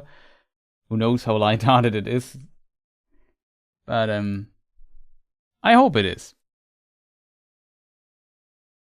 Was this the last scene of Poppy and Nori in this thing here? Yeah, I think that was the actual last scene.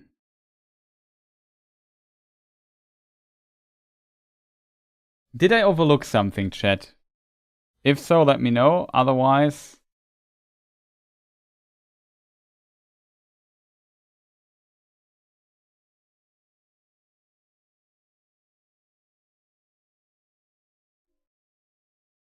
I mean, that was one detail that I overlooked here for the thing. Because Poppy brought a map and notes from Sadok's old book. Sadok, unfortunately, spoiler, in season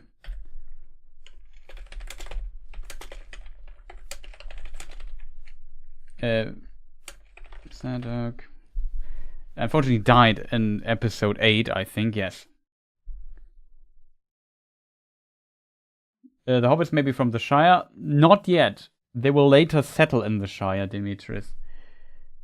They are currently not from the Shire, unfortunately, but they will once be from the Shire, that for sure. But here they have not found the Shire yet.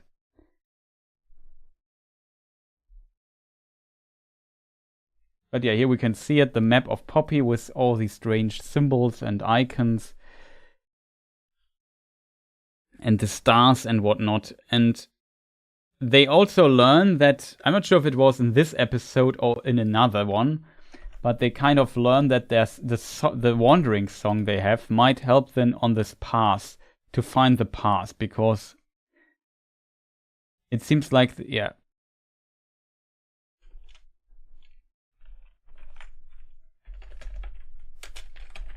Poppy finds the path.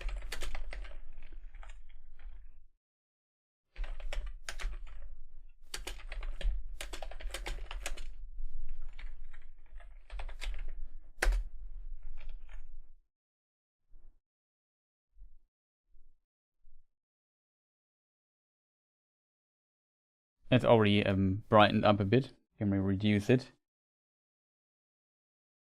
No problem, Dimitris.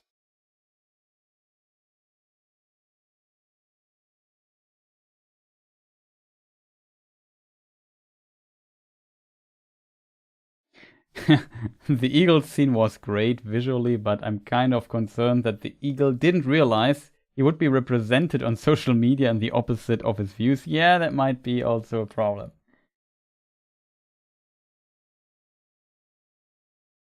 Yeah, I also like the idea that the Wandering Song maybe has some origin in the Half-Foots or Proto-Half-Foots or whatever, wandering here in the Far East a long, long time ago, and the Wandering Song kind of fits to this particular region, and they notice this.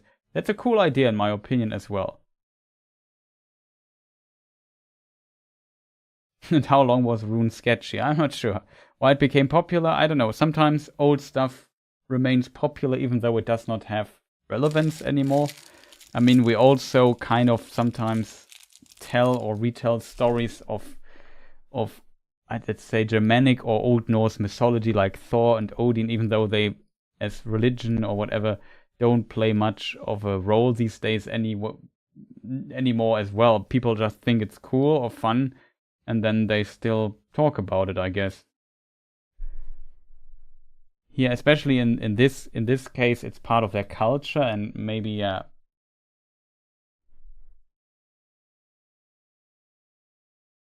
as a result becomes somewhat interesting.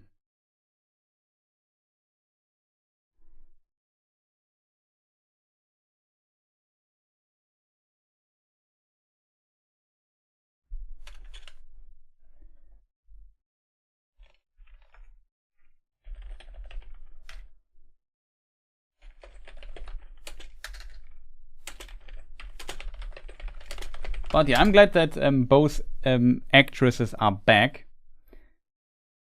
on their Hobbit business, I have to admit. Like I said, the term Hobbit does not exist yet.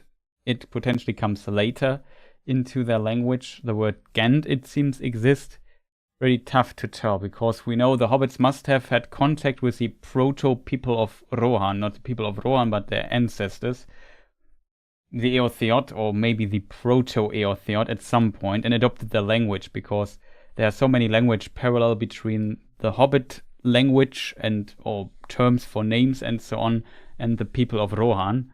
For example, Hobbit comes from the word Holbütlan, Old English, and like it's represented by Old English, to be precise, in the world of Tolkien. It's in the world of Tolkien, it's actually not Old English, but it's a different topic.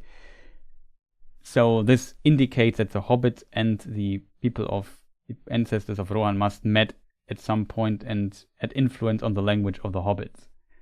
So it's an interesting topic in this regard.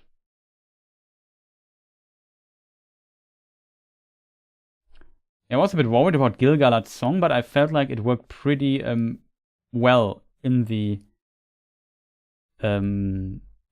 show then at the end.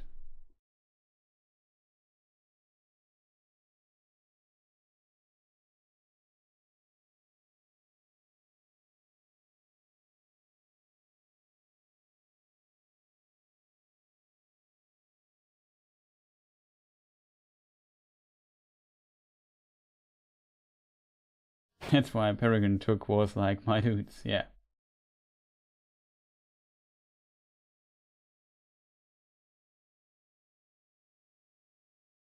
Yeah, I'm also curious what's going on with the sorcerer.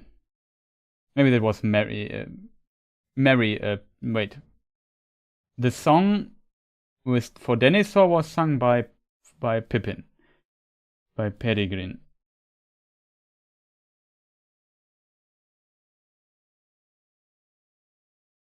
Mary was on his way with the people of Rohan and Eowyn. And Gandalf took Pippin to Minas Tirith, in case you mean this. Great voice, yeah, Billy Boyd.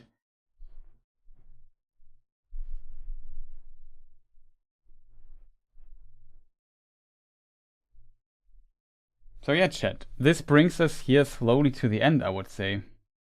I can't believe that myself.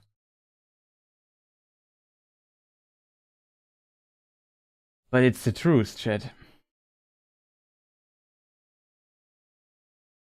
Almost a bit sad. But yeah, it was a slow summary today. I'm a bit sorry for that. I think we discussed everything in like a lot of detail. You can't give me that. Now we wait. It was a nice stream. It definitely was a nice stream. Also nice to see you here, Artist Aurelia. I think I said hi already earlier. It was a very long stream to strange times, I have to tell. So my plan is to sleep a bit or so, work a bit on video stuff, and then we discuss episode 2, I guess, later today, on Friday, from my perspective. Tomorrow at 17 o'clock, I will be guest at the German Tolkien Society, and I will also do another recap of episode 1 and 2 there. I have no idea how we're going to do this. 2 episodes in one stream, but we have to. And then Saturday, 19 or 20, I'm not sure, o'clock, we will also discuss episode 3 there. So I also want to get some coverage done until then, because then I might not have enough time to do otherwise here on this channel. But good that I just said, yeah, we just discussed episode 1. There was a lot to discuss here. I think I can speed it up a little bit next time, for sure. I hope you enjoyed this and learned something and had a good time here. That is very important to me.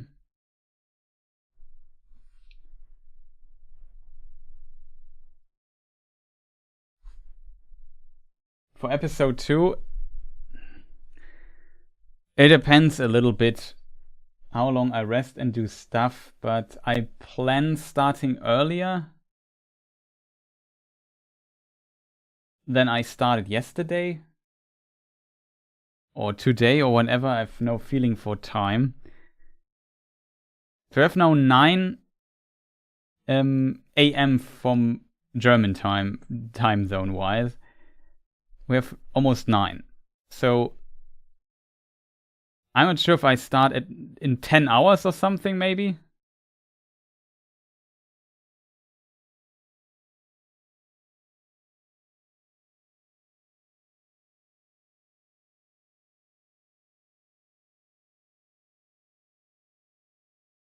Gang Rider, welcome back.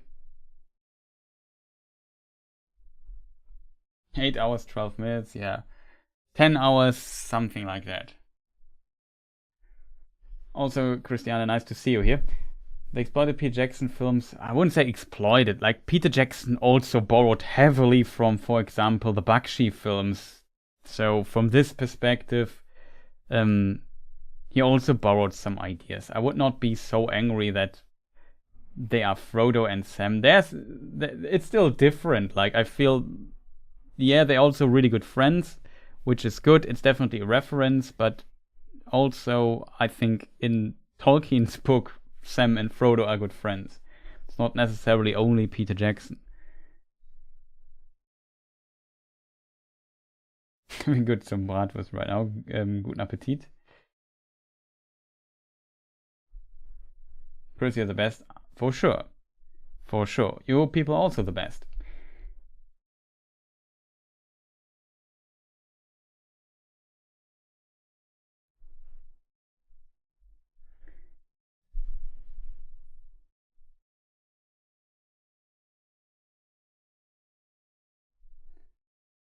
So for episode 2, I need to record this scene with the Gund.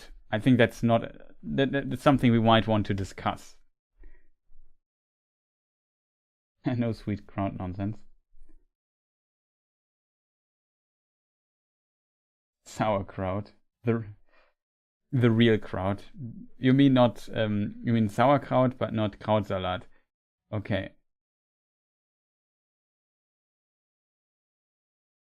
I'm not sure if you mean, but Krautsalat is also pretty good, to be honest.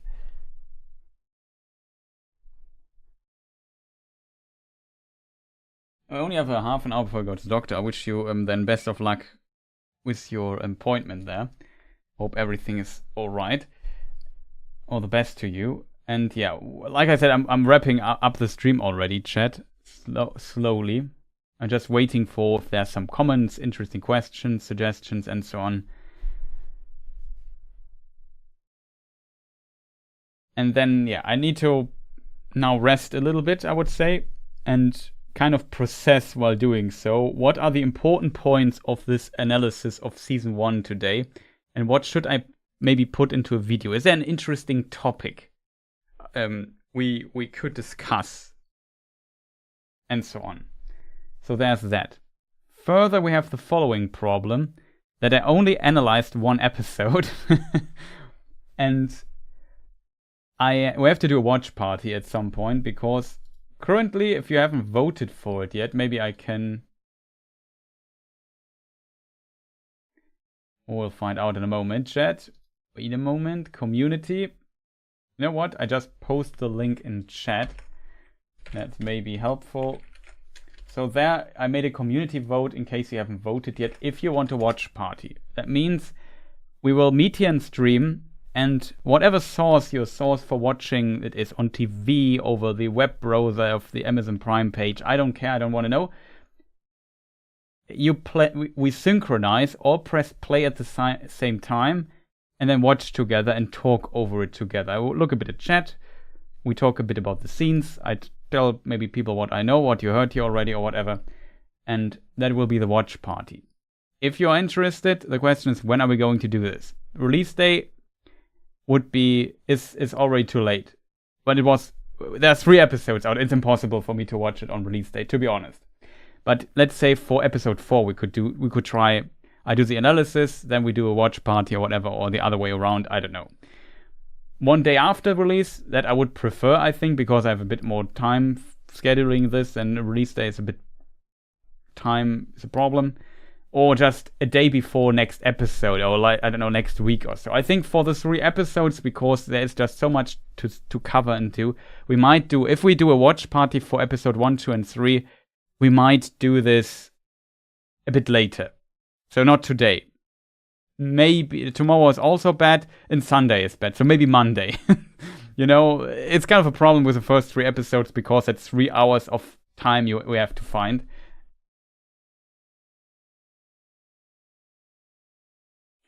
Is Gandalf Alf from the comedy show plus the stuff? No, unfortunately not. Alf is of course super cool, but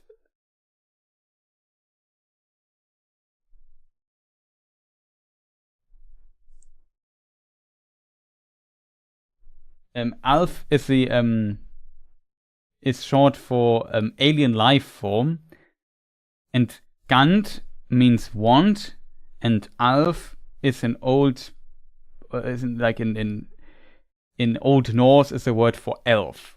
So Gandalf is wand elf. So an elf that walks on a cane.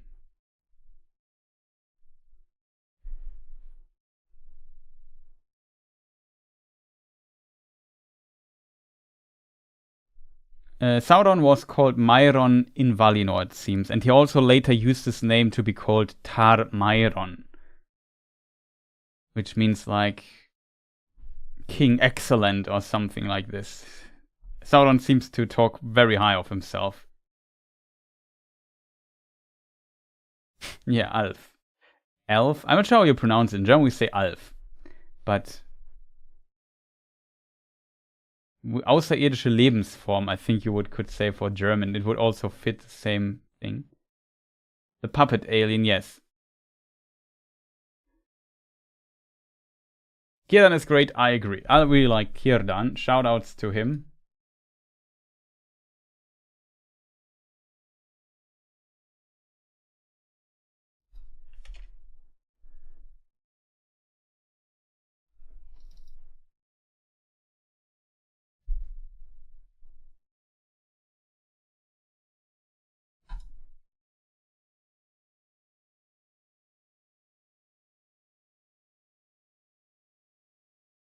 I like Círdan too, well portrayed. Yes, it's pretty awesome that they have found a way to portray Círdan in a really cool way, and curious to see more about. I'm still waiting on the Sauron cross Galadriel romance arc. Yeah, I hope that's kind of over, to be honest.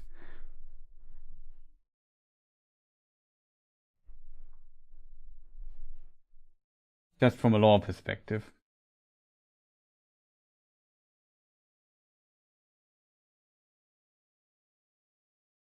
I mean, I also feel Arondir was also pretty elf-like in the previous season. Also like the actor. I think the actor is absolutely fantastic. Really always love seeing Ismail Cruz Cordova playing. I think a lot of the actors did a really good job. Like Halbrand, fantastic job. Also the actor of Elrond, I think, also did such a great job here in these 3 episodes. Really liked what he did there. Galadriel, same. Pretty awesome.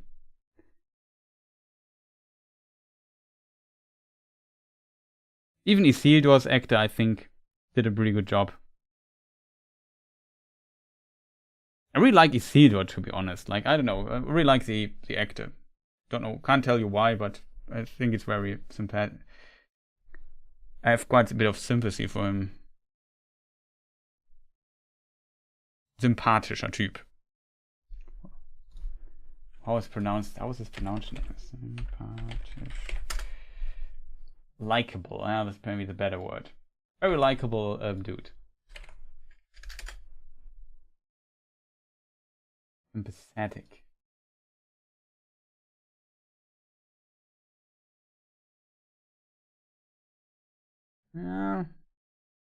Whatever.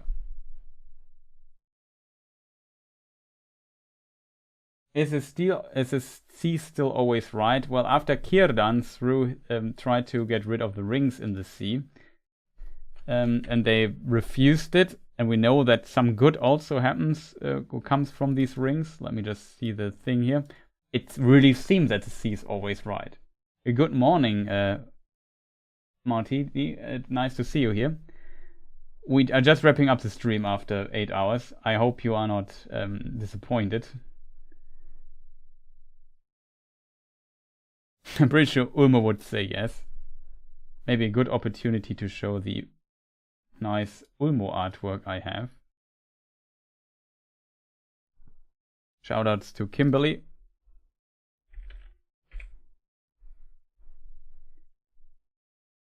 Questions, which one is the right one? I think I found the right one. Shoutouts to Kimberly80. Fantastic artwork of Ulmo, Lord of Waters.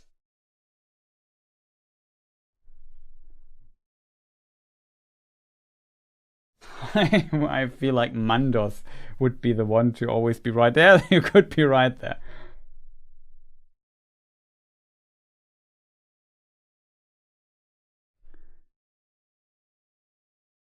Yeah, that's a good catch. I maybe have to watch with subtitles again to notice some little details, because sometimes something is... Yeah, Kimberly always does amazing artwork, that's true. Yeah, Aule, that the elves say Aule, you could maybe ask, like, of course, the dwarves say Aule instead of Mahal. Mahal is the dwarven name for him. It depends a little bit in which context. Let's say the dwarves would be visiting someone. Let's say they visit Celebrimbor in Eregion. Then they would also say Aule, I would assume. Maybe not, who knows? Because there they would speak Elvish. Because the dwarves can also speak Elvish. They learn the language of the outsiders, and their own language, Khuz'dul, they only speak among themselves, and it's almost treated like a secret. I mean, Sauron also introduced himself as Sauron, which is also strange because it's an insult towards him. It's a name that the enemy gave him. He would not introduce himself as Sauron. He would call himself, I don't know, Tar Mairon or something. We could look into what black speech name Sauron had.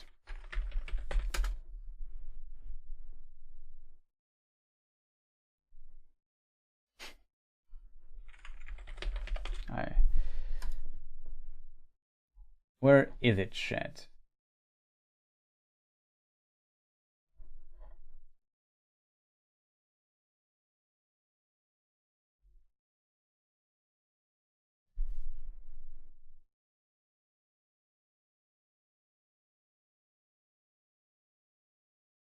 Gorthaur was the name used of Sauron by the Sindar during the First Age.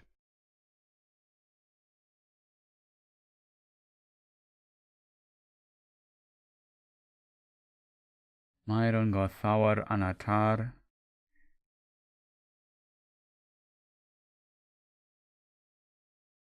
Tarmaigeron, King Excellent. Sigur. Withered in Adunaik. So the Numenorians would call him Sigur. Spoiler.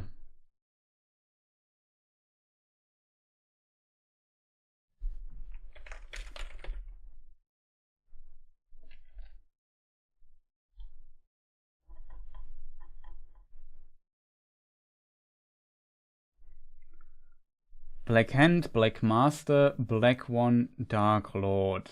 Dark Power, Deceiver, Enemy Eye, Great, King of Kings, King of Men, very humble person, Lord of the Earth, Lord of Barad-dûr, Lord of the Ring, Lord of the World, given by himself when he rose in the Second Age, enraging Ar-Pharazôn. Nameless, probably given by the people of Gondor. Necromancer, Norse King, the One Enemy, the Ringmaker, Ruler, Shadow, Sorcerer, Wolf, Sauron. Dreadful werewolf shape that Sauron, yeah, okay, it was a special case.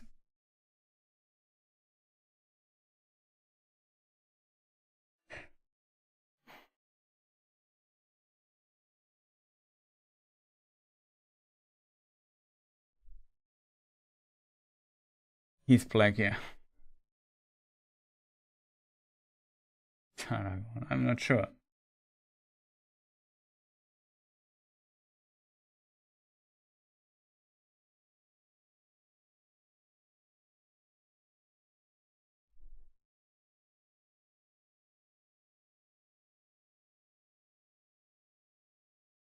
And was she talking when she talked about Aule? Was she was Elrond one? Was she talking to Elrond? I can't remember which. I can't form sentence anymore. I can't remember which scene it was. If so, if she speaks to Elrond, I would assume she speaks Sindarin, and then using the Elvish name for Aule would make sense.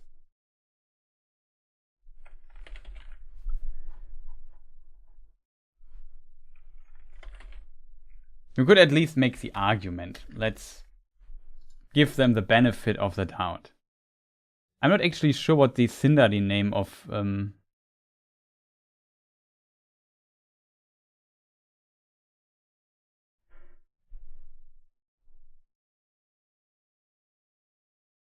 Aule is, chat.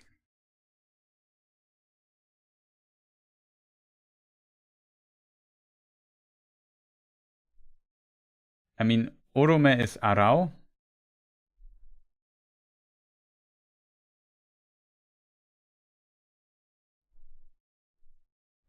Its old English name given him by Eriol is Kraft Freya. That's a cool name.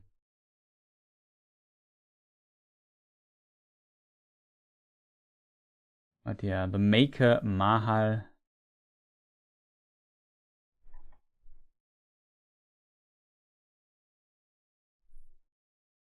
That's a Vanya name for him? Oh, it's a Valarian name. Ah, okay. I thought it was Ven.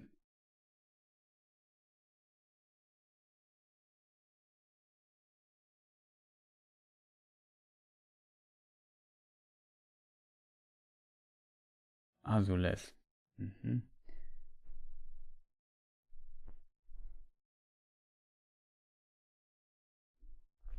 What's the difference between Ar and Tar?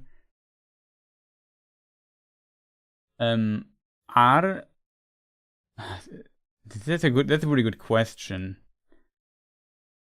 I think If you are a king and you use the Quenya form, you use tar, even though I think ar also exists in Quenya for... let me just look it up. I don't want to tell you nonsense here.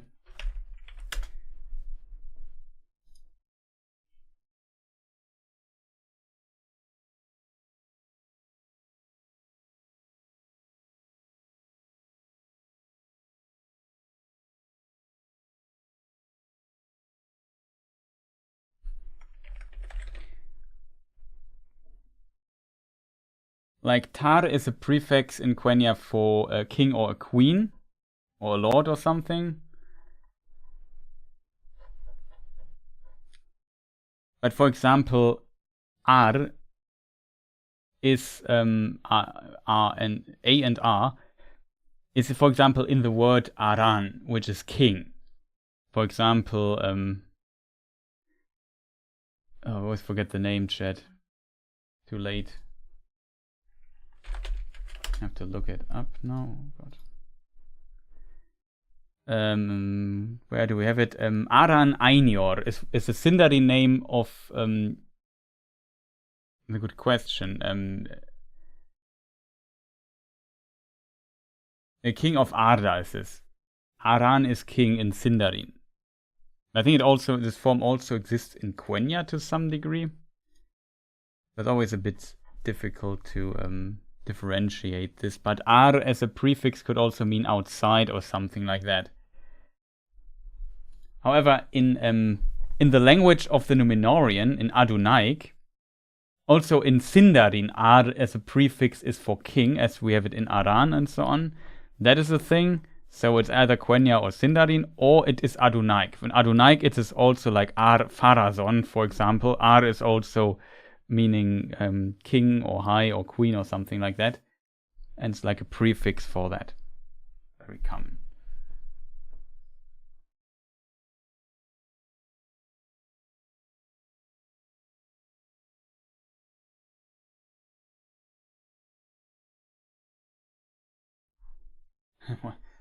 Tar Aragorn.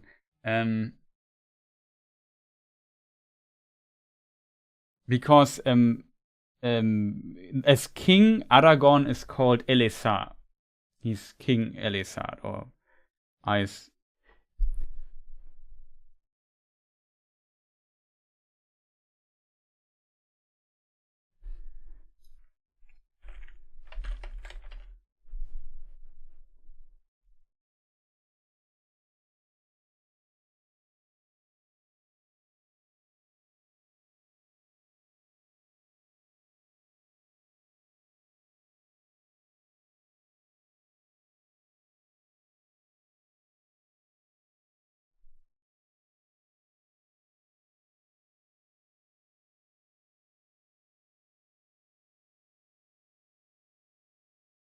And also Quenya, so it could be Tar Elessar or something like this.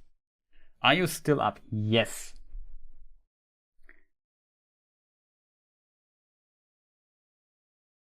It's after 12 a.m. Horrors. And I'm a night owl. Yeah, I'm also one. It's bringing down the waterfall. I mentioned this already in this. I forgot in my initial analysis to mention it, but yeah, him jumping down is a reference. Elrond jumping down is potentially a reference to the thing. I have no kids. Yeah, that is true. Helps a lot doing stuff like this.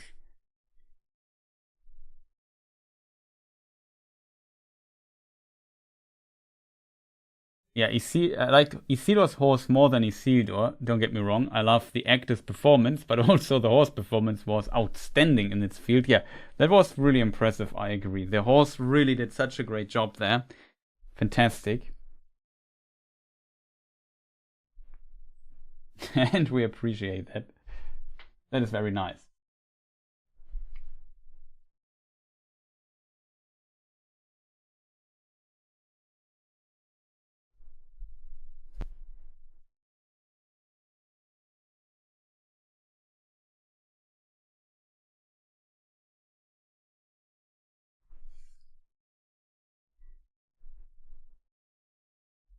I hope I could answer the language questions to some degree. They're better language experts than me, to be honest. Chris has the endurance of an Olympic champion. No, it's more the madness that keeps me going, less the endurance, I think.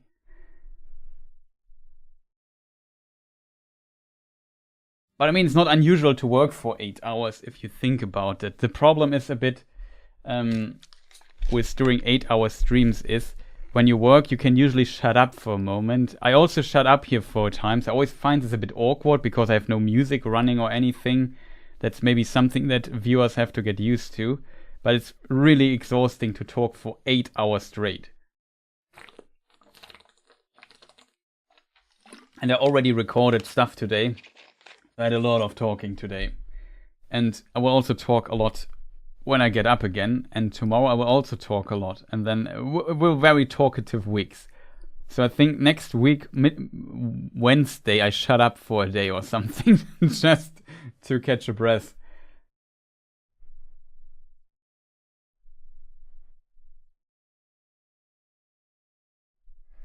Yeah, I won't edit the stream though. I just uploaded it and people can watch it and or rewatch it if they like. But yeah, editing it would be a nightmare. If people want and have a lot of free time watching this live, you can put timestamps for, like, if a section starts, we have a topic or whatever. I don't know, if you have something that helps you or helps others, would be appreciated, but I think nobody does this ever. Because I'm too lazy to go through an 8-hour streams and place timestamps. You can believe me that.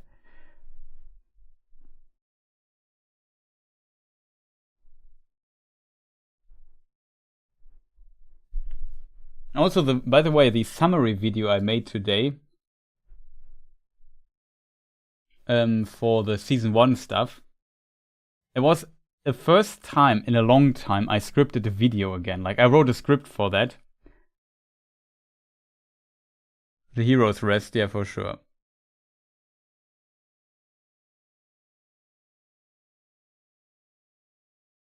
Yeah, I don't do paywall stuff. Like, I, of course, have ads here on this channel, so I appreciate it if people watch it and maybe deactivate ad blocker. I try to not have too many ads in my stuff, usually at the beginning, at the end. If it's longer than 20 to 30 minutes, I also put an ad in the middle of the thing.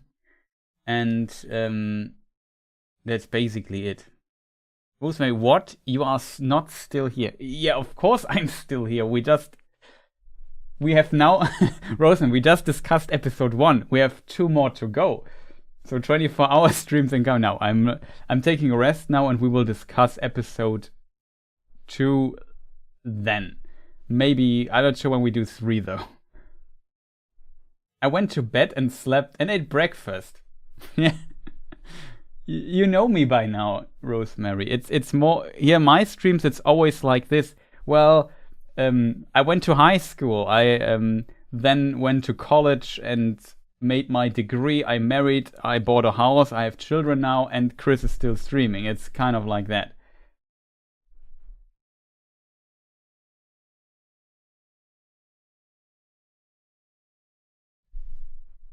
I ate dinner. Yeah. I also ate quite a bit. That really helped. Gave me some energy to pump through the rest, even though I was a bit slow. I definitely noticed that my mind is a bit slow.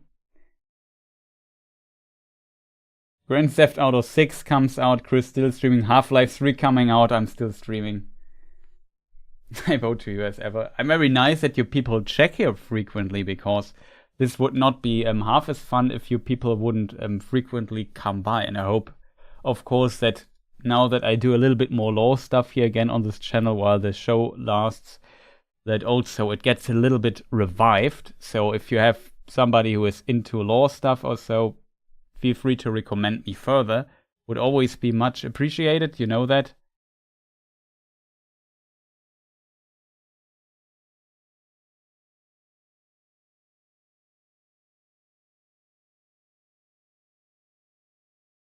Once episode 4 comes out, Chris will have to do live stream. Yeah, when episode 4 comes out, we stream it as well.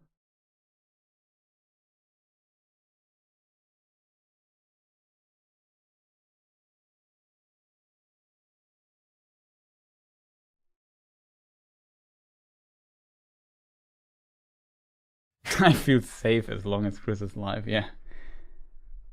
Have a great day, Rosemary. Thank you also for tuning in. I know that for the European viewers, my scheduling the stream this late is not ideal. So it was, I guess, today better for the US viewers.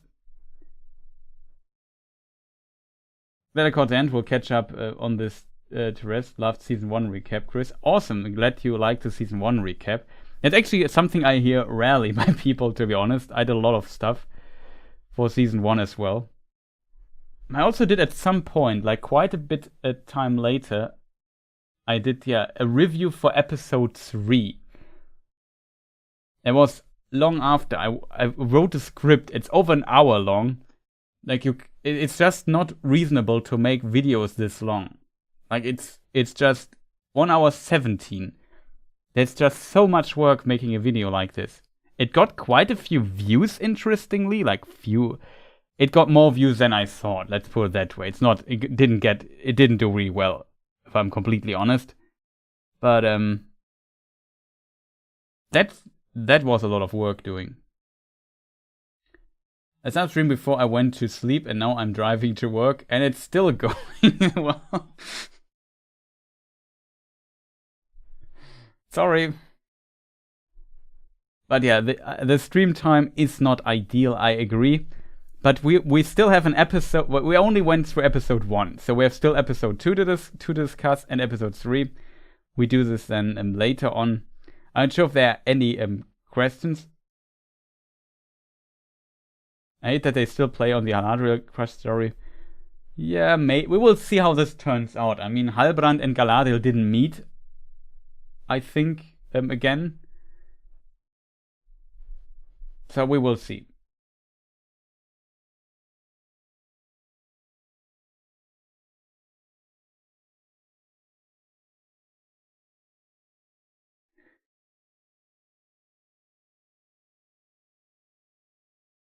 Yeah, when Sauron has the one ring, you mean, I think, during the War of Eregion, of Elves and Sauron, then yeah, of course, Sauron, the others can't wear their rings. If that is what you mean.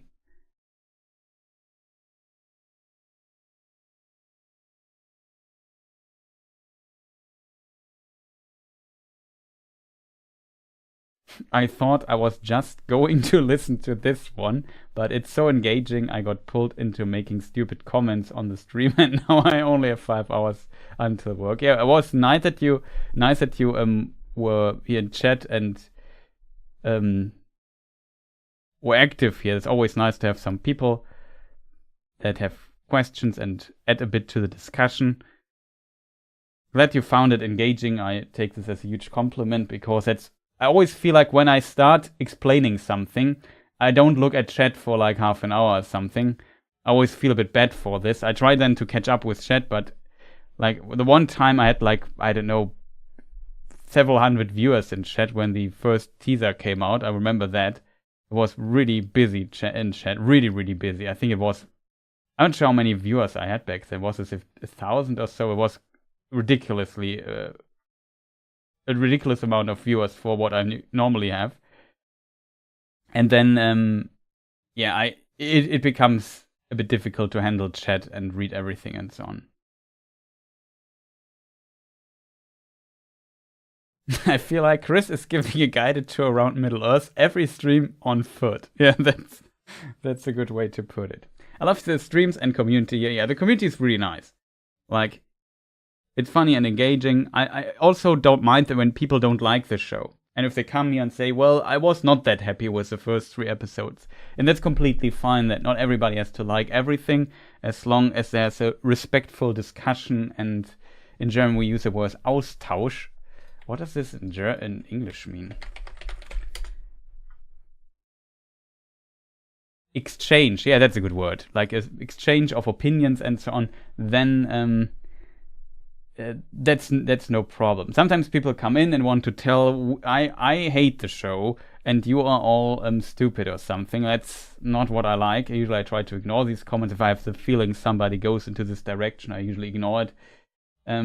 Same with if somebody calls out, oh, you're all haters or whatever. It doesn't lead anywhere.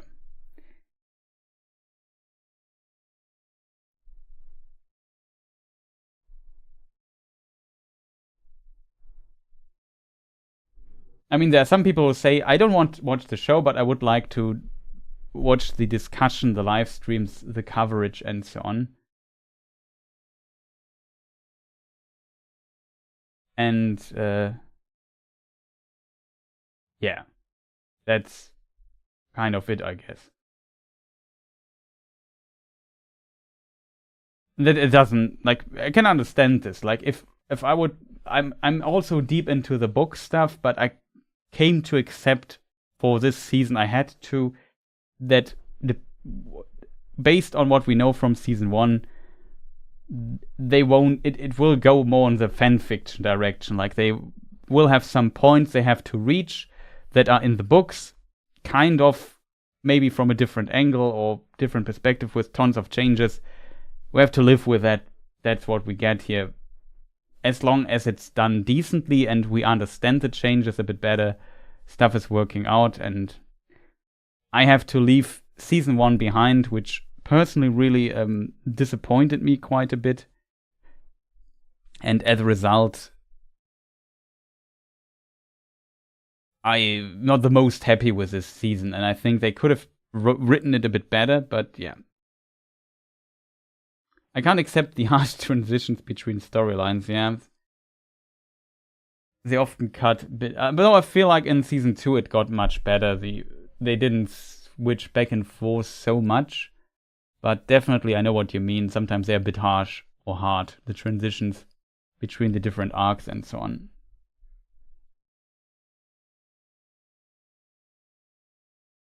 I feel like, personally, I feel that season 2 feels a lot better than season 1. Like, just from, it seems it's definitely not suffering the COVID problems. I mentioned this in my first impressions video. For sure, like, everything feels a bit better. There are suddenly, everybody has like an advisor standing next to him with a few text lines. Suddenly the world feels a little bit more alive just by adding this, and this was different in season 1 for the most part, I feel. Cinematography is still great. I feel like the pacing has much improved in the episode. It works.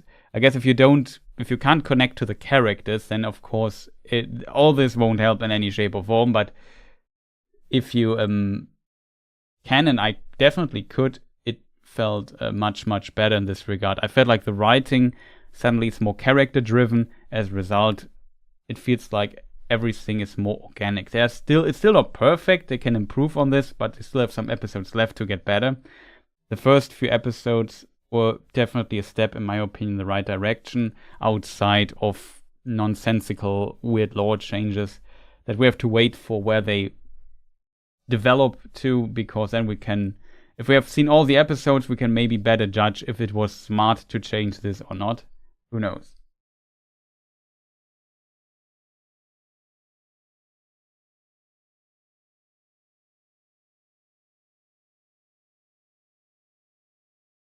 Yeah, I can see when you say it doesn't feel like Middle Earth. Even here, I have to say, I mentioned it here in the stream like a few times already. But the prologue of episode 1, where Halbrand goes through the snow with the cart and so on, and as a little worm blob thing.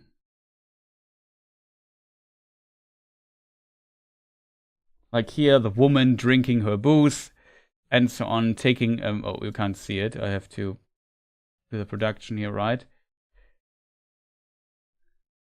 This here, the landscape, and then Sauron later, I don't know. Problem is, I don't find the screenshots anymore. Yeah, this scene, for example, yeah, here I had the first time a little bit of Middle-earth feeling. Like, this is, yeah, I can see there's maybe Londaya there in the background. We see the ocean, there's some forest, there's a people, there may be some conflicts going on. We have this stone here where it says harbor by the sea or something like this.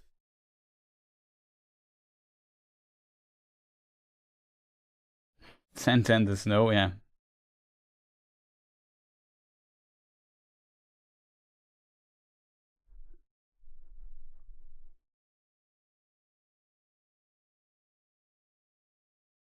So yeah, stuff like this worked already. Maybe my expectations are also kind of low towards the show in many ways. As a result, I feel like the slightest improvement is already a big improvement. So there's that.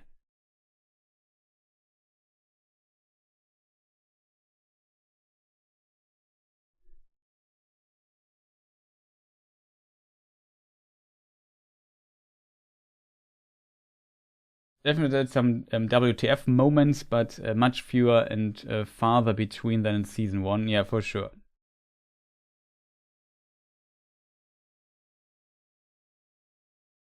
I was hoping he reformed as a woman. That would be funny if he took Terminator style. We discussed this at the beginning of the show, or of the stream of the show. It's rats and centipedes all the way down. Yeah, that I found an interesting idea, to be honest. I didn't mind that.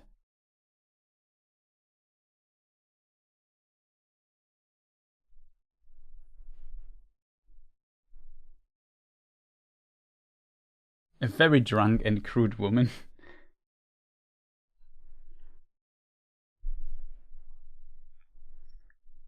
Well, it also says don't drink and drive, so there was something to it, I guess.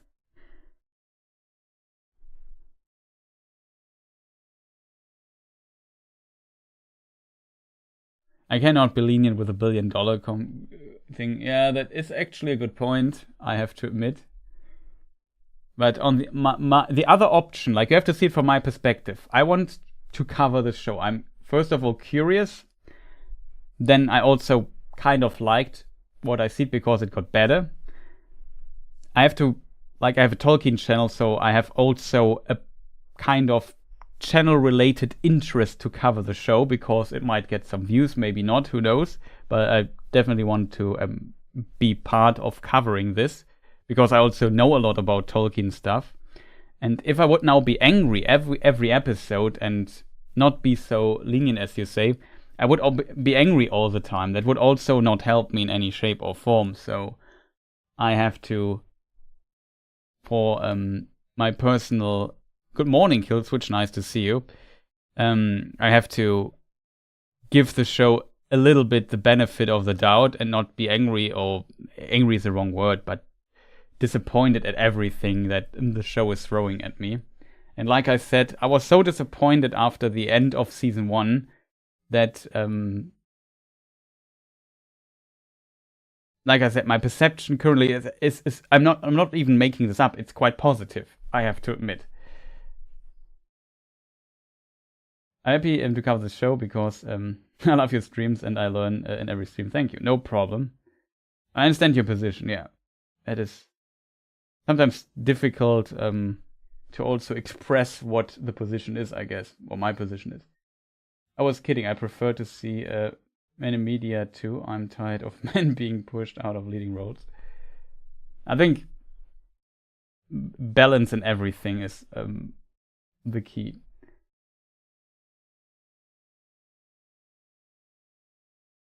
I just owned a guy I fought last night in tech. Okay.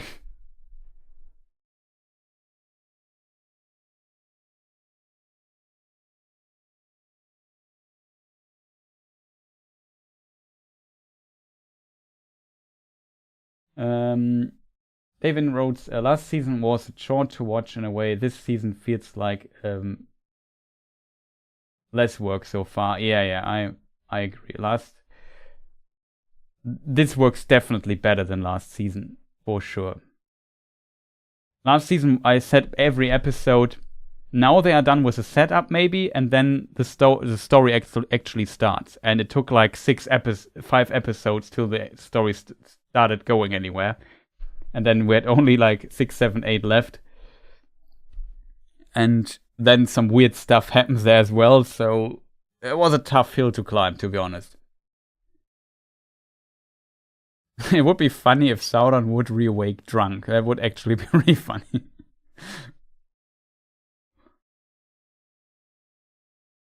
Good morning. It is good. Old going to sleep and waking up again to Chris still streaming. Yeah, Killswitch. What can I say? The madness resides deep within me, or something like that. That's why we are still here.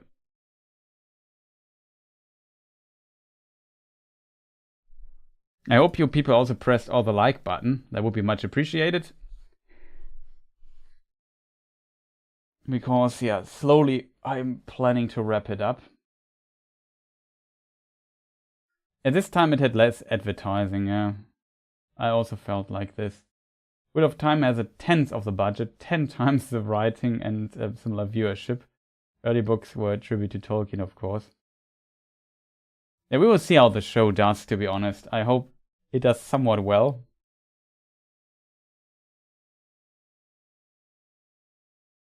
Chris is a sheriff gift.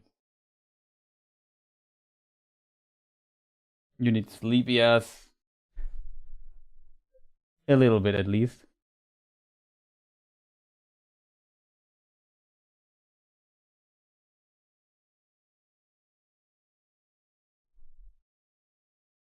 Oh, Psy is also here. I haven't seen, sorry Psy, I've not, the problem is the other chat was covered and I didn't see your message, sorry for that. I'm not sure if you're still here. In case you are, but, hi by the way. Yeah, nice to see you. Yeah. Playing too much Elden Ring, and the other, I can only do 2 things. Oh, you switched to YouTube, nice. I can only do 2 things. I can play Elden Ring quite well, even that is debatable, and I know a lot about Lord of the Rings and Tolkien stuff. I think that's pretty much the only 2 things, like FromSoft Souls games and Tolkien. That's all I can do, I think. Well, there was a time I was also quite deep into Star Wars, but sequel trilogy kind of killed that, I have to admit.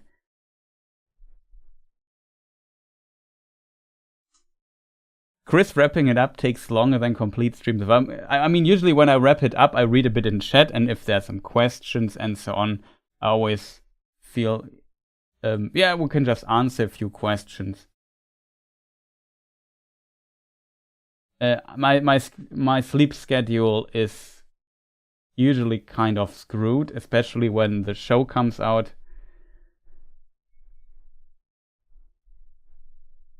Let me just say I'm awake for quite some time.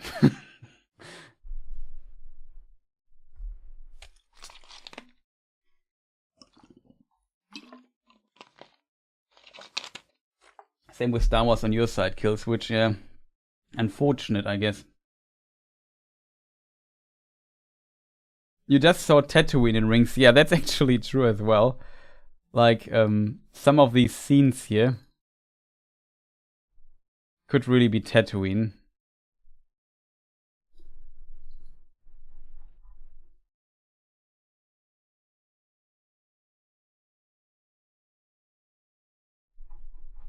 Just would have to find it now, chat.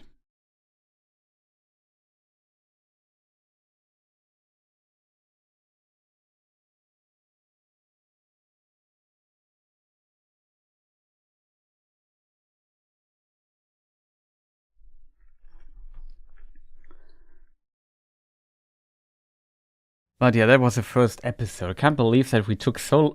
I mean, I know myself, right? I should not be surprised that we have... The 8 hours are still here, and I just went through 1 episode. It was clear that this will happen on one side. I just hope we would have gotten 2 in that time. Like 4 hours per episode, that seems doable.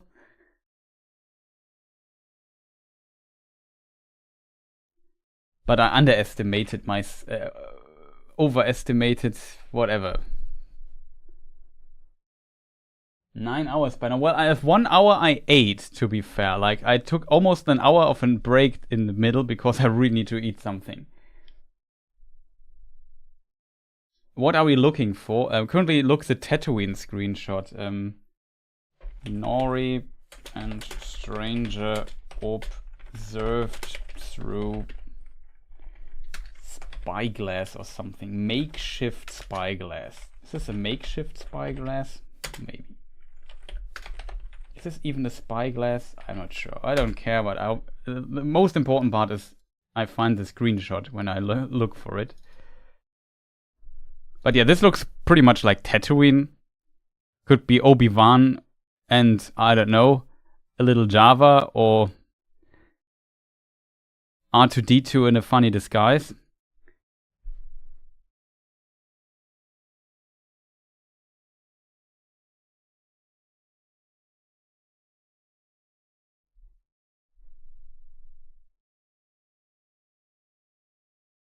This gets always messed up, yeah.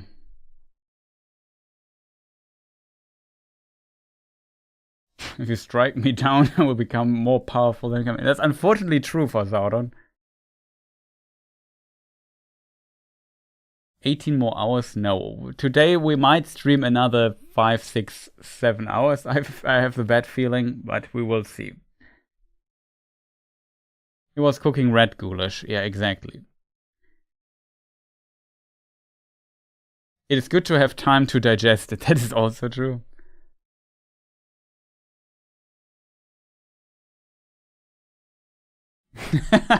I saw the German Tolkien Society giving just a 2-hour window for an episode. My thought was mutig, so brave. Yeah, not optimistic that will work.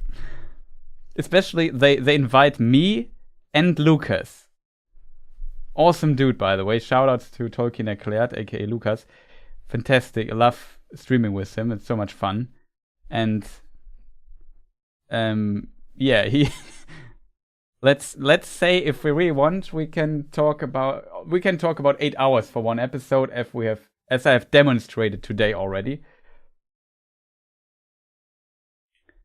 Yeah, see you, Christiane, and have a good one.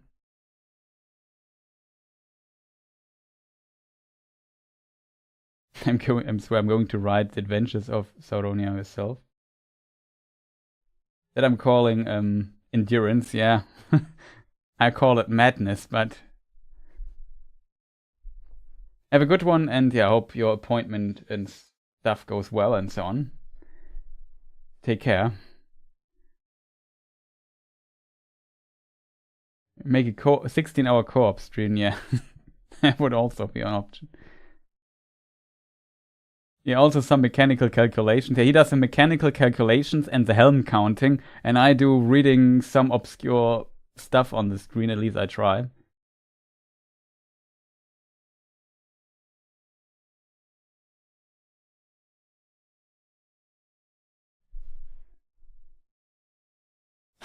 It will be rated mature.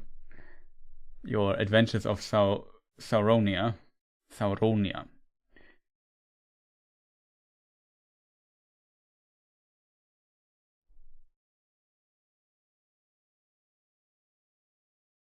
Maybe he has a ring of power and that's why he can stream so long. Yeah, possible. But yeah, usually when I play video games or so, I'm also easily can stream 8 hours, but there I don't have to talk so much. Here I have to, like I said, constantly talking for so many hours is just so exhausting for the voice.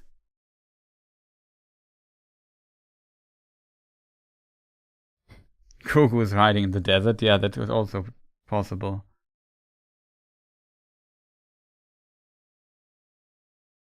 Yeah. Let's not go there. Okay, chat. I think drinking raw eggs. I think though, like, is there any scene I have missed? The problem is always when you don't go through the episode chronologically, like you usually would do, and just plot by plot, it's easy to miss like an important scene or so.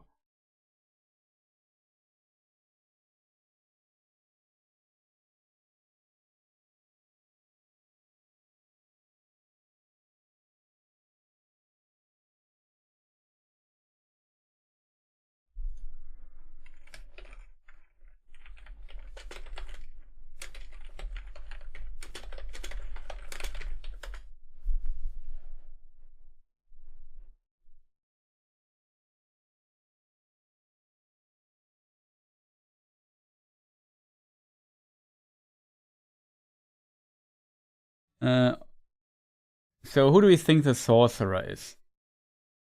I'm here for 20 minutes. Could you give me a quick summary of the stream? Just kidding.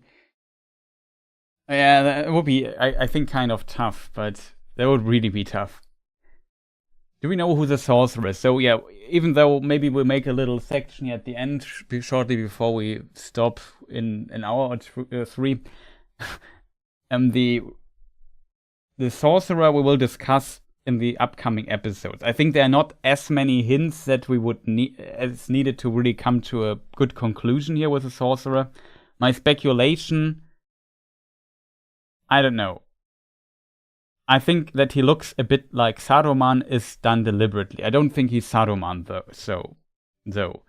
I could imagine that they really go for the blue sorceress here, and the other sorcerer landed earlier. And founded this cult or something and became, I don't know, connected to Sauron for whatever reason. I don't know. I think this will be explored further. Maybe he will become the Witch King of Tatooine. Exactly. That is a possibility. What's going on with him? Maybe he's just some other.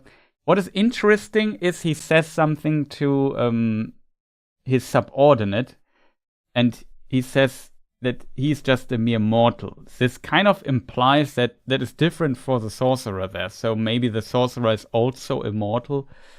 If that is the case, which beings are immortal? He does not look like an elf because he has a beard. There are elves with beards like Círdan, but it's unusual, so that's not my first assumption here, and I think we didn't see his ears to come to this conclusion further. What is also important, we only know from Tolkien's writings that there are, in the East, two sorcerers that are the blue wizards. There is an interesting hint. We don't see the horses here, right? Only one scene, and we don't see him at daylight. Okay, chat. Little episode 2 spoiler. Maybe I'm not even sure if it's episode 2.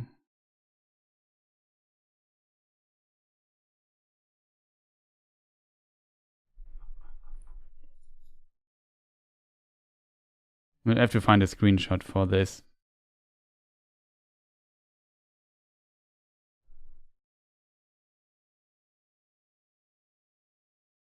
No, we don't see it here. There must be there where Nori and Gandalf do things.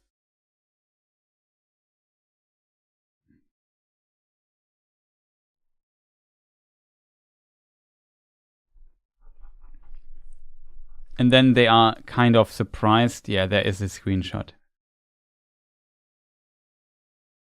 I'm not an expert on horses, chat. But I'm really wondering what this could mean. Okay, a little spoiler for episode 2.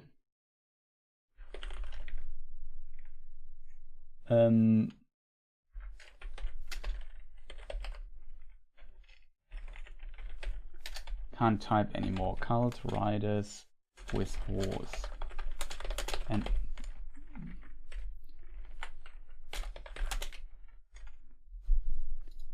let me just switch this here.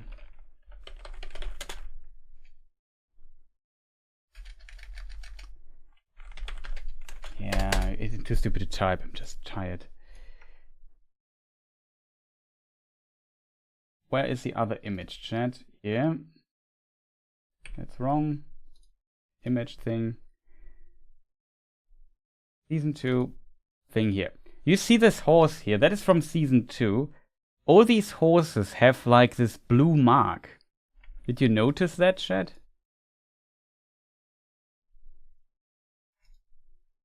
I'm not sure. I'm not an expert on horses. Maybe you tell me, yeah, that's some treatment for desert climate, so the horse leg does not, whatever.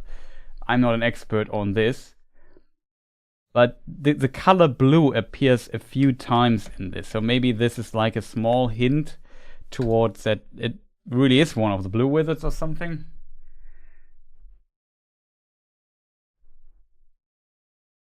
I'm calling him Jabba.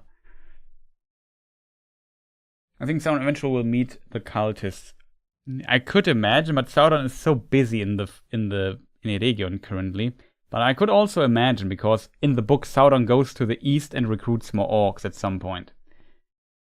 according to Nature of Middle-earth, and an very interesting little text Tolkien wrote at some point in the 60s.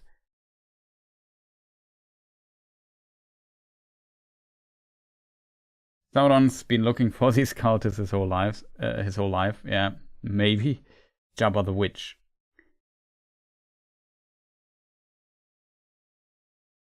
I know expert on horses, but I could watch a whole movie staring at Isildur's horse. The emotional expression was better than half of the human actors I've seen in other productions.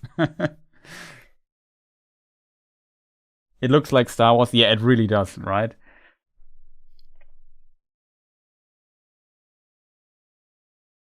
But yeah, I don't know what this mark on the horse here has to say, but it appears a few times. I don't know. And the notion that he calls himself, or that implies that he's immortal.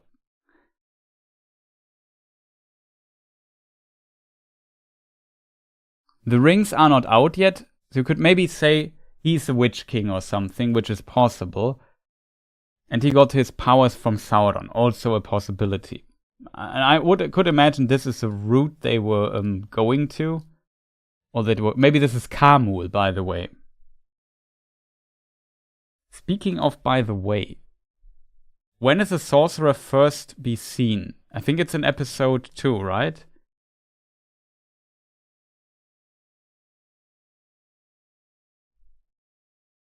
Is in the subtitles a name for him?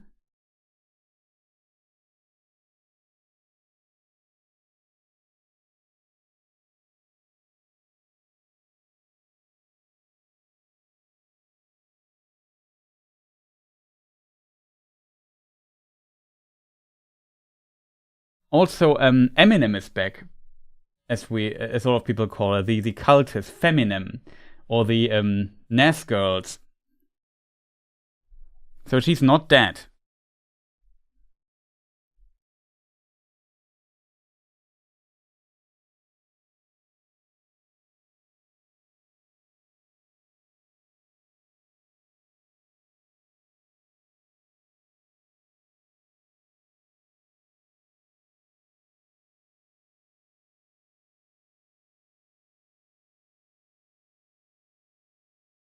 No, at least here in the subtitle, he's not named.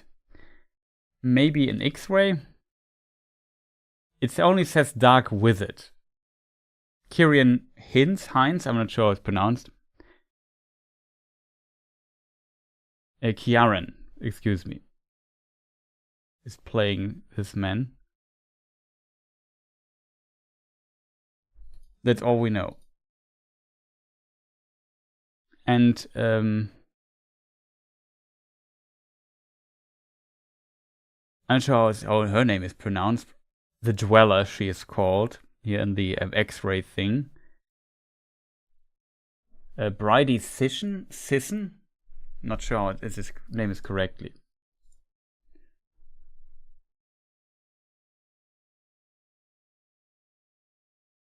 I mean, yeah, there could be other Maiar seduced by the dark side.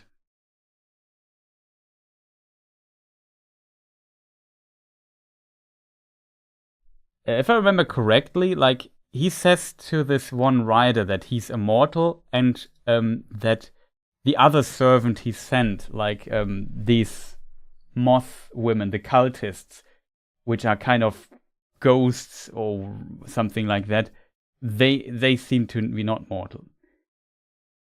Heal the curse upon our flesh, and I will bring you the Istar in chains. There's a curse upon their flesh. I'm not sure what that means. Dark Wizards, have you found him? What makes you think a mortal like yourself? He says to him.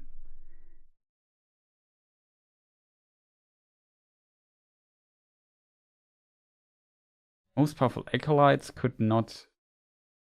Brank is, by the way, the name of this dude. Or not Brank, it's Brank. It's not an it's an A with a little house roof above. What do we call it in English? You know what I mean. Are we going to cover episode 2 now? Not now, later. in, like, let's say, maybe 10 hours, 9 hours, something like this, maybe a bit earlier, we will cover episode 2 here. So you have to be patient, but we will go through a lot of detail through episode 2. But it's maybe not bad for preparation stuff, right? But this is what I remembered also, like he implies he's immortal. So I'm not sure. We're currently just speculating who these people might be and so on. I don't know.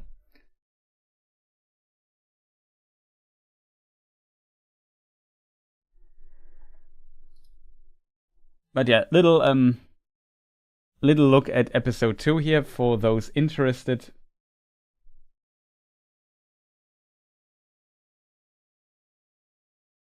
I'm going to be here. Awesome. The moth thing is interesting. Gandalf uses a moth to bring the eagle in Lord of the Rings. Yeah, that's also an interesting detail you mentioned there. There's also the fireflies similarly depicted, the moth being released. Yeah.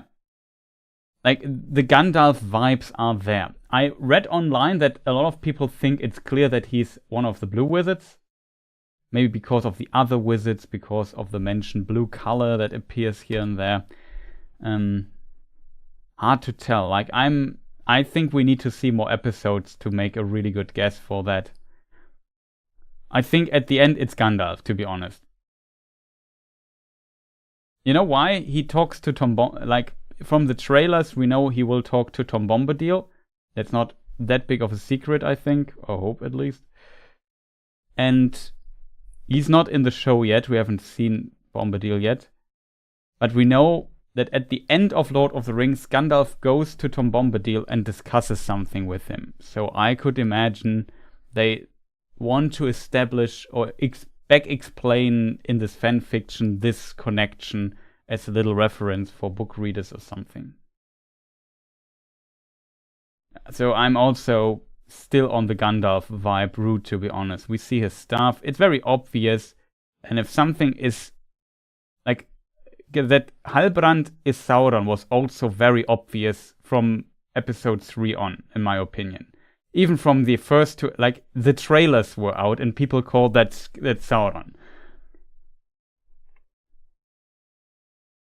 Exactly. Also, Gandalf is a fan favorite for sure. I can 100% imagine that. I forgot the name of the actor who plays the stranger, though. What's his name?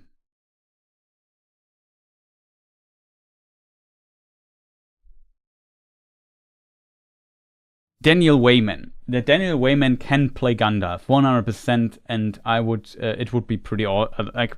I can see him being Gandalf. I would not be sad if he's Gandalf. I think he's a really good actor, and with his beard and his long hair and his grey clothes, he kind of resembles Gandalf. We have these little hints by Poppy and Nori talking about a wand, a gand, and we have seen him the dream with the staff. One staff looks like the one of Gandalf. It's two staffs, so you could say one is a staff of I don't know, Mori Nechtar, and the other is the one of what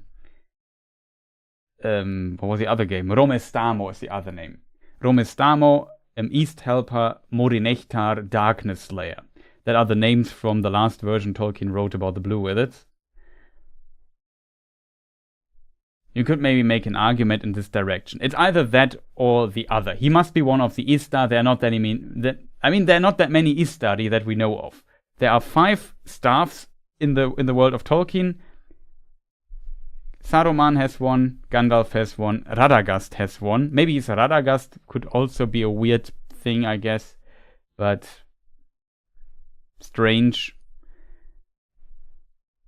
And the 2 Blue Wizards, they are not mentioned as Blue Wizards in Lord of the Rings, so they had to negotiate extra rights for this if they want to use the Blue Wizards in the show.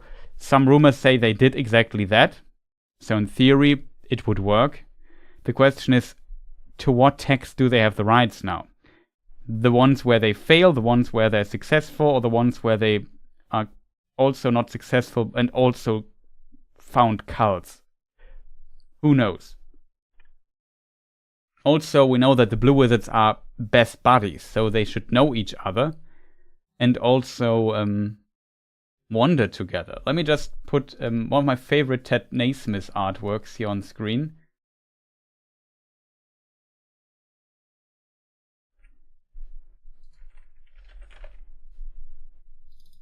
With the two blue wizards. That's how I imagined the blue wizards. Like, such a beautiful artwork also by Ted Naismith. But that's how I imagined those guys, so I don't know. They wander together, they're friends, they walk around in blue. Currently, nobody of them is blue. I don't know.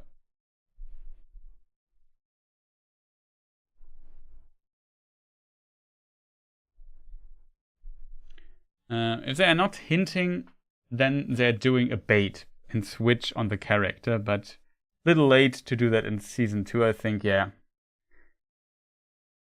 He will swipe Tom's head. Yeah, I could imagine that he gets his head from Tom or something. The head looks like Gandalf, yeah, it's a little bit.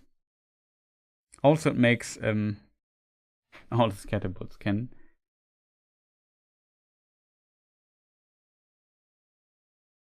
It makes sense to solidify the connection with hobbits, true as well. Though that is actually, like in the books, the first hints to do this are around the time of Helm Hammerhand and the Long Winter in the Third Age, 2757 or something. 50, 58, 59, 57, 58, I forgot I'm very bad with dates. Something like that. So, thousands of years later, but whatever.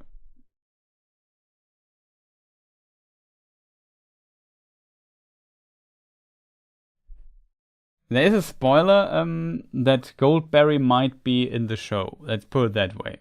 There's a pretty good indicator for Goldberry.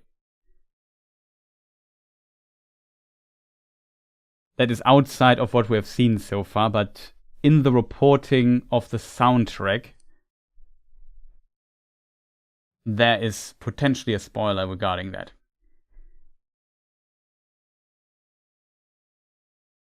One or two blue wizards. I have no idea what they will do with this. In theory, there are two blue wizards, so not sure. I mean, they could make that because the stranger has lost his memory. Maybe he doesn't remember his other half, his friend.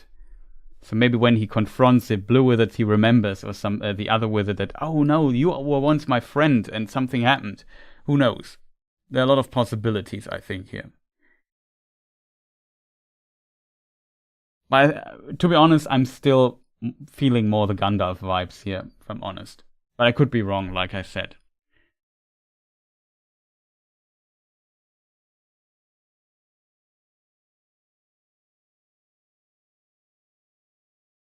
I guess we need to have Gandalf not know who he is, so nobody will put down in the history books that he crashed the Second Age. Yeah, for sure. Imagine that they have this giant catapult in Valinor, and when they need to send one of the Valar or Maya, they just stick them naked onto the catapult and fire. Yeah, but interestingly, just joking aside, the Valar at least can teleport. They can basically put their physical presence and appear anywhere on Arda where they want.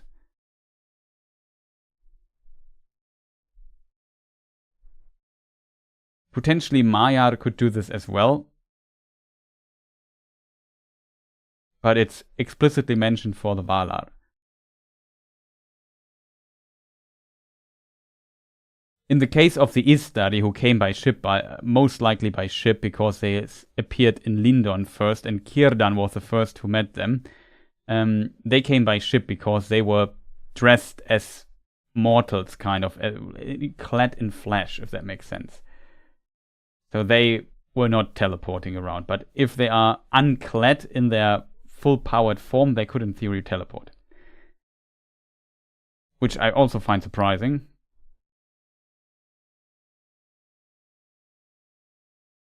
Goldberry is not waiting, we are waiting for Goldberry. Yeah, curious when she will appear. Will they explain what Tom Bombadil is?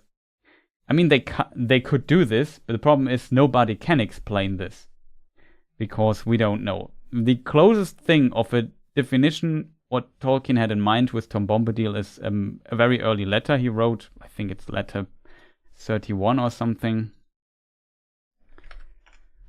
To Mr. Unwin. No, it's not 21. Screw me. It's 31? I can't have such a bad number memory.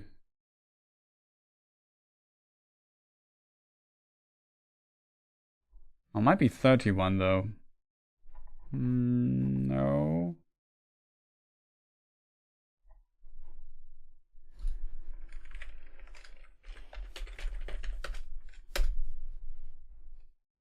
It is letter 19. Oh, wow, even earlier. 21 was close though. Do you think Tom Bombadil, the spirit of the vanishing Oxford and Berkshire countryside, I pronounce it always wrong, sorry, could be made into a hero of a story? Tolkien asks. He calls him the spirit of the vanishing Oxford and Berkshire countryside. So yeah, there's that. Nori and Poppy with the blue wizards, just like people said Poppy was Sauron in season 1.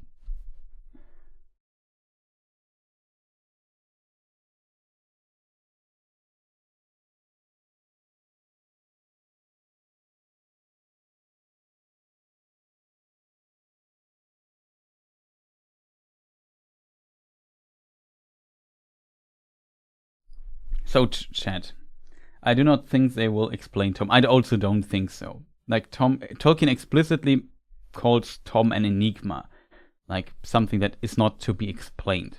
He's like a very special case. It would be strange to explain his nature. As long as he's singing, I'm happy. And there's already a song recorded with Tom Bombadil, so he's definitely singing. I also heard a rumor that he sings his infamous song from Lord of the Rings. That would be so awesome, I think.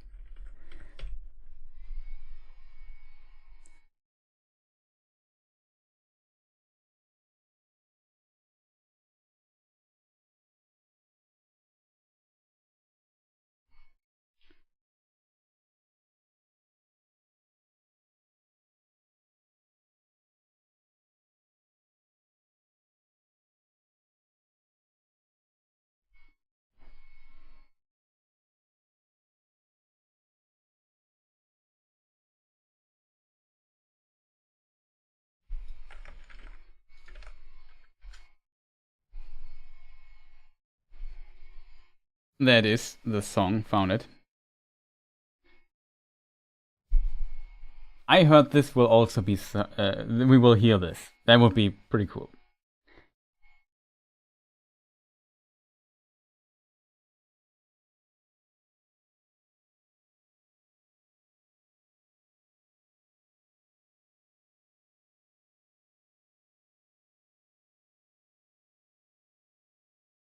I love me some Tom Bomb, yeah, for sure.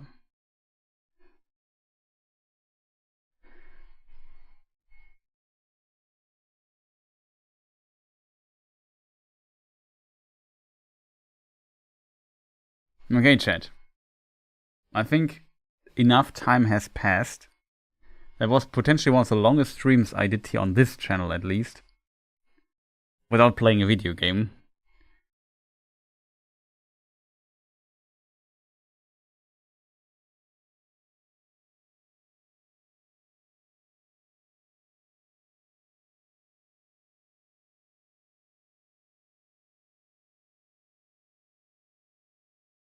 So, are there any questions left?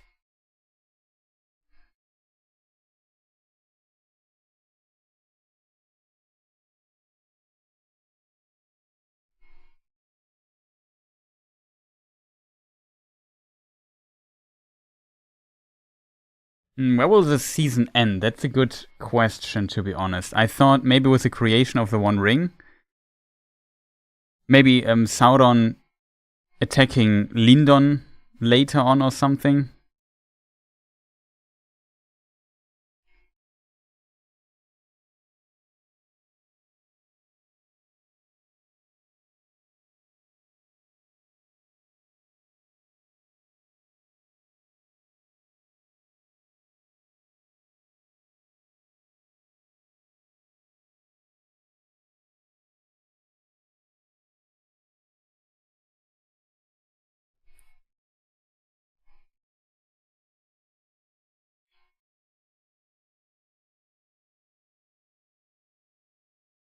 Can you explain a bit further, Project Chris?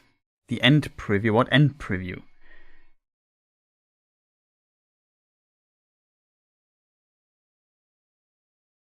Yeah, I think it will be a valiant but desperate defense in Lindon. Yeah, I could also imagine something like that. Who knows? Maybe also a point is spoiler.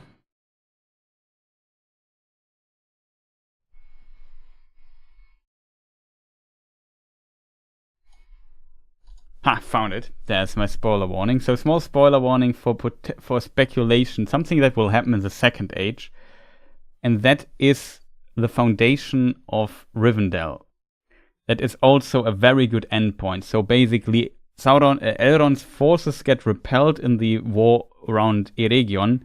He has to maybe retreat and then comes into some vale or something, and there he rests for some time with his troops, and this will become Rivendell as it's in the books.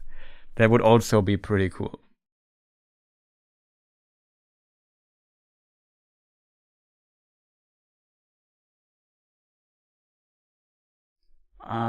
Yeah, I'm not sure if they I don't remember the preview of episode 2. I've seen all the first 3 episodes already.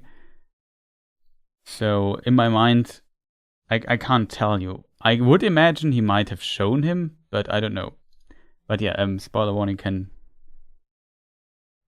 vanish here.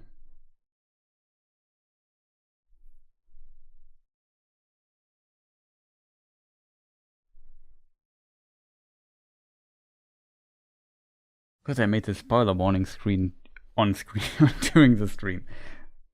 Was a smart idea. Very impressive stream, you're a machine, thank you. Yeah, it's 50% machine, 50% madness. It's kind of a mix of both, I guess. I suspect One Ring will be fairly late in the series. They predict 5 seasons.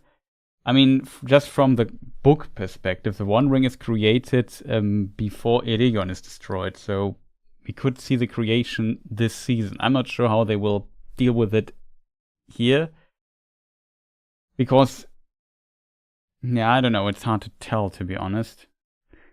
What we learned from this season and the creation of the Rings of Power in the later episodes, maybe I put in the spoiler warning again. So what we learn is that later on, Anatar kind of tries to convince Celebrimbor, and Celebrimbor convinces himself, basically, that he makes 9 rings for men, or that he makes some rings for men and some rings for the dwarves. Many YouTubers have perished trying to stream this long. Well, in the video game streaming world, it's actually not that unusual to stream 8, 12, or 16 hours. Not always, but often. So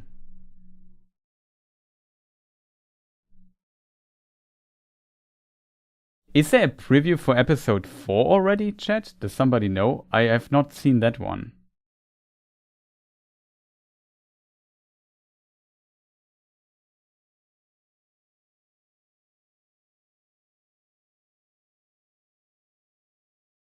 Set up an Airbnb in the mountains.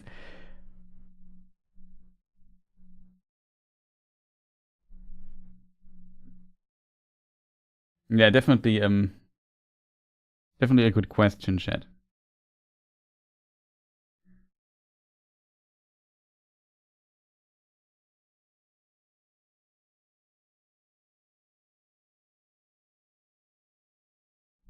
Oh, I can switch back.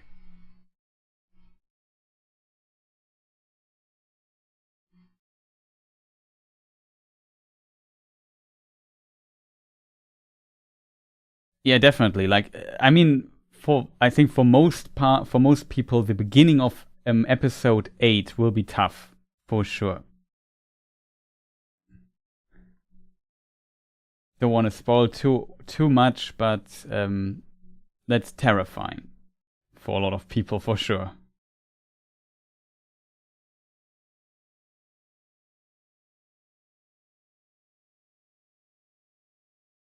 Oh, it's a preview. Oh, you mean the preview of everything? Yeah, I remember what you mean. It's kind of a trailer.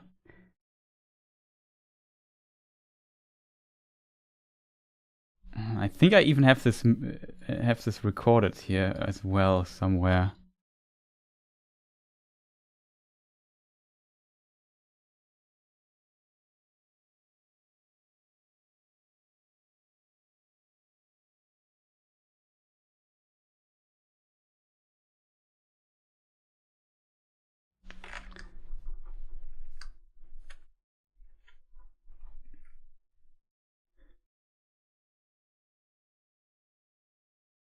Okay, there's one scene I have not seen yet. I see this for the first time.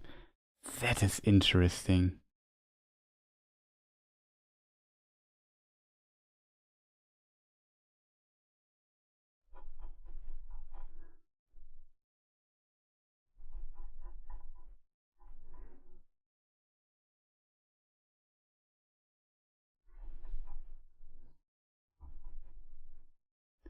Where does it even start?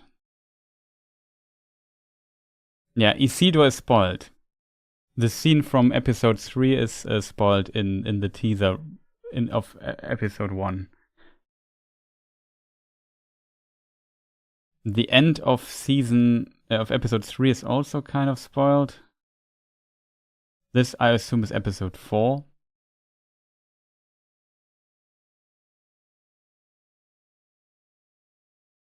I also want to do some prediction videos, chat. I think those are most fun, like predicting what might happen.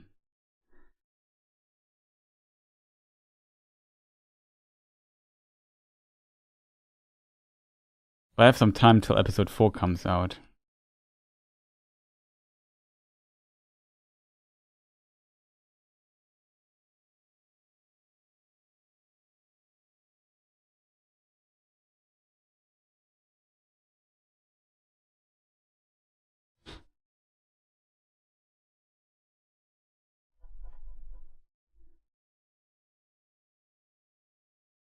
Most scenes there we know from the trailers already, or have seen already.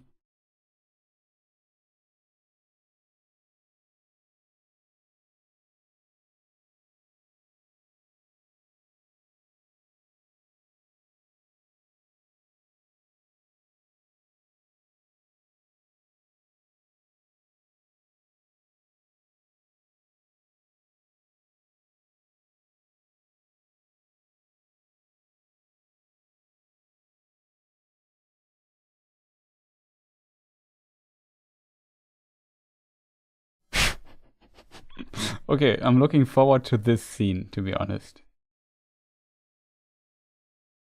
That I also have not seen yet. And it cuts so fast, you easily miss some of the scenes there.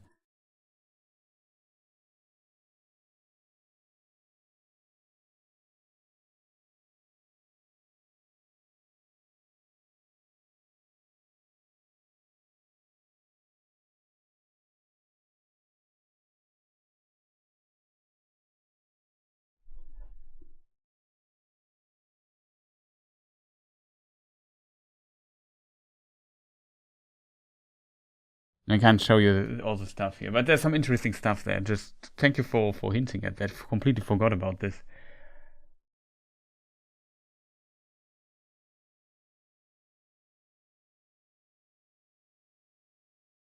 He plays Skyrim with giant spiders. I mean, by default, there are some giant spiders in Skyrim, aren't there? I mean, if there's a mod to make them even bigger and more scary, then no, but yeah, I definitely know what you mean. But I do hate even small spiders in real life, yeah. Yeah, like I said, this is potentially, again, a debate for the other thing. Did we see Shelob? I maybe. I mean, it's not clear if it's Shelob or if it's her offspring. I mean, Shelob is even in the second age for quite some time in the business already. So she does not have to be this small. But I don't know. It could have been Shelob, yeah. Yeah, it seems a bit small for Shelob, I would agree. But let's discuss this in episode 3.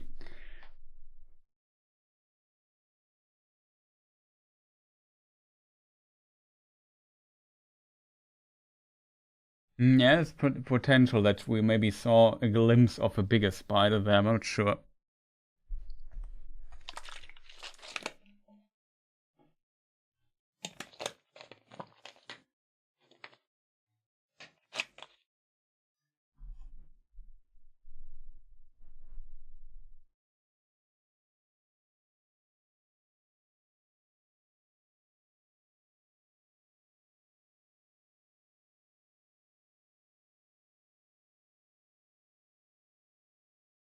But yeah, Project Chris, that is, you might be right.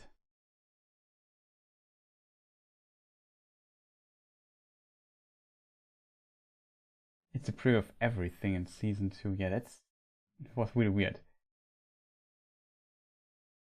But yeah, they definitely show Isildur in this preview. I just skipped through it. It's in it. So to answer your question, yes, they really spoiled their own show. I don't know why. Twitch chat says the only spider, or Desazul says the only spider I like is Spider-Man. Yeah, Spider-Man's pretty cool. I only watched it once. Yeah, it's easy to miss. I couldn't tell because it was like there's so many cuts there in this. It's lightning fast. It's easy to miss. Okay. Well, let's return you to normal mode.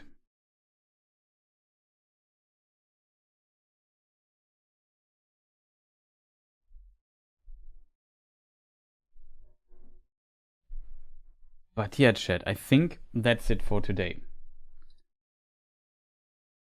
I don't have my current credits prepared, so I just hope these ones here are okay. Shoutouts to all the supporters. I might have missed somebody. I'm always a bit sorry if that is the case.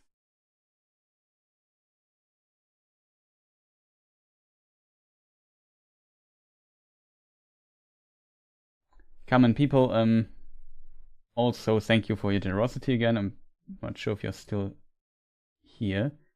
Thank you for that.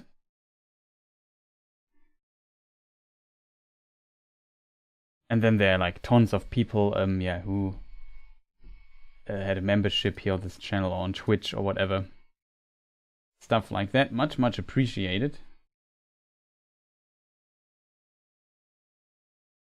Oh, you're still there. Great stream, most educational. Thank you, much appreciated. Yeah, I always try to explain everything as good as I can. And just hope people enjoy this kind of stuff over a long time.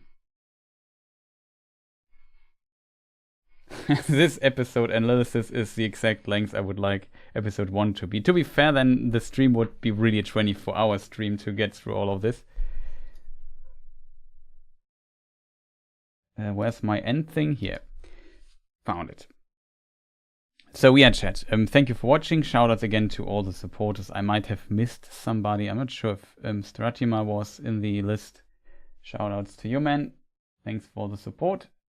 And all the other people here. If you have not pressed the like button yet, feel free to do so now.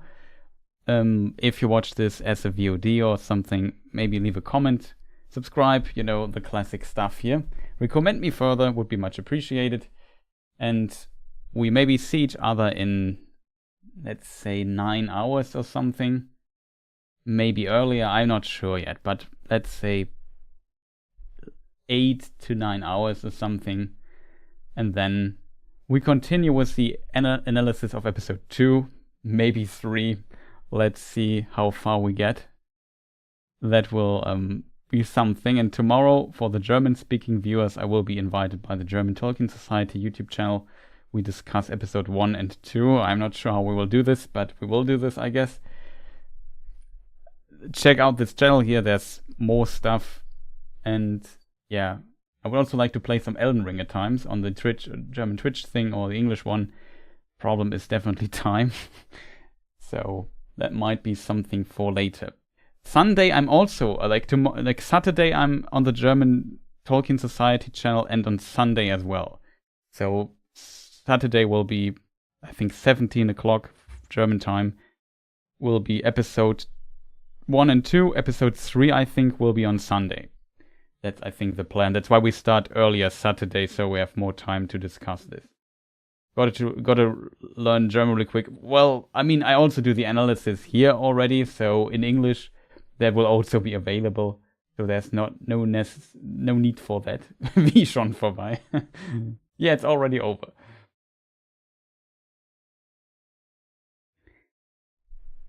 So there is that.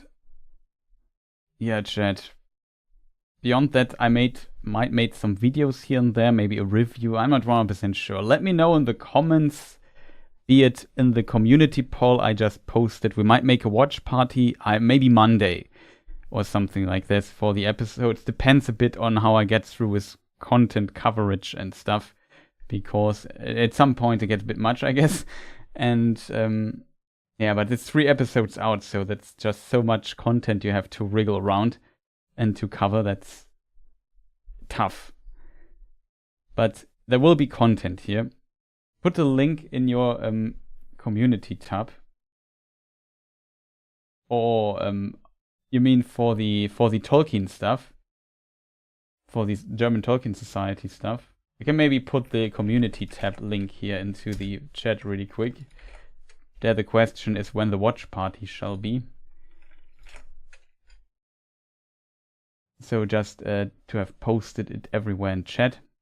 There, if you have a YouTube account, you can vote for when we do the watch party. To be fair, like release days in general, when we do the watch parties for the show, like I said, for the first 3 episodes, we might do this on Monday or Tuesday or something. I'm not sure yet, but it will be after some time, simply because time is running out. Like I need 3 hours at least for this. So, I mean, that's easy, I guess, but yeah, we will see. Also, yeah, stuff gets announced on Discord, on Twitter, and so on, so you can follow there as well if you don't want to miss anything, but we will see. Is there anything left to say? I don't know, chat. But I'm tired and want to shut up for a moment. So I'm going to do this now. May the winds of Man will be ever in your favor. Thank you. Same to you people. And I would say, have a fantastic rest of the day, or a good night, a good whatever you do in your time zone right now. Have a nice meal, lunch, I don't know, sleep well, good evening, all the stuff, and I would say, see you people next time. Goodbye.